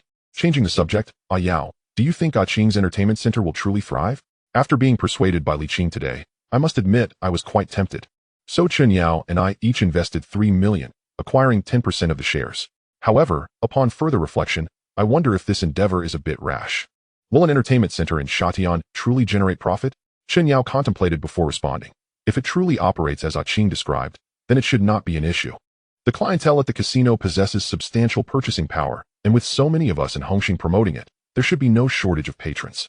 Moreover, didn't Qing mention that he plans to host some boxing matches to attract crowds during the opening? He has considerable renown on the streets, and many from various factions are likely eager to challenge him. If we execute proper promotion, the opening day should see a significant turnout. Upon hearing this, Jiang Tianxing nodded. Let us hope this investment does not incur losses. Chapter 55. Beginning to unleash one's potential. In the evening, Li Qing returned to the villa accompanied by Qiugang Ao. You've returned, Brother Qing. How did the discussions go today? Upon seeing Li Qing, Luo Tianhong and others stepped forward to greet him. Li Qing nodded. It's all set. On the 13th of next month, Hongxing will host a banquet at Sanxing Palace to celebrate the birthday of the god of war, Guanxing Dijun, and simultaneously appoint me to the position of 438, Second Road Marshal of Hongxing. What is the Second Road Marshal? It sounds impressive. Is it a position of authority? Luo Tianhong inquired with interest. As they were all newcomers, having yet to join any factions, they were not entirely clear on the various positions within the organizations. Li Qing explained. In Hong Kong, most gangs align themselves with the Hongmen, venerating the 5 ancestors of Hongmen. Within the Hongmen, there are different factions, each led by a chief known as the Mountain Master or Incense Master, also referred to as the Great Road Marshal, sitting in the hall, the Dragon Head, and so forth, forming the core of the Hong character. Each faction typically comprises an inner 8 halls and an outer 8 halls, with the inner hall master overseeing the internal affairs and the outer hall master managing external matters. However, most of these structures have been simplified over time. Now, there are primarily dragon heads, money handlers, big daddies, and the 4-9 boys. New members are referred to as Blue Lanterns, and only after passing the gang's trials and formally joining can they be recorded in the gang's roster. Collectively known as the 4-9 boys. Once the 4-9 boys are appointed, they become big daddies. Big daddies include the 426 red sticks, 415 white paper fans, and 432 grass shoes, representing the 12 daddies, 10 daddies, and 9 daddies, respectively. In any gang, one must hold the position of Big Daddy before they can be considered a brother, take in younger members, or serve as a hall master. Above Big Daddies, some gangs have a position known as Double Flower Red Stick, the strongest fighter in the gang, though such positions are now quite rare. Beyond Big Daddies, the next rank is generally the Second Road Marshal, along with the 438, representing the 15 daddies. This position primarily involves overseeing finances, serving as the right hand of the Dragon Head, and is considered a vice leader. Above this rank is the Dragon Head itself. Listening intently to Li Qing's explanation, even Qiugang Ao and the others displayed expressions of realization, finally grasping the hierarchical structure within each gang. It sounds quite rigorous. Excitedly, Luo Tianhong remarked, So, Brother Qing, does this mean you are now the vice leader of Hongxing? Apart from Jiang Tianxing, no one holds a higher position than you. One could certainly put it that way. Li Qing nodded and said, However, Hongxing now has 2 438s. One is called Uncle Xing, responsible for the auditorium, and the other is Chen Yao, who rose through the ranks of the Baiji fan. Previously, he was the spokesperson for Hongxing and Shihuan, and now he oversees Hongxing's operations. He is indeed the de facto deputy leader. What about you, Qingge? Aji inquired. Jiang Tianxing assigned me to manage the criminal hall, but this position is rather inconsequential. Much like the role in the auditorium, essentially an honorary title, Li Qing replied, shaking his head. Luo Tianhong looked somewhat disappointed. An honorary title? That's less impressive than being a double flower red stick, which sounds much more formidable. Li Qing chuckled. In this day and age, mere fighting prowess holds little value. And besides, Becoming a double flower red stick isn't an easy feat. One must defeat 10 red sticks to qualify. Aji remarked, with your skills, Qinggu, I reckon even 50 would be no challenge for you. There are indeed opportunities, Li Qing smiled. I plan to host a boxing match on the opening day of the entertainment center in Shatian. I expect many from various societies will come to participate. If the chance arises, we can have some fun. Really? Qinggu, I want to step into the ring too. Luo Tianhong exclaimed with excitement. I wonder if Lian Haolong will come. I wish to challenge him. I also want to take on Wang Bao to see if he truly can fight. Aji added. Even Xiao Gangao and a few others seemed eager to join in. Li Qing quickly gestured for calm. Everyone will have their chance. But this boxing match is primarily to attract people to Shatian and promote the business of the entertainment center. Before that, make sure you are all prepared. We cannot afford any slip-ups on the opening day. Xiao Gangao asked. Qinggu, what should we do next? Li Qing pondered for a moment and said, Ao. I plan to entrust the security work of the entertainment center to you all. Tomorrow, take some time to register a security company. Then recruit personnel for the company and train them as soon as possible. Don't worry about the expenses. I need you to train at least 50 elite security personnel before the opening. Is that clear? Xiao Gangao nodded. No problem. Luo Tianhong quickly asked. What about Aji and me? Qinggu, what should we do? Li Qing considered for a moment and said, if you two have nothing pressing, go out and have some fun. You can also scout for some recruits. Recruiting? The two were slightly taken aback. Li Qing affirmed, once the venue opens, we will need ample manpower to assist, and I will assign you both to oversee the nightclub section. There are certain matters AO cannot handle directly, so I will leave those to you. AOS Security Company could potentially become a legitimate business, one that could be publicly listed if managed well. We certainly cannot operate like a gang. This responsibility suits Luo Tianhong and Aji better. Furthermore, given their personalities, placing them in supervisory roles at the venue might not be appropriate. Understood, Qinggu.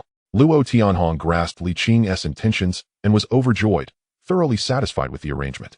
He had initially intended to venture into this world. Aji, being more reserved, had no objections either. For him, as long as it was thrilling, he was content wherever he found himself. With everything arranged, Li Qing let out a long sigh. At last, with all preparations in place, he could finally spread his wings. At that moment, Reuben's son, who had been silent until now, asked, Qing, how exactly do you plan to run this entertainment center? Li Qing contemplated for a moment and replied, I intend to lease the entire building in Newtown. The first floor will be transformed into a disco hall. The second into a nightclub and karaoke rooms. The third and fourth floors will serve as sauna and massage areas. The fifth will be converted into a billiard hall and arcade. And on the sixth floor, I plan to acquire a license for a mahjong parlor and game rooms. If any guests wish to play big, they will be directed to the casino. The seventh floor will be designated for offices and conference rooms. Reuben's son nodded slightly. Each floor of that building is quite spacious. Your plan indeed requires a significant investment. I'll start with a 20 million initial investment. If that proves insufficient, I will add more. Li Qing declared with grand ambition, confident in his first venture into entrepreneurship. Chapter 56. I disapprove of personal use of public resources. At the Wanchai Stock Exchange, Xiao Anna had just exited when she noticed a man by a vehicle waving at her. Mr. Li? Upon seeing the man by the car, Xiao Anna's face registered surprise. She had a vivid memory of this man who had exchanged 300 million in bonds, as that deal had earned her a commission of over 170,000. Miss Xiao, long time no see, Li Qing smiled. It's only been less than half a month, Xiao Anna replied with a smile, shaking her head. Mr. Li, have you come here for something? No. I specifically came to find you, Li Qing replied with a smile. Miss Xiao, are you busy today? If not, could we find a place to talk?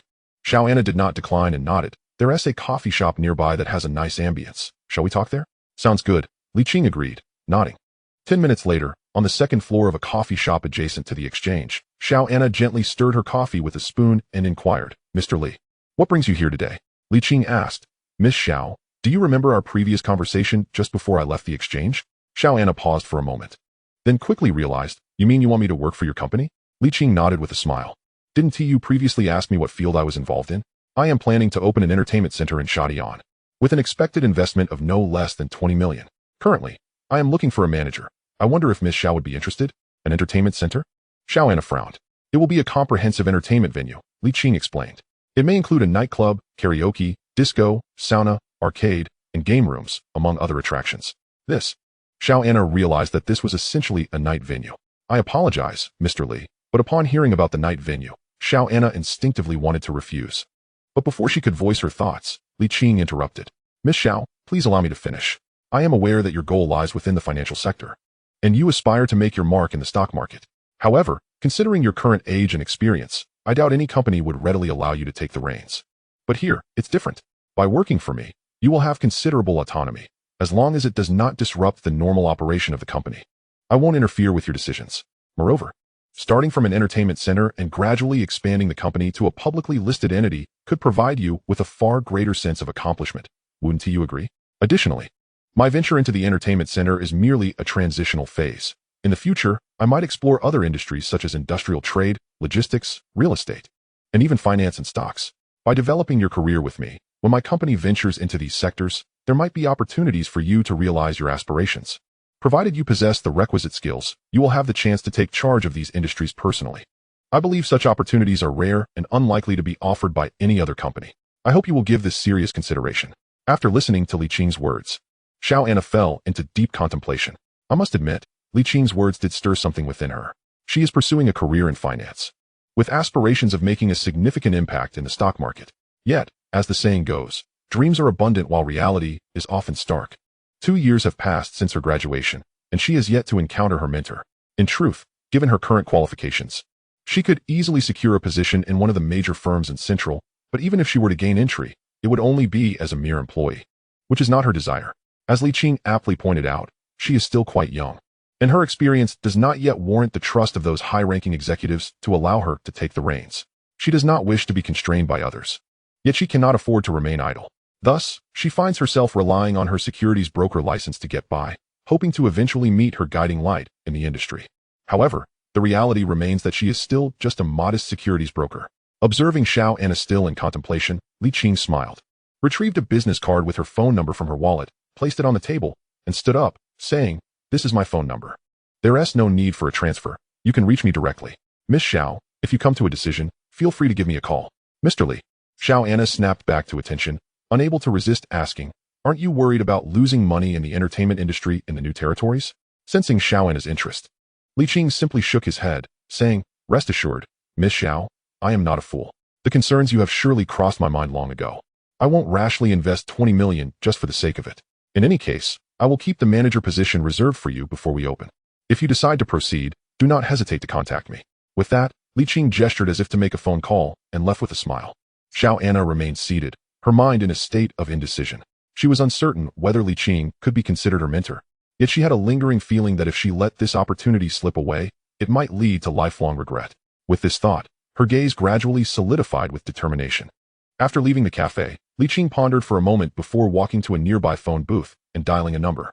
"Please help me find Miss Ruby and inform her that Li Qing is calling." "Certainly, sir." Within 2 minutes, Ruby's voice, filled with surprise, came through the line. "Hello? Brother Qing? Is that you?" Noticing a hint of breathlessness in Ruby's tone, Li Qing furrowed his brow and asked, "It's me. What are you doing?" I don't have a phone in my apartment, so I came out to the roadside to take the call and ran a bit." Ruby's breath was quickened, her face showing excitement and surprise as she had just received Li Qing's call and hurried outside. Upon hearing this, Li Qing's suspicions faded. He certainly did not wish to find himself in an awkward situation, even though his relationship with Ruby was not yet defined. However, if Ruby turned out to be the type of woman who would stray, then this relationship would reach its conclusion. He was not fond of mixed personal and professional boundaries. "Brother Qing, is there something you wanted to discuss?" Ruby, thinking Li Qing might be upset, quickly suppressed her breathing and asked cautiously. Li Qing gathered his thoughts and replied, "Where are you? I'll come over to talk in person." "Huh, you're coming over?" Ruby was momentarily taken aback, then her voice brightened with joy. "Great. I'll wait for you at home. The address is Kuntong, Kaiwa Road." "All right, I'll be there in 15 minutes. After hanging up, Li Qing noted the time. 15 minutes? Ruby glanced down at her pajamas and realized she hadn't even put on makeup, prompting her to rush back upstairs to get ready. 10 minutes later, Ruby emerged, now clad in a stunning black backless fitted dress that showcased her perfect curves. She had also applied a light touch of makeup, exuding both an alluring charm and a sense of elegance. As she stepped out, she caught the astonished glances of many passers-by, yet she remained oblivious, standing expectantly by the roadside. After another minute, a Bentley appeared. Ruby immediately spotted Li Qing behind the wheel and waved excitedly. "Brother Qing." Li Qing leaned out of the car window, glancing at the old alley behind her. Surprised, "You live here?" "Yes, Brother Qing." Ruby replied, a bit embarrassed. "Have you eaten?" Li Qing inquired. "I have." Ruby nodded. Upon hearing this, Li Qing assessed her appearance and suggested, "Then please invite me upstairs for a moment." Huh. Ruby was momentarily confused, thinking Li Qing intended to take her out. Li Qing did not elaborate, parking the car and walking over to her, saying, "Let's go." "Oh, all right." Seeing Li Qing genuinely prepared to visit her residence, Ruby nodded and led him upstairs. The building was an old tenement converted into rental apartments. Similar to the housing estate where Li Qing previously resided, though the environment was slightly better. Ruby lived on the third floor in a rental unit of less than 40 square meters. Although small, it was impeccably clean and filled with a distinctly feminine fragrance. On the sofa lay the clothes Ruby had just changed out of, including her unmentionables, hastily piled together. Upon entering and seeing this, Ruby's face turned crimson, and she hurriedly gathered the clothes before inviting Li Qing. "Brother Qing, please have a seat while I brew some tea." "No need to trouble yourself," Li Qing said, walking straight to the sofa and patting the empty spot beside him. "Come here." Ruby, understanding the implication in his gaze, did not refuse. Her cheeks flushed as she walked over and sat beside him. Li Qing naturally wrapped an arm around her.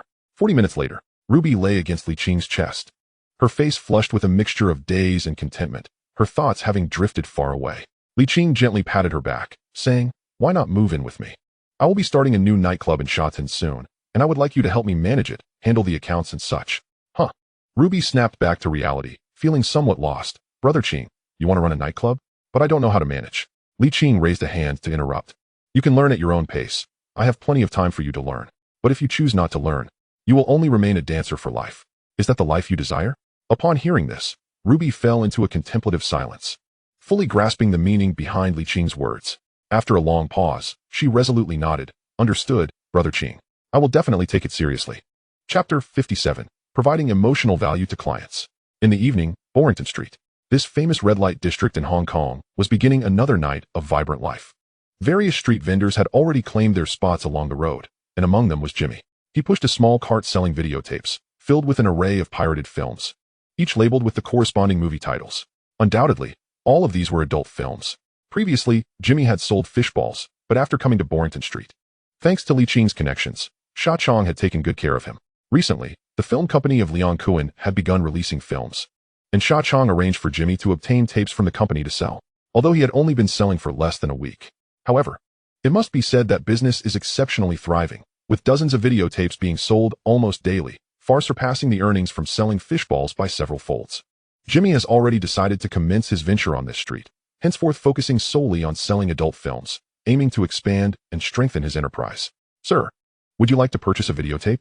It's a new release from the Chien Kowloon International Film Production Company. Is it good? How thrilling is it? It's quite explosive, brother. Look at this one, starring the renowned actress Wong Lai-sai. A kindred spirit, brother. I too admire Wong Lai-sai. I'll take one." As Jimmy walked along, he adeptly promoted his wares, having transitioned from his initial shyness to confidently engaging potential customers. Moreover, he could accurately identify every seasoned buyer on the street, boasting a success rate of over 70% in his sales. In no time, half of the tapes in his cart had been sold. "Oh, business is booming, I see." Just as Jimmy completed another sale and was gleefully stuffing his wallet with cash, a mocking voice suddenly interrupted him. He turned around, momentarily taken aback. But then his face lit up with surprise. "Chinga?" Li Qing, with Ruby by his side, smiled at him, casting a glance at the tapes in the cart, and inquired, "What is this? Transitioning from selling food to selling videotapes?" Jimmy's face flushed red. He chuckled awkwardly, replying, "Just trying to make a living. These are all produced by Kowloon Ji's company. Brother Xiaoqiang takes care of me, giving me some to sell every day." "Qinggu, are you here to hang out on Boling Street tonight?" "Yes, I'm just passing time and decided to stroll around." Li Qing nodded casually, engaging in light conversation. "Given your young age, why have you stopped studying so early and resorted to setting up a stall?" Jimmy offered a bittersweet smile and shook his head, explaining, "My mother fell ill and can no longer work, so we lacked the money for my education, hence I had to drop out." This meant the young man not only had to earn for himself, but also assist in his mother's medical expenses. Such filial piety is indeed commendable. Li Qing nodded thoughtfully and continued, "At what age did you start setting up stalls?" 14. "And how old are you now?" 17, soon to be 18. Jimmy did not grasp why Li Qing was asking these questions, yet he answered honestly. Upon hearing this, Li Qing pondered for a moment before saying, "You seem quite sharp and diligent. Would you be interested in coming to work for me?" "Huh?" Jimmy was taken aback, incredulous. "Help you, Qinggu?" "Me?" Li Qing nodded, explaining, "In a while, I will be opening a place over in Shatin, and I will need quite a bit of manpower. If you're willing, you could come help me manage the shop when it opens. How much you earn will depend on your skills, but I assure you it will be no less than what you make now." "I'm willing, Qinggu." Without waiting for a detailed explanation about what the place would entail, Jimmy eagerly nodded in agreement, his expression brimming with excitement. His knowledge of Li Qing was limited, but he understood that someone of Li Qing's stature, who could have the likes of brother Liang Kuan personally attend to him, was certainly no ordinary individual. Most importantly, after years of being bullied while peddling on the street, Li Qing was the only one willing to stand up for him, which left a profoundly positive impression on him. Observing Jimmy's enthusiasm, Li Qing smiled slightly and said, "Don't get too excited. The place isn't open yet. Continue selling your videotapes for now, and once it opens, I'll have someone come find you. I'll also speak with Kuan Gu on your behalf." "Yes, I understand, Qing. Jimmy expressed his gratitude with a respectful bow, sincerity evident in his demeanor. "Thank you for giving me this opportunity. I will certainly work hard. Good luck. I have faith in you." Li Qing offered a few casual words of encouragement before departing with Ruby. He had no particular plans for the evening, so he brought Ruby to Boland Street for a leisurely stroll, intending to check in with Liang Kuan about the matter they had previously discussed. Before long, the pair arrived at the entrance of the Qian Kuan International Film Production Company. "Qing, you've arrived?" A parking attendant at the entrance quickly approached to greet Li Qing. "Is Kuan Gu in?" Li Qing inquired. "Yes, Qing, Kuan Gu is upstairs. I'll take you up." Following the parking attendant upstairs, Li Qing observed that Liang Kuan's company was quite well established, though engaged in producing adult films. The decor and equipment were comprehensive and impressive. The upper floor was divided into several glass cubicles, from which sounds of heavy breathing and conversations could be faintly heard, indicating that filming was in progress. In the lobby, numerous actresses congregated in small groups, chatting and playing cards, resembling a scene from a brothel. In the office, Liang Kuan was intently focused on a film being screened on the television. Suddenly, a knock sounded at the door, prompting Liang Kuan to exhale deeply before turning to the entrance, irritatedly calling out, "Who is it? Come in." "Damn, Kuan Gu, you really know how to have fun." Upon entering and witnessing the scene, Li Qing disdainfully raised his middle finger. "The Casanova of Boland Street, do you think this is a joke?" Liang Kuan, unfazed, smirked proudly and waved for the woman to leave. "I say the Casanova of Boland Street is more fitting," Li Qing retorted. "Regardless of whether you're a Casanova or not, while you're still young, you should enjoy yourself. Once you're old, there won't be any opportunities left," Liang Kuan remarked, glancing at Ruby behind Li Qing, his eyes lighting up. "This girl is quite nice. Is she your new girlfriend?" Li Qing nodded, introducing Ruby. "Say hello to Kuan Gu." "Kuan Gu," Ruby greeted sweetly. Nice to meet you, sister-in-law." Liang Kuan nodded before turning to Li Qing, asking, "Isn't the meeting tomorrow night? What brings you here today?" "Just came to wander around and check in with you." "How is the recruitment for the people you were supposed to find going?" Li Qing furrowed his brow, saying, "This is quite a significant revenue stream. I'm only giving you a discount because you're one of us, but if you can't find enough people, I'll have to give the opportunity to the bosses of other factions at the meeting tomorrow." "You mean the matter regarding the ladies in the establishment?" Liang Kuan paused momentarily before quickly responding. "Don't worry. I've already instructed Xiaoqiang and the others to urgently recruit people in the past few days. Anyone willing to work will be considered, and I assure you will have enough by the time you open." Li Qing rolled his eyes. "Come on, brother. I'm looking for companions for entertainment, not abducting people. It's not enough to just have any woman. They need to be presentable. Moreover, those in this line of work require training. If they enter the establishment and can't even move, lacking any perceptiveness, which customer would return for more?" "That is true." Liang Kuan scratched his head, somewhat helplessly admitting, "Damn it, I can charm women, but teaching them how to be charming? That is beyond me." At this moment, Ruby chimed in. "I have about a dozen former colleagues who I'm on good terms with. I can ask them if they'd be interested in working at the new establishment. You can make some calls, but a dozen is still far from sufficient." Li Qing shook his head. "Once the new place opens, whether it's a dance hall, nightclub, karaoke, sauna, arcade, billiard hall, or mahjong parlor, we'll need staff, at least several hundred to meet the demand." Ruby looked puzzled. "I understand that dance halls, nightclubs, karaoke, and saunas require ladies to work. But why would arcades, billiard halls, and mahjong parlors need them?" Liang Kuan also appeared confused. "Yes, Ah Qing, sister-in-law has a point. What do you need ladies for in an arcade or billiard hall? There are also mahjong parlors. If one were to seek companionship there, would those scoundrels be playing mahjong or indulging in something else? Who says such establishments cannot employ ladies?" Li Qing shook his head and chuckled, saying, "Ruby, Kuan Gu, times have changed. We must learn to adapt, whether it be a billiards hall, an arcade, or a mahjong parlor. If Kuan Gu were to enter and be accompanied by a beautiful woman serving tea, providing massages, and cheering him on, wouldn't the atmosphere be considerably enhanced? Guests seek more than mere entertainment. What they truly desire is emotional value. Thus, we must offer not only a venue for leisure, but also sufficient emotional worth, ensuring that patrons feel their expenditure is justified. For instance, in a mahjong parlor, Even if a patron loses money, if they leave with a smile, they are likely to return. This so-called emotional value must be provided by these companion ladies. Chapter 58, Sister Xia of Temple Street. Companion ladies? Upon hearing this novel term, Liang Kuan became intrigued. Upon further reflection, he realized that whenever he played mahjong or gambled, he too enjoyed having a lady by his side, showcasing his prowess. In fact, the presence of a woman often heightened his enjoyment, leading him to get carried away and nearly lose everything. Damn it. Realizing this, Liang Kuan slapped his thigh. Aching. You are nothing short of a genius. To hire ladies for companionship and profit from those fools. How did you even conceive this idea? Brilliant. You flatter me, Kuan Go. Li Qing replied with a smile. Such concepts are no longer novel in the modern era. Internet cafes, gaming halls, skating rinks, and billiards parlors all have female companions. And competition is fierce. Generally, establishments that offer beautiful companions tend to thrive. Calming down, Liang Kuan pondered for a moment and nodded, following your plan, Aching. The number of ladies in the establishment cannot be insufficient, yet I find myself lacking in personnel. The mere thought of sharing profits with those scoundrels in the gang made his heart ache. If I had known earlier, I would have recruited fewer lackeys and sought more ladies. Li Qing chuckled. Such a large business cannot completely exclude others from participating. Otherwise, I, as a secondary commander, may struggle to gain a foothold. However, I can still decide who gets a share of this pie. Just ensure you gather enough personnel. Primarily from the disco and nightclub scene. I will assist you in securing a larger portion. As for the companions in the gaming halls, billiards parlors, and mahjong venues, since your numbers are insufficient, I will source and train them myself. At this point, Li Qing sighed, feeling somewhat troubled. He was reluctant to relinquish any shares of the companion ladies, but finding so many before the opening was no easy task. The role of these companions extended beyond mere company. They must know how to entertain guests, provide emotional value, and encourage voluntary spending. If a guest desired to take a companion out for something beyond mere friendship, she could not refuse. While these requirements may sound simple, few could truly fulfill them. Those capable of meeting such criteria, regardless of their workplace, were not lacking in earnings. Even if one wished to poach them for a new establishment, those ladies might be reluctant to join and could easily offend others. Therefore, the best solution was to recruit and train a new batch of companions.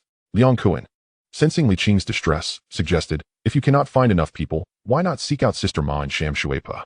She is also with our Hung Hing and primarily deals in the horse business. She must have plenty of ladies under her. Sister Ma? Li Qing contemplated before shaking his head.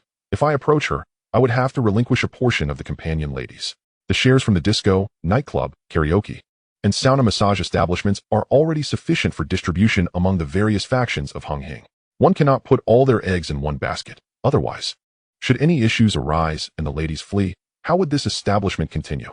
I must retain control over the shares of the companion ladies. Ruby, having listened to Li Qing, understood what he was lacking. After a moment of thought, her eyes lit up. Qinggu, if you are looking to train ladies, I know someone who is an expert in this field. She is quite sharp. Oh, Li Qing asked, surprised. Who is it? Ruby replied. Her name is Sister Xia. She runs a nightclub over in Temple Street. Sister Xia? Liang Kuan raised an eyebrow and said, are you referring to the voluptuous Sister Xia from the Black Swan nightclub? Ruby nodded. Yes, Kuan Gu, do you know her? Liang Kuan acknowledged, turning to Li Qing. The Sister Xia my sister-in-law mentioned does indeed have some renown. She started in the nightclub scene during the era of the 4 great inspectors, and her adoptive father was the head horseman, Pig Oil. Even figures like Yin Tong and Bo Hao have maintained close ties with her. However, ever since Lei Luo fled and Bo Hao went in, her backing has crumbled. In recent years, she has barely managed to get by thanks to her son, 12 Xiao, and some connections with a few old-timers from Sun Hung Kai. 12 Xiao? Li Qing was puzzled. He had heard of Sister Xia, but wondered how she was connected to 12 Xiao. Liang Kuan nodded. This 12 Xiao is a local thug in Temple Street, the head horseman for the fierce master, Hu Yi. It is said he was adopted by Lei Luo before the latter fled, making Sister Xia his godmother. Li Qing felt a headache coming on. The connections were all so convoluted. Sister Xia, Hu Yi, 12 Xiao. None of it seemed to fit into a coherent narrative. Regardless, since Sister Xia appeared to possess considerable influence, it would be wise to meet her and explore the possibility of enlisting her help to train a quality batch of female companions. After deliberating, Li Qing made a decision and asked Ruby, do you know where Sister Xia's establishment is located? Liang Kuan interjected, I've been there. I'll accompany you. It's been a while since I've visited an outside establishment. Sounds good. Li Qing agreed without hesitation. Subsequently, Liang Kuan instructed Sha Chong to prepare a vehicle. A group set off towards Sister Xia's establishment. Temple Street, located in the Yao Ma Ti area of Yao Tsim Mong, is known for its distinctive character, particularly its famous night market. This street boasts thousands of stalls, offering a variety of goods, and is often busier than the nearby Borington Street in the evenings. The Black Swan nightclub is a Japanese-style venue situated on Temple North Street, adorned in traditional Japanese decor.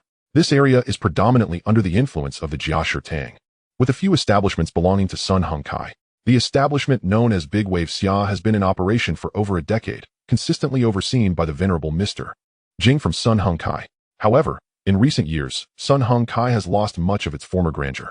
The organization is now filled with a cadre of lethargic old-timers merely biding their time. I suspect that it won't be long before they close their doors for good.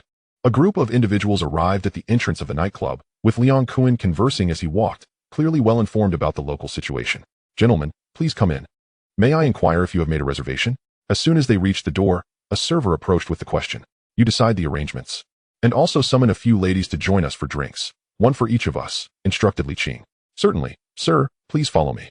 The server was visibly elated, hastily leading them to a booth in the main hall with a good view. Shortly thereafter, a burly man accompanied by a gaggle of flamboyantly dressed ladies approached, wearing a broad smile. "Gentlemen, the ladies you requested have arrived. Feel free to choose at your leisure. I assure you, aside from our establishment, no other venue on Temple Street boasts such exquisite companions. You've truly come to the right place tonight. You certainly know how to flatter," Li Qing chuckled, inquiring. "Are you the manager of this venue?" "Indeed, sir. You may call me Xiang." The man replied with a grin. "Xiang." Li Qing nodded, then asked, "I've heard that your boss is referred to as Sister Xia?" Xiang paused for a moment, then quickly nodded. "Yes, sir. But Sister Xia is quite busy and doesn't frequent the place often. I primarily handle the operations here." Li Qing acknowledged, "Actually, I've come tonight primarily to discuss a matter with Sister Xia. Could you please give her a call and see if she can come speak with me?"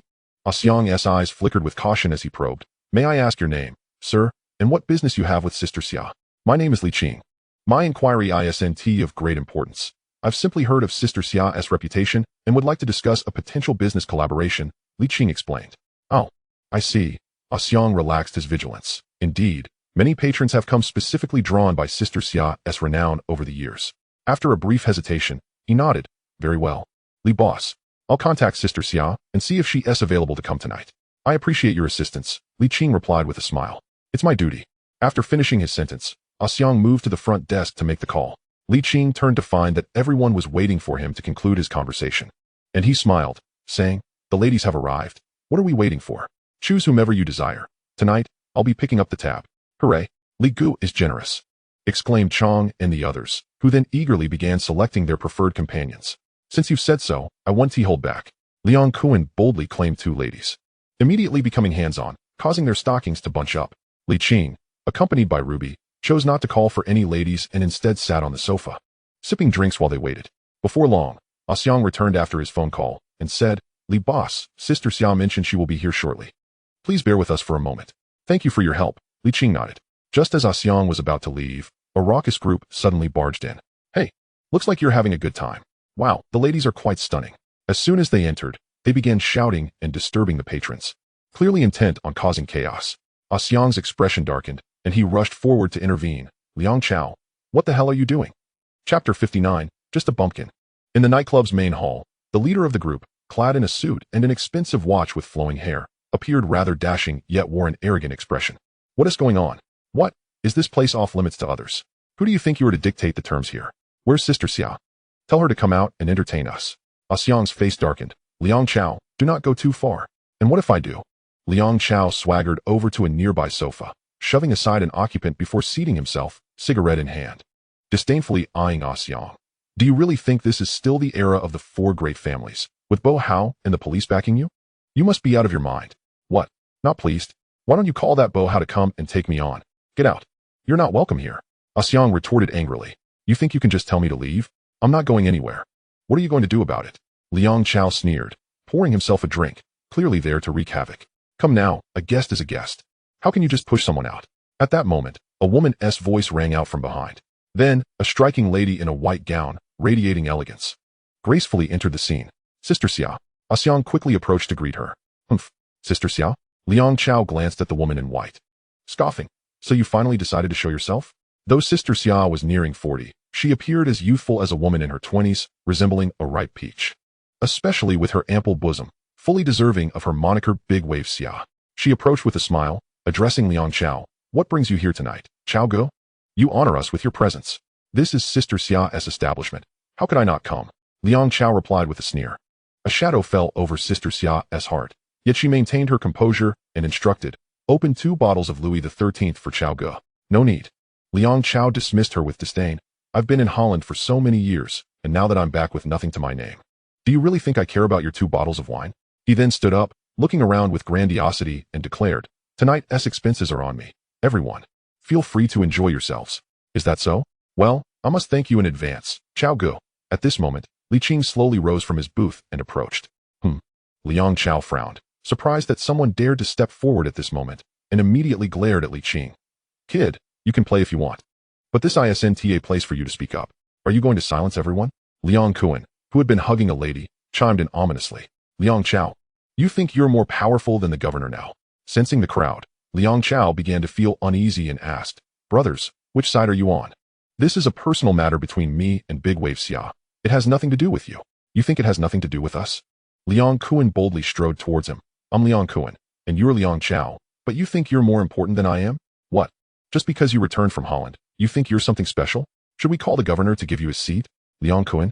Some faces in the crowd shifted slightly. One of Liang Chao's underlings whispered something in his ear, and after hearing it, Liang Chao's expression changed, squinting as he said, "So, it's the leader of Hongxing. What's this? Are you planning to back Big Wave Xia tonight?" "I'm backing no one." Liang Kuan spat. "I finally managed to come out for a night of fun, just to have you ruin it. I'm quite irate right now." Liang Chao's expression darkened. And although he wanted to retaliate, he realized he couldn't afford to offend Hongxing and thus had to suppress his anger, turning to Sister Xia, gritting his teeth. Said, "Big Wave Xia, you're fortunate to have Hongxing present tonight. However, mark my words, I want to let this matter rest." As he spoke, Liang Chao let out a sinister laugh, saying, "I have heard that your daughter is doing quite well these days. Not only is she a prominent star, but she has also secured a boyfriend who is the son of a politician. However, in Hong Kong, the son of a politician is certainly not shielded by the Triads." Sister Xia's expression shifted dramatically, and she retorted angrily, "Liang Chao, the grudges of the past are between you and me. If you dare to lay a finger on my daughter, I will not hesitate to confront you. Rest assured, I will certainly find her. Nonetheless, you are, in a sense, half my mother-in-law, so I made a special trip to greet you tonight. Ha! Let us go."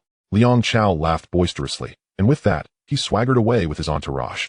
"That bastard, so arrogant, will surely meet a brutal in one day." Liang Kuan spat in dissatisfaction. Sister Xia stood rooted to the spot, her expression fluctuating. Her eyes filled with deep concern. However, seeing so many people around, she could only suppress her unease, forcing a smile as she thanked Li Qing and the others, saying, "Thank you all for your assistance just now. Brother Xiang, tonight, the expenses for these esteemed gentlemen will be on the house." "Understood," Xiang nodded. "Xiao Xia, it was these esteemed gentlemen who were looking for you just now. Is that so?" Sister Xia replied, somewhat surprised, then offered an apologetic smile. "I am sorry, esteemed gentlemen, for my inadequate hospitality. May I inquire what brings you here tonight?" "Sister Xia, I have matters to discuss with you." Li Qing stepped forward and introduced himself. "I am Li Qing, also affiliated with Hongxing, and I would like to discuss a business opportunity with you." "Ah, so you are Brother Qing," Sister Xia said, not daring to be negligent, and promptly arranged for a private room, saying, "Esteemed gentlemen, shall we move to a private room for our discussion?" "That works," Li Qing nodded, adding, "Brother Chong, you all wait outside. Brother Kuan will accompany me inside to talk." Soon, they arrived at the private room. Sister Xia personally poured drinks for everyone before asking, "May I ask what business Brother Qing wishes to discuss?" "It is like this." Li Qing did not beat around the bush and directly informed Sister Xia about his plans to open a venue in Sha Tin and his need for some accompanying ladies. Sister Xia, upon hearing this, realized, "Brother Qing means to ask me to help find some ladies to work at your venue?" Li Qing nodded. "I know Sister Xia has been in this business for many years, nurturing numerous ladies under your wing, and many have come from your establishment. So I would like to request your assistance. If you have ready candidates, that would be ideal. If not, I would appreciate your help in training a batch. You may set your own price." Sister Xia nodded, asking, "How many ladies does Brother Qing require?" Li Qing considered and replied, "Initially, I would need around 200. If that is insufficient later, I may require even more." Sister Xia was taken aback. She had thought that opening a venue in a place like Sha Tin would not necessitate such a large number, believing that a few dozen would suffice. "Is there a problem?" Li Qing inquired upon noticing Sister Xia's silence. "No." Sister Xia regained her composure and shook her head.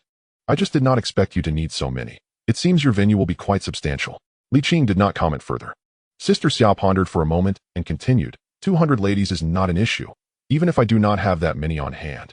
I can certainly source them from elsewhere for you, Brother Qing. I can guarantee that regardless of their appearance, physique, or professional standards, they will be top-notch. If you are dissatisfied in any way, you may return to me. However, may I inquire what remuneration you are prepared to offer them? You need not worry about the remuneration. Li Qing waved his hand dismissively, regardless of where they have worked before or how much they earned. As long as they do not slack off and work diligently at my venue, I assure you they will earn even more. Should there be a shortage of customers, I will personally supplement their income. Seeing Li Qing's confidence, Sister Xia nodded. In that case, I have nothing to worry about. However, may I ask what I might gain from assisting you? Li Qing smiled. As I mentioned earlier, as long as Sister Xia helps me find the ladies, you may set your own price. Sister Xia shook her head, her gaze flickering. I do not want money. I merely seek a favor from Brother Qing and Brother Kun. A favor? Li Qing looked at her in surprise, half smiling. Sister Xia, such a favor is indeed far more precious than money. Sister Xia quickly clarified, please do not misunderstand. Brother Qing, I do not intend to make exorbitant demands. I simply wish that should I encounter any troubles in the future, you would be willing to assist me once. You are worried about Liang Chao, aren't you? Liang Kun immediately discerned Sister Xia's concerns. Indeed, nothing escapes Brother Kun's notice. Sister Xia nodded, sighing. That Liang Chao is from Sun Hung Kai. He has persistently pursued my daughter. In the past, to separate my daughter from him, I sought help from Brother Hao of Yichun to drive him out of Hong Kong. However, unexpectedly, after leaving Hong Kong, he went to the Netherlands to develop his business, where he has established numerous connections. Now he has returned to Hong Kong and is encroaching on territory in Tsim Sha Sui, gathering hundreds of subordinates. Even their uncle from Sun Hung Kai cannot control him anymore. I am not concerned about him causing me trouble, but I fear he will continue to harass my daughter.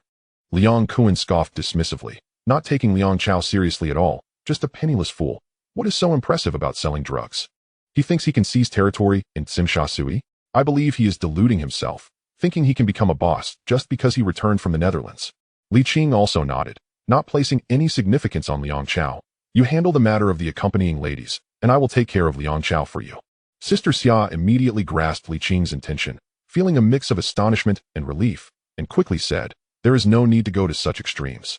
I will first seek help from Uncle Jing from Sun Hung Kai to see if I can mediate. If that fails, I will then reach out to you, Brother Qing. As she spoke, fearing that Li Qing might not be reassured, she added, you need not worry about the ladies. I will take full responsibility. No matter when your venue opens, I will ensure I find sufficient candidates before the opening. Hearing this, Li Qing smiled, no longer saying much, and nodded, all right. I will call you when the time comes. Regarding Liang Chao, should you require assistance, do not hesitate to contact me. Here is my number.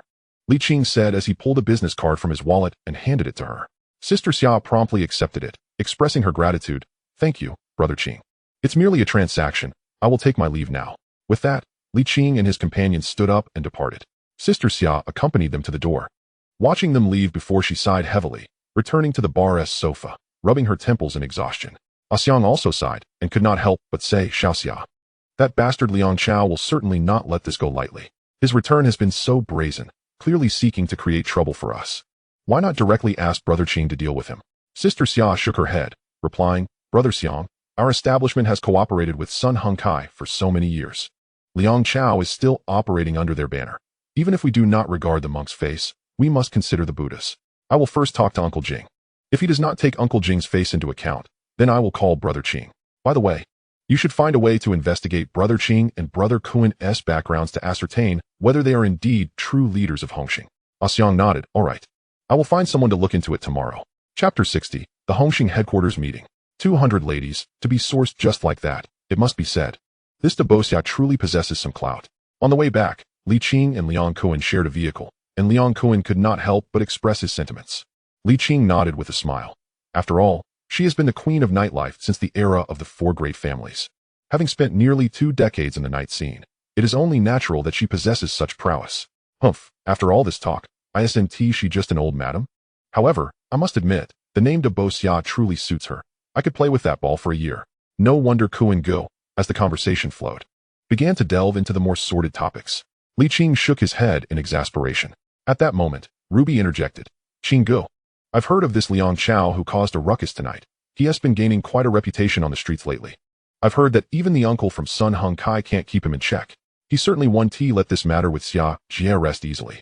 Li Qing shook his head and said, Kun Go is right. He is merely a penniless fool. He made a bit of money in Holland and has returned. forgetting who he is.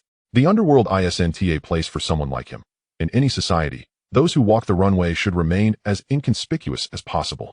Yet this brat dares to collect younger brothers and seize territory, as if he fears others do not recognize him.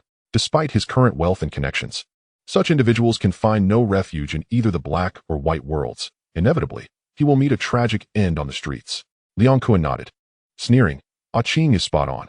If merely walking the runway could make one a leader, then why have the East Star Gang only dared to hide in Yuan Long for all these years? Even that old camel has fled to Holland for several years now. The Bo Xia is truly naive. Liang Chao, this fool, has clearly taken advantage of her. She actually thinks of inviting those old geezers from Sun Hung Kai to mediate? Based on my years of experience in this life, Liang Chao will never let her off the hook. Let her be. Li Qing replied nonchalantly. I've given her my number. Whether she calls or not is her decision. Liang Kuan nodded.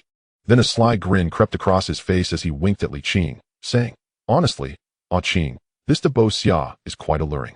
Don't you have any thoughts about her? Li Qing's lips twitched. Come on, Kuan Gu, she is old enough to be my mother. Humph. Mature women are far more enticing. You don't understand that. Amidst their idle chatter, they arrived at Bo Lan Street. Liang Kuan stepped out of the car and asked, so what do you think? Shall we go up for a bit? The ladies in my company are quite fine. Even some are stars. Never mind, perhaps another time. Li Qing wrapped his arm around Ruby and entered his car. Seeing this, Liang Kuan did not insist further, saying, all right. Take it easy tonight. We have a meeting tomorrow evening, and remember not to be late.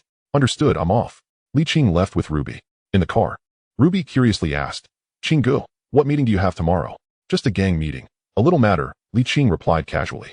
In truth, it was regarding the matter with the second-in-command of the Yuanzhuan. Although Jiang Tianxing had agreed, it still required discussion with the other talkers from different factions. After all, Hongxing is not a one-man show. Many matters concerning the gang require a vote from the 12 talkers. Coincidentally, this meeting would also provide an opportunity to discuss new collaborations with the other talkers, which could serve to bolster his standing in Hongxing for the future. The Underworld is not solely about violence. It is also about human relationships. Just thinking about seeing Big Brother B tomorrow made Li Qing somewhat excited. What expression would that fool have then? The next day, at 4 in the afternoon, Li Qing arrived punctually at Bo Lan Street, sharing a vehicle with Liang Kuan to head to the Hongxing headquarters for the meeting. The Hongxing headquarters is essentially located in Saiwan.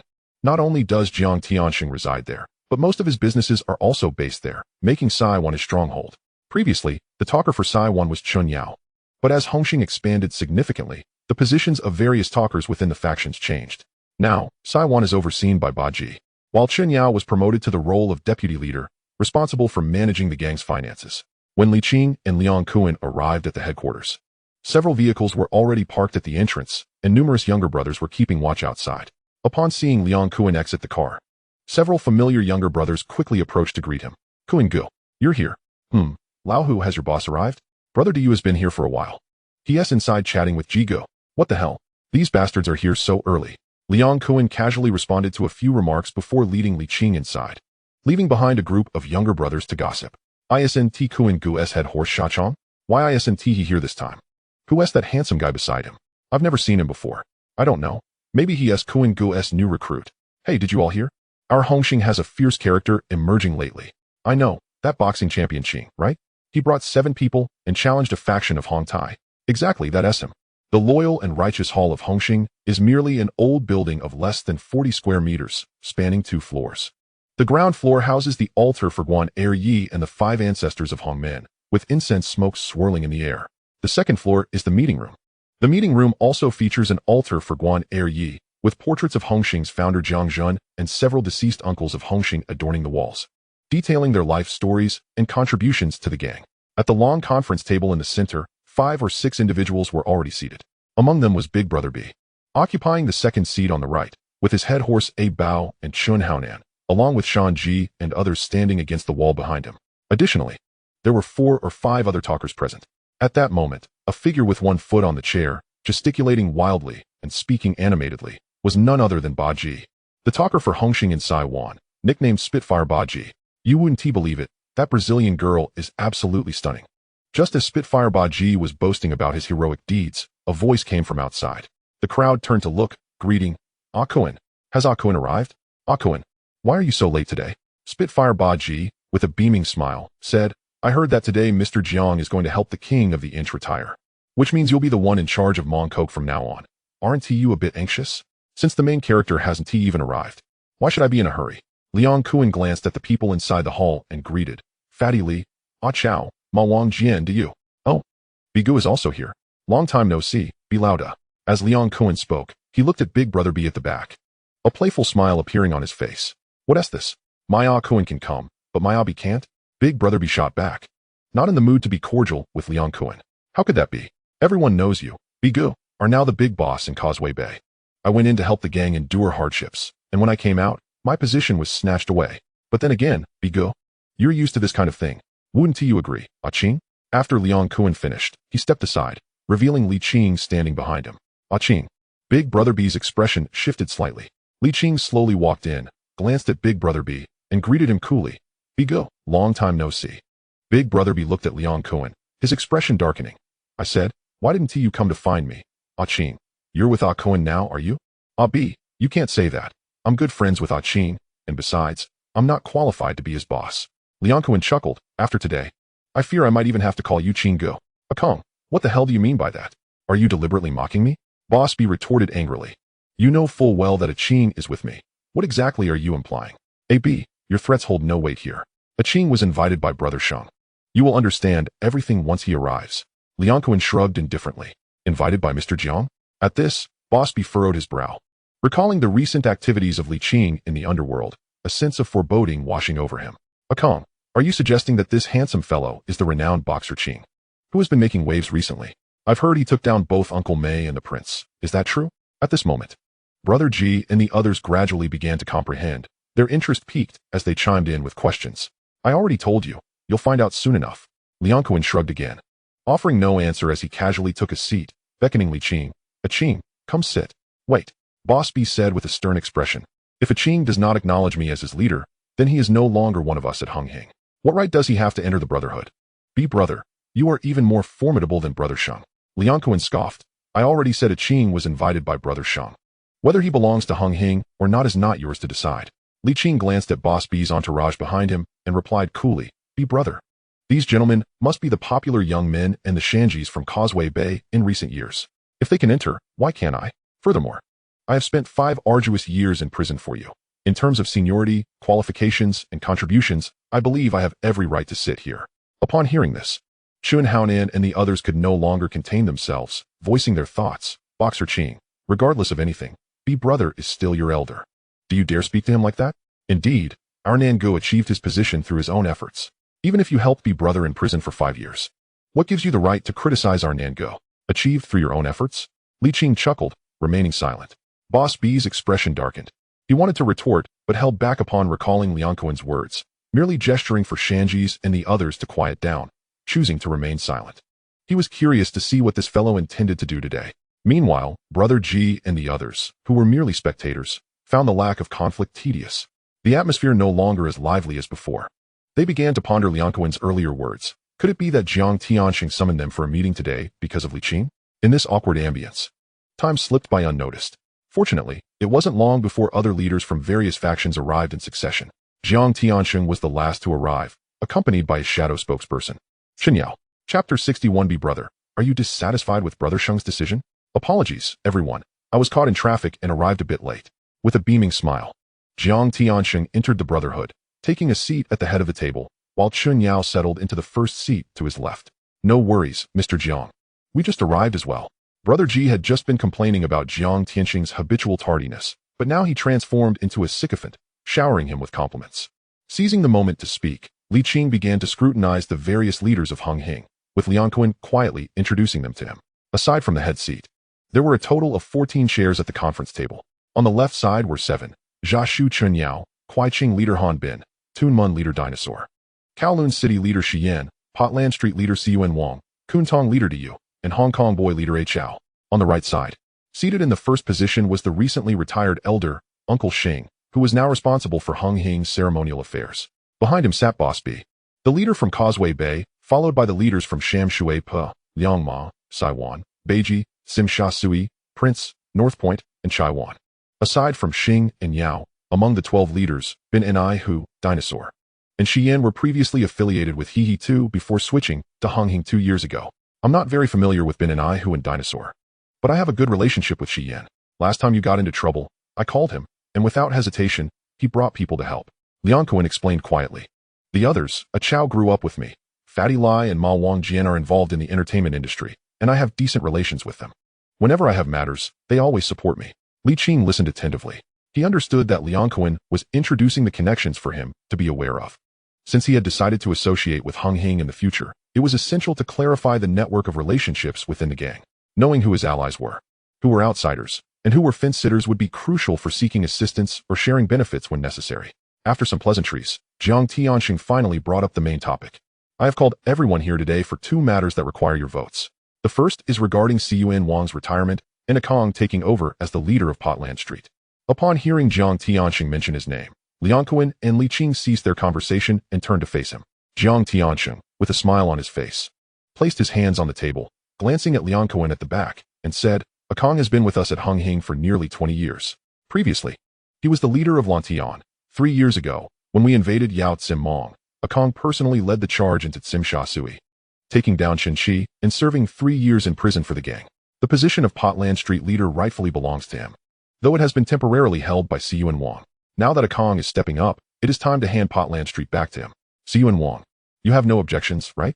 Ciyuan Wang, tall and imposing with long hair, felt displeased upon hearing this, but since the decision had long been made, he could only maintain a stoic expression and respond, no objections. Jiang Tianxing nodded, smiling. Good. Then starting tomorrow, Potland Street will officially be under Akong's management. Excellent. Akong has indeed contributed significantly to the gang over the years. It is about time he took his rightful position. Congratulations, Akong. The crowd erupted in applause. Liang Kuan beamed, standing to express his gratitude. Thank you, brothers. From now on, when you come to Potland Street, I will ensure everything is arranged perfectly. That's what you said. Akong, tonight, I'm heading to Potland Street. I heard your film company has recently recruited several young actresses, so make sure to arrange for me 2 of them tonight. Of course, Brother Ji, as long as you can handle it, I can arrange 20 for you. After a round of laughter, Jiang Tianxing gestured for silence, continuing. Although Ciyuan Wang is retiring, he has contributed significantly to the gang over the years. His efforts cannot be overlooked. Therefore, everyone must show him respect. If Ciyuan Wang requires assistance in the future, you must help without hesitation. Is that clear? Absolutely, Mr. Jiang. From now on, Ciyuan Wang's affairs will be my responsibility. Anyone who disrespects Ciyuan Wang will face my wrath. The crowd responded in unison. Jiang Tianxing nodded, then turned to Ciyuan Wang. Understanding Jiang Tianxing's intent, Ciyuan Wang calmly stood and walked to the side. Jiang Tianxing nodded in satisfaction, calling out to Liang Kuan, Akong. Thank you, Brother Sheng. Thank you, Brother Ciyuan Wang. Thank you. All brothers. Liang Kuan approached joyfully and took a seat in the position of the boss. Jiang Tianxing continued, Kuan. While you will be in charge of Bolin Street from now on, it is vital to remember that we are not the only ones there. For the past 2 years, the reckless Hui from Dongxing has been at odds with us, snatching several of our venues. Now that you have ascended to your position, it is imperative that you devise a solution to this matter yourself. Liang Kuan readily acknowledged, no problem, Brother Sheng. That old fellow Hui has long been a thorn in my side. Within at most 3 months, or perhaps 2, I will ensure that he is put in his place.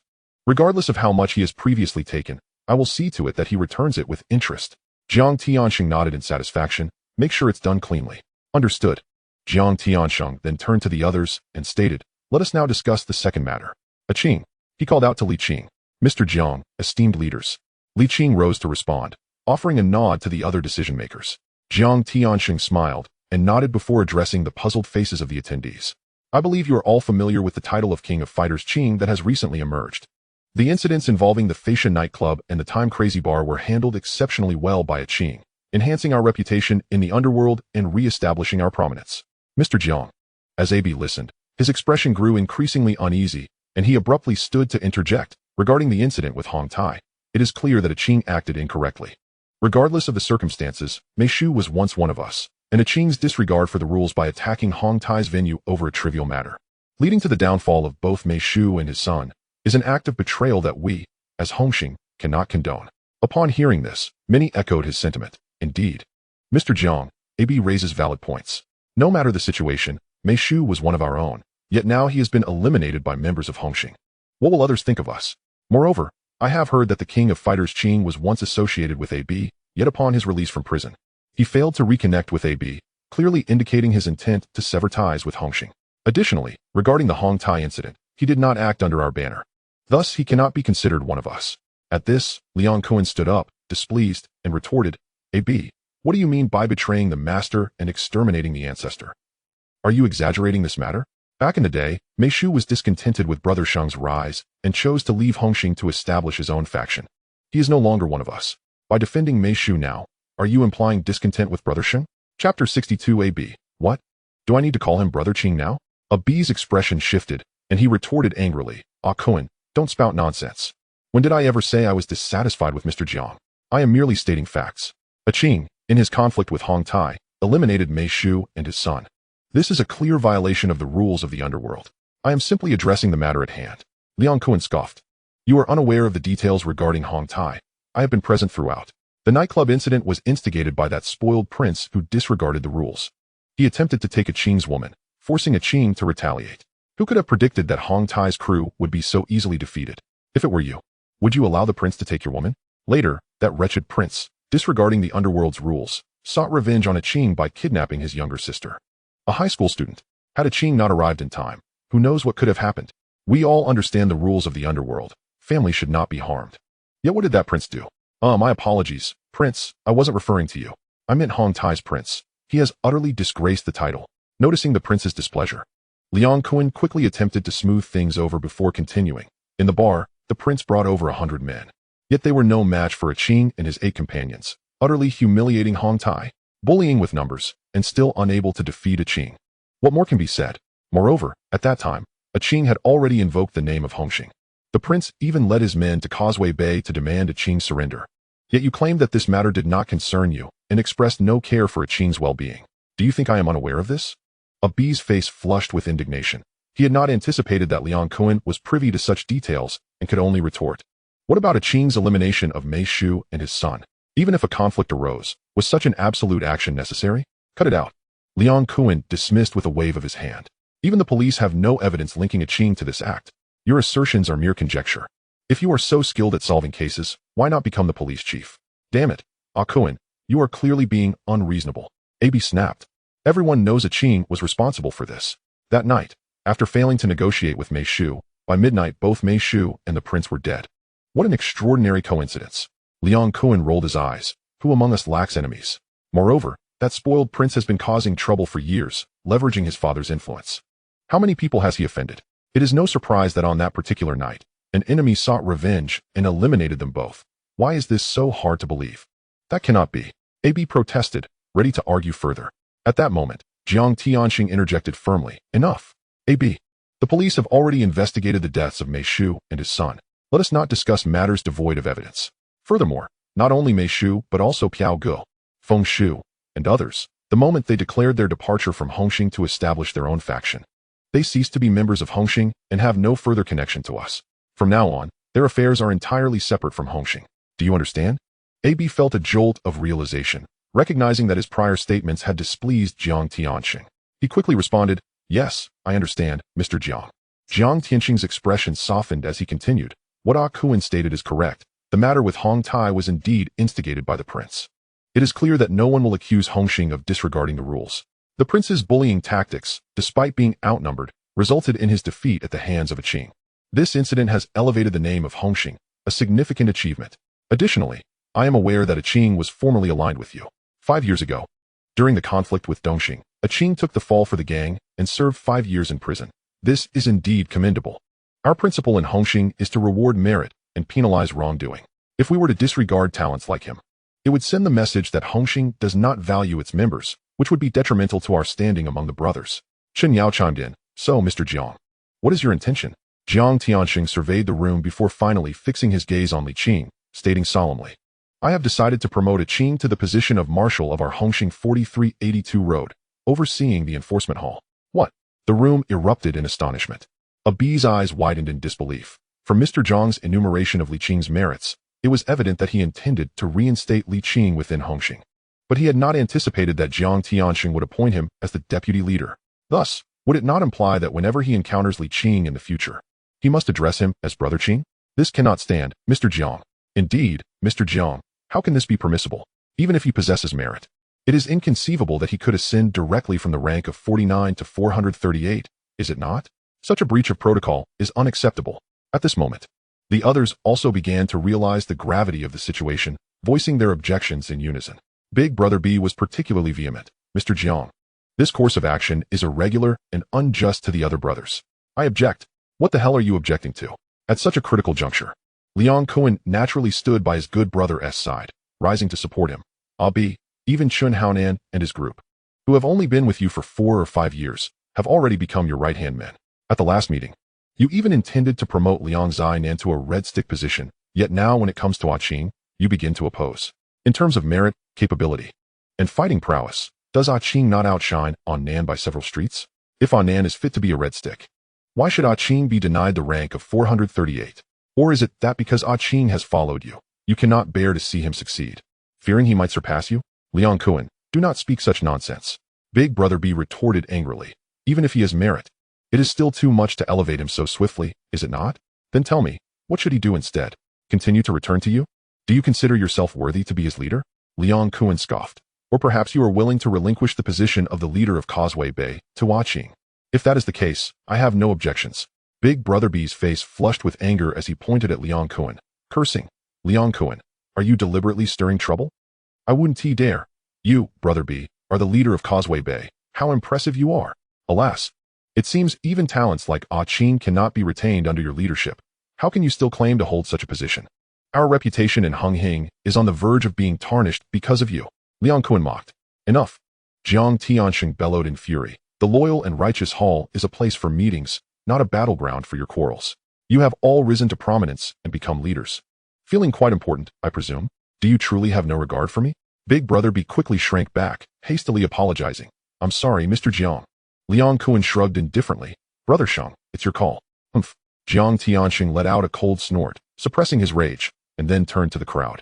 Speaking in a serious tone, I understand that promoting Qing directly to the rank of 438 is against our customs. However, there is a saying in the underworld, Hung fights, Dongxing stands. Our strength lies in our fighting prowess. Just this time, Qing and his 2 companions managed to overturn over 30 members of Hantai, with 8 of them defeating more than 100 opponents, significantly boosting our reputation in the realm of fighting.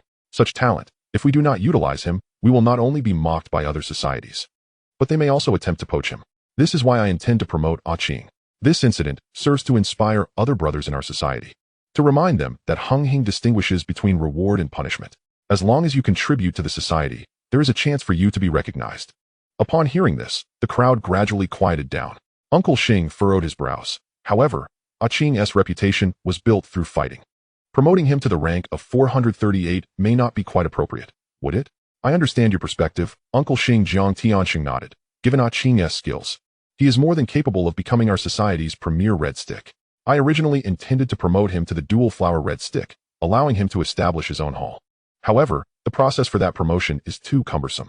And considering that our society has already made significant inroads into the lucrative areas of Yao Ma Ti and Mong Kok in recent years, if we were to open new halls, we would certainly attract police scrutiny, and other societies would not tolerate our presence. Therefore, I have decided to promote Qing to the position of second-in-command, allowing him to oversee the enforcement hall without interfering with the business of the various halls. After this explanation, the crowd begrudgingly accepted the decision, nodding in agreement. Only Big Brother B remained dissatisfied, saying, Mr. Jiang, let me finish. Jiang Tianxing interrupted him, not giving him the chance to speak. Furthermore, Qing has actually thrived during his years in prison.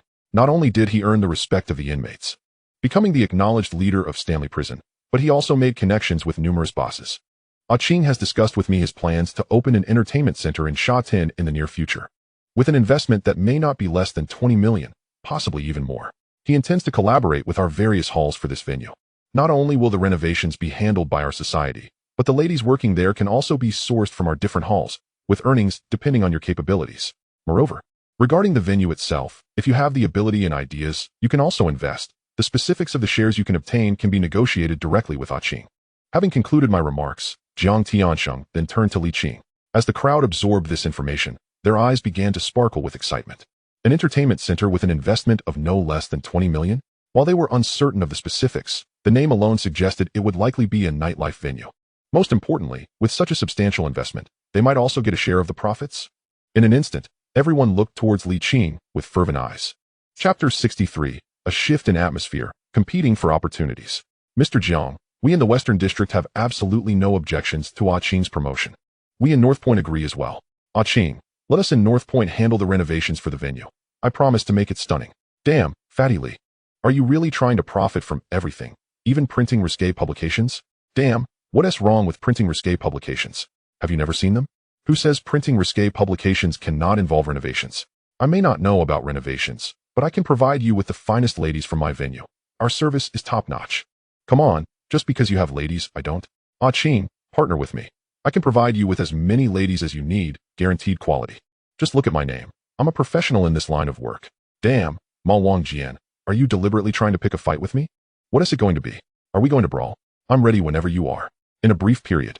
The atmosphere in the loyal and righteous hall shifted dramatically, with everyone eagerly speaking up, faces flushed, all vying for a piece of the new venue. Even Big Brother B's expression fluctuated between green and red, unable to believe that Li Qing could muster such a significant investment for the venue, yet hesitant to voice his inquiries. Observing the crowd's reactions, Li Qing understood that this matter was practically settled. Once everyone had spoken their piece, he rose to address them. Esteemed leaders, everyone has a stake in this venue. There is no need to compete. This establishment will span 7 floors, covering over 100,000 square feet, not only catering to disco, nightclubs, and karaoke, but also offering sauna massages, arcade games, billiards, and mahjong rooms. We will require plenty of ladies. Hiss. Upon hearing this, the crowd could not help but be astonished. Primarily, Ma Wangjian, who specialized in the lady business, quickly calculated and interjected. Ah Qing, with such a massive venue, just for the disco, nightclub, karaoke, and sauna alone, we will likely need at least 300 to 400 ladies to meet demand. Li Qing glanced at him and nodded. Big Brother Ma is correct. For this venue, I plan to initially recruit 30 groups, each with 20 to 30 ladies, totaling approximately 600 to 900 ladies. Hiss. Everyone's eyes widened in disbelief. This scale is approaching that of a tycoon. No wonder Mr. Jiang just remarked that an investment of 20 million might still fall short. Engaging so many ladies for the establishment incurs a considerable expense in itself. As for Ah Qing, is it truly feasible to host such a grand venue in Shaodin, attracting that many patrons? At this moment, the seasoned Uncle Xing could not resist voicing his inquiry. Upon hearing this, the others gradually regained their composure. This question was indeed pivotal. Regardless of how grand your establishment may be, if it fails to generate profit, it is all in vain. Big Boss B also came to realize this, and immediately scoffed, saying, to run such a large venue in Shaodin without incurring losses is simply absurd. Only a fool would invest. Upon hearing this, the expressions of Jiang Tiansheng, Chen Yao, and Liang Kuan darkened. Liang Kuan ominously retorted, Ah B. Given that both Brother Sheng and Brother Yao have each invested 3 million into Ah Qing's venue, are you implying that they are both fools? What? Big Boss B's complexion shifted, and he nearly slapped himself, hurriedly apologizing. I beg your pardon, Mr. Jiang, that was not my intention. Jiang Tianxing snorted coldly, unwilling to engage further with such a fool. However, upon hearing Liang Kuan's words, the others exchanged glances, feeling a surge of confidence. If even Jiang Tianxing and Chun Yao had invested, surely it could not lead to a loss, could it? At this juncture, Li Qing also spoke up. As for the business side, esteemed leaders need not worry. Regardless, when you engage the ladies for work, it primarily revolves around commissions. If after 2 months profits fail to materialize, you can simply bring them back, can't you? Moreover, even if they do not earn at my establishment, I shall ensure they are well compensated. Aside from their base salary, I will double whatever they earned previously. Upon hearing this, everyone felt reassured. Ma Wangjian quickly remarked, Ah Qing, you jest. Since both Mr. Jiang and Brother Yao have invested, the business must be sound. If profits do not materialize, it must surely be the fault of the ladies, not a reason for you to incur losses. Ma Wang was right. Ah Qing, we certainly trust you. Indeed.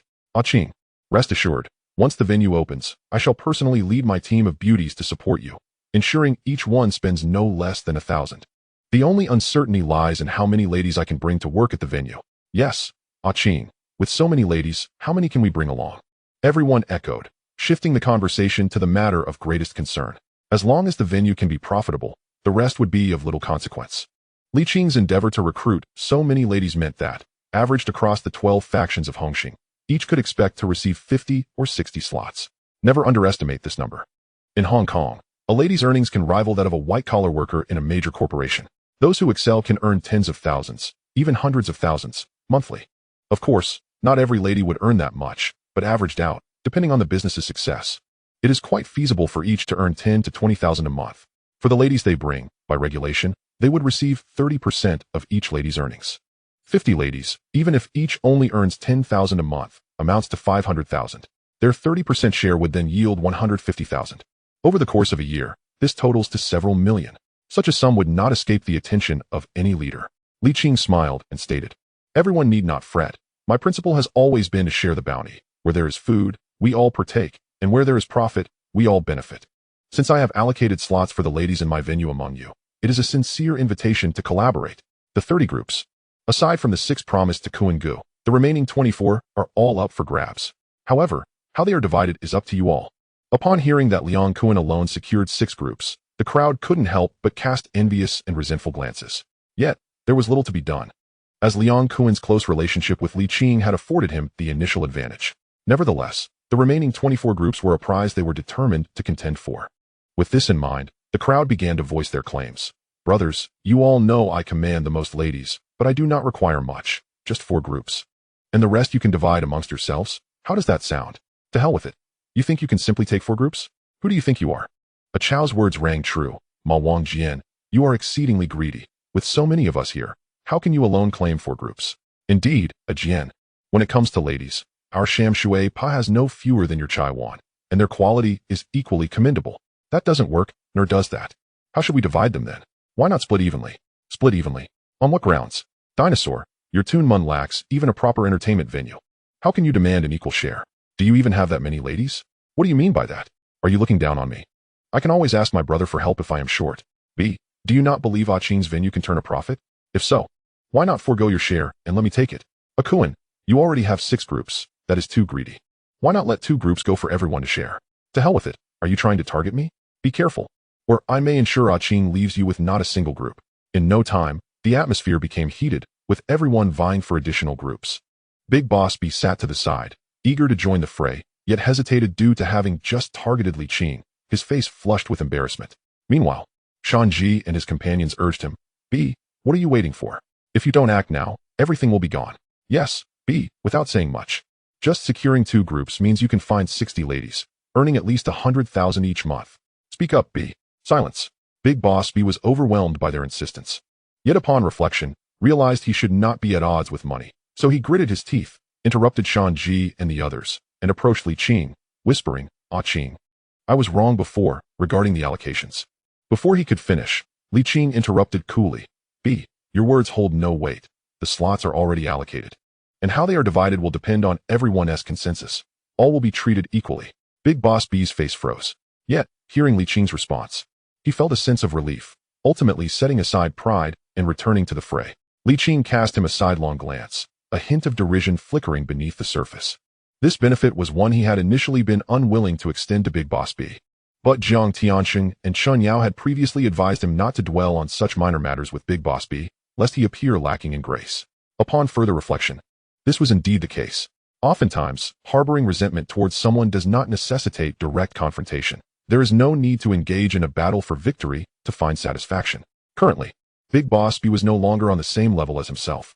In the future, he would only continue to rise, while Big Boss B would remain an onlooker, even having to bow down and plead for favors, as he was now.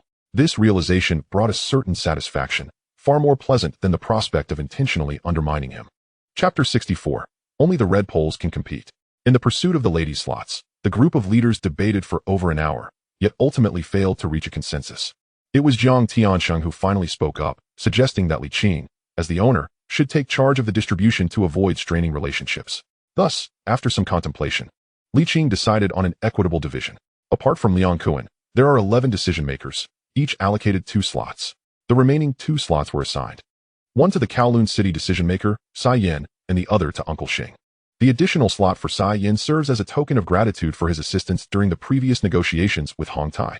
As for Uncle Xing, although he is not a decision-maker, he is nonetheless another seasoned marshal of Hongxing, overseeing internal promotions and various ceremonial duties within the organization.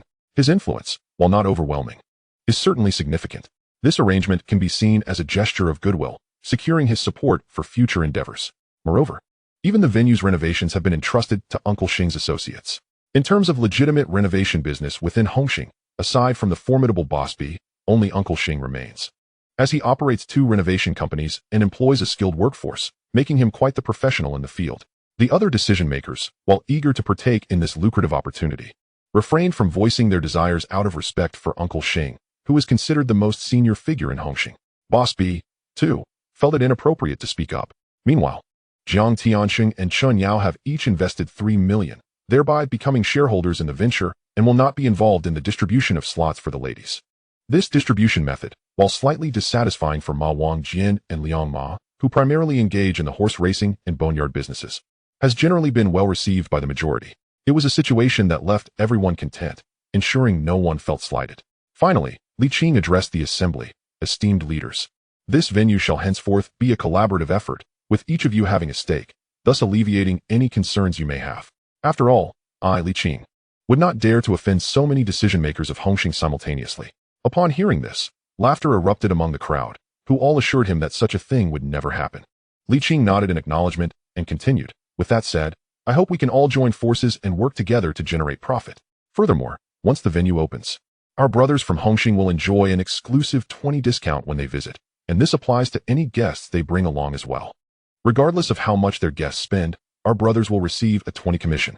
Essentially, even the guests they bring in will also benefit from the discount. Though I will not take a single cent from those 2%, it will all go to them. He then expressed his hope that the leaders would instruct their respective brothers to promote the venue more vigorously in the coming days. No problem, Qing. We'll handle it. The decision-makers promised, each thumping their chests with confidence. Thank you in advance, esteemed leaders, Li Qing replied with a smile. This last statement was, in fact, his true intention. After all, when it comes to advertising, especially in the nightlife business, engaging external companies pales in comparison to leveraging the connections within the organization. A few casual mentions in any venue or some light banter with members from other organizations would suffice to spread the word within days, saving a significant amount on advertising costs. Much to his delight. Ultimately, Jiang Tianxing stood up to summarize. We shall conclude today's meeting here. Everyone should prepare for Qing's upcoming venue opening, as it is our own Hongxing establishment, and we must all lend our support to ensure the opening day goes smoothly. Regarding Qing's promotion to the position of Marshal of the 438th faction, I will send out invitations to the leaders of other factions. On the 13th of next month, during the celebration of the birthday of the Emperor Guan, we will host a banquet at the Three Saints Palace, where I will personally oversee Qing's ascension ceremony. Upon hearing Jiang Tianxing's final statement, the attendees looked on in surprise. Typically, the promotion ceremonies within each faction are conducted internally, as larger displays tend to attract unwanted attention from law enforcement, and inviting a multitude of guests can be costly. While it is not unheard of for factions to invite outsiders to their ceremonies, such occurrences often lack meaningful significance, as many attendees are merely there to indulge in free food and drink. Uncle Xing queried, Sheng, is it really necessary for us to make such a grand spectacle for our own Hongxing's promotion of a second-in-command marshal? Jiang Tianxing shook his head, responding, Uncle Xing, Hongxing has flourished over the past few years, and with the emergence of talents like Qing, it is time we showcase our strength to other factions. Additionally, this presents an opportunity to forge connections with leaders from other organizations and promote Qing's new venue alongside our other ventures. The times have changed.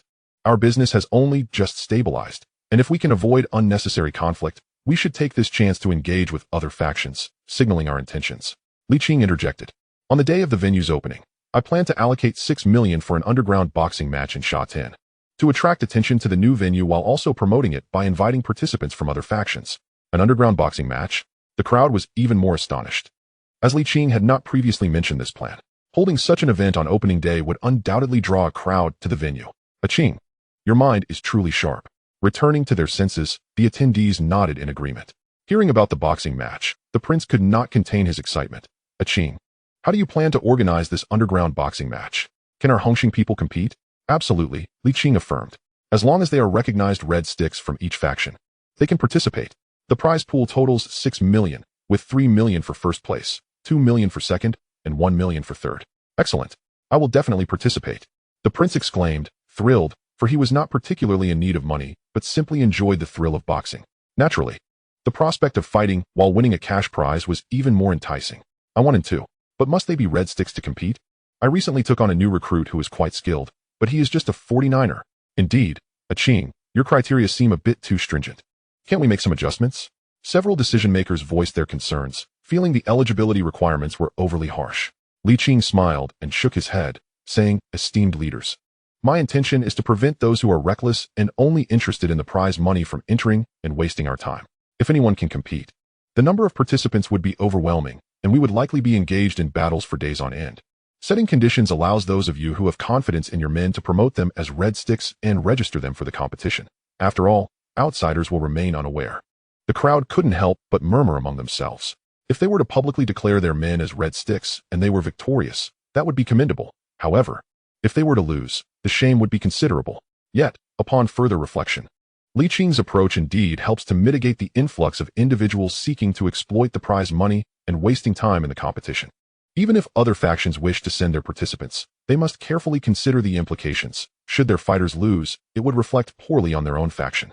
After all, if one cannot even compete as a red stick, it speaks volumes about their faction standing. Nevertheless, the attendees remained courteous and agreed to the terms. No problem. It's the 13th of next month, right? Count me in.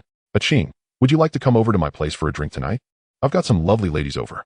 No, brother Lai, perhaps another time. All right, then I shall take my leave. See you in Wang. Aren't you retiring tonight? What are you waiting for? Hurry and find a venue. Let's hit the nightclubs for some fun. All expenses on you. Get lost. You lot are a bunch of ingrates. I'm retired. And you still want to take advantage of me. What kind of people are you? Haha, don't be so stingy. You've made quite a fortune on Bolan Street over the years. Haven to you? This is, quite frankly, my retirement fund. Amid laughter and jovial exchanges, the crowd dispersed. After exchanging pleasantries with the others, Jiang Tianxing departed in his luxurious Rolls-Royce. Thus concluded the meeting of the Hongxing's decision-makers. Chapter 65. A Rising Star. Following the meeting, Li Qing initially intended to return to Sha Tin, but Liang Kuan insisted on dragging him to Palam Street for a couple of drinks, bringing along Ah Chao, De Yu, and several other acquaintances. Even Han Bin and the dinosaur brothers remarkably decided to stay. Despite the collective attempts to dissuade them, Li Qing, unable to refuse their warm hospitality, reluctantly joined the group. The entourage made its way to Palam Street with impressive fervor. Fortunately, they were headed to a venue managed by Hongxing, thereby avoiding any misunderstandings. Seizing this opportunity, Li Qing mingled with several of the decision-makers. What struck Li Qing the most was Han Bin, the representative from Kuaicheng. It was said that he had previously been a red stick for the He 2 organization, switching allegiance to Hongxing under the condition that his two elder brothers be recognized as decision-makers. He was engaged in smuggling, possessing wealth and influence, ranking among the top in Hongxing's 12 factions. Yet, he did not resemble his moniker at all. Instead, he was reserved, cultured, and spoke little throughout the evening. Though he had an attractive companion, he did not behave like Liang Kuan and his group of lecherous fiends, but quietly enjoyed his drink. At one point, the previously acquainted Xiao Yin specifically brought his elder brother Dinosaur and younger brother Han Bin over to propose a toast. Ah Qing, consider this drink as a favor owed to you. Cheers.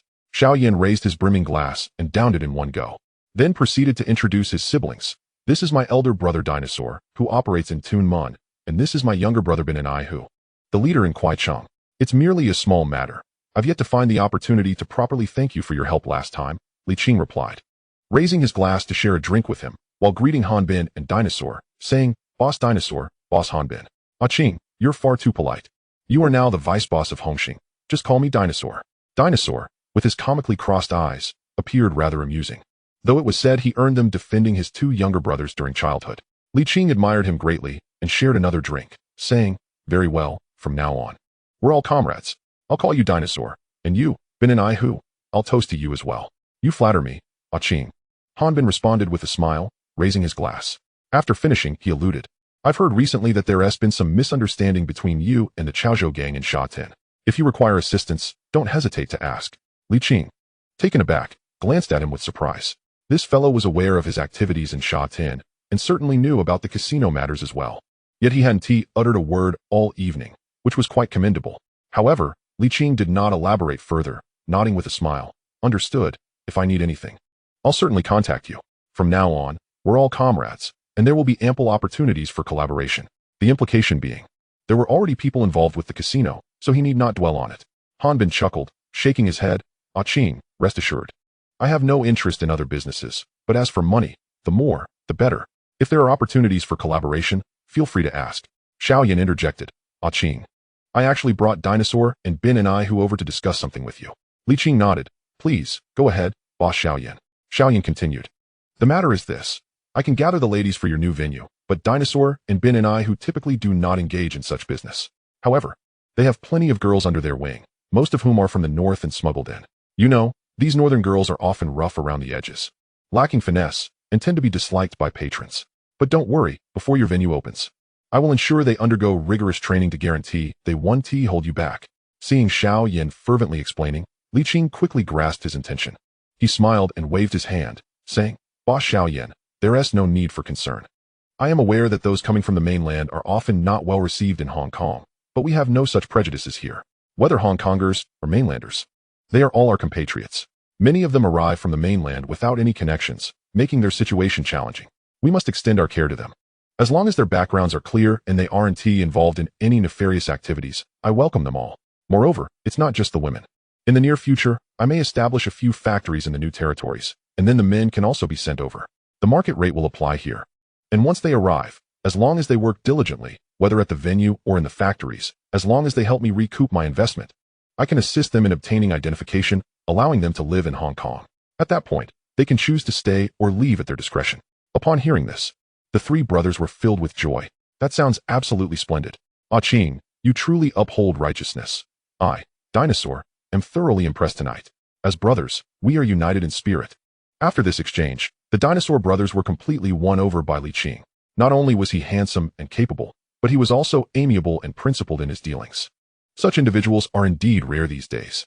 The following day, Hongxing began to distribute invitations widely, inviting various heads of factions allied with Hongxing to a banquet at Sanxing Temple on the 13th of next month to celebrate the birthday of the god of war, Guan Yu, while also witnessing the investiture of a certain Li Qing as a second-in-command marshal.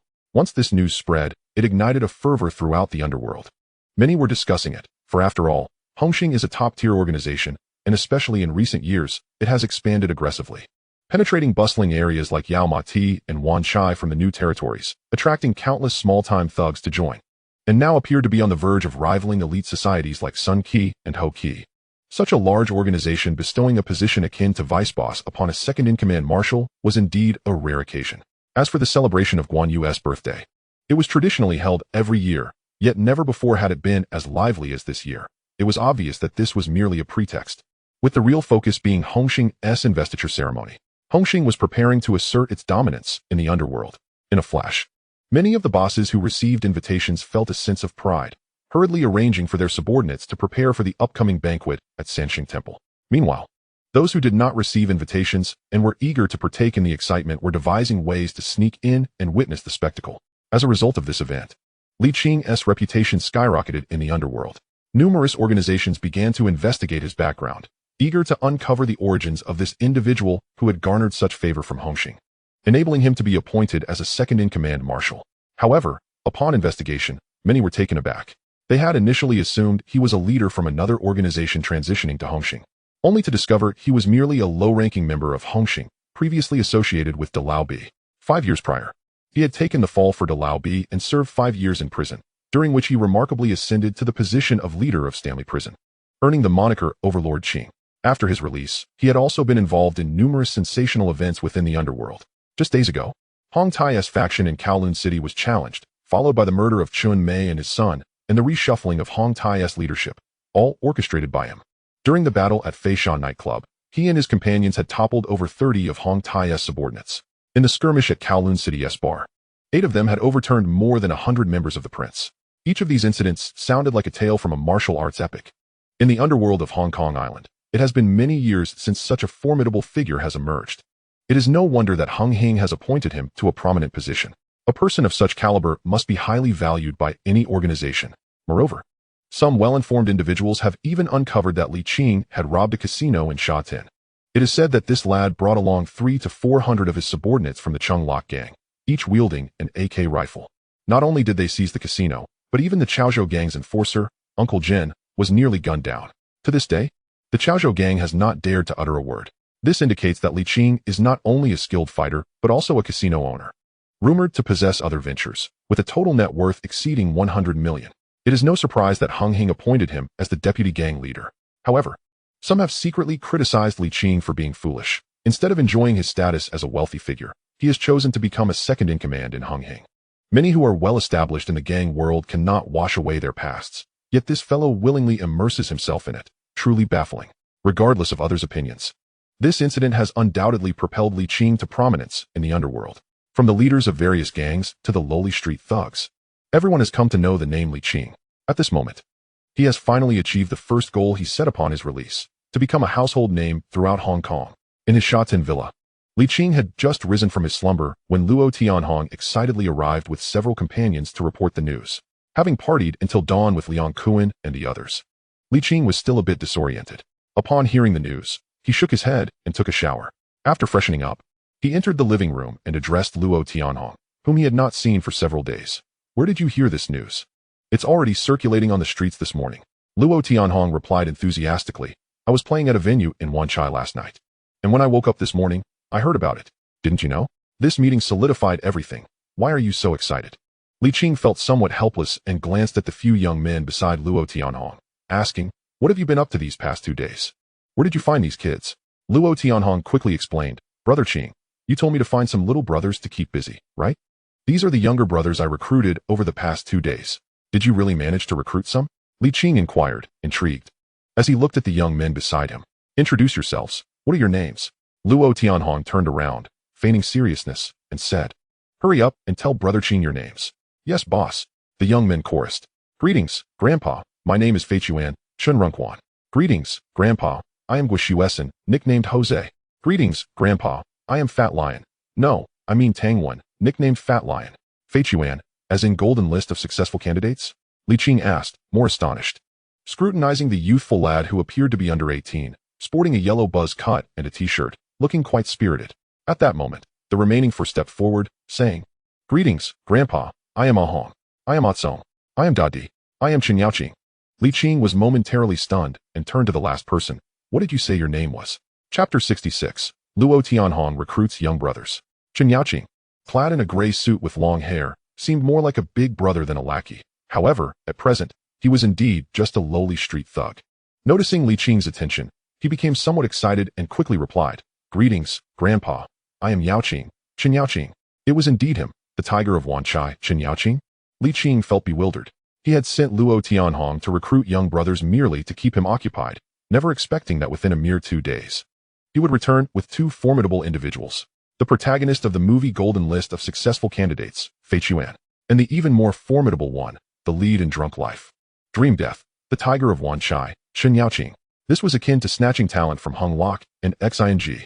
These 2 young men would undoubtedly become prominent figures within Hung Lok and Xing in the future, a rising star in Hung Lok, recognized as one of the top 10 outstanding youths in society, and the other, the enforcer of Xing, controlling an entire street in Wanchai. Known as the Tiger of Wanchai, with a reputation that resonated throughout Hong Kong, Kowloon, and the New Territories. Well done, Tianhong. You've made quite a name for yourself. Li Qing marveled as he scrutinized Chen Yaoqing and the others. Luo Tianhong beamed with pride, Brother Qing. I told you I could do it. Just because I said you were chubby, you got all riled up. Li Qing waved his hand and said, Now tell me in detail how you managed to recruit them. Oh, it was like this. The night before last, I went to a venue in Wanchai to play. Listening to Luo Tianhong's account, Li Qing finally understood the sequence of events. It must be said, it was quite fortuitous. The venue Luo Tianhong visited was indeed overseen by the old ghost, and Chen Yaoqing and his brothers were stationed at the entrance to manage parking. Coincidentally, that night, Fei Chuan had also brought his brothers to the dance hall, where a conflict arose with some patrons, leading to a scuffle with Chen Yaoqing and his group. Originally, Luo Tianhong was merely a bystander, but upon witnessing the stubbornness of both groups, who had no backing yet refused to back down, he recalled Li Qing's instructions and intervened to quell the conflict, managing to win over both sides as his younger brothers. At first, Fei Chuan and Chen Yaoqing were unimpressed. They were both aspiring to be big shots, one eager to join Hung Lok and follow Piao Go, while the other aimed to transition from Xing's Blue Lanterns to a formal position among the 4-9 gang. They believed Luo Tianhong was merely a decent fighter of similar age and not qualified to lead them. However, once Luo Tianhong mentioned Li Qing's title as King Qing, their interest was piqued, and they decided to follow him to witness firsthand this formidable figure who had recently made waves in the underworld before deciding whether to join Luo Tianhong.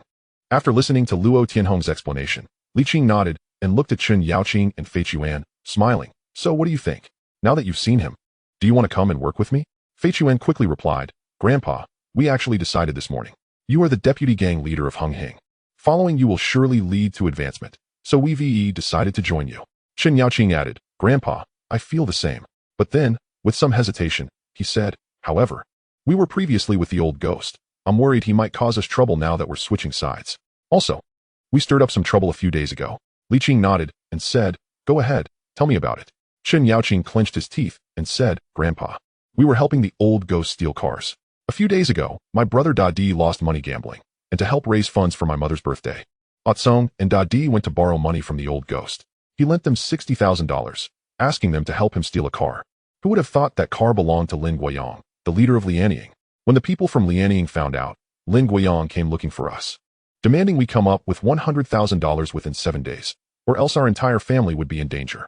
Dadi couldn't help but interject, Yaoqing. This situation must have been a betrayal by the old ghost. Otherwise, how could that bastard Guiyang possibly know it was us? Don't even start. Chen Yaoqing retorted angrily.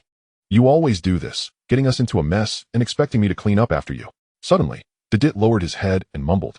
Isn't it because you insisted on celebrating your mother's birthday that we couldn't borrow money from old Guiju? And you still have the audacity to say, all right. Li Qing interjected, halting the quarrel among them, and calmly stated, I have understood your matters. With that, Li Qing turned to Luo Tianhong and inquired, Tianhong, what is the background of this Lin Guiyang? Luo Tianhong replied, Brother Qing, Lin Guiyang is a leader of the Lianying society, usually hanging around in Wanchai. Nicknamed the Little Overlord of Wanchai, he has gained quite a reputation in recent years, and many leaders fear him. In this day and age, it seems anyone can be called a Little Overlord. Li Qing chuckled and nodded, I see. Since a Qing and the others are your underlings, you shall handle this matter for them. Take 100,000 to find Lin Guiyang and inform him that this matter is settled, and that he should refrain from troubling a Qing and his crew in the future. Luo Tianhong was puzzled. Brother Qing, this Lianying society is merely a second-rate organization. Why should we give him money? Now that a Qing is with us, I don't believe he would dare to trouble them again. Li Qing shook his head, saying, in this world, one must adhere to principles of righteousness. Right is right, and wrong is wrong. It is indeed wrong for a Qing and the others to steal the car, and repaying the debt is only fair. As for old Guiju, when you have the time, speak to him and let him know that this matter will be considered settled. Now that a Qing is one of us in Hongxing, he should manage his own affairs. Understood, Luo Tianhong reluctantly agreed. Chen Yaoqing and the others expressed their gratitude, quickly saying, thank you, Grandpa. Thank you, Brother Tianhong. Chen Yaoqing further assured, don't worry, Grandpa. I will definitely return this 100,000 to Brother Tianhong.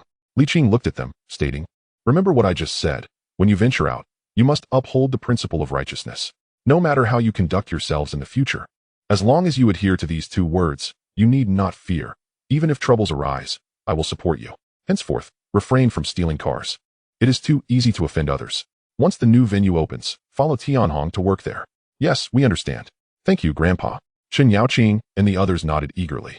Li Qing then turned to Fei Chuan and the other 3, and you 3, Fei Chuan, Jose, and what was your name again? Fat Lion, right? Yes, Grandpa. My name is Tang Wan, and my nickname is Fat Lion. Fat Lion quickly stepped forward. Li Qing nodded, saying, you 3 are the same. Remember my words, follow Tianhong. Work diligently, and once you accomplish your tasks, rising to prominence will be no issue. Yes, Grandpa, we will certainly assist Brother Tianhong well. Fei Chuan and his companions assured eagerly. Well then, go about your business. Li Qing waved his hand, then suddenly thought of something and casually asked, by the way, Tianhong, where's Ji? He hasn't been with you these past few days? Luo Tianhong shook his head. No, he mentioned going home to see his mother the day before yesterday, and I haven't heard from him since. He might still be at home. That's fine. If there's nothing else, go and enjoy yourselves. But remember to return in a couple of days. On May 13th, accompany me to the Sansheng Palace. It's the perfect opportunity to bring you into Hongxing. Understood. Brother Qing.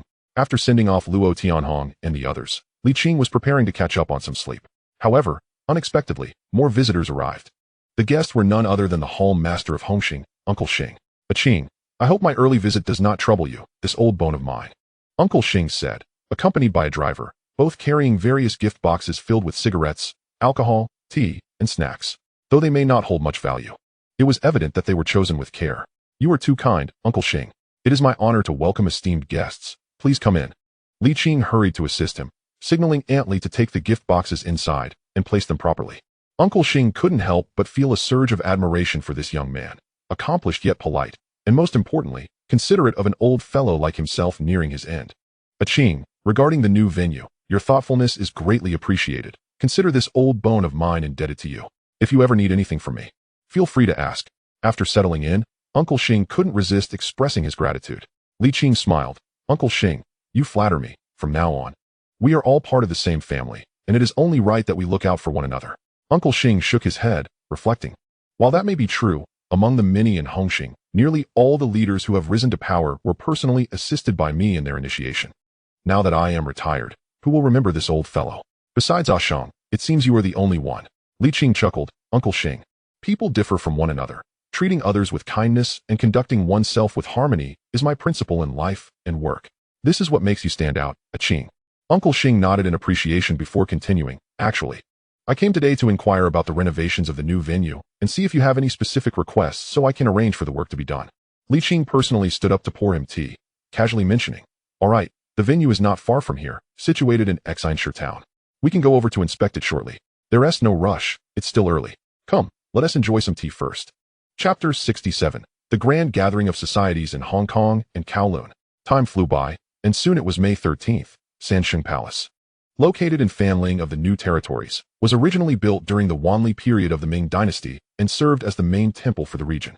The temple primarily worships the North Emperor, Wenchang Dijuan, and Guanxing Dijuan, with the North Emperor representing the belief in Jinwu, being especially revered by the local clans. Notably, the neighboring Pangjia village holds a grand ceremony every year in January, transporting the statues of the three saints to the Zhongwei Shrine for worship. Due to the prominence of its clan culture, Sansheng Palace has become a well-known historical site, attracting visitors from other areas to pay their respects. Furthermore, as Guanxing Dijuan is enshrined there, many societies in Hong Kong often rent the palace for significant festivals, such as Guandi's birthday and the 5th Ancestors' Memorial Day, to hold their ceremonies. The local villagers are overjoyed by this, as they do not care whether the visitors are from the H Society, as long as they come.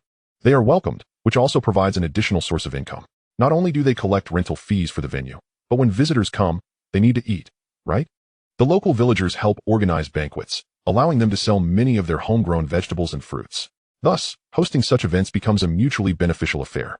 This year, during Guandi's birthday, Hongxing took the lead, inviting over a dozen societies to participate in the ceremony together. At this moment, the once serene Sansheng Palace was bustling with activity, filled with a sea of people. Various vehicles lined the roads, while dragon and lion dances took place at the village entrance, accompanied by the sound of firecrackers. Even in the nearby Pangjia village, many members of different societies gathered in groups to chat and play cards. The villagers busily prepared the banquet, each face adorned with smiles. At the entrance of Sansheng Palace, the prominent figures of Hongxing had already arrived early, including Jiang Tianxing, who was currently welcoming other society leaders at the entrance. Mr. Jiang, congratulations, congratulations. In previous years, Guandi's birthday was celebrated separately by each society, but this year, someone has finally taken the initiative to gather everyone for a chat. A spirited man in his 50s, dressed in a traditional Tang suit, approached with a group of people to greet Jiang Tianxing. Uncle Tai, you have arrived as well. Welcome. Welcome. Jiang Tianxing, not daring to be negligent, hurried forward to greet him with a handshake, simultaneously introducing the group of Hongxing's key figures nearby. This is Uncle Tai, the esteemed host of Hihitu. You all should extend your greetings. Ah, Mr. Jiang, no need for introductions. We are all quite familiar with one another. A man clad in a t-shirt, showcasing his robust physique and tattoos, stepped forward with a smile, addressing the dashing Kuan in the crowd. Ah, Kuan. It's been ages since we last met. Baba, you're here too? We must have a couple of drinks later. Kuan responded with a smile, introducing Li Qing beside him. This fellow is Babai, my sworn brother with whom I burned yellow paper before. Babai, this is also my good brother, Ah Qing. So you are the boxing champion, Qing? Babai's eyes lit up as he eagerly shook Li Qing's hand, proclaiming, if he is Ah Kuan's brother, then he is also my brother Babai. If you ever need anything, just mention my name. Babai, do not be rude. Uncle Tai admonished from the side. After today, Ah Qing will be the 438 of Hongxing. Does he require your care? You clearly lack understanding of decorum. I was merely joking, Uncle Tai. Is that not permissible? Babai said, somewhat aggrieved. Li Qing quickly intervened, saying, Uncle Tai, you are too kind. Brother Babai holds me in high regard, and it is my honor.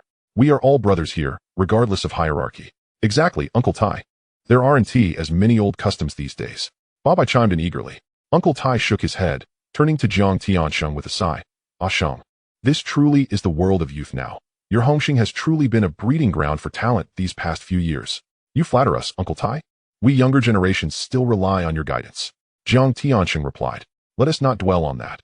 Please, Uncle Tai, go inside first. Deng Bo and Long Zhen from your Heji are already inside. and we can discuss the rest during the meal. Oh, that old rascal Deng Wei is here too? Very well, I will head in first. Today, you Hongxing are the stars of the show. I shall not disturb you. After escorting Hehitu's guests inside, Jiang Tianxing couldn't help but exhaled deeply, wiping the fine sweat that had emerged on his forehead, shaking his head in contemplation. If it weren't for necessity, I truly would prefer not to engage with these old foxes. Each one is more troublesome than the last. Standing beside Li Qing, Luo Tianhong couldn't restrain his curiosity and whispered, Brother Qing, what is the background of this Uncle Tai? Even the leaders treat him with such respect? Is he more formidable than our Hongxing? Despite Luo Tianhong's hushed voice, the small entrance was crowded, and many heard him. Jiang Tianxing glanced back, chuckling. In terms of strength, our Hongxing is not significantly weaker than Hehitu, but in terms of seniority, this Uncle Tai once ventured forth alongside my late father at the docks, earning the nickname Silly Lao Tai. However, do not be fooled by his moniker. His current enterprise was forged through iron fists, and even the 4 great inspectors from back in the day held him in esteem. Moreover, although Hehitu is currently represented by He Lianxing, the most powerful, if trouble arises, Uncle Tai is far more useful than Deng Bo from He Lianxing. Didn't he see that coming? This old fellow is quite impressive. Luo Tianhong exclaimed in surprise. Tianhong, do not be disrespectful. Li Qing scolded. It's fine. He is just a young man, after all. Jiang Tianxing waved his hand with a smile, then glanced at the young individuals behind Li Qing, inquiring, Ah Qing, are these the youngsters who joined you in disrupting the Hongtai venue? Indeed, Mr. Jiang, Li Qing nodded, introducing, these two are Luo Tianhong and Ji, both of whom grew up with me in Xiun Mountain. This one is Tu. He was with Hongxing before, spent a few years in prison, and just got out a couple of days ago. Upon hearing Li Qing introduce the tall youth, the expression of the formidable figure be darkened, looking as grim as if he had swallowed a dead rat. He hadn't expected that not only did Li Qing betray the hall, but even Tu, upon his release, would not associate with him. All a bunch of traitors. Quite right. It seems Uncle Tai was not mistaken. Our Hongxing has indeed produced a plethora of talent these past few years, all quite capable. Jiang Tianxing praised with a smile. Figure B, unwilling to hear further, quickly shifted the topic. Mr. Jiang, those bastards from Dongxing have arrived. Everyone looked up to see a line of cars parked by the roadside. A throng of individuals disembarking with great pomp. The leading man appeared to be of similar age to Uncle Tai, both sporting white hair and dressed in well-tailored suits. Exuding an air of authority, Jiang Tianxing approached to welcome them. Ben Shu, I didn't expect you to come in person. Welcome, welcome. Haha, Shum. It's rare for your Hongxing to host such a grand occasion. No matter how busy I am, I had to come for a drink. Such significant events typically require the leader to attend personally, but as you know, Luo Gu is still in the Netherlands, so I had to bring the team myself. You are too kind, Ben Shu. Please, come inside. The ceremony will commence shortly. Very well, I shall not disturb you in receiving your guests. Watching Ben Shu lead his entourage inside, many from Hongxing began to grumble. The long-standing feud between Hongxing and Dongxing was well known, having fought countless times over the past decade. However, for such grand occasions, they still had to send an invitation to Dongxing. There was no choice, face-saving measures were essential. Subsequently, numerous other factions arrived. Notable figures like Wang Bao, Lian Haolong, boxing champion Min, and Lin Weilong from the Number Gang, as well as Mr. Su from the New Record, who was currently in the mainland, sent the most influential figure, the fierce tiger Zhonghu, Ling Jin, to celebrate. The Union-esque Gui Xing brought along Xian Shi, Shi Pai, and other key figures. The leaders of the Lianing Society, Tang, arrived with Jiu Wenlong, Hua Shan, Lin Guiyang, and others. Hong Lu's Piaogu also brought his loyal protectors. Other second-tier factions, such as the Chong Lu Gang, Nu Liansheng, Fuhe Society, and Zheng Xing, also made their presence felt. Even the little overlord from Hongtai and Lia Ji from the Chaozhou Gang came personally to show their respect. In addition, there were some lesser-known small groups and unassociated individuals, such as Wang Longwei from Guanchong and Desha from Shigong, who also leveraged connections to join the festivities. After all, gatherings of such magnitude in the gang world were rare occurrences. Typically, everyone is busy with their own affairs, and even when there are events, it's merely a casual meal with a few well-acquainted faces. No one has ever taken the lead to gather so many factions together. They certainly wanted to join the revelry. In this new era, not everything needs to be resolved through violence. Of course, many of these individuals were not qualified to enter the San Shengong to witness the ceremony. Only first-tier factions like the Number Gang, New Record, Heji, Dongxing, and the Union could attend the ceremony. Even for second-tier factions like Chong Lu and Nu Liansheng, only the leaders or their representatives could enter. After all, the San Shengong was not large enough to accommodate so many groups at once. Nevertheless, the entire San Shengong was filled to the brim, every corner bustling with attendees. At 10 a.m., once the majority had gathered, this monumental assembly, which encompassed nearly all the gangs from Hong Kong, Kowloon, and the New Territories, finally commenced. Chapter 68, The Ceremony of Promotion, ascending 3 levels. The incense hall in Sansheng Gong had long been prepared. Above the altar, in addition to venerating the Northern Emperor, Wenchang Dijuan, and Lord Guan, the divine seats of the 5 ancestors of the Hongmen were also placed below. On each side, representatives and leaders from various factions sat, including the likes of Lien Sheng Dengbo, He Tu Sha Lao Tai, Dong Xing Bai Tu Ben, Xing Axe Head Jin, and Hao Long, among others. Outside, numerous influential figures from various factions awaited with eager anticipation.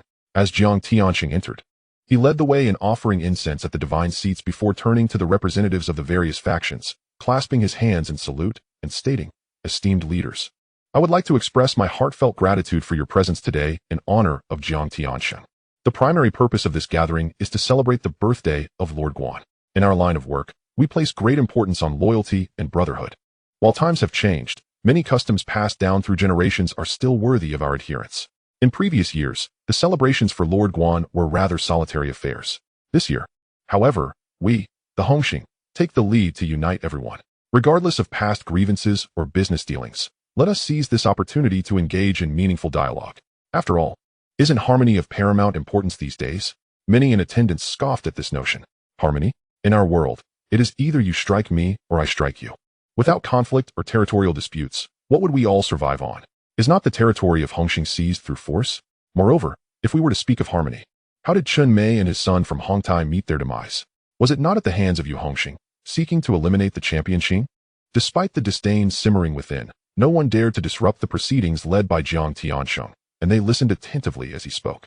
In recent years, it has become customary to host auctions during the celebrations of Lord Guan, with the proceeds donated to charitable organizations. Today follows suit. After our meal, we will also hold an auction, with the funds raised being donated under the names of the contributing factions to major charitable institutions in Hong Kong.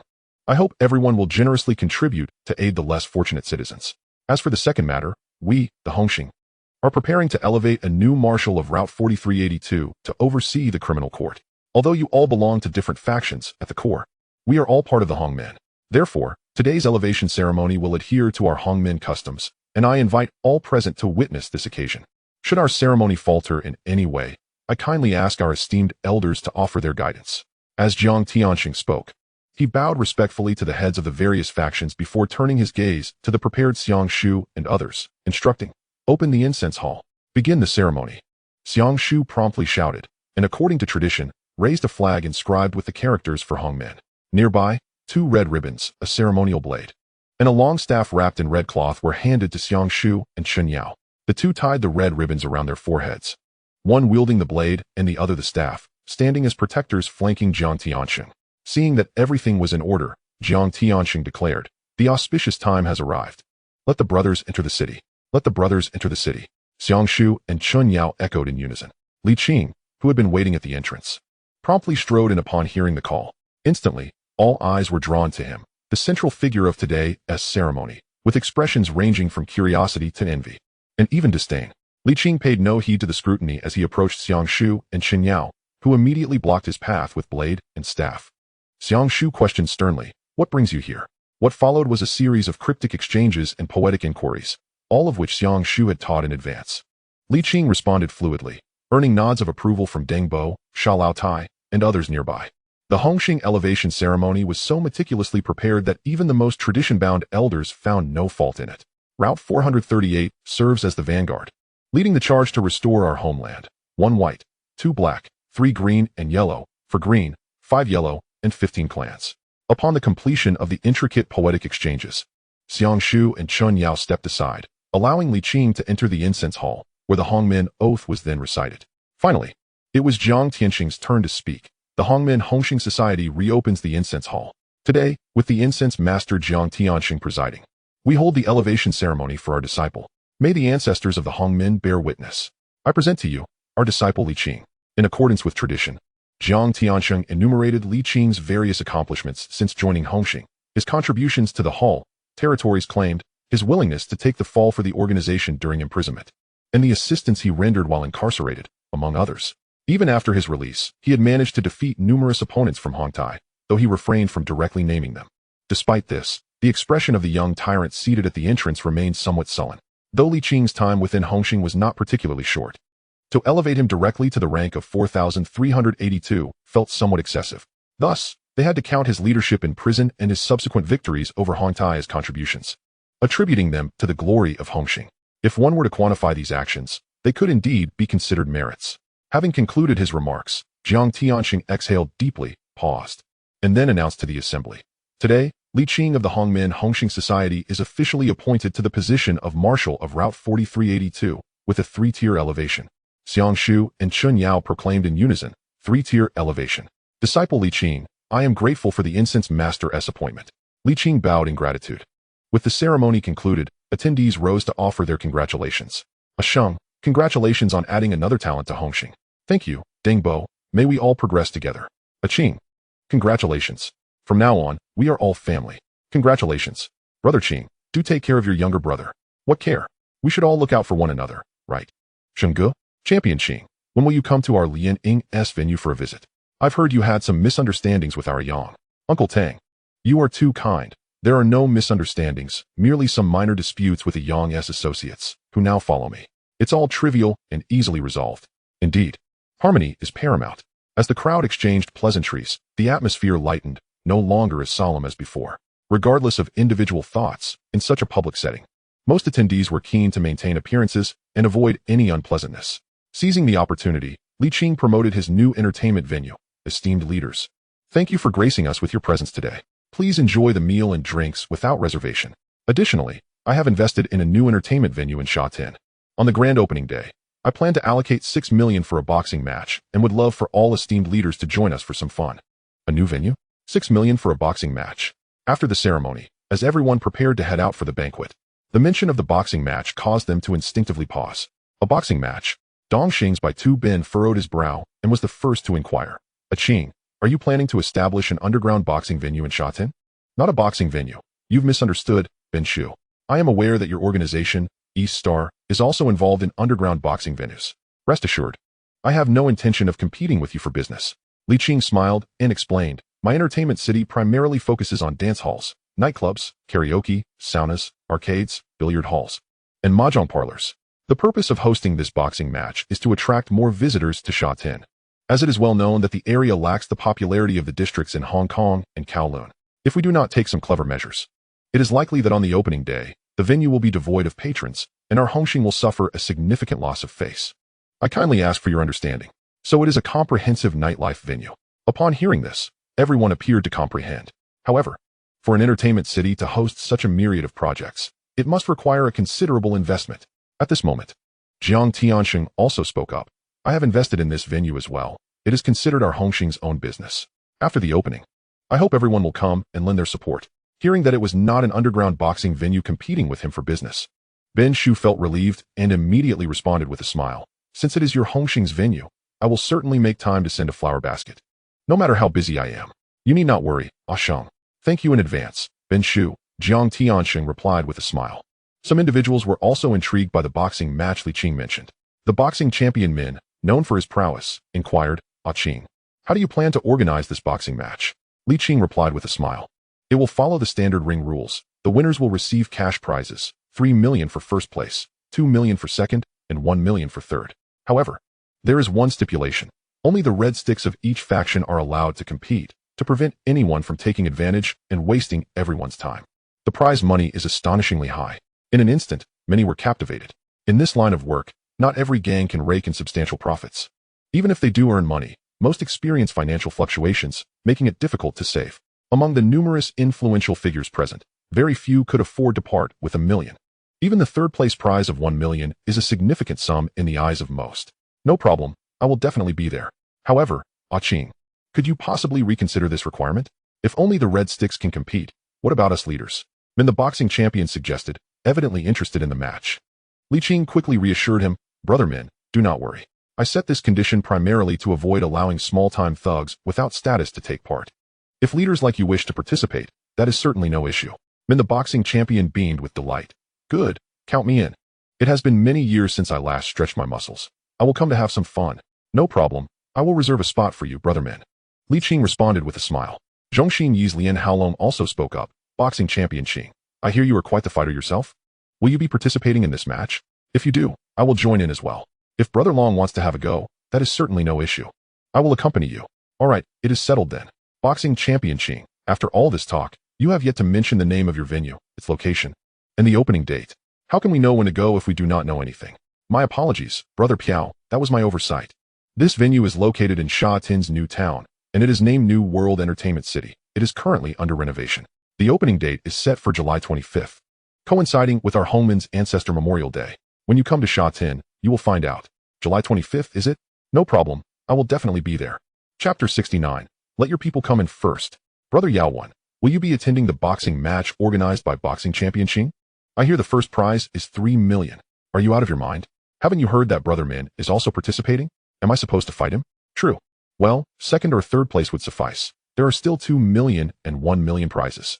Jiao Wenlong, will your Lian Ying be participating in this boxing match hosted by Hongxing? Just let Ayang go. He is better than I am. But I heard that Ayang seems to have had a bit of a conflict with boxing champion Qing a few days ago. Aren't you afraid of getting beaten up? To hell with that. Who said that? It's been circulating in Wanchai that a few kids, led by Chun Yaoqing, are now with boxing champion Qing's head horse. Luo Tianhong, didn't you have trouble with Chun Yaoqing before? This incident arose because those punks first stole my car without any decency. It has been resolved. Boxing champion Qing has already sent me 100,000 to settle it. The matter is closed, so stop spreading rumors. Is that so? This boxing champion Qing seems to possess quite the sense of camaraderie. Ben Shu, will your East Star be participating in this boxing match? I heard that the fighter named Kaylai in your boxing gym is exceptionally skilled and has won 13 consecutive matches. Let us see. If nothing else comes up, I might just go have some fun. Dingbo, I heard that you and Lianxing have a fierce fighter named Didi who is nearly dominating Sun Wan. Will you be sending Didi to participate in this boxing match? I never said we were participating. At the dining tables, members from various gangs were discussing the boxing match. Conversely, not many were paying attention to the opening of Li Qing's new venue. Of course, a select few were still concerned about the matter. At this moment, at Li Qing's table, aside from Jiang Tiansheng, Chen Yao, and a few other Hongxing bigwigs, Li Aji from Chaozhou was also present. Previously, Jiang Tiansheng had arranged for Li Qing to discuss the casino matter, which had yet to be settled. And now Li Qing was preparing to open an entertainment city in Sha Tin. Unable to contain himself, Li Aji directly posed a question in front of everyone. Mr. Jiang, what does your Hongxing mean by this? Are you planning to claim territory in Sha Tin? Jiang Tiansheng smiled and replied, Brother Ji, you misunderstand. It is not as serious as that. It is merely that Qing has a venue in Sha Tin and is looking to expand. You should be aware of this matter. I am aware. That nightclub was previously owned by Robinson and has now been transferred to Li Qing. However, you did not even give us a heads up before moving to establish an entertainment city in Sha Tin. It is inevitable that others will misconstrue that Hongxing is trying to stake its claim there. You are clearly trying to put me on the spot. Li Aji's expression darkened. Jiang Tiansheng shook his head and said, not giving advance notice is indeed our oversight. However, you are mistaken, Brother Ji. Qing is not a regional hallmaster. How could he possibly stake a claim in your Chaozhou territory? Then how do you intend to handle this? Li Aji glanced at Li Qing, who appeared indifferent, and said in a low voice, the venue in Newtown has always been under our purview, and regarding the Junyao Hotel, we still have yet to receive any explanation. Explanation? What sort of explanation do you require, Brother Ji? Li Qing, without even glancing at Li Aji, gently traced the edge of his plate with a spoon and spoke calmly. I have made myself quite clear regarding the Junyao Hotel matter. If you possess the capability, De Fei and Xiao Sao are over there, you can go talk to them. If they are willing to withdraw and hand it over to you, I have no objections. As for this new venue, just because I am investing in a venue in Sha Tin, do I need to consult you first? Li Qing raised his gaze towards Li Aji and said flatly, Brother Ji, you are quite impressive. To hell with you.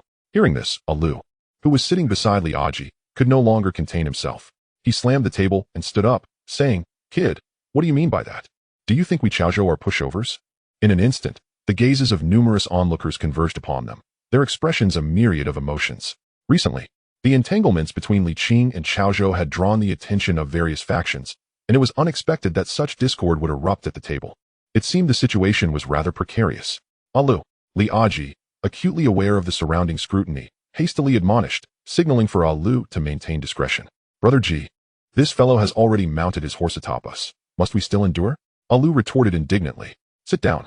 Li Aji's voice grew more forceful, clearly agitated. Faced with this, Lu could only suppress his displeasure and retake his seat.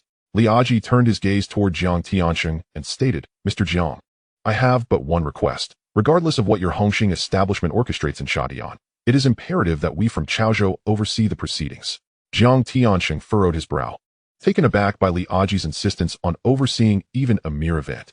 At a loss, he turned to Li Qing. Qing? Li Qing replied coolly. Let your people enter first, and we shall discuss it then. Very well, we shall see. Li Aji, upon hearing this, slammed the table and rose, declaring, We are leaving. Brother Ji, let us discuss this amicably. Jiang Tianxing, taken aback by Li Aji's abrupt departure, hurriedly attempted to dissuade him. But Li Aji paid him no heed and promptly exited with his entourage. Seeing this, Jiang Tianxing's brows knitted tightly, and he turned to Li Qing, saying, Qing. It is evident that Li Aji is quite serious this time. It is merely an event. We could easily concede it to them. There is no need for such contention. Mr. Jiang, Li Qing interjected, allowing their people to oversee our Hongxing business would result in irreparable shame for us. Indeed, I stand with Qing on this matter. At this moment, Uncle Xing, seated nearby, chimed in, Sheng, this event is something we all partake in. It is our own business. If we permit Li Aji's people to oversee it, we would surely become the laughingstock of other factions. I suggest we discuss this with Aji later. They have numerous venues in Shatian. They hardly require this one. Jiang Tianxing sighed, conceding, it seems we have little choice but to proceed as such. Why did the Chaozhou folks leave in haste? Has something transpired? At that moment, someone approached with a wine glass in hand, casting a curious glance at the departing Li Aji and his companions. Nothing of consequence. Brother Ji had a matter to attend to. We go, let us drink. On Li Qing's side, another approached with a wine glass to toast. Qinggu, I am Desha. I wonder if you still remember me? Back in Stanley. When I was embroiled in a brawl with Detun and the others, it was you who intervened. Oh, it is you, Desha? I heard you were mingling in Saikong. What brings you here? Is the used car business not going well? Desha, tall and imposing with a countenance that commanded respect, sheepishly scratched his head and grinned. Not at all. Business is thriving. I merely heard that Hongxing was hosting a banquet today and came to witness the occasion. Congratulations on your promotion, Qinggu. Thank you. Li Qing raised his glass in a toast, smiling. Should you require anything in the future, come find me in Shatian. Desha beamed with joy, quickly expressing his gratitude. Thank you, Qinggu. I know your new establishment opens in July. I will certainly bring my brothers from Saikong to support you. Very well, when the time comes. Mention my name for a discount. As Li Qing conversed with Desha, at a distant table, two men were engaged in hushed discussion. How, you must approach him. If you can enlist Qing Ji's aid, Ma Chao will undoubtedly cease to trouble you. However, it has been quite some time. I am uncertain whether Qing Gu still remembers me. The man named Ahao appeared hesitant. Just give it a try. What do you have to lose? Look, even Desha has gone to offer a toast. Surely Qing Gu remembers us. Upon hearing this, Ahao glanced at Li Qing, who was raising his glass to Desha, and resolved to approach, steeling himself as he lifted his own glass and walked over. Qing Gu. Just as Li Qing finished with Desha, another voice called out to him. Turning around, he recognized the man before him, a familiar face in his 20s, bearing a resemblance to Qian Wendy, accompanied by another man who bore a somewhat uncanny resemblance to Dejun, with a lewd grin and a mouthful of yellowed teeth. What can I do for you? Though unacquainted, Li Qing smiled and inquired. Qinggu, I am Xiao Mao. I have a matter. But it is he who seeks your assistance. Xiao Mao, visibly anxious, quickly corrected himself. He is Ahao. We served time together in Stanley. Xiao Mao? Li Qing paused momentarily, then suddenly recalled. I remember now. Xiao Mao. Ahao. You were in the same cell as Ao and the others, correct? Xiao Mao and Xiao Weixiao, characters from the film Dragon in Prison. They had shared a cell with Chiu Gang Ao during their time in Stanley. And Li Qing had encountered them twice. Yes, we were with Ao and Gongzi in the same cell.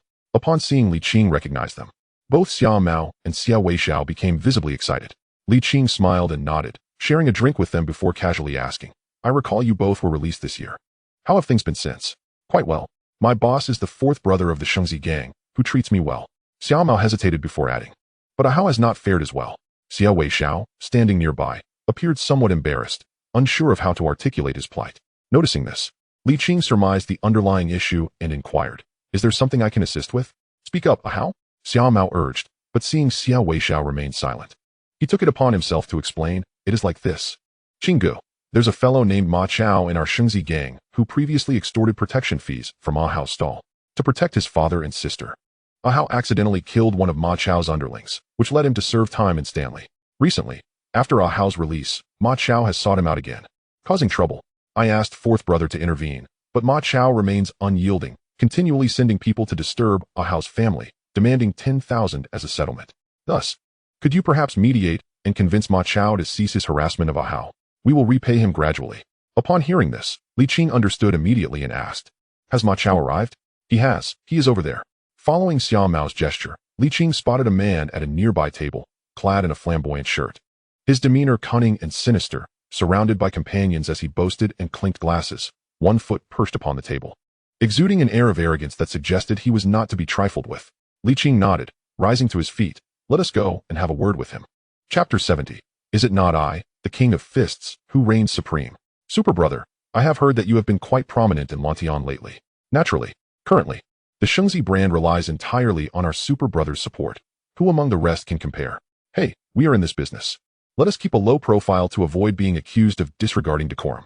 Indeed, had it not been for fourth brother hogging the limelight, the position in Shengzi would have long been ours.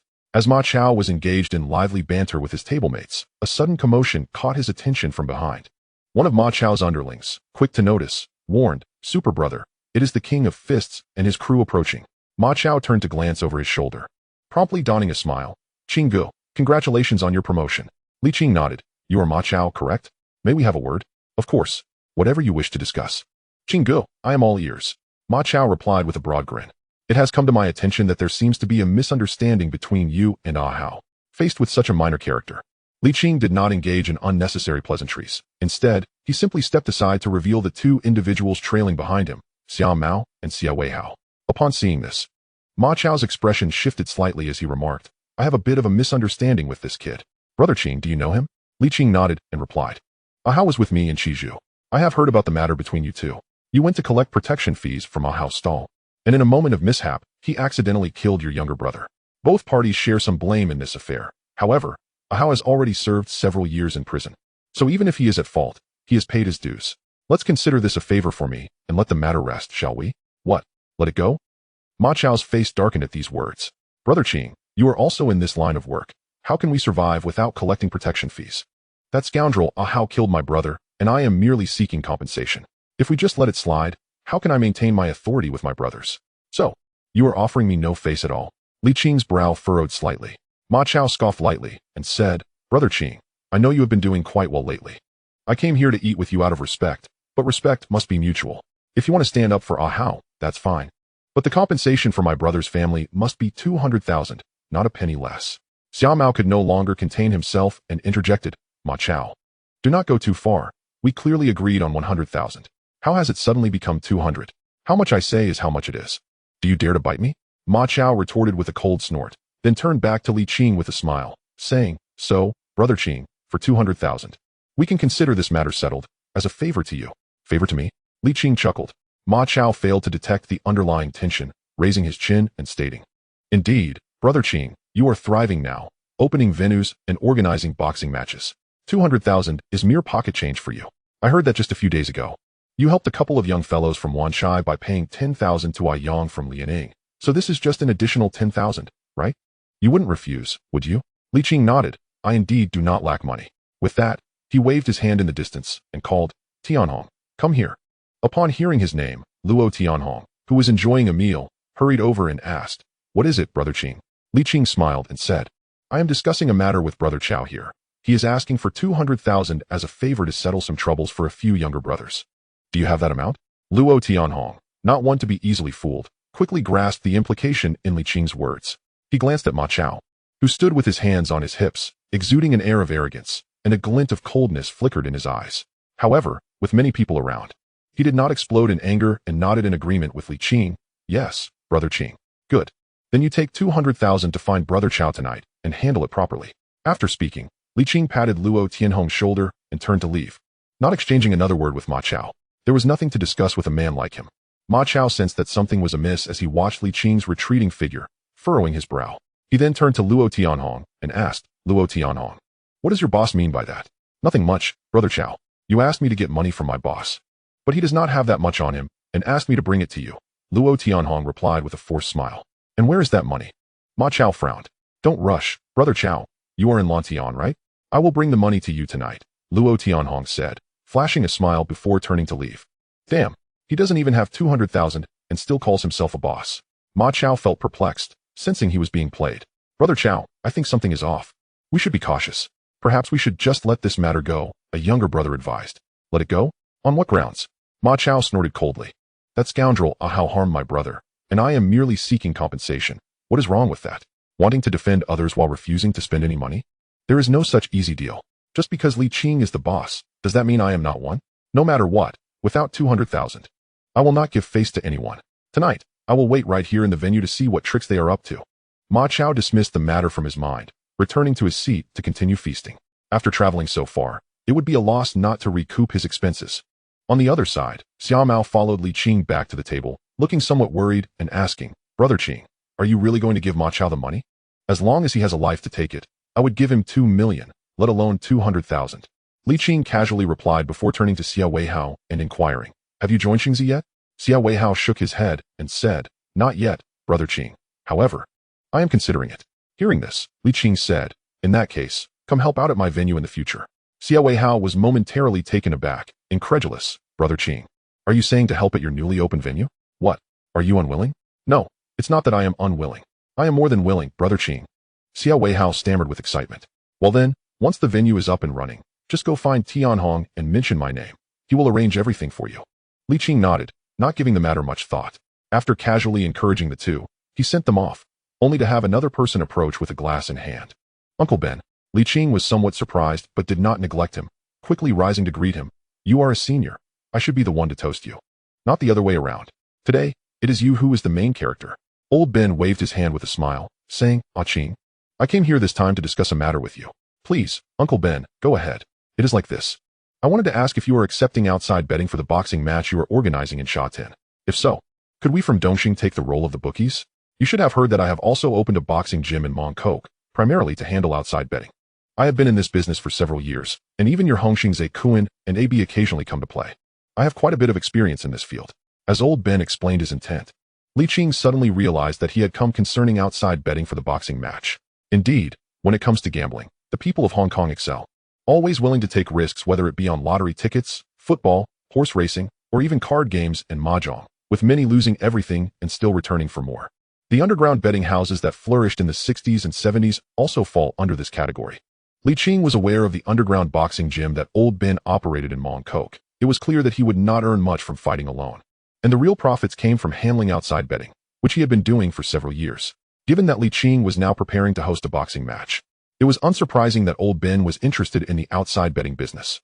However, Li Qing had already contemplated this matter and smiled as he shook his head, saying, I'm sorry, Uncle Ben, but this boxing match is the first one we, Hongxing, are organizing, so I do not intend to sell outside betting rights.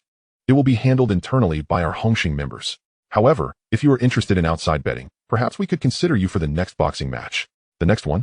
Old Ben's brow furrowed as he responded, Ah Qing, did you not say that this boxing match is merely to celebrate the opening of your new venue and attract some attention? You intend to hold a second one? As he gazed at the pale-faced Mr. Bai, Li Qing chuckled, Uncle Ben, there's no need to rush. I harbor no intentions of competing with you for business. The upcoming underground boxing match is merely to draw some patrons to the new venue and to accumulate a bit of experience. Should we decide to hold such an event in the future, I shall ensure it is conducted as a formal boxing competition. At that point, we can not only accept public betting, but may even invite television networks to broadcast the event, which would not conflict with your underground boxing gym. Transforming it into a formal boxing match, Mr. Bai responded, somewhat astonished. Ah Qing, it appears I have underestimated you. Your ambitions are indeed considerable. However, should you pursue such a grand endeavor, the expenses will be substantial. It's merely a casual venture for now. We shall see how it unfolds. Li Qing smiled, offering a nonchalant dismissal. Yet, in his heart, he had long contemplated the notion of establishing a legitimate boxing competition.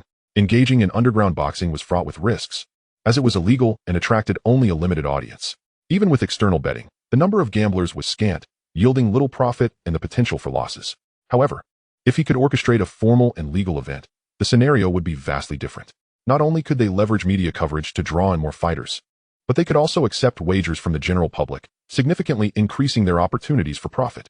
Yet, with resources currently constrained, organizing a formal boxing match would not be a simple task, requiring meticulous planning on multiple fronts. Therefore, it was prudent to first host an underground boxing match, both to generate interest for the new venue and to gain valuable experience. Once he had sufficient funds and connections, he would consider hosting formal boxing competitions. Chapter 71. The Chaozhou gang conspires against Li Qing.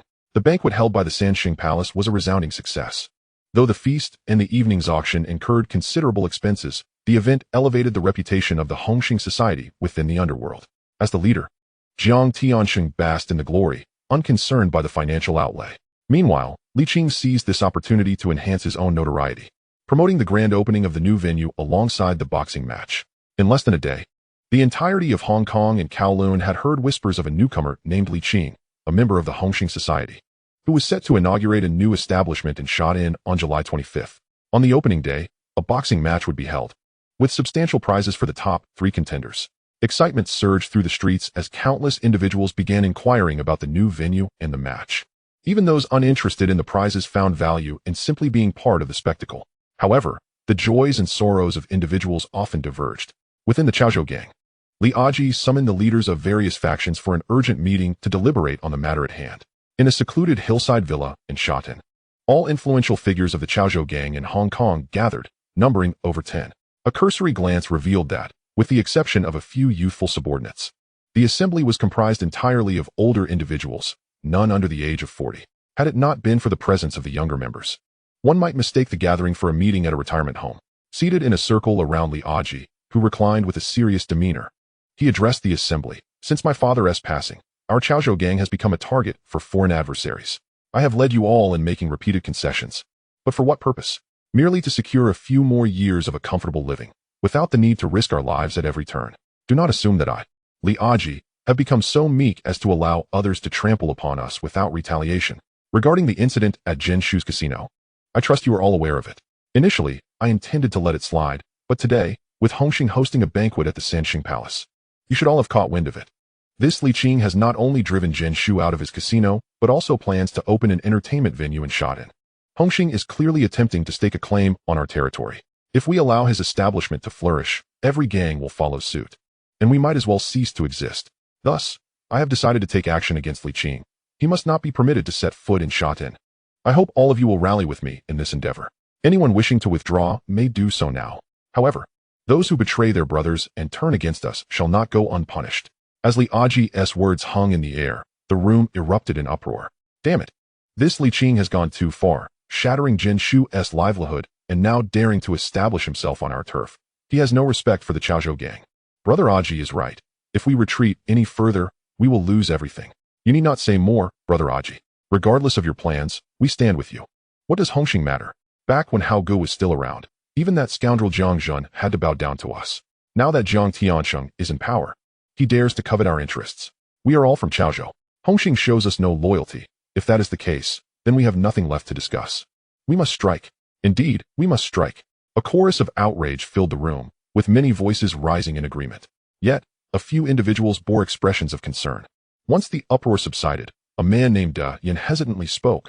Brother Aji, recently, A Yong and his crew have been at odds with us as well. If we genuinely engage in battle with Hongxing at this juncture, we may find ourselves overwhelmed. Li Aji nodded in acknowledgement, responding, I have already consulted with Big Zhu regarding A Yong's faction a couple of days ago. Over the years, Big Zhu and I have collaborated in business ventures. A Yong's actions are not merely aimed at us, but threaten everyone's livelihood. Big Zhu will not let him off easily. Dian paused, asking, what does Big Zhu intend to do? How he resolves it is his business. It is his family matter, and we need not concern ourselves with it. In any case, we shall no longer have to worry about A Yong, Li Aji stated, dismissing further inquiry with a wave of his hand. The purpose of gathering you all today is to discuss how we can deal with this Li Qing. Is that even a question? We should take him down directly. We must make it clear that the Chaozhou gang is not to be trifled with. A man with long hair slammed the table in fervor. A nearby individual sighed, replying, Ah Bao, such a direct approach is merely a short-sighted tactic. If we act recklessly, Hongxing can retaliate in kind, leading to a clash that could cost countless lives. Indeed, Hongxing has just hosted a grand banquet for this boxing champion Qing. If we were to eliminate him, where would that leave Hongxing's reputation? They would undoubtedly seek retribution. This won't do, that won't do. What do you propose we do then? Listening to the cacophony of voices, a young man standing behind Jin Shu suddenly interjected. Brother Aji, esteemed elders, I have an idea. Jin Shu quickly turned to glare at him, admonishing, this is not your place to speak. Hey Jin Shu, if Jin Zai has an idea, let him share it. After all, we are all at a loss for how to proceed, a voice chimed in. Li Aji gestured for silence and turned to the young man, inquiring, Jin Zai, what is your idea? Please share it for our consideration. Yes, Brother Aji. Jinzai nodded eagerly, then continued. Brother Aji, our primary concern now is to prevent this Li Qing from establishing himself on our territory. Rather than provoking a war with Hongxing, correct? Precisely, Li Aji affirmed, nodding in agreement with the sentiments expressed earlier. War was indeed a last resort. The Chaozhou gang and the Hung Hing collectively number in the tens of thousands. If a conflict were to erupt between the two factions, regardless of the victor or the vanquished, the outcome would undoubtedly be dire for both sides. Given the potential for escalation, the foreign elements would surely not let the matter slide. Unless absolutely necessary, he harbors no desire to engage in direct warfare with Hung Hing. However, if conflict can be avoided, then a solution is at hand. Upon hearing this, Jinsi nodded and remarked, Brother G, isn't that Li Qing's entertainment venue set to officially open on July 25th? When that day arrives, all our brothers from the Chaozhou gang will mobilize to support him. Once his establishment struggles to remain operational, he will inevitably seek us out for negotiations. At this, Li Aji furrowed his brows. One of the others interjected bluntly, Damn, I really thought you had a brilliant idea. What you're proposing is no different from outright warfare. Hold on, Uncle He, let me finish, Jinsi interjected, waving his hand. When I say support, I mean genuine patronage, not disruption. His venue operates at night, and there is no stipulation on how long one must stay or how much one must spend to enter, is there? With a smile, Jinsi continued, in that case, once he opens, we can send in hundreds of our brothers to his venue, each purchasing the cheapest beer and occupying the place from dawn till dusk. I wonder how long he can endure such a situation. The other's eyes lit up. Oh right, why didn't I think of that? Brother G, Jinsi's suggestion is sound. We won't be causing trouble. Rather, we'll be there to support him. Even if word of this spreads, no one could accuse us of wrongdoing since we wouldn't be vandalizing his establishment. Indeed, if Hung Hing can't restrain themselves and strikes first, they would be at fault. And we could even call upon other gangs to mediate. In an instant, many voiced their agreement, finding merit in the plan. However, some expressed concern. But what if Hung Hing retaliates by sending their own people to our venue to loiter, preventing our other patrons from enjoying themselves? What then? After a moment's contemplation, Li Aji replied, I believe Jinsi's plan is feasible. Our current focus is solely on Li Qing, aiming to protect our territory. If Hung Hing's members attempt to disrupt our venue, we can simply retaliate in kind. The worst-case scenario is that we close our doors for a few days. After all, our Chaozhou venues are limited, while Hung Hing has multiple establishments scattered throughout Yaomati. I'm eager to see who will ultimately falter first. The others nodded in agreement. Exactly. Our venues are few. We'll see who gives in first. Li Aji turned to Jinsi and said, Since this plan originated with you, I entrust its execution to you. On the day of his venue's grand opening, I will also show my support. Jinsi, take charge of the arrangements. And if you need more manpower, I will ensure that other brothers assist you. Yes, Brother G. Jinsi replied eagerly, I promise to see this matter through. Within 3 days, I will ensure that his venue is unable to sustain itself. Li Aji smiled and nodded. Do well, for the future of our gang rests upon your shoulders. With a proud grin, Uncle He sat nearby, thoroughly pleased. At that moment, Jinsi seemed to recall something and proposed, By the way, Brother G, I also have a way to shut down that casino run by the boxing champion, Qing. Li Aji raised an eyebrow and nodded. Let us hear it. Jinsi's eyes sparkled as he explained, Brother G, I've recently made acquaintances with several formidable figures from the north, all of whom have come here to make a living. They are ruthless and quite capable. Li Qing's casino operates on a grand scale, with cash flow exceeding 10 million each night. If I inform these individuals, they will surely be tempted. Li Aji frowned slightly. Are you suggesting we engage these figures for a bit of black market retribution? Jinsi nodded. Precisely. For a casino, security is paramount. If his establishment is compromised, it would be exceedingly difficult for him to reopen afterward. Moreover, this operation would be executed by those outsiders, keeping our Chaozhou gang's name clear. Regardless of how he investigates, he could never trace it back to us. In the end, if both of his venues face calamity, he will be too preoccupied to maintain his foothold in Sha-Tin. Upon hearing this, Li Aji furrowed his brow, deep in thought. The others, however, found merit in this strategy. Using others to do our bidding? I see no issue with that. Indeed, Brother G, it's not as if we have to lift a finger ourselves. Those outsiders are all here illegally. They make their move and vanish, leaving no trail back to us. Exactly. Once both of his venues are in disarray, he might not even need our prompting to vacate Sha-Tin. Listening to their words, the hesitation in Li Aji's expression gradually faded, replaced by a burgeoning resolve. This course of action, while contrary to his principles, was necessary for the greater good of the Chaozhou gang. Chapter 72, Luo Tianhong sweeps the venue. As the Chaozhou gang convened to plot, the charity auction over at Hung Hing concluded successfully. This auction was held in one of Hung Hing's restaurants. Since the time was still early, The likes of Camel and Crow from Dongxing had fled to the Netherlands and had yet to return, thus avoiding any dramatic scenes of table flipping. Various gangs actively contributed to the charitable cause, creating an atmosphere of harmony. In the end, even Li Qing spent 300,000 to acquire a broken vase. As the main event of the day, the grand finale, a long red was successfully bid on by Jiang Tianxing. The other gangs were quite accommodating, causing no disturbances. The bidding ended at a flat price of 88,000, with everyone participating equally. Once the auction concluded, everyone returned to their respective homes. Typically, at this juncture, one would expect some form of entertainment to follow. However, with so many gang members present, the numbers were overwhelming. Inviting them to a night venue would surely bankrupt Jiang Tianxing. The banquet at Sansheng Palace had already cost a fortune, and he was reluctant to be taken advantage of again. Hung Hing's own members suggested going out for some fun, but Li Qing politely declined. With advertisements already broadcasted, he needed to expedite preparations for the new venue's opening and the boxing match. He couldn't afford to falter on the day of the grand opening. That would be an immense embarrassment. Li Qing returned to the Shatin villa with Dado. Upon arrival, Qiu Jie greeted him warmly, holding his daughter, Brother Qing. Observing the joyful father-daughter duo, Li Qing nodded slightly, stepping forward to pinch his daughter's cheek. Xinshin, have you been a good girl today? Uncle, Xinshin has been very good. Xinshin replied sweetly. That is wonderful. Be good, and when Uncle has some free time, I'll take you out for some delicious food. After teasing Xinshin for a while, Li Qing entered the living room with the others and casually inquired, So, how has it been for you, Jie? Since you've been out these past few days? Very well. Today, while you weren't around, I took Xinshin to explore Kowloon. The changes are quite significant. Qiu Jie smiled, but gratitude soon flickered in his eyes as he added. Being able to come out early and watch Xinshin grow up has been something I never dared to hope for. It's all thanks to you, Brother Qing. Thank you. Qiu Jie stood and bowed deeply to Li Qing. We're all family here. No need for such formalities. Li Qing waved his hand and then asked, What do you plan to do next? At this, Qiu Jie hesitated for a moment before responding. As long as there's no gambling involved, I'm open to anything.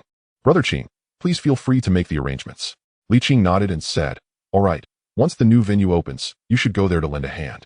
Given Qiu Jie's remarkable skills, it would indeed be a pity for him not to explore the world of gambling. But each person has their own aspirations, and Li Qing would not compel him to engage in pursuits he does not favor. Of course, the most significant point is that Li Qing never considered exploiting Qiu Jie's gambling prowess to line his own pockets at the gaming tables. He could engage in the gambling business, but he had never envisioned amassing wealth through gambling itself.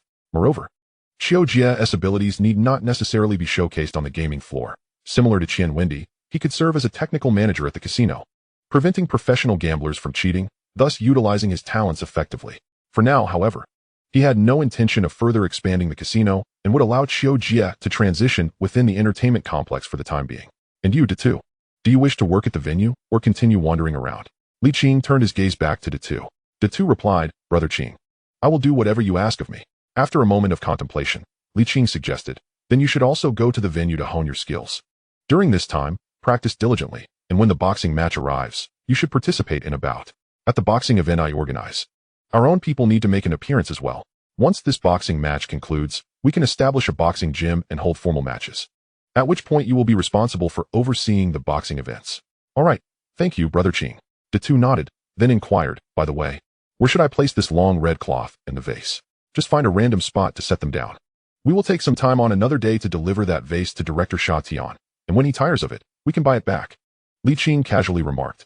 The long red cloth merely represents a symbol, and even if placed outside, no one would want it for free. However, the vase, while not valued at 300,000, could still be considered an antique, worth a few tens of thousands, which would be just right for sending money to Ho Hai. Antiques function in this manner, even if they are worth only a few tens of thousands, as long as both parties agree. One could spend billions to acquire them without any legal repercussions. Naturally, one should not take it to such extremes, as even if it were not illegal, it could attract unwanted attention. A price inflated by thousands or tens of thousands would be a clear indication of something amiss. Yet, what Li Qing truly cared about was not the vase, but the charity auction scheduled for tonight. He felt that in the future, if opportunities arose, he should establish a charitable foundation or similar organization. Making money is not the primary goal. Rather, it is often a commendable endeavor that can enhance one's reputation, potentially serving as a lifeline during critical moments. At that moment, after placing the vase down, Datu approached with curiosity and asked, By the way, Brother Qing, where's Tian Hong? I haven't seen him tonight. Tian Hong.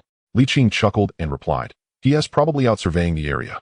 Kuntong District, Lam Tin. Like Chengyan Mountain, Lam Tin has few entertainment venues due to the public housing estates built by the British colonial government, resulting in limited opportunities for profit. However, where there are people, there exists a community. There are also societies rooted here. The likes of Hongxing's Diyu and the Beasts of New Qi are all mingling in this area. Additionally, there are some smaller factions, such as the Shengzi Dui of the Numbers Gang. Since the death of its founder, Gazhao Wang, the Numbers Gang has split, with various factions operating independently.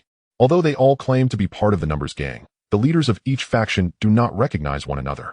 Among these factions, some are stronger than others. The formidable include Wang Bao of the Yongzi Dui, Lian Haolong of the Zhong Xin, the boxing champion Min of the Hengzi Dui, and Long of the Hezi Dui, along with Binga Ju of the Macau Ez Dui, and Imo Luo Bing of the Meizi Dui. Conversely, the Shengzi Dui is among the weaker factions, akin to his setting sun.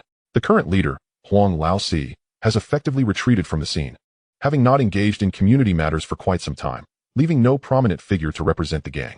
In recent years, the most notable figure has been Ma Chao. Although Ma Chao claims to be the boss, in terms of seniority, he is merely a rookie.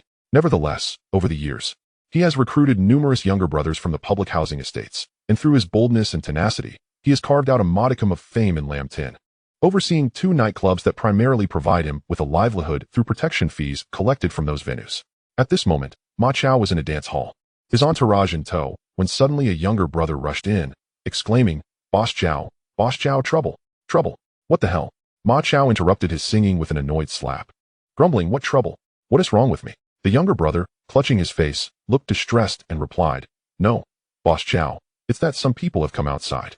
Damn it, what is wrong with someone coming? Isn't that good? This lousy venue has been empty for ages. We need people to come and play. Where will we collect protection fees if no one shows up? Ma Chao scolded. No, Boss Chao, they said they're here for you. The leader is called something like Hong, and he claims to be from Hongxing. The younger brother said anxiously. Hongxing? Ma Chao paused for a moment, then quickly reacted with a slap back, cursing. Damn it, can't you even hear properly? Is it someone named Luo Tianhong? Yes, Boss Chao. Then it's settled. They're here to repay a debt. The boxing champion Qing of Hongxing still owes me 200,000. Ma Chao said, rising with a sense of pride. Let us go, follow me out to broaden your horizons and show you what is so great about Hongxing. When they meet me, Ma Chao, they'll still have to give me face. But, Boss Chao, they don't look like they're here to repay a debt. They seem like they're here to cause trouble, the younger brother urged. Hearing this, Ma Chao frowned and asked, How many of them are there? The younger brother thought for a moment and replied, It seems like 7 or 8. Smack. Before he could finish, he received another slap. Damn it. What trouble can 8 people cause? Ma Chao cursed, then disregarded the foolishness of the younger brother and led his men outside. Upon entering the lobby, they spotted several unfamiliar faces in a booth, with the leader being Luo Tianhong, whom he had seen earlier at the Sanxing Palace. Sporting a distinctive tuft of blue hair, he curiously carried a sword over his shoulder. Ma Chao was momentarily taken aback, but quickly dismissed it. Rolling up his shirt sleeves and approaching, Hey, Luo Tianhong, why are you so late? Upon hearing the voice, Luo Tianhong turned around, stood up, and casually rested the sword on his shoulder, approaching Ma Chao with a smile. Realizing the situation was off, the crowd in the venue began to encircle them, revealing that the majority were Ma Chao's younger brothers, while only a handful of actual patrons stood up to watch the commotion. Seeing this, Ma Chao felt a bit more at ease and smugly remarked to Luo Tianhong, What is this? Filming a martial arts movie? Coming out with a sword at this late hour, where's the money? Did you bring it? Luo Tianhong remained unfazed, extending a hand, and beside him, Fei Quan promptly produced a stack of cash from his pocket and handed it to him. Without even glancing at it, Luo Tianhong shoved it into Ma Chao's arms with a slight smile, saying, Here is a settlement fee, Boss Chao, take it. Ma Chao, feeling even prouder, was about to count the money when suddenly everything went dark before his eyes, followed by a burst of blood from his nose, causing him to collapse to the ground in pain, clutching his face. Did you really think you could just take it? Luo Tianhong followed up with a kick, sending Ma Chao flying, then glanced at the stunned gang members around him, waving his hand coldly and commanding, Smash it. Chapter 73. He was made to worship Lord Guan, but not to become Lord Guan. Onward. Fei Quan was the first to charge in, swiftly drawing a watermelon knife from his waist, and began slashing at anyone in sight. Chen Yaoqing, unwilling to be outdone, joined the fray with several of his subordinates. Damn it, Boss Chao has been attacked. They're here to cause trouble. Let us take them down. Several individuals had already fallen, and only then did Ma Chao's gang of underlings react, hastily arming themselves for a confrontation. At that moment, Luo Tianhong unsheathed his 8-sided sword and plunged into the fray. With a sword in hand, he He moved through the crowd as though it were an uninhabited realm. In less than 10 minutes, more than half of the 70 or so people had collapsed, writhing on the ground in continuous screams of agony. Under the pungent scent of blood, the remaining individuals gradually regained their senses, standing in terror at a distance, too frightened to advance. Meanwhile, aside from Luo Tianhong, Fei Quan and Chun Yaoqing had sustained injuries, but still stood resolute, each brandishing their weapons in a circle, coldly staring down Ma Chao's remaining lackeys. Listen well. I am Luo Tianhong, and my boss is Li Qing, the vice leader of the Hongxing gang, Luo Tianhong proclaimed, standing atop a table. Flicking back his blue bangs with a cold gaze directed at the onlookers, he pointed the 8-sided sword at the unconscious Ma Chao on the ground. This scoundrel disrespected my boss at the Sanxing Palace last night and extorted 200,000 from him. The money in his pocket is proof. Thus, I have come to clear his turf tonight. If anyone is dissatisfied, feel free to come at me. Remember my name. I am Luo Tianhong. After uttering his declaration, Luo Tianhong glanced at Fei Quan and Chun Yaoqing, commanding, "Take this scoundrel away. Whatever he extorted from us, he must repay in full tonight, with interest, otherwise he'll find it hard to meet his end." "Yes, boss." Fei Quan and the others felt a surge of adrenaline, never having felt so empowered in their lives. They stepped forward, dragging Ma Chao away like a dead dog, while also announcing their names in homage to Luo Tianhong. "Remember, I am Hongxing Fei Quan. I am Hongxing Chun Yaoqing." Luo Tianhong surveyed the area once more, noting that none dared to meet his gaze. He then let out a cold laugh, leaped off the table, and departed with flair. As soon as they left, the venue erupted into chaos. The next day, Li Qing had just risen when he received a call from Liang Kuan. On the other end of the line, Liang Kuan exclaimed, "Damn, Ah Qing. That fellow of yours from last night, the one with the blue hair, Luo Tianhong, right?"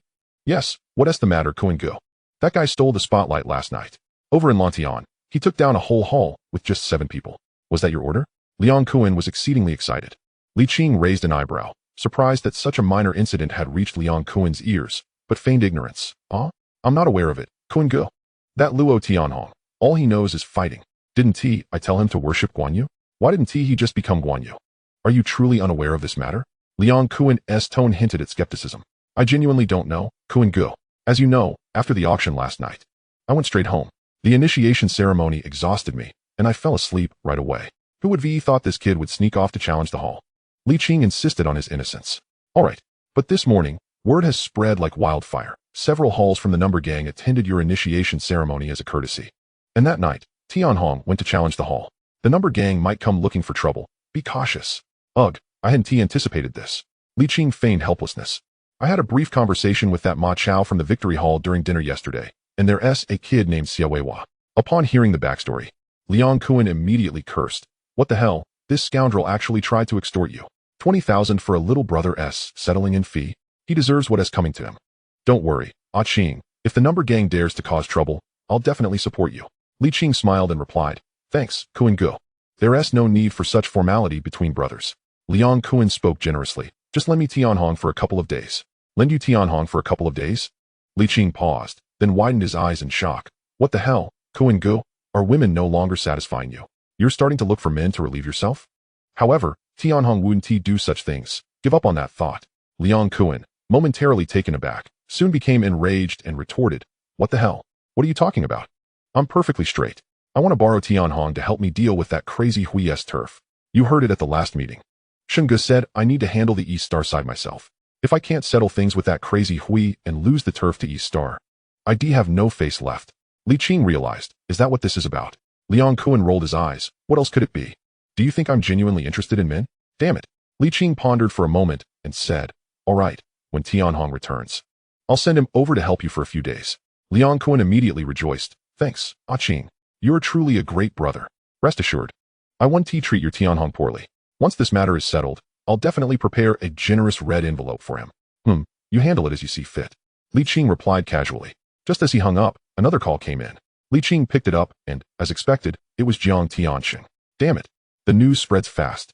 Li Qing cursed inwardly, knowing this call was likely about Tianhong's challenge against the Victory Hall. "Mr. Jiang, is there something you need so early?" Li Qing answered the phone. "Ah Qing, are you still in bed?" "Not yet. Is there something wrong, Mr. Jiang?" "Nothing much. I just heard that the Victory Hall in Lantian was challenged last night, and the rumor is that you were behind it, so I called to check." "How could that be, Mr. Jiang?" Li Qing protested. "As soon as the auction ended last night, I went home to rest. How could I possibly challenge the Victory Hall? Besides, Lantian is practically destitute. Why would I go there to cause trouble? That's true, Jiang Tianxing smiled. Don't worry, I'm just inquiring. I heard it was one of your underlings named Luo Tianhong who led the charge and mentioned your name. Do you have any grievances with the Victory Hall? Grievances? None at all. Li Qing feigned confusion, before realizing, if there were any. It would be that I had a brief chat with a Ma Chao from the Victory Hall during dinner yesterday. Li Qing relayed the same explanation he had given Liang Kuan to Jiang Tianxing. Upon hearing this, Jiang Tianxing understood, so, it seems that your underling Luo Tianhong acted on his own accord? Perhaps, Li Qing replied. I hadn't anticipated that he would take it upon himself to challenge the Victory Hall over such a minor issue. I'll ask him when he returns.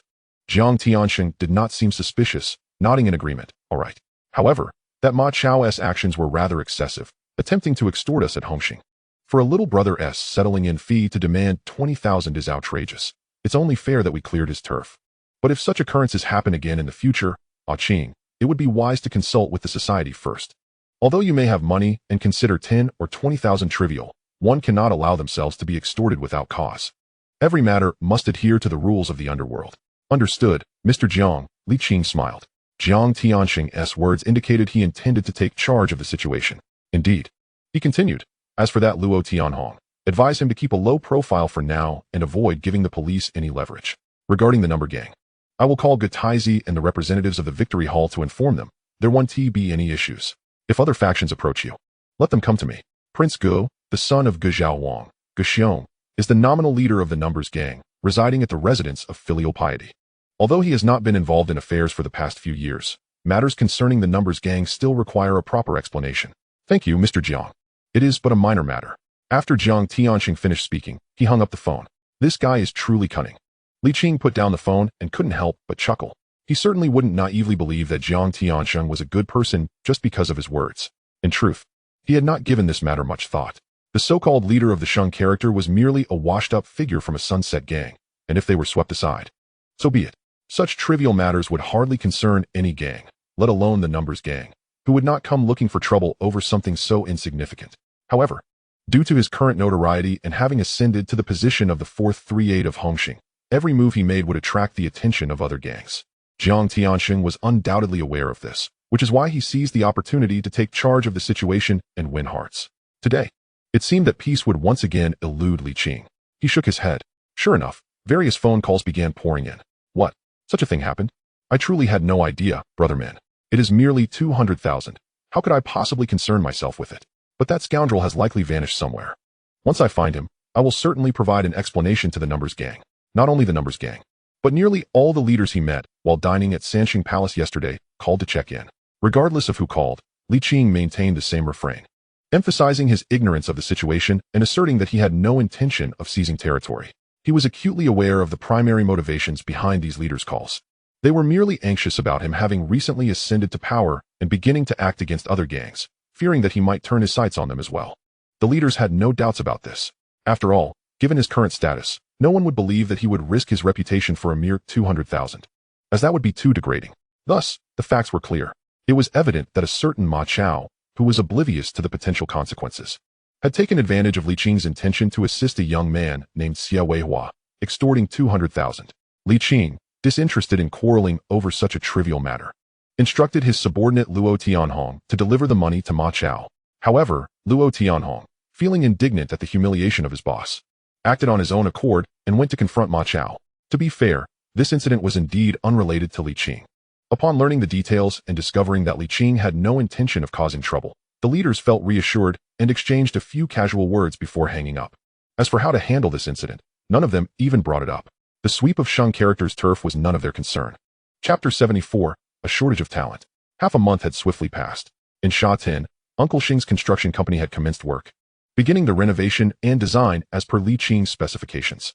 Whenever he found the time, Li Qing would visit to monitor the progress, enjoying tea with Uncle Xing while feeling reassured that Uncle Xing was present on site daily to oversee the work. While the venue was still under renovation, Li Qing also began to focus on the factory affairs. As for the electronics factory, with VCD technology yet to emerge, Li Qing made no alterations, simply instructing them to proceed with the original production plan. Although he anticipated that VCD technology would eventually replace VCRs, he understood that without the requisite technology, he could not expect the workers to conjure it out of thin air. Such advancements must align with the progression of the times. It is not a simple task to innovate from nothing. Li Qing was primarily engaged in establishing a snack processing factory. At the Dawei Snack Factory, Li Qing was in a meeting with the factory manager. The manager, a man in his 40s who had worked there for many years and had previously earned the trust of Robinson, was retained by Li Qing as the factory manager to assist in management. At that moment, as the manager listened to Li Qing outline plans for new snack production, he hesitated, saying, "Boss, the spicy strips and crispy noodles you mentioned could be attempted, but as for that functional beverage, we have never produced anything like it before. And without an ingredient list, I truly do not know how to proceed." Li Qing furrowed his brow and replied, "Did I not specify the flavor? Just follow my description and experiment with those common ingredients one by one." The manager, with a sense of helplessness, responded, "Boss, if we proceed this way, who knows how many trials it will take to achieve the flavor you described. Moreover, many ingredients cannot be added indiscriminately. If someone were to fall ill, we would be held legally accountable. Besides, the most popular beverages on the market are colas and the like. Even if we manage to create your so-called revitalizing fruit flavor, there is no guarantee it will sell. Whether it sells or not is not your concern. Your responsibility is to help me produce it." Li Qing waved his hand dismissively. "You do not understand. Find someone who does. In any case, I require you to create this vitamin functional beverage with the flavor I described within a month. Regarding safety, I believe you ignored everything I just said, did you not? The foremost principle of this functional beverage we produce is health, fruit-flavored vitamins. Do you understand what fruit-flavored means?" Upon hearing this, the manager gritted his teeth and nodded, saying, "All right, boss, I will do my utmost to produce the beverage you described as quickly as possible." "That is more like it." Li Qing nodded in satisfaction. "Times are advancing. We must not remain stagnant. Without innovation, if we linger in our comfort zones, merely picking up scraps from others, we will inevitably meet our demise. Just follow my lead, work diligently, and my future business empire will surely have a place for you." The manager couldn't help but smirk. At his age, he could easily discern that Li Qing was painting grand aspirations. To be candid, he felt that his current life was already quite satisfactory, and there was no need for any innovation. However, since the boss had demands, he had no choice but to comply, even if reluctantly. "By the way, do you know if there are any factories nearby producing counterfeit goods?" At this moment, Li Qing inquired. "Counterfeit goods?" The manager felt a chill run down his spine and replied, "There are several factories nearby engaged in that, boss. Are you considering producing counterfeit goods?" Li Qing nodded. "Yes, I have such intentions. Take me there to have a look. If suitable, I will purchase them outright." The manager gulped and earnestly cautioned, "Boss, producing counterfeit goods is illegal. If we were to be reported, no amount of profit would suffice to pay the fines. Those big brands are all unscrupulous. Have you forgotten what I just said?" Li Qing waved his hand and stated, "Just do as I say. If there are any issues, I will handle them.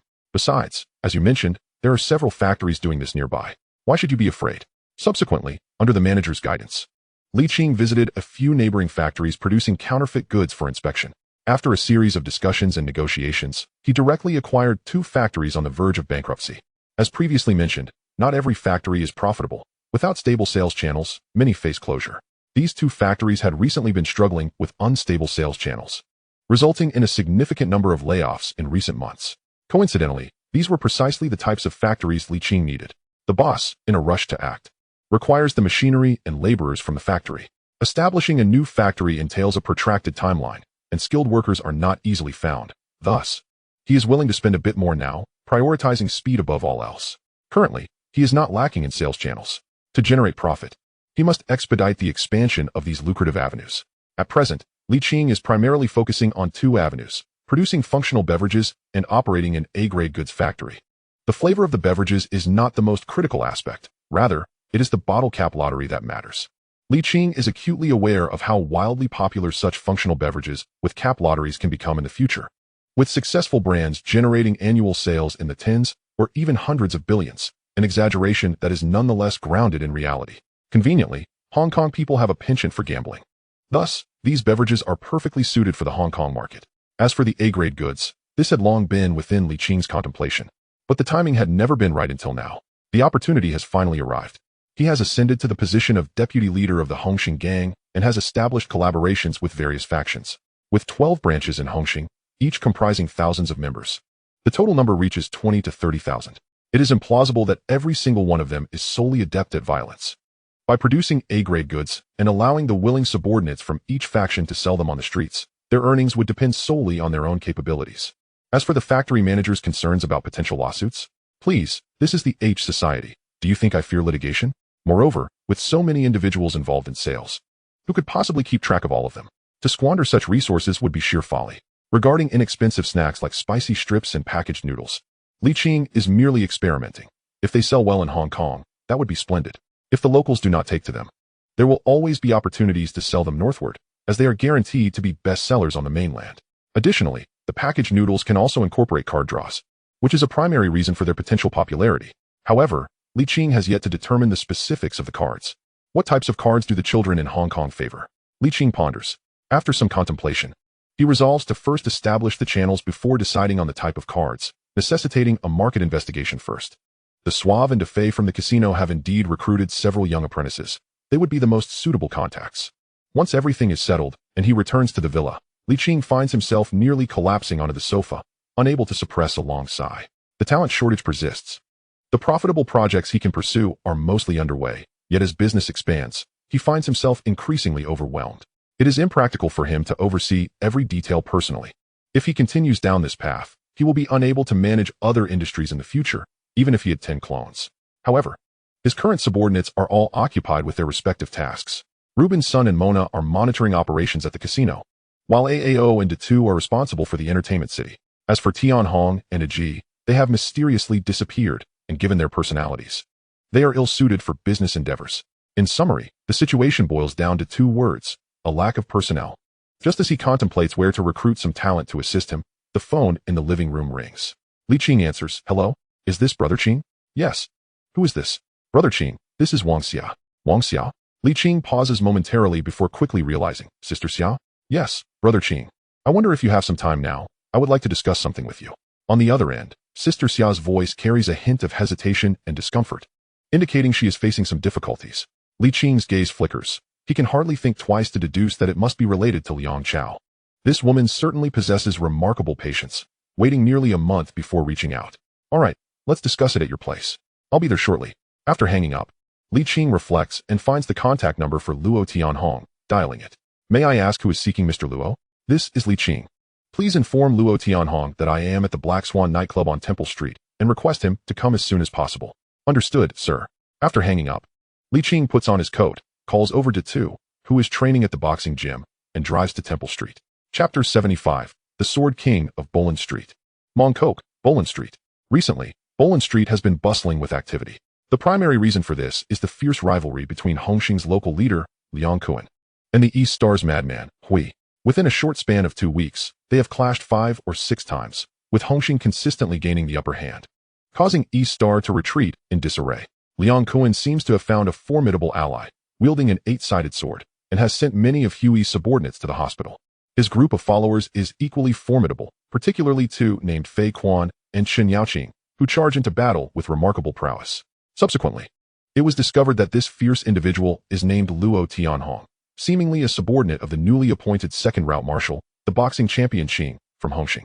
The earlier incident involving the defeat of the victorious Ma Chao at Lantian was orchestrated by him.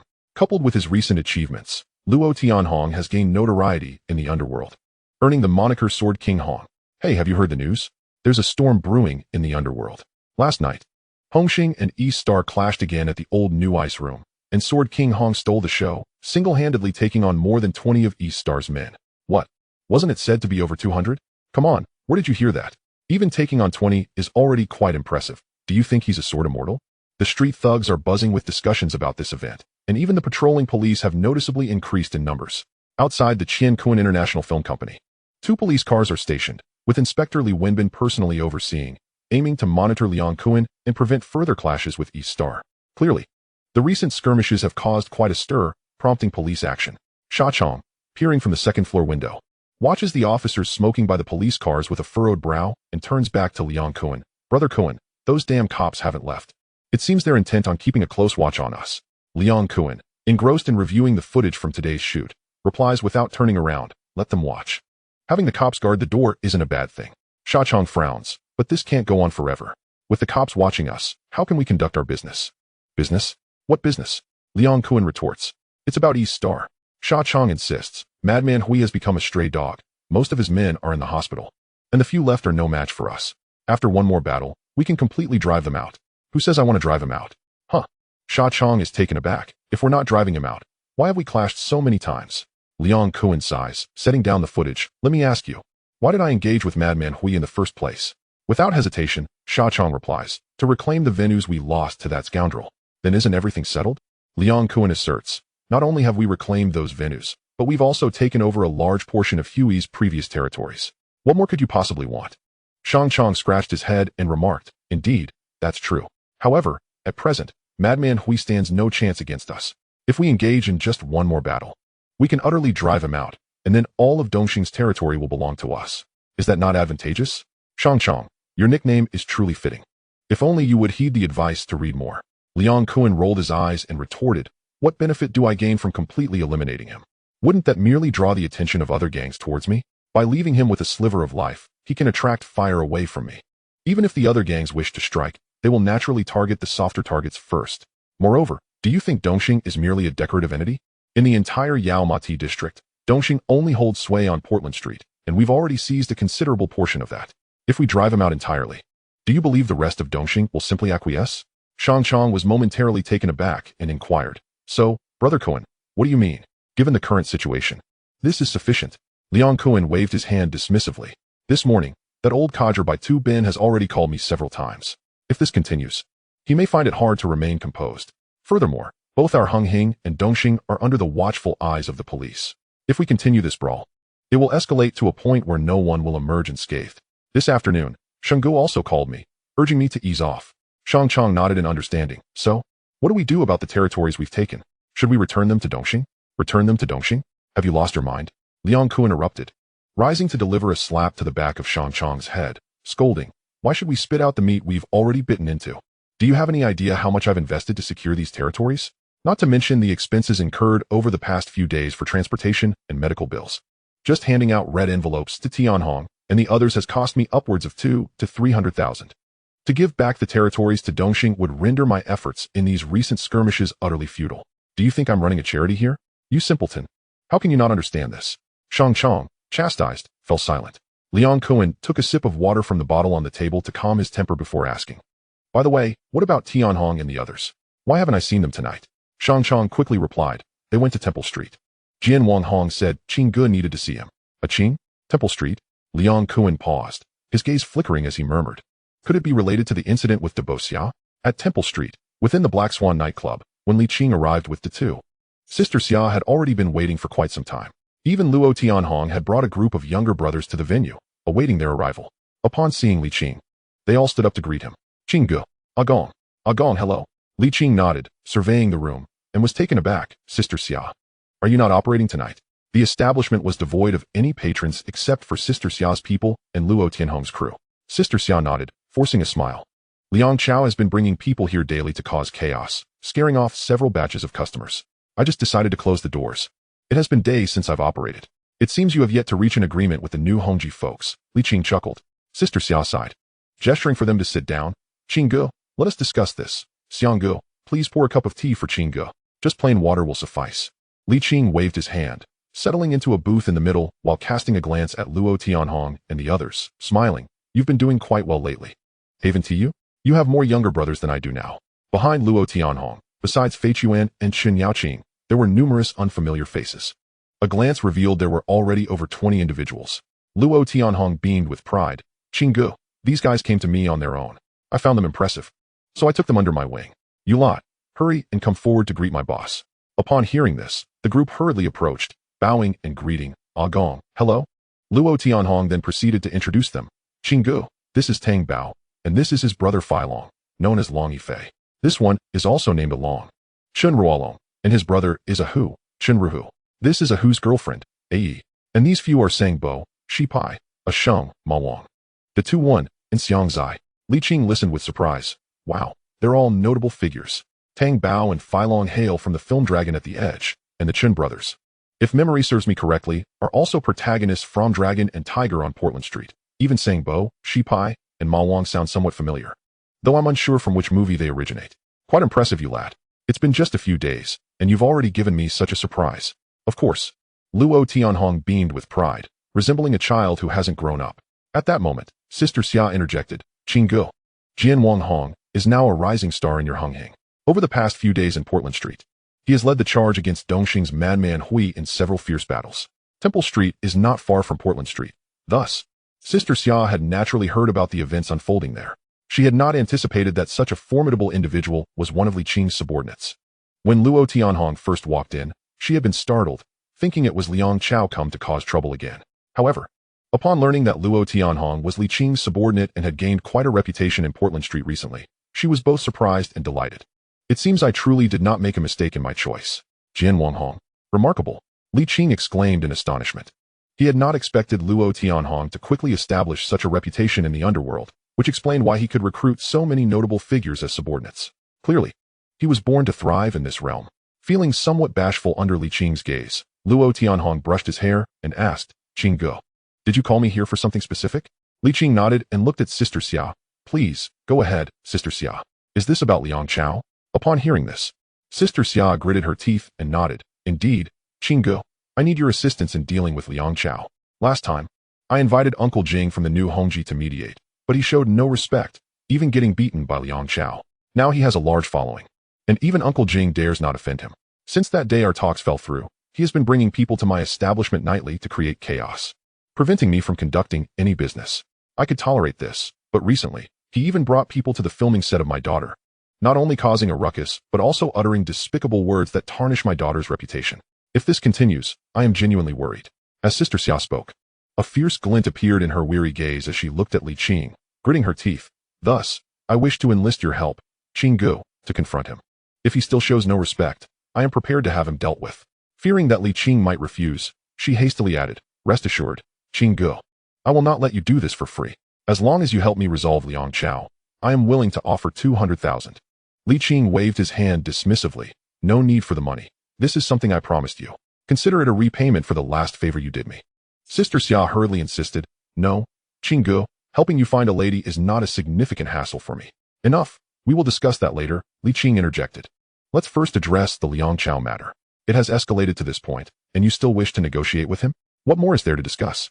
If you need my assistance, I believe there is no need for further talks. Addressing him once and for all would suffice." Upon hearing the mention of murder, Sister Xia hesitated for a moment. However, recalling her and her daughter's current predicament, she gritted her teeth and nodded, saying, "All right. As long as it ensures he no longer harasses my daughter, I will accept any method." "Qing Gu, it's up to you." Li Qing responded with a slight hum, then turned to Luo Tianhong and remarked, "You know what to do, right?" Luo Tianhong stood up and assured, "Rest assured, Qing Gu. It's the handsome Chao from Sun Hung Kai, correct? Tonight, I will ensure he meets his demise." Li Qing nodded slightly, indicating for him to proceed. Chapter 76. I am Luo Tianhong, and tonight, I will skin you. Sim Sha Sui, located in the southern part of the Kowloon Peninsula, is undoubtedly the most bustling area in all of Kowloon. Every gang aspires to establish a foothold there. However, those lesser gangs without considerable strength are entirely shut out. Even if they manage to infiltrate, they cannot sustain their presence. Currently, only a handful of organizations can claim a complete territory in Sim Sha Sui. The most powerful among them is naturally the Ni family, which has been entrenched in Sim Sha Sui for decades, primarily engaging in the trade of illicit goods. Following them is the heir of Hung Hing, the tiger of East Sim Sha Sui, Ling Jin, as well as the dragon of the number gang, and the letter gangs Tang Jun originally. Sun Hung Kai also held a territory, but it was seized by Hung Hing 2 years ago. This illustrates the fierce competition prevalent in the area. Recently, however, the dashing Chao from Sun Hung Kai returned from the Netherlands, recruiting a small army of 400 to 500 underlings. He has also established several venues in Sim Sha Sui, exhibiting a burgeoning ambition for expansion. The other gangs have taken note, but the venues he has claimed do not encroach upon their territories, and the businesses are not particularly thriving, thus leaving him unchallenged for the time being. This has further inflated Chao's ego, leading him to believe that his choices were indeed wise. With ample money and manpower, he is convinced that, with a ruthless approach, he will soon carve out his own reputation in Sim Sha Sui. Yet, this night, misfortune awaits him. At that moment, Chao had just exited his venue, intoxicated, and was waiting for a ride with several underlings by the roadside. "Brother Chao, where to now?" one asked. "What else to ask? Find out where that filthy whore is hiding tonight. If you can't locate her, check if Sister Xia's venue is open. If it is, we'll show our support. I've said it before, I will not let her have an easy time. This is the consequence of offending me." "Chao." "Understood, Brother Chao." His underlings responded promptly. "Brother Chao, your car." At that moment, a parking attendant brought the car back and handed the keys to Chao. As he took the keys and swayed to open the car door, a van suddenly pulled up beside him. The door swung open, and a group of people surged out, swiftly grabbing Chow and pulling him into the vehicle. "Brother, watch out." Despite the suddenness of the event, Chow's underlings quickly reacted, rushing forward to rescue him. However, the assailants were exceptionally skilled, dispatching Chow's underlings in mere moments and shoving him into the vehicle before speeding away. Chow, now somewhat sobered, found himself pinned in the car. Panic etched across his face as he exclaimed, "Brothers, let us talk this out. I am Chow from Sun Hung Kai." "Silence. You are exactly who we are looking for." Luo Tianhong pulled down the mask covering his face and delivered a sharp slap to Chow, declaring, "Remember this, Chow. I am Luo Tianhong from Hung Hing, and tonight, I will collect your skin." Hung Hing. Chow's expression shifted drastically as he hurriedly asked, "Brothers, I have never crossed paths with Hung Hing, have I? I don't know where I've offended you." "Very well, let me clarify for you," Luo Tianhong responded. "Do you know the Black Swan nightclub in Mongkok? Sister Xia, ring any bells?" "Debo Xia." Chow's face paled as realization dawned upon him. "Brothers, no? Tianhong Gu, this is between me and Debo Xia. It has nothing to do with Hung Hing, right? Did Debo Xia hire you to deal with me? Let me go, and I'll pay you double." "Oh, you have money to offer?" Luo Tianhong's eyes sparkled with interest. At midnight, at the Black Swan nightclub, Li Qing sat with Sister Xia and others, sipping drinks while they awaited news. Suddenly, the phone rang. Sister Xia answered, asked a question, then handed the phone to Li Qing. "Qing Gu, it's Tianhong." Li Qing took the phone. "Hello? Qing Gu, it's done. We even got over 6 million from this guy. What shall we do now? You can split the money among yourselves. Enjoy yourselves these days. Eat and play as you wish. Do not stir up trouble. If the police come to inquire, just call the lawyer Chun I will provide you with. He will guide you." "Understood." After hanging up, Li Qing looked at Sister Xia, who appeared visibly relieved. He nodded. "It's settled." Sister Xia exhaled deeply, quickly rising to express her gratitude. "Thank you. Thank you, Qing Gu." She then presented a pre-prepared check, saying, "Qing Gu, here is 2 million. Rest assured, it's all clean, from the money I've earned over the years." "Datu, take it," Li Qing said, noticing her concern. He signaled for Datu to accept the check and continued, "Later, I will give you Kuan Ji's number. He is our man in Boland Street. If Chow's people come to your venue again, just call him, and he will assist you."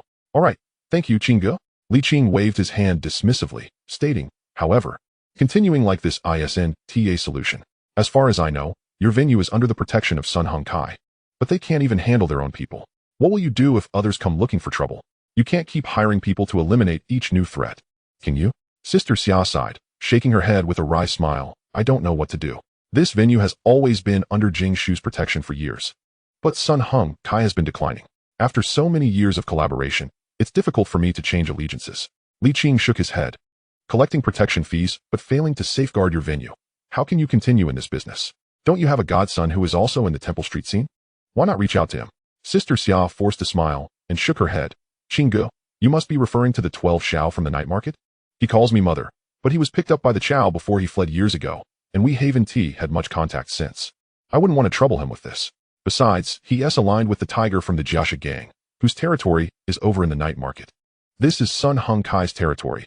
How can I ask Tiger for help when something like this happens here?" Li Qing pondered for a moment before suggesting, "If you're willing, why not replace the Sun Hung Kai people and let my men manage your venue instead? Just like that Luo Tianhong." Sister Xia was taken aback for a moment, then quickly replied, "If Sword King Hong can oversee the venue, that would be perfect. However, about Sun Hung Kai," Li Qing replied nonchalantly, "It's your venue. You have the final say.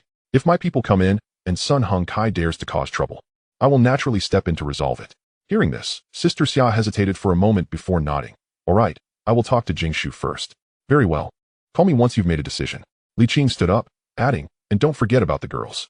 Sister Xia promptly assured, "Rest easy, Qing Gu. I've already lined up most of the girls. As soon as your new venue opens, they'll be ready to start work." "That is good to hear. I'll take my leave now. Call me if you need anything." After Li Qing departed with Datu questioned, "Qing Gu, are we starting to seize venues now?" Li Qing nodded. "Tianhong's crew is growing in number. We need to find them some work to do. Otherwise, there's no need for this many people at the entertainment city. Besides, it's not exactly seizing. It's a mutually beneficial arrangement." Li Qing smiled and remarked, "If the people from Sun Hung Kai cannot manage their own affairs, how can the boss expect to bring in someone else to oversee the situation? This hardly qualifies as a robbery." "Indeed." Datu nodded in agreement, saying, "However, this approach is akin to us from Hongxing planting our flag in Temple Street. The folks from Sun Hung Kai will certainly not let it rest. We'll see how it unfolds. At worst, it will end in a brawl. If they can't even handle a flashy character, why should I fear them?" Li Qing chuckled lightly, not taking the matter too seriously. Beep, beep, beep. At that moment, the pager in his pocket began to buzz. Li Qing picked it up and glanced at it. It was a call from the casino. It was already the early hours of the morning. What could they possibly want? Could something have gone awry? With a furrowed brow, he turned to Datu and instructed, "Let us head to the casino." "Understood, Brother Qing," Datu replied, promptly changing direction towards the casino hotel. Soon, the two arrived at the entrance of the Junyao Hotel. As they stepped inside, Li Qing immediately sensed that something was amiss. There were unmistakable signs of a struggle in the lobby, and not just any struggle, but one involving gunfire. The front desk was completely deserted, indicating that something serious had occurred. Li Qing's expression darkened as he swiftly took the elevator to the 7th floor. As the elevator doors opened, a scene of chaos greeted him. Gamblers were huddled together, chattering animatedly. Rubin, Meng Na, Xiao Sa, De Fei, and others were doing their utmost to provide explanations. "I apologize, everyone. I never anticipated such an incident would occur. Rest assured, I will uncover who is responsible for this. Whoever dares to cause trouble in our Chang'e establishment, I will not let them get away with it. Brother Xiao Sa, how you resolve this is your own affair. It has nothing to do with us. We merely wish to reclaim our money. Indeed, how will you account for the chips I won tonight? They were all scattered by that bunch of scoundrels. And this hand isn't even finished yet. Just look, I have 3 aces, a full house, which should pay tenfold. I was set to win over $1 million. What will happen to that? Uncle Lin, this hand hasn't been dealt yet, so it doesn't count. Damn it, your hand isn't even better than mine. Why should it not count?" The atmosphere in the room was tumultuous, with patrons clamoring for an explanation. Rubin and his companions were overwhelmed, unable to quell the unrest. Just then, Meng Na's eyes lit up as she spotted Li Qing emerging from the elevator. She hurriedly pushed through the crowd to greet him. "Brother Qing." "Mr. Li." "Qing, you've arrived." Hearing this, Rubin and the others breathed a sigh of relief and quickly reassured the crowd. "Everyone, please remain calm. The boss is here. Let us hear what he has to say." With a stern expression, Li Qing stepped out of the elevator and, noticing the provocatively dressed Meng Na, inquired, "What exactly has transpired?" Meng Na's complexion was grave as she replied, "Brother Qing, the place has just been robbed." Chapter 77. The casino has been robbed. The casino has been robbed. Li Qing's face darkened, confirming his suspicions. "Qing, Mr. Li." At this moment, Rubin, Xiao Sa, De Fei, and Qian Wendy also approached. Xiao Sa, looking particularly distressed, said, "A few individuals came to the venue tonight and made off with all the cash from the casino and the safe. They even injured several of our brothers. I entrusted the security to you. How could you allow robbers to enter so easily?" Li Qing questioned sternly. "Indeed. Brother Xiao Sa, how did you handle this?" "Mr. Li, I lost over 200,000 tonight. Regardless of the circumstances, you must provide me with an explanation." In an instant, the surrounding gamblers began to voice their grievances, their agitation palpable. Xiao Sa's expression grew even darker as he barked, "Shut up. It wasn't me who robbed you. You shut up." Before he could finish, Li Qing interrupted him. Li Qing shot him a fierce glare before addressing the crowd. "I apologize, everyone. Tonight's incident is our responsibility. Our inadequate security has led to this occurrence. But please rest assured, I will compensate everyone for their losses, no matter the amount. Furthermore, I guarantee that such an event will never happen again. Please enjoy your time here, just like last time. Regardless of how much you lose tonight, it will be on me, and any winnings are yours to keep." Upon hearing this, the gamblers finally calmed down, greatly satisfied with Li Qing's proposed resolution. "All right, since Mr. Li has said so, we will certainly give him our respect. Indeed, Mr. Li is a man of his word. Mr. Li, no offense, but the security personnel you hired are truly ineffective. Those robbers were right there, and they didn't dare to intervene." "Yes, Mr. Li.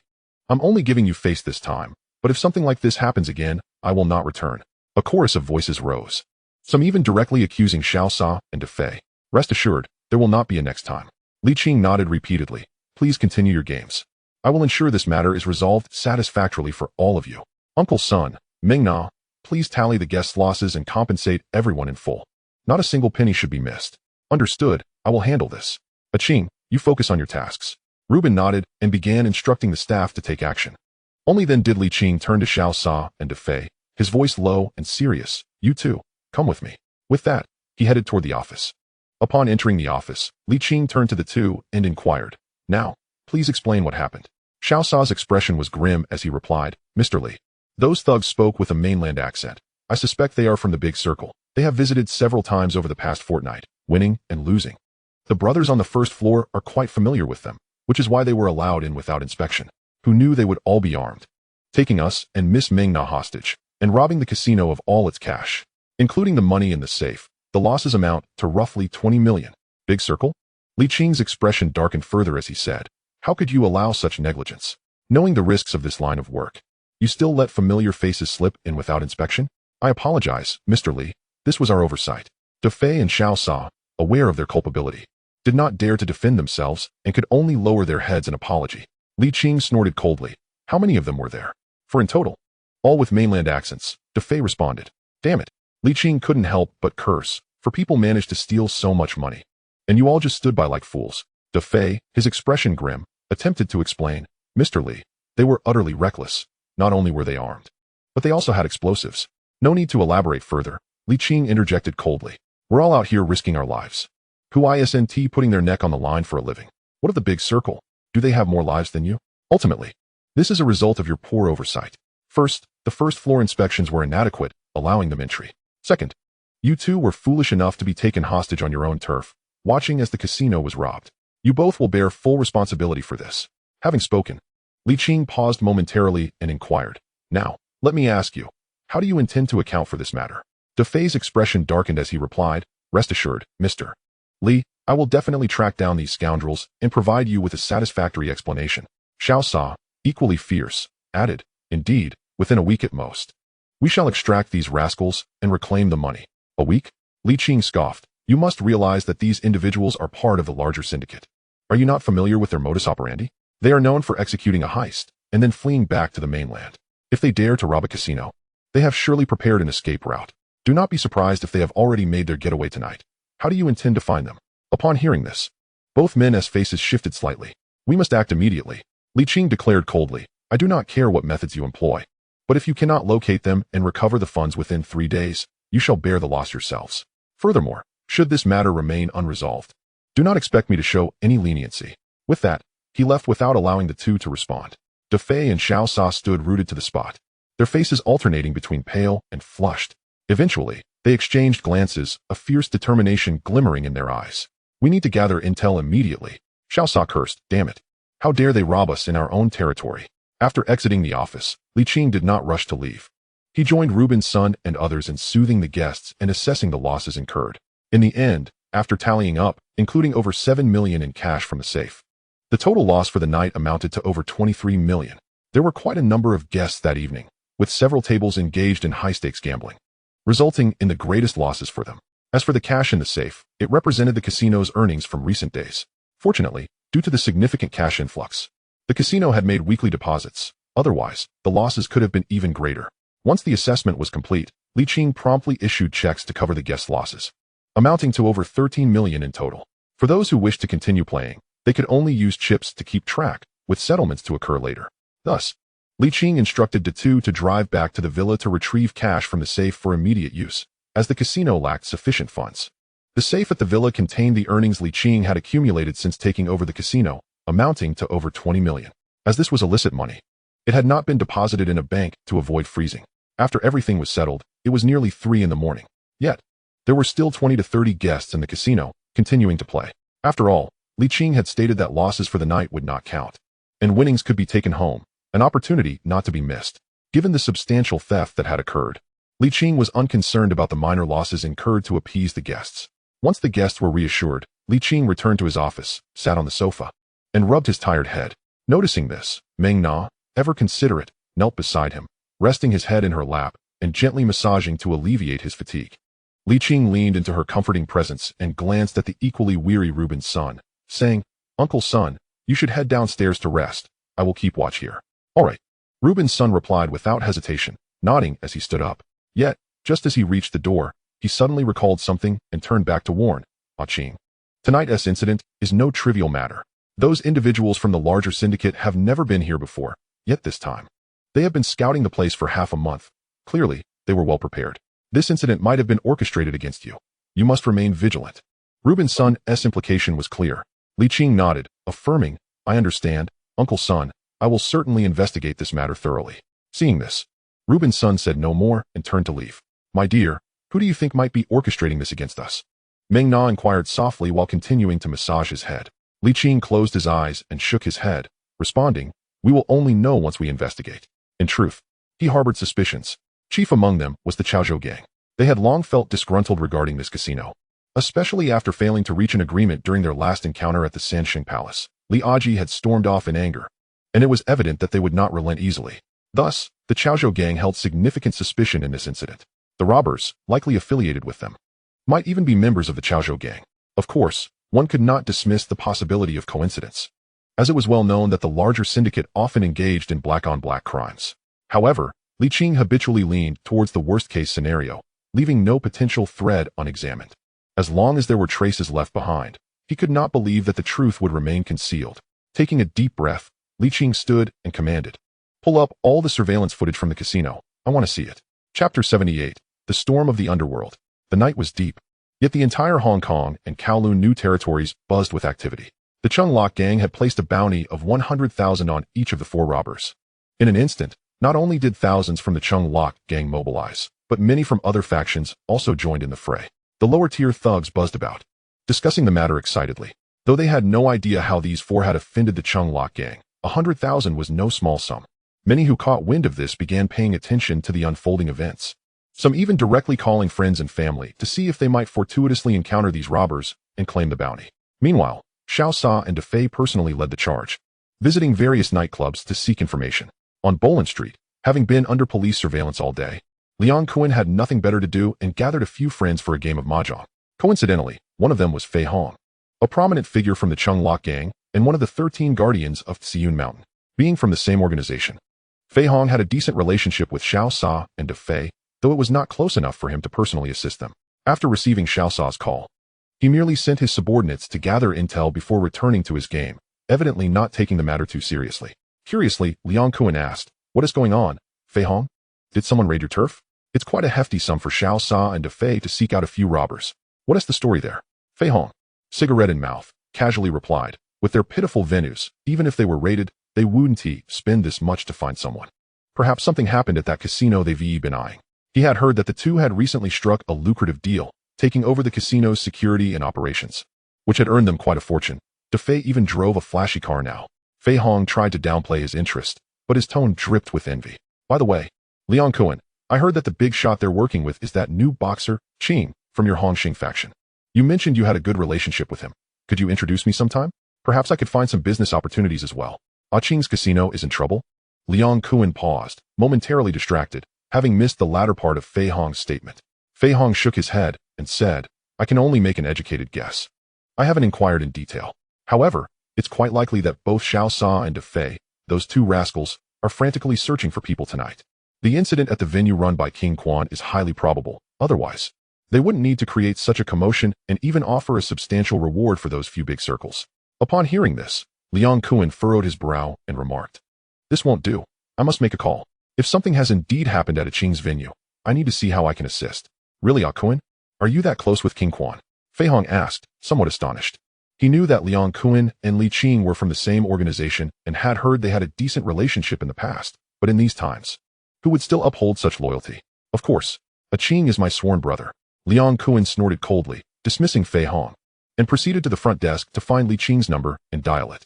In the casino office, upon receiving Liang Kuan's call, Li Qing was also somewhat surprised, but returned the call nonetheless. "Hello? Brother Kuan, why are you calling so late?" Liang Kuan got straight to the point. "Qing, I've heard that Xiao Sa and De Fei from Chonglu are offering a reward of 1 million to find a few big circle guys. Aren't they supposed to be watching your venue?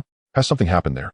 That spread quickly, Li Qing said, raising an eyebrow, but after a moment's thought, he did not withhold the truth. "Indeed, tonight, 4 individuals from the big circles came to stir trouble at our venue, and they made off with all the cash inside. Xiao Sa and De Fei are responsible for this, which is why I sent them out to look for people." "What? Who would be so bold?" Liang Kuan exclaimed, shocked, and cursed. "Damn it, Xiao Sa and De Fei are utterly useless. How could they let themselves be robbed by 4 people? Li Qing sighed, his tone one of resignation. There's nothing to be done. They encountered a formidable opponent, armed with explosives for the robbery.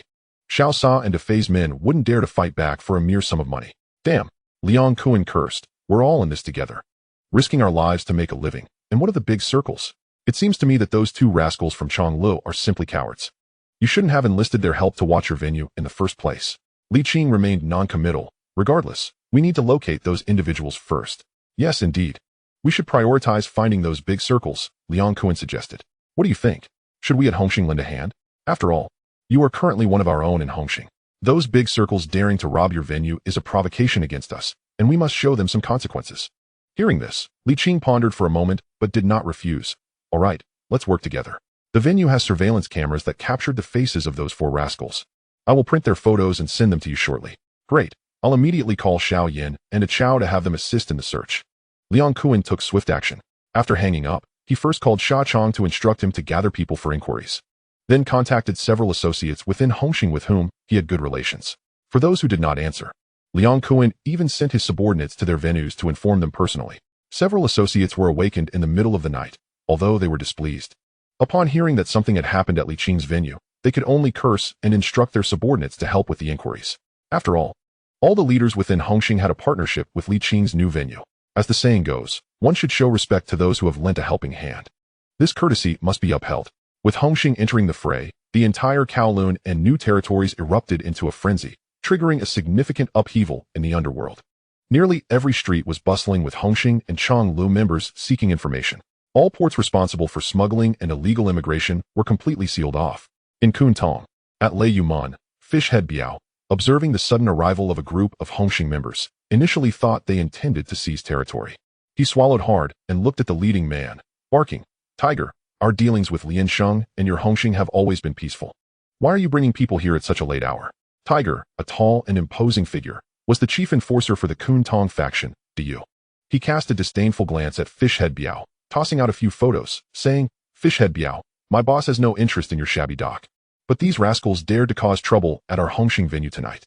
We've issued an order to hunt them down. Take a look and see if you recognize them." Fishhead Biao's expression shifted slightly. He quickly picked up the photos and scrutinized them, then shook his head. "I haven't seen them.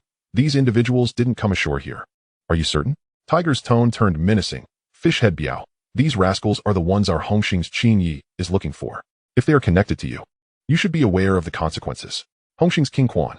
Fishhead Biao felt a wave of trepidation wash over him and shook his head repeatedly, indicating that these individuals were definitely not associated with him. At that moment, one of Fishhead Biao's subordinates, unable to hold back any longer, shouted, "Tiger, my boss is associated with Lian Sheng's home master. Who the hell do you think you are to speak to my boss like that?" Fei Ji. Fishhead Biao's face changed, and he quickly intervened, then turned to Tiger with an apologetic smile. "I apologize, brother Tiger. My subordinate is uneducated. Please don't hold it against him." "Associated with Lian Sheng?" Tiger's eyes glimmered with derision as he glanced at the indignant Fei Ji, stepping forward to pat his face. "Kid, you have some guts, but unfortunately, you're with the wrong crowd." Fishhead Biao stood silently by, seething yet unable to voice his anger. Tiger clearly disregarded him, casually stating, "Fishhead Biao, if you hear anything about these rascals, notify me immediately. If I find out that those 4 rascals escaped from your dock, you know the consequences." With that, Tiger and his men departed. Bang! As he watched Tiger and his group walk away, Fei Ji could no longer contain his fury and kicked over a nearby box. Fishhead Biao felt equally frustrated. However, considering the disparity in strength between the two sides, he could only suppress his anger and soothe Fei Ji. "Hongxing currently has the upper hand. They have money and manpower. We can't afford to provoke them." Not satisfied? As long as we are more powerful, that's what matters. Chapter 79. Is Hongxing showing off? At most, we'll fight it out. In Kowloon City, a long-haired youth knocked on a door. Before long, the door opened, revealing an unremarkable man yawning as he answered, "Xin. Disturbing me at this late hour better come with a good reason, or you'll regret it." Xin quickly replied, "There's something urgent, big brother. Hongxing's Xiao Yin has sent someone into the city to ask for our assistance in locating a few big circle guys, and they've even sent photos." Hongxing? Upon hearing this, Long Wan Feng frowned and took the photos, glancing at them before asking, "What? Did these people offend Hongxing and run into the city?" "Not exactly." Xin shook his head. "It's just that in recent years, Hongxing has been quite prominent, and the leader of Xiao Yin here in Kowloon City has a decent relationship with us. This time, they're asking for our help, and I couldn't make a decision, which is why I came to consult you." "Are you kidding me?" Long Wan Feng rolled his eyes. "The people aren't even in the city. Why should we help them find someone? Is Hongxing showing off?" With that, Long Wan Feng prepared to shut the door. Seeing this, Xin also turned to leave. But then, Long Wan Feng paused and said, "Forget it. Let the brothers in the city keep an eye out. If these rascals do come in, have them call Xiao Yin to come and take them. Consider it a favor to Xiao Yin." "No problem, my friend." As the various factions of the Hongxing society mobilized their connections, similar scenes unfolded across different regions of Hong Kong. By the following morning, even the local ice houses and tea restaurants were abuzz with discussions. "Hey, have you heard? A storm is brewing in the Underworld, exclaimed one. Last night, the Hung Hing and Chung Lok factions were frantically searching for someone. Searching for whom? Who could be so significant? It was rumored that 4 prominent figures had incurred the wrath of Hung Hing and Chung Lok. The dashing and audacious members of Chung Lok, known as Shu Sa and De Fei, had allegedly issued a bounty. Anyone who could provide information about these 4 would be rewarded with a staggering 1 million. 1 million? Goodness, if I had a million, I wouldn't be out here hustling. Brother Gong, do you have any news about these 4? If I had any leads, I would have long gone to Chung Lok to claim the bounty, instead of wasting time here chatting with you. In a tea restaurant in Wan Chai, a group of young ruffians was animatedly discussing over breakfast, creating a lively atmosphere. As they spoke, a young man with a buzz cut, waiting at the door for his order, suddenly displayed a look of intense panic. Unable to wait any longer, he grabbed his takeout breakfast and dashed outside. After crossing the street, he headed straight into a large building, eventually arriving at a rooftop shack made of corrugated iron. Inside, 4 men were soundly asleep. Upon hearing the door open, one man, dressed in a red sweater and resembling a formidable figure, abruptly awoke, instinctively drawing a black star from beneath his pillow and aiming it at the door. Only when he saw the young man entering did he relax, casually asking, "Hey boy, why are you up so early? Where have you been?" "I went downstairs to buy breakfast." Boy swiftly locked the door behind him, panic evident on his face as he approached. "It's bad news, Brother Guan. Something's happened." The man called Guan was about to lay back down when he furrowed his brow and inquired, "What happened?" Boy hurriedly replied, "I just overheard in the tea restaurant that last night, everyone from Hung Hing and Chung Lok was looking for you. Shu Sa and De Fei from Chung Lok even put a bounty of 1 million for anyone who can provide information about you." "What?" At that moment, another fierce-looking man on the bed was roused by the commotion and, upon hearing the news, erupted in anger. "Those bastards dare to put a bounty on us? We should have taken them out last night. Cow, who are you planning to take out this early in the morning? Judge, is there trouble brewing?" The other 2 men gradually awakened, questioning the situation. The judge's expression darkened as he stated, "The casino incident has blown up. Now everyone from Hung Hing and Chung Lok is on the hunt for us. Shu Sa and De Fei have even offered 1 million for information about us. Damn. Those 2 bastards. We've been scouting their territory for half a month and lost over 600,000, now that we've only taken a fraction of their money. They're reacting so ruthlessly." Upon hearing this, Boy involuntarily glanced at the 2 travel bags at the foot of the bed. Is this really just a fraction? This is over 20 million. After losing so much money, anyone would be desperate to retaliate. Let us not get ahead of ourselves. The judge waved his hand, speaking in a grave tone. Right now, our priority is to figure out how to leave Hong Kong. Both Hung Hing and Chung Lok are large organizations. If they find us, we won't stand a chance to survive. "Damn it," exclaimed the man resembling Ma Chao. "If only we had left last night. Now we can't even think about escaping." The man with prominent buck teeth slammed the table, declaring, "What does Hung Hing matter? We can fight back. Let us see who is stronger." While Cao was brash, he wasn't foolish. With a derisive snort, he remarked, "Fight? How do you plan to fight? They have tens of thousands in their organization. What do you have to contend with them? Then what do you suggest we do now?" Chicken Essence banged the table. The judge pondered for a moment before saying, "There's only one way. We need to lay low in Hong Kong for a while, wait for the storm to pass, and then return to the mainland. However, the question is, how safe is it here?" As he spoke, the judge turned to Boy. Boy quickly reassured him, "Don't worry. Brother Guan, this place is absolutely safe. No one knows I'm staying here." The judge nodded. "All right then. As the saying goes, the most dangerous place can also be the safest. We won't rush to run. There's food and drink here, so we can hide out for a while." Lockbone's eyes brightened as he quickly agreed. The judge is right. They would never expect us to stay here in Wan Chai after robbing the casino instead of fleeing. The judge then looked at Boy, continuing, "Boy, for the time being, you will need to sort out our meals. Be cautious when you go out. If anything seems off, inform us immediately." Boy nodded. "No problem, Brother Guan." Lockbone coldly snorted, threatening, "Kid, if you dare to betray us, you know what will happen." Cow added with a cold snort, "That's right. Boy, if you dare to betray us, not even your big brother can save you." Boy quickly assured, "Don't worry. Cow, I, Boy, am all about loyalty. It better be that way. Now bring over the breakfast. I'm starving." At the same time, the turmoil ignited by Hung Hing and Chung Lok had also reached the Chaozhou faction. By Shijiao Villa, Li Aji had just risen when he heard the news, his expression immediately turning grave. "Those 4 big circles sure are swift." "Indeed, Brother G, these 4 are not only quick, but also ruthless," chimed in Alu. "I've heard they robbed the casino, and since last night, everyone from Hung Hing and Chung Lok has been frantically searching for them." Li Aji, looking serious, replied, "You call Jinsi and see how he is handling things.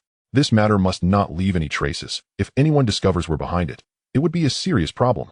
Alu nodded. Rest assured, Brother G, Jinsi is usually reliable, so it should be fine. I'll remind him again, and if any issues arise, we can always eliminate those four first, leaving no witnesses to tie it back to us. Hearing this, Li Aji nodded slightly, feeling somewhat more at ease. However, he failed to notice the silent figure of Dayen beside him, whose expression was troubled, eyes flickering with guilt, pain, and determination, a tumultuous mix. At the Shading Casino, Li Qing was still sitting in front of the computer, scrutinizing the surveillance footage from the past 2 weeks. The ashtray on his desk was nearly overflowing with cigarette butts. However, after a night of reviewing, he hadn't come away empty-handed. The robbery of the casino by these four figures struck him as oddly familiar.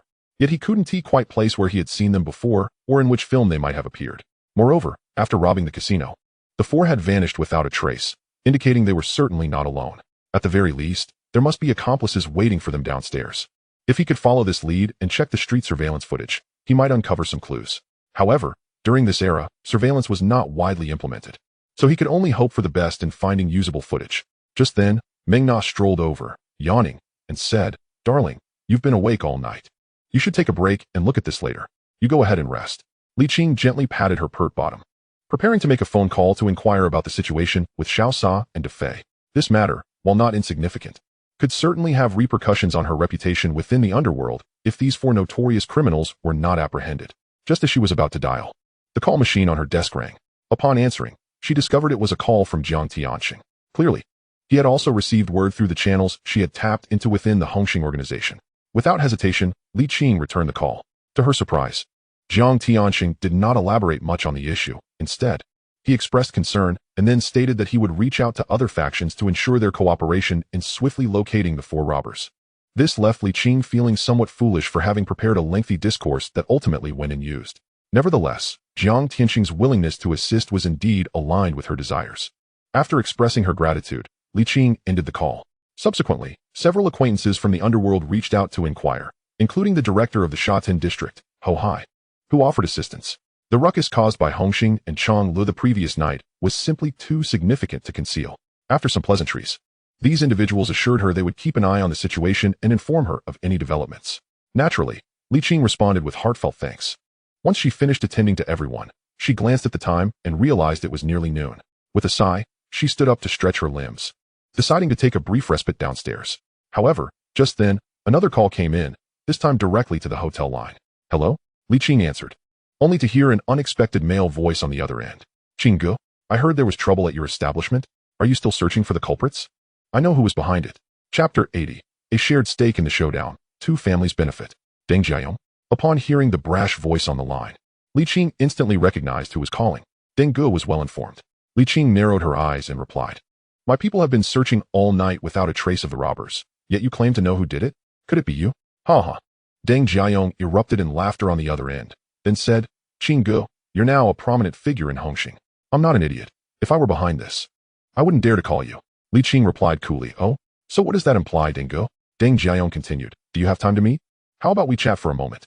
"Of course, where shall we meet?" Li Qing inquired. "At the restaurant directly across from your establishment.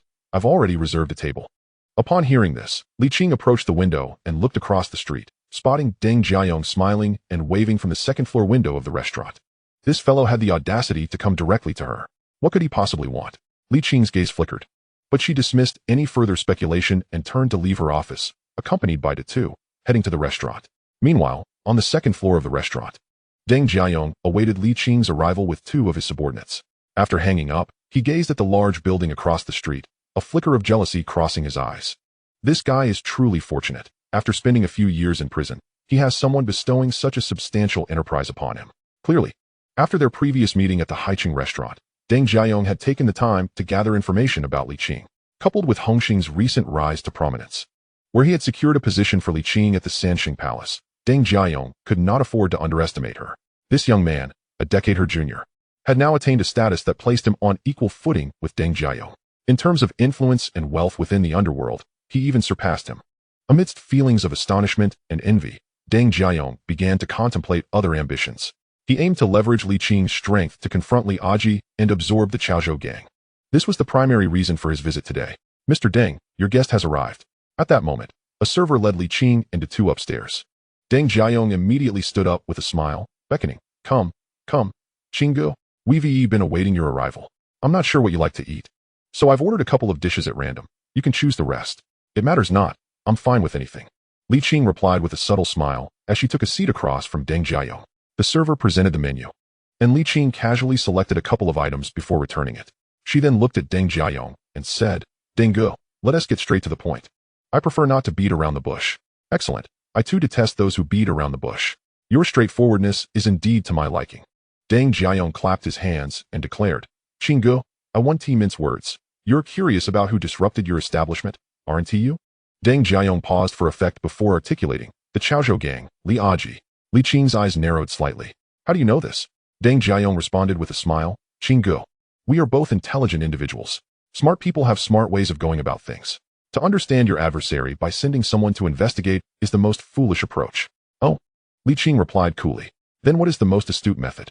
Deng Jiayong chuckled. Naturally, it is to win over those around him, planting a pair of eyes within his circle to keep watch at all times. Well, Deng Ge, you are indeed impressive for managing to secure a confidant of Liaji. Li Qing remarked noncommittally. It was easy to deduce that the informant was likely that fellow known as Big Eye, who in the original narrative had betrayed Liaji and sided with Deng Jiayong. However, she had refrained from confronting the Chaozhou gang directly until now, choosing not to employ that tactic.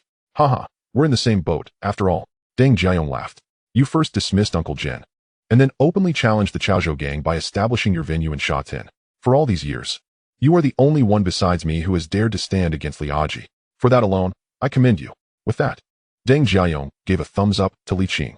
Li Qing did not respond. You have yet to inform me about the origins of those 4 notorious criminals who raided my establishment.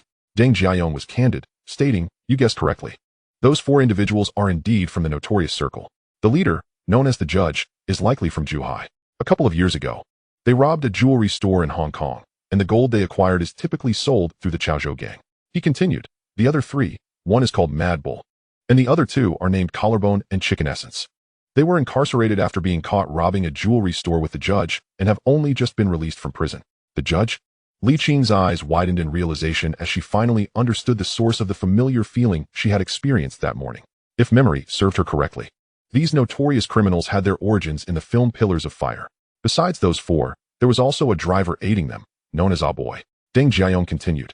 This kid is also part of the Chaozhou gang, and his boss is Gen Shu's son, Gen Z. It was Gen Z who orchestrated their attack on your casino. Gen Z? A chill flickered in Li Qing's gaze, as she did not doubt the truth of Deng Jiayong's words, since he had even disclosed names. It would be a simple matter to verify whether the Chaozhou gang was indeed behind this. Taking a deep breath, Li Qing turned to Deng Jiayong and asked, You wouldn't be so kind as to inform me of this matter without any ulterior motives, would you? What is it that you desire? Please don't say that. Is it not possible for me to befriend you, Qing Ge? Deng Jiayong chuckled. Friendship? Li Qing smiled, nodding in agreement. Very well then, if you have something to say, do not hesitate to express it. Oh, you are truly something else. Deng Jiayong shook his head, gesturing animatedly. All right, I shall be straightforward. Qing Ge, as the saying goes. The enemy of my enemy is my friend. Now that we share a common adversary, I believe it is in our best interest to collaborate. To deal with Liaji? Precisely. Deng Jiayong clapped his hands enthusiastically. With our combined strength, eliminating the Chaozhou gang will be a mere formality. Li Qing chuckled softly, his expression laden with meaning. However, it seems that the Shanghai gang is not yet under your jurisdiction, is it, Yongge? As far as I am aware, Boss Zhu has been in partnership with Liaji for the past few years. Would he consent to your plans against Liaji? Deng Jiayong narrowed his eyes, exuding an aura of dominance as he replied, Rest assured, Boss Zhu will not see the next month. Soon, the Shanghai gang will be under my command. Given his audacity, it was clear he had resolved to take action against Boss Zhu. Li Qing chose not to pry further and shifted the conversation. What will happen after the plan succeeds? What do you desire, Yongge? The financial routes the Chaozhou gang has controlled over the years. Deng Jiayong stated plainly, once we succeed, the routes will be mine. As for the territory of the Chaozhou gang, we will split it evenly. In the future, the new territories will be ours to command. However, Qing Ge, you must also allow my men to enter your territory to distribute goods. Li Qing paused momentarily, a sardonic smile playing on his lips. This division seems rather unfavorable to me, does it not? Oh, Deng Jiayong raised an eyebrow. As far as I know, your Hongxing gang has never dealt in narcotics. Are you proposing an exception? If so, then we could indeed collaborate on that financial route. Li Qing waved his hand dismissively. I have no interest in that line of work, but the smuggling routes must belong to me. Smuggling? Deng Jiayong frowned slightly, then nodded. Very well. The smuggling routes will be shared by both parties. However, we must also share the responsibility should anything go awry. Deal. Li Qing raised his hand with a smile. We'll split the profits evenly, with one family benefiting while both participate. Deng Jiayong paused for a moment, then quickly grasped the situation, raising his hand to clap. We'll split the profits evenly, with one family benefiting while both participate. With that, Deng Jiayong stood up to refill their glasses, raising a toast. Cheers. To our partnership. Li Qing clinked his glass with him and downed the contents in one go. After a hearty meal and drinks, Deng Jiayong departed with his entourage.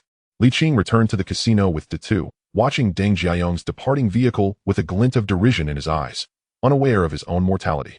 The two stood by, observing the scene, and quietly inquired, Qinggu, do you intend to eliminate Deng Jiayong as well? No need for us to intervene. Li Qing replied coolly, does he truly believe he can uproot the Chaozhou gang? He is not worthy.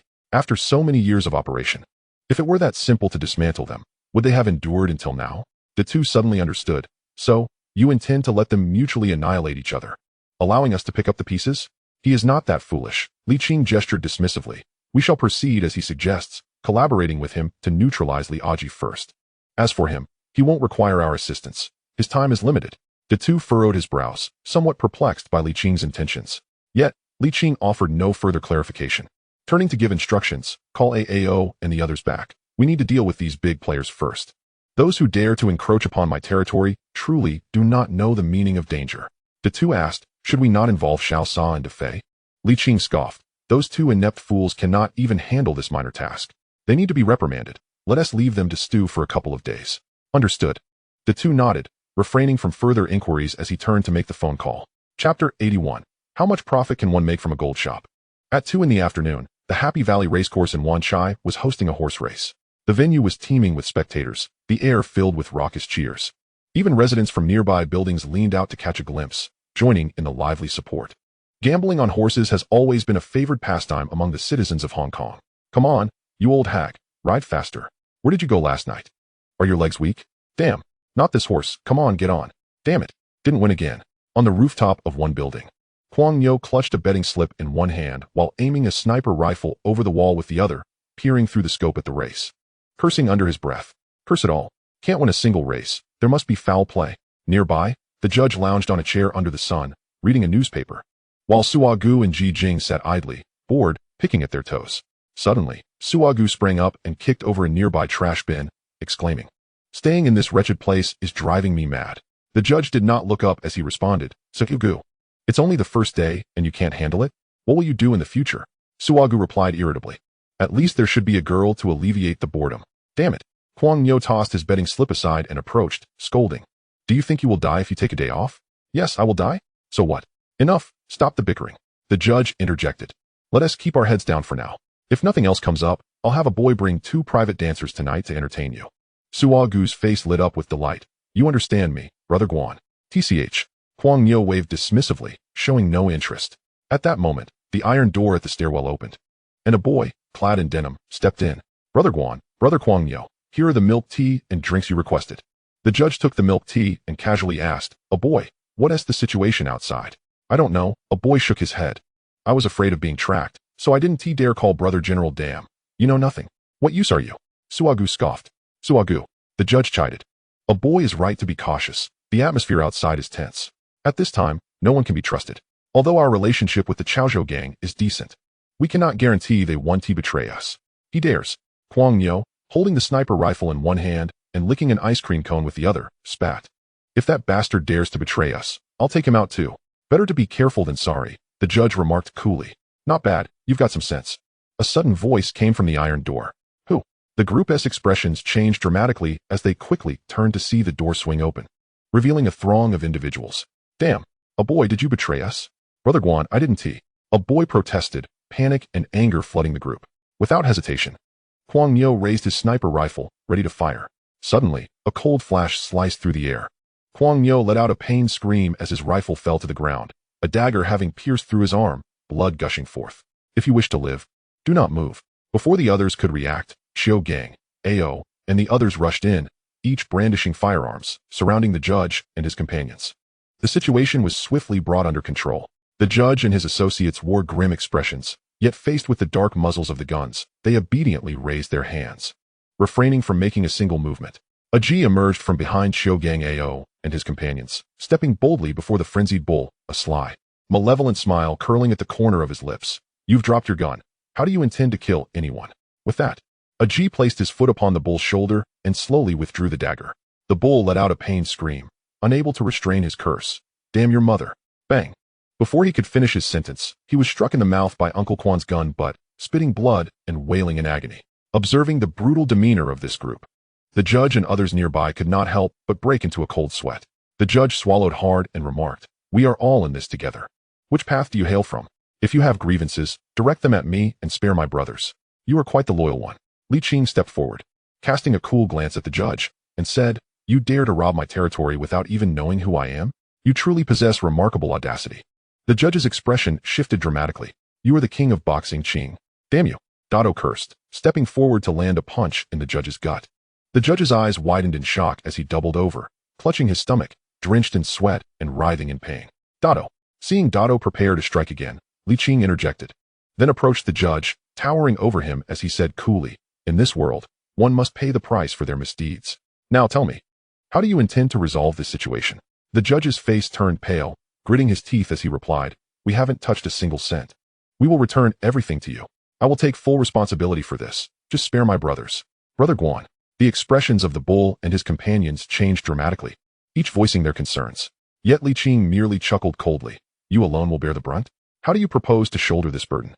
You robbed my territory, damaged so much property, and injured several of my brothers, and you think merely returning the money suffices?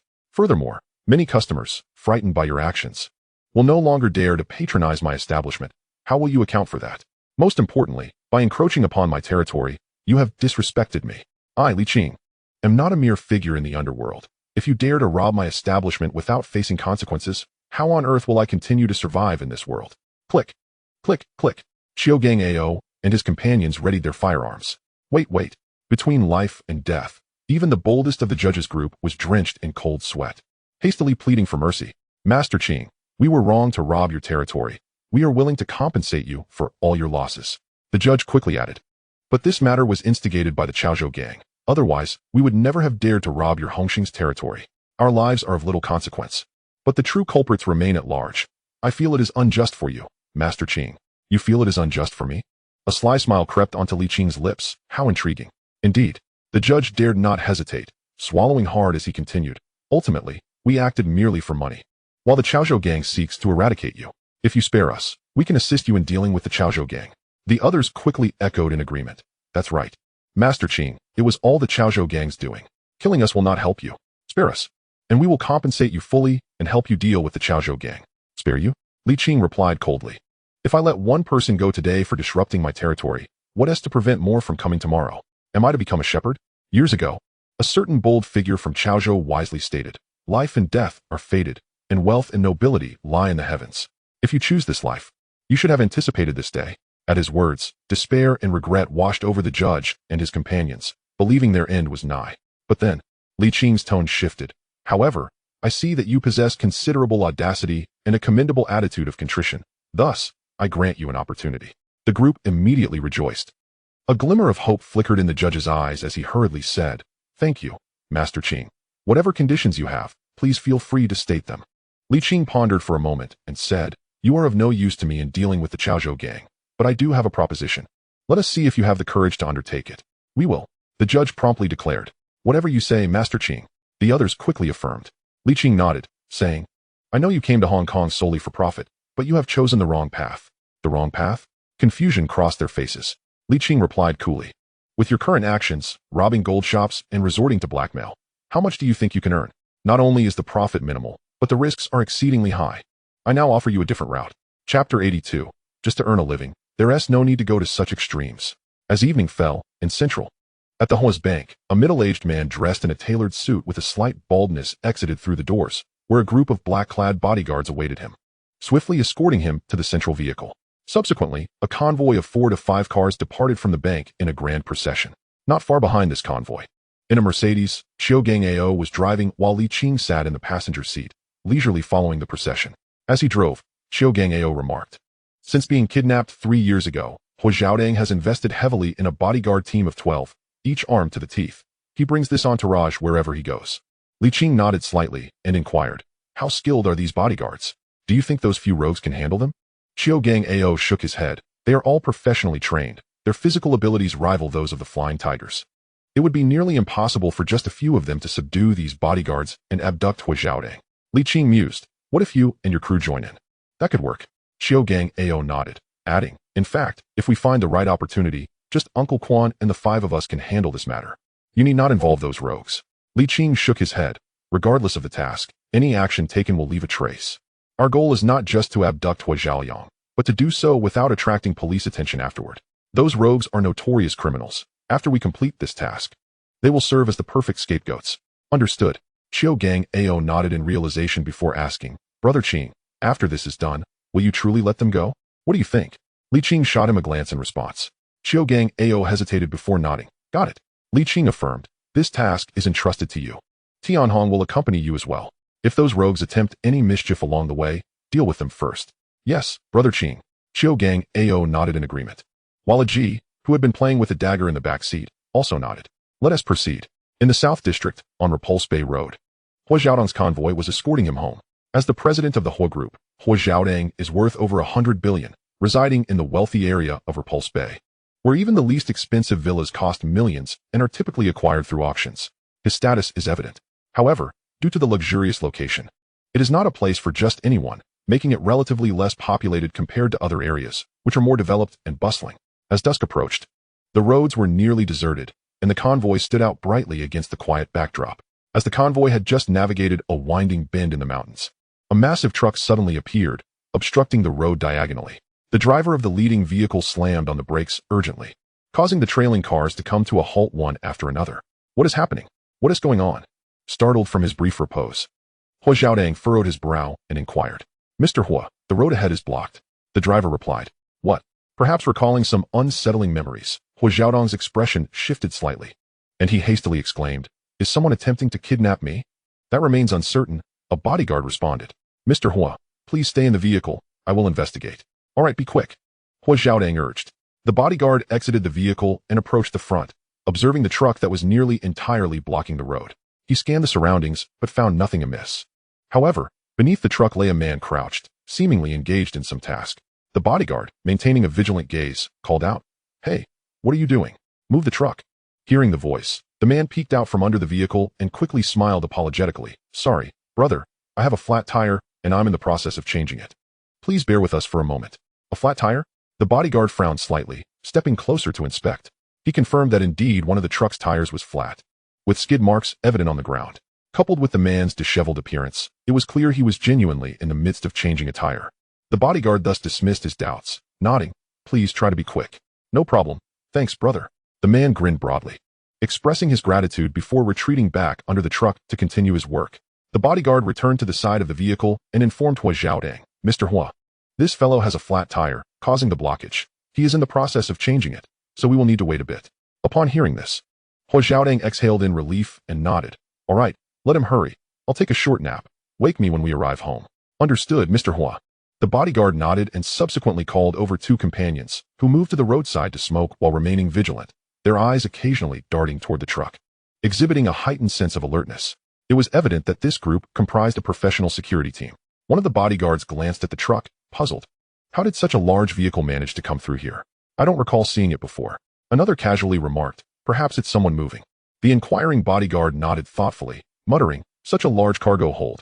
Who knows what it's carrying? Before long, the truck driver finally completed the tire change, stood up to wipe the dust from his face, and approached with an affable demeanor, stating, All done. Thank you for your patience, gentlemen. Here, have a cigarette. The bodyguards exchanged glances at the man's greasy hands and the pack of generic cigarettes, a flicker of distaste passing through their eyes, with one instinctively taking a couple of steps back. No thanks.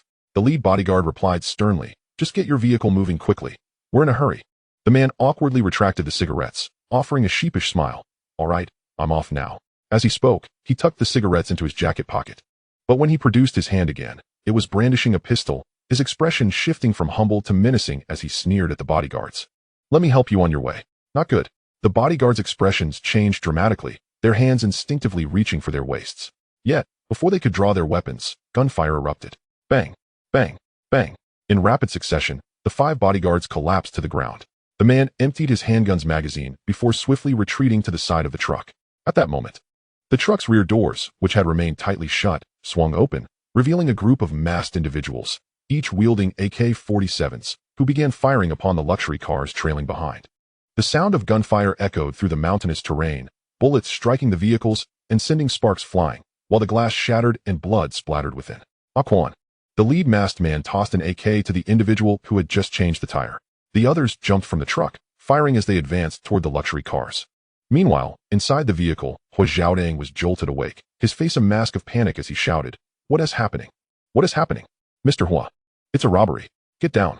The bodyguard beside him urgently pressed him down into the seat. A robbery. Hua Xiaodang's face blanched, and he cried out, "Call the police. We must call the police." "That is not possible, Mr. Hua. There is no phone nearby." The bodyguard in the passenger seat exclaimed anxiously. Yet he quickly reached for the call device to dial for help. However, just as the call was initiated, a horde of masked figures had already approached the vehicle. "Hello. Would you like to be connected to emergency services at 999? Bang. As the voice on the device rang out, the lead masked man violently shattered the car window with the butt of his gun, numerous dark barrels now aimed at the occupants inside. "Brothers, we're just trying to make a living. There is no need for such desperation." The lead masked man reached into the vehicle, beckoning with his fingers and smiling. "Be good. Hand over the call device and the gun." The bodyguard in the passenger seat swallowed hard, trembling as he handed over the still-connected call device and his handgun. The masked man took them, casually tossing the call device aside. Subsequently, 2 others forcibly yanked open the car doors, swiftly extracting the quivering Hua Xiaodang, who resembled a frightened quail. "Please, don't kill me. Let us talk this over. I'll give you whatever you want." Hua Xiaodang trembled uncontrollably, pleading for mercy. "Mr. Hua, you are indeed clever. It's no wonder you are so wealthy. Rest assured, we won't kill you. We merely seek a bit of money." The lead masked man smiled, adding, "However, for safety's sake, we must ask Mr. Hua to accompany us for a while." He then turned to the bodyguards inside the vehicle, stating, "We're only after money. If you want Mr. Hua to remain unharmed, it's best not to alert the authorities. Otherwise, we cannot guarantee his safety." Hua Xiaoding quickly urged, "Listen to them. Don't call the police. Whatever they want, go get it from my wife." "I appreciate Mr. Hua's intelligence," the masked man smiled. "Tell Mrs. Hua to prepare 1 billion within 3 days, all in unmarked cash. I will inform her how to deliver it at that time. Now let us go." With that, the group pulled Hua Xiaodang back towards the truck, flooring the accelerator as they departed the scene. The bodyguards, pale-faced, gazed at the chaotic scene, exchanging worried glances. "What do we do now?" One quivered. The lead bodyguard sighed. "We must report this. We can't keep it under wraps." Chapter 83. Who truly are the outlaws? Woohoo! How exhilarating. Inside the truck, the masks were removed, revealing Qiu Gongao and his companions, along with the judge. The wild bull, clutching an AK rifle, his hand still bandaged, couldn't contain his laughter, exclaiming, "Damn. It's been ages since I've felt this rush. Nothing beats firing an AK. Ha ha ha ha." Wild bull continued, playfully patting Qiu Gongao on the shoulder. "Brother, you guys are fierce too. I thought only our big circle was reckless, but you're not too shabby either. Let us collaborate more, soon. All of Hong Kong will be ours." Hee hee. Qiu Gongao chuckled lightly without responding. "Wild bull," the judge finally admonished, urging him to quiet down. "Don't forget the pain just because the wounds are healing. What predicament are we in now?" Though they had only recently fought side by side, he was acutely aware that Xiu Gangao and his companions had been on guard against them all along, particularly that young man with the knife, whose incessant gaze upon him instilled an unsettling sensation akin to having a thorn in his back. He sensed that at such close quarters, should he dare to make a reckless move, the young man's dagger would undoubtedly slice through his throat before he could even draw his gun.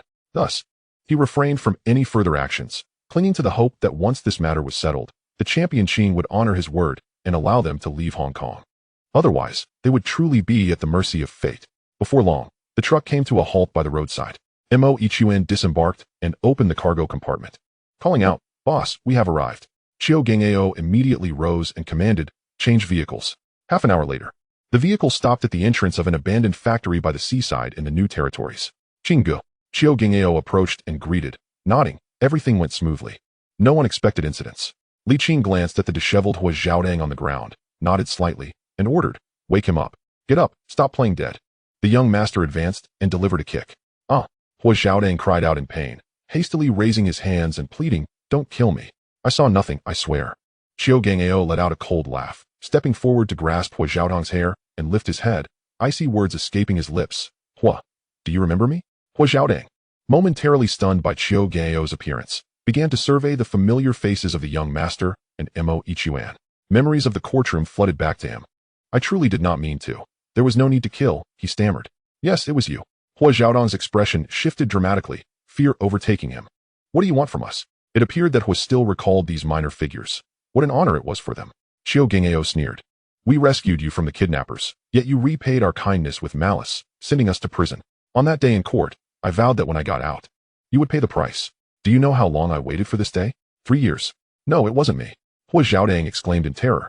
I knew nothing back then. I didn't even know you had killed anyone. The ones who put you in jail were Situ Jie and Zhang Chongbang, not me. If you seek revenge, go after them, not me. Please, don't kill me. I can compensate you. Yes. Money. You want money, right? I have plenty. Get the hell out of here. The young master could no longer contain his rage, stepping forward to deliver another kick to Hua Xiaodang's chest, venomously declaring, I still remember your haughty demeanor back then. Yet when you were kidnapped, you were as pathetic as a dog. I remember that vividly.